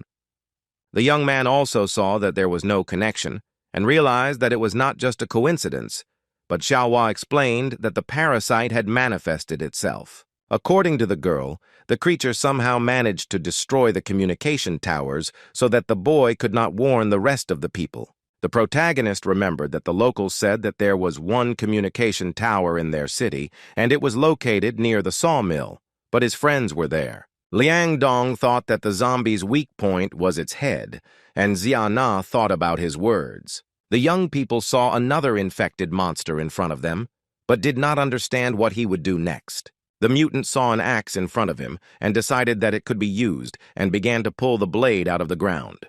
The zombie also noticed the student standing in front of him, but not moving. Shana warned the newcomers not to go to the monster and to stay in their places. Zhang Li was very scared and started to cry, and Liang Nie did not understand what kind of monster was standing in front of them. A few minutes ago, the young people were fighting a zombie that looked like a sawmill worker. At some point, a wild deer decided to attack the students and destroy them, but the high school girl had a plan to destroy the monster. Xiana forced the beast to stick its horns into the dust and immediately warned the freshmen that at least the monster would not be able to move for a while. The wounded guy saw a mutant approaching them and trying to destroy them. The rest of the students stood with their backs to the infected man and did not see what was happening behind them. The wounded student could not utter a word, but he knew he had to save his classmates. The student decided that he needed to push Liang Dunai away with his whole body and hit the monster with his hands. Everyone present was shocked that their friend could still move, and another guy decided to ask if it was true that mutants' weak points were their heads. At the zombie's feet lay the wounded Huang Fan, and the monster itself was carefully watching the other students. The infected decided that it was necessary to destroy the wounded boy and enjoy what he had done. The monster immediately attacked the young man and tried to bite his throat and drink his blood. Liang Dong began to scream at what he saw and also wanted to help save the student's life. Xiana stopped the guy because she knew that he could also die along with Huang Fan, and she didn't want that. The girl explained that their friend could no longer be saved because little could help him, and they themselves also needed to be saved. The high school girl started saying that they needed to run because they could all die. The young people started running and thought they had time to escape, but they were unable to leave the premises. The students realized that a wild deer had managed to escape from under the rubble and was trying to destroy it. Xiana stopped, took out an arrow, and warned the Evolution School students not to stop and keep running. A high school student shot an arrow at a wild deer, hoping it would kill the animal. The animal did not understand what was happening because the arrow began to turn and fall on him. With the help of this arrow, the young people were able to escape and run out of the sawmill area. The freshmen didn't understand what happened and why the monsters appeared, and Zhang Li started crying and saying that she was new. As another monster approached the students with an axe in hand, Xiana realized that she had used up all her arrows on the zombie deer. The zombie man slowly moves towards the young men, dragging an axe behind him to destroy them. The high school girl realized that this guy was not as fast as a deer and hoped that she could kill him without arrows. The monster came very close to the young people and began to attack Xiana with an axe in his hands. The friend tries to dodge every blow, but she doesn't yet know what will happen next. The shockwave from the monster's attack sent the young girl flying backwards, and Xiana herself barely managed to stay on her feet. Liang Dong was very worried about the student, but the lady herself explained that the zombie, although not fast, was very strong, and they would not be able to cope with it since they had run out of arrows. The young woman said that the deer would soon catch up with them, and that the corpse of a sawmill worker was wandering nearby. The high school student looked at the alien and realized that they needed to run since there was no connection and they could not call for help. Liang Dong saw that the girl was injured and suggested that they distract the monster so that they could escape to the city, but the high school girl refused the idea. The boy opened his briefcase and explained that he was very smart and would be able to distract the zombies, especially since they had little time to talk. A friend took out his instrument and said he would show how cool he played it. The student launched his weapon towards the monster and thus tried to distract it. After Liang Dong fired his weapon, he immediately saw that the beast was not paying attention to what he was doing. The object immediately hit the monster, which flew away, and the boomerang returned to its owner. The student grabbed his instrument and realized that it was not as weak as it might seem at first glance.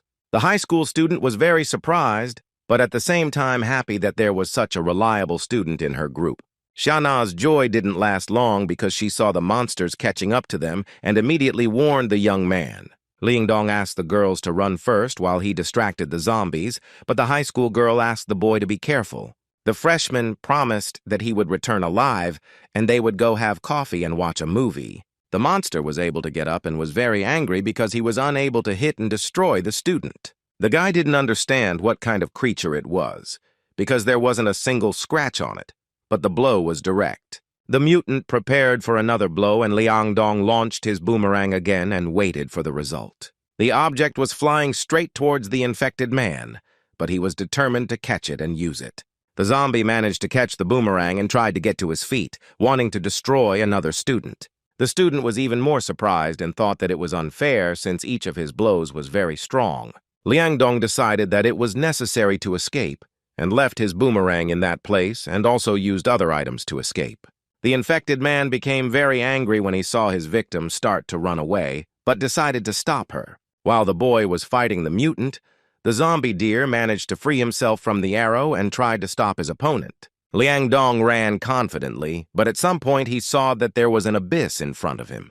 The man decided to use special tools for climbers and thus save himself and catch up with the rest of the group. The gentleman runs confidently and, seeing the abyss, immediately decided to jump, and also took his instrument out of his briefcase. The student immediately threw the rope onto the nearest branch and continued flying over the abyss. The rope was attached to a branch, and thus Liang Dong was able to reach the other side. The brave man easily opened up to the other side and was glad that he managed to survive and save the girls' lives. The student turned to the monster and casually said that if they wanted to catch him, they would have to learn to fly. The wild deer began to scream very loudly because he really wanted to destroy the people, but he did not expect that they would be able to escape so easily. The hero of the story has already reached the city and realized that there is no electricity there, and is also trying to figure out how to save the city's residents. An elderly man was walking through the city at night, but did not immediately notice that someone was running towards him.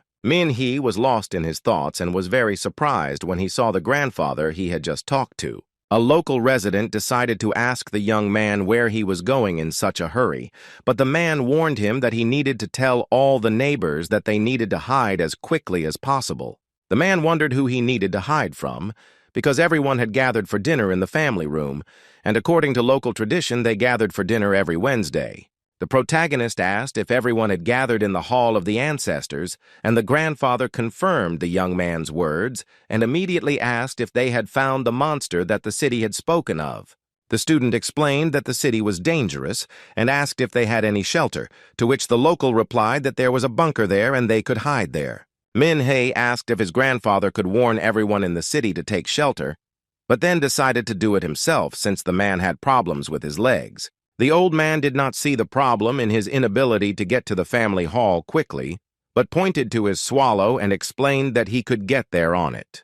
The hero was very glad that his grandfather suggested a wonderful idea and thanked him for his help. A local resident said that in his youth he was very good at delivering urgent news. The man asked not to worry, as he would cope with his task. The young man liked his charisma.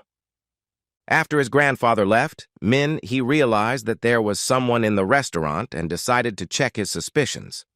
The boy immediately went and opened the door to the summer terrace, but was very surprised to see a girl. Upon seeing the woman, the student immediately remembered that everyone was supposed to gather in the delivery room for the traditional lunch, and this young lady was sitting in the restaurant. The protagonist apologized, warned the local resident about the danger, and offered to take him to a safe place. Min-hee walked up to the girl and heard her say that she was very hungry and continued eating. The boy decided it was time for him to go and apologized again, adding that he would not disturb her while she was eating. The witch stood up and began to say that she had eaten her victim but remained hungry. The young woman turned to the boy and said that he smelled very nice and that she would be full if she ate him. The hero immediately realized that the local resident was also infected, and the madam herself began to attack him, and also screamed that she would eat him. The young man managed to avoid the blow and stay on his feet, but he did not understand how it happened that she also became a victim of the monster. Min-hee realized that the local woman was as fast as a cheetah and immediately began to run away from her. The zombie girl hit the student again, who immediately ran to the front door. The main character stood confidently on his feet and tried to understand what was happening to the people in this city. The monster climbed onto the ceiling of the establishment and repeated that he was very hungry and wanted to eat, while the bro stood there, not understanding what was happening to him. Xiaohua started shouting at the boy to continue moving towards the shelter because there were many more monsters there besides the woman. The student noticed that 2 more mutants had appeared next to him, wanting to destroy him. Ming-hee was very surprised to learn that 3 locals in the city had become infected, but he didn't understand how this happened. Xiaohua kept asking the protagonist to run away quickly because it was dangerous to stay there. The lady also warned him that a monster woman was approaching him, and the young man himself agreed with the girl's words. The student started running away from the monsters and decided that he needed to climb onto the roof of the house and thus escape from the animals. The monsters stood there, not understanding where their victim had disappeared to, and began to search for her to find her. Ming-hee tried to escape from them as quickly as possible, gather all the locals into a shelter, and save their lives. The boy was surprised by a strange sound that he had never heard before, but with time he would be able to learn more about it. Xiaohua realized that the two monsters had managed to break out of the ice, but the guy didn't like it and said that this attack cost him 300,000 yen. The girl heard a strange sound, similar to crying, and also said that many ministers have this ability. The protagonist could not understand who this monster was calling, but the young girl explained that he might not like her words. Xiaohua explained that this cry could be used to call out to the locals who were infected with the parasite, and there were already many of them there. Minghe didn't expect to see another mutant attacking him with a chainsaw. The infected man began to talk about how he loved to wipe everything and was trying to destroy the young man. Another monster decided to hit the guy on the head with a stick and screamed that he was opening his skull. The main character managed to avoid such a blow and even break the stick, as well as fight off the mutant alone. The man rose to his feet and picked up the stick again, preparing to strike again. The young man tried to strike the monster as quickly as possible and also to get to the hall of his ancestors as quickly as possible. The man destroyed one monster and another one with a chainsaw began to attack Minhee again. Bro tries to avoid the hit as quickly as possible because he needs to save his life to save people's lives. The monster pointed his chainsaw at the protagonist and planned to strike again. The infected struck with a saw, but the young man again managed to avoid the blow, but he did not have time to calm down. The leader of the story saw what the mutant was about to do and thought about the need to run as fast as possible. The chainsaw was getting closer and closer to its victim, but Ming. He had a plan that he wanted to implement immediately. The main character began to run away from such a blow as quickly as possible because he knew that he could get injured at any moment. The brave man found himself on the roof of another building and realized that he needed to use his speed and deliver the strongest blow possible. The student attempted to strike, but the mutant gave up trying to kill his victim. Ming-Hu managed to hit and dodge the chainsaw at the same time, and the monster fell and crashed through the roof of one of the city's houses. The guy walked up to the hole, turned to the infected man, and asked him not to raise the saw at him again. Bro didn't expect another monster to attack him and was surprised that he was still alive. The hero of the story did not understand why the zombie woman remained alive because she did not have a very high level of strength. The infected woman stood behind the student and decided that she needed to attack him immediately. The monster remained hungry, constantly declaring its desire to eat and trying to bite the victim in the neck. Minhee immediately grabbed the woman by the hair and tried to pull her away from his neck, trying to think of a way to destroy her. The mutant began to scream, and as soon as the boy saw his tongue, he immediately understood what he needed to do. The main character decided that it was necessary to rip out the woman's tongue and thereby save the lives of local residents. The infected woman cannot understand what is happening because she did not expect it to end this way. The monster began to fall onto the roof and cover its mouth with its hands, and the boy waited for it to let go of its legs and continue running. When the mutant fell, he decided to see what was happening to him, and when he returned, he was very surprised. The boy realized that the infected woman had died, but the only thing he couldn't understand was how it could have happened that this particular attack had killed her. The guy understood that it was just a language, but at some point, he had the idea that the language was responsible for the life of monsters. Xiaohua started yelling at the protagonist because he didn't have time to stand and think about mutants. He had to run away. The student immediately started running because the girl was telling the truth and it was necessary to save not only himself, but also to warn others about the danger. Local residents and academy students began to gather to go down to the shelter together. All those present began to enter the shelter, but not everyone understood what was happening, and began to ask questions to the oldest of those present. The old man explained that monsters had appeared in their city and they needed to hide to save their lives. A local resident said that she heard someone screaming and was very scared, and also asked to close the gates of the bomb shelter as monsters could get inside. Everyone present supported the girl, but the grandfather explained that not all the residents had entered the middle of the shelter and they needed to start a little earlier. People continued to enter the bomb shelter, and teacher Tang Han watched carefully to see if the hero of the story had returned to them. The man called Minhee and asked him to hurry up and go to the shelter, but the young man immediately reported that the situation was more complicated than they thought. The guy immediately explained that more than 2 people were infected, since several local residents attacked him on the way to the shelter.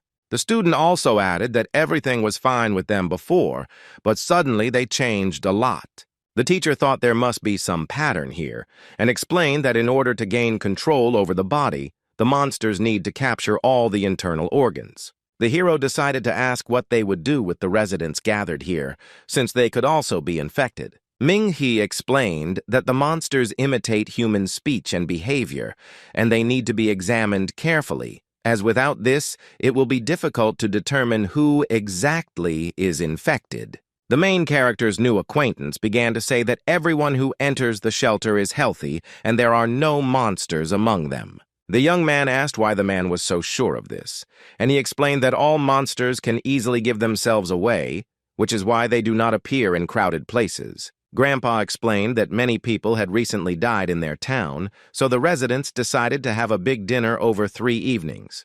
The man explained that this was an ancient tradition because, according to his grandfather, the dead return home within the first 3 nights after death. The old man said that everyone should act as if nothing had happened, and so they go to the birthing room and have a feast so that the soul of the deceased can rest. Tang Han explained that the man meant that the infected people did not know about the tradition and therefore did not come to the delivery room. Grandpa said that he warned about the danger, but no one believed him, and then he decided that sometimes he would stay up all night to see everything that was happening in the city. Teacher Tang Han asked the protagonist if all these monsters behaved the same way, but the young man explained that this was not entirely true. Minghe said that Zhou Tao and Chong were very smart, while the rest of the monsters were much weaker and stupid. The professor, after listening to the young man's story, realized that he was right in his research, and added that parasites can be divided into first and second generations. The man explained that Zhou Tao and Chang Zhang could be classified as first generation because they were strong and their intelligence allowed them to imitate humans almost perfectly.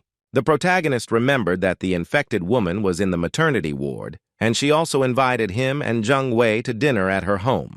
The teacher said that the first generation is developing very quickly and can become part of society. And the second generation, namely these, are most likely zombies who have not finished evolving. The man added that if the data he collected were analyzed, it would be possible to detect at least 3 first-generation parasites and at least 30 second-generation parasites. Minghe was very surprised, but Tang Han said that they would talk about it later and added that at the moment they knew that there was no second generation among these people. This man knew that these people needed to be protected, so he ordered the bunker to be closed and security taken care of, and that was all they could do.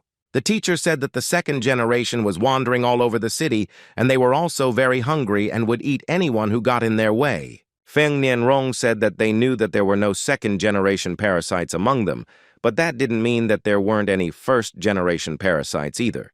The girl remembered that there should be 3 first-generation parasites. The first, namely Zhou Tao, the second, namely Chang Zhang, but they don't know who the third is. According to the young girl, the third parasite may be among the people who came to save her from the monsters. The second generation infected were already approaching the shelter and were planning to destroy all people. Feng Nianrong was shocked to see the zombies, but she didn't know what to do because she knew that there was another monster among them.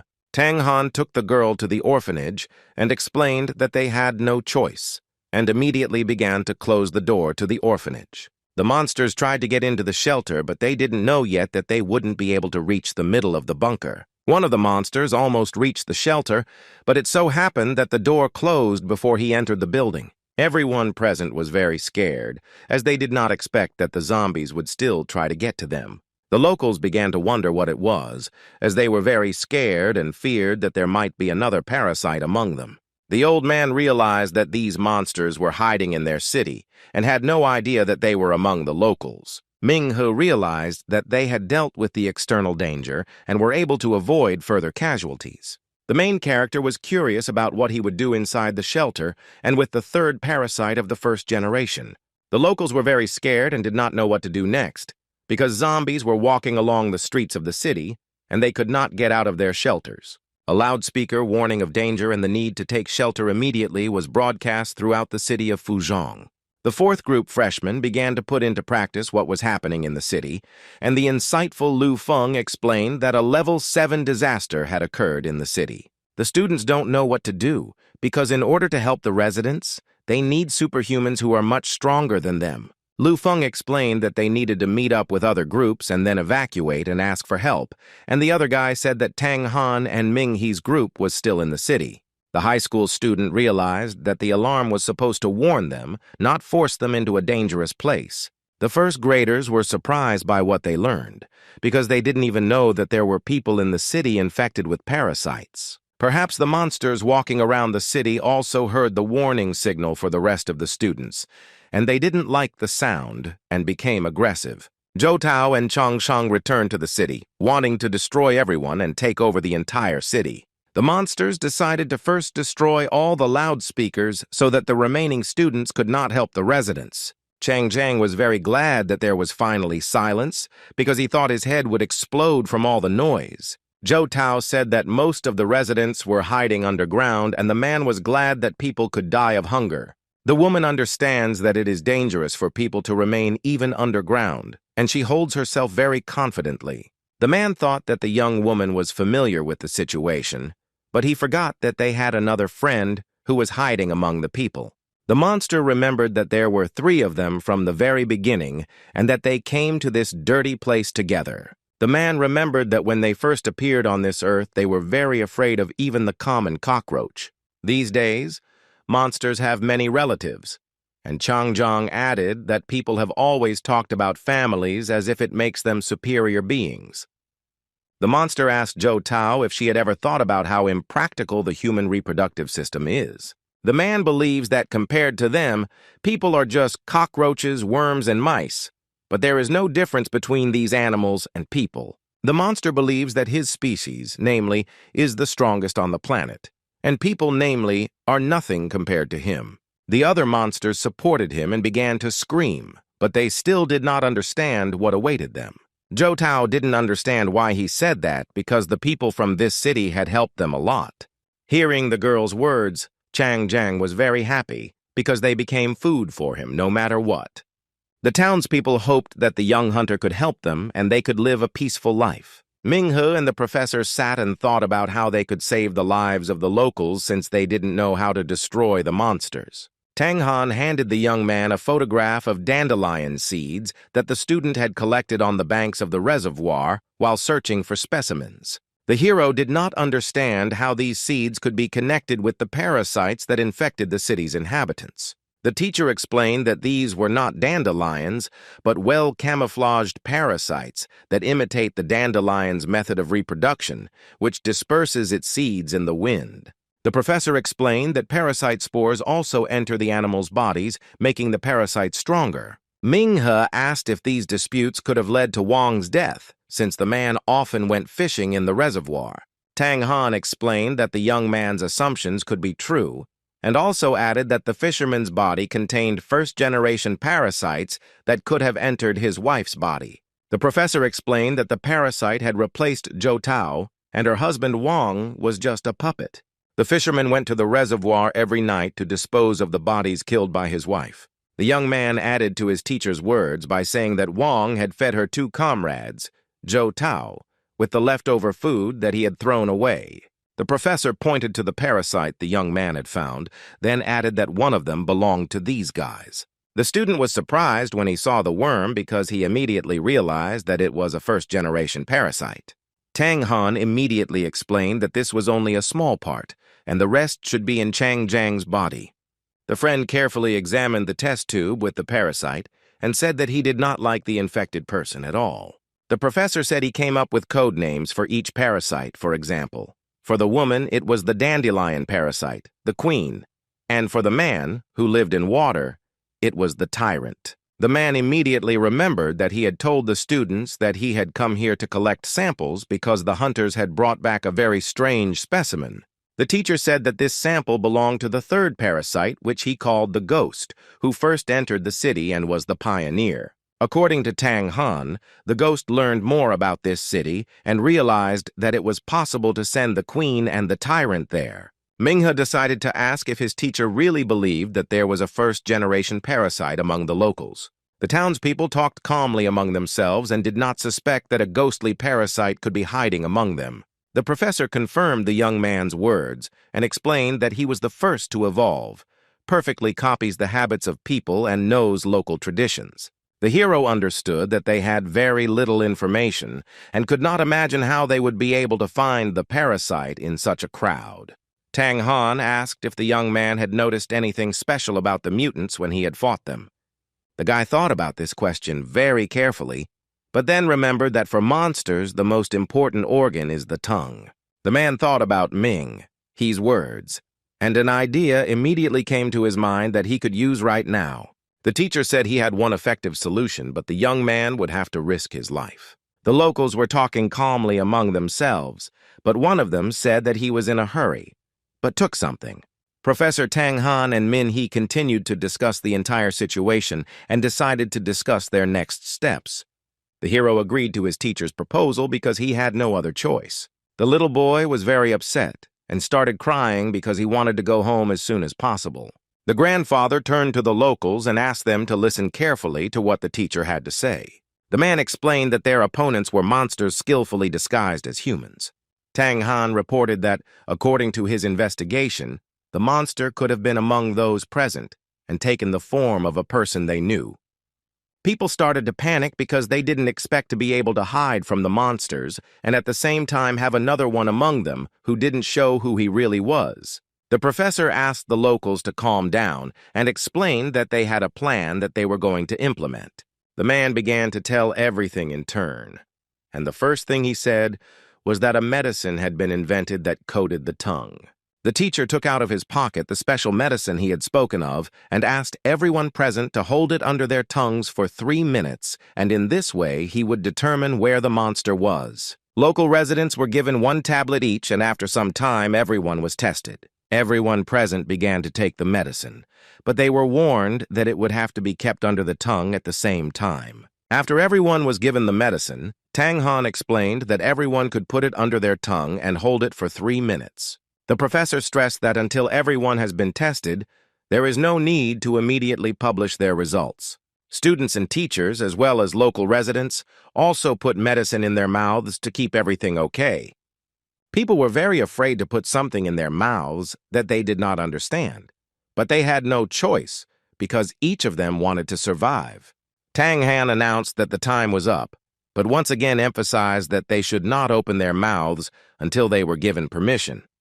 Another point was that no one except the professor and the student was supposed to see their language. The man explained that everyone would take turns approaching their hunter, Min He, and showing their results. The policeman explained again that they needed to come up one by one and show the results. Feng Nianrong also stood up and made sure that everyone present was following the inspection rules. The first to approach the main character was a girl who was very worried, but still approached the young man. The boy turned to the girl and asked her to open her mouth and show the result. The woman showed her result, and the student said that everything was fine and thanked her for her cooperation. Having checked, the hero called the next person and began to wait for someone to approach him. Feng Nianrong explained that after the test, they had to cross over to the other side, and the girl who passed the test was glad that she was not a monster. Many people approached Min He, but he told everyone that everything was great and thanked them for their cooperation. The student told the professor that they had already checked half of the city's residents, but found no one. The last person to be checked was a man who was very nervous and often turned around to look at other residents of the city. The student asked him to come to him and not to worry as it was just a small test. The young man wanted the man to open his mouth and show his result, and after the test, thank him for his cooperation.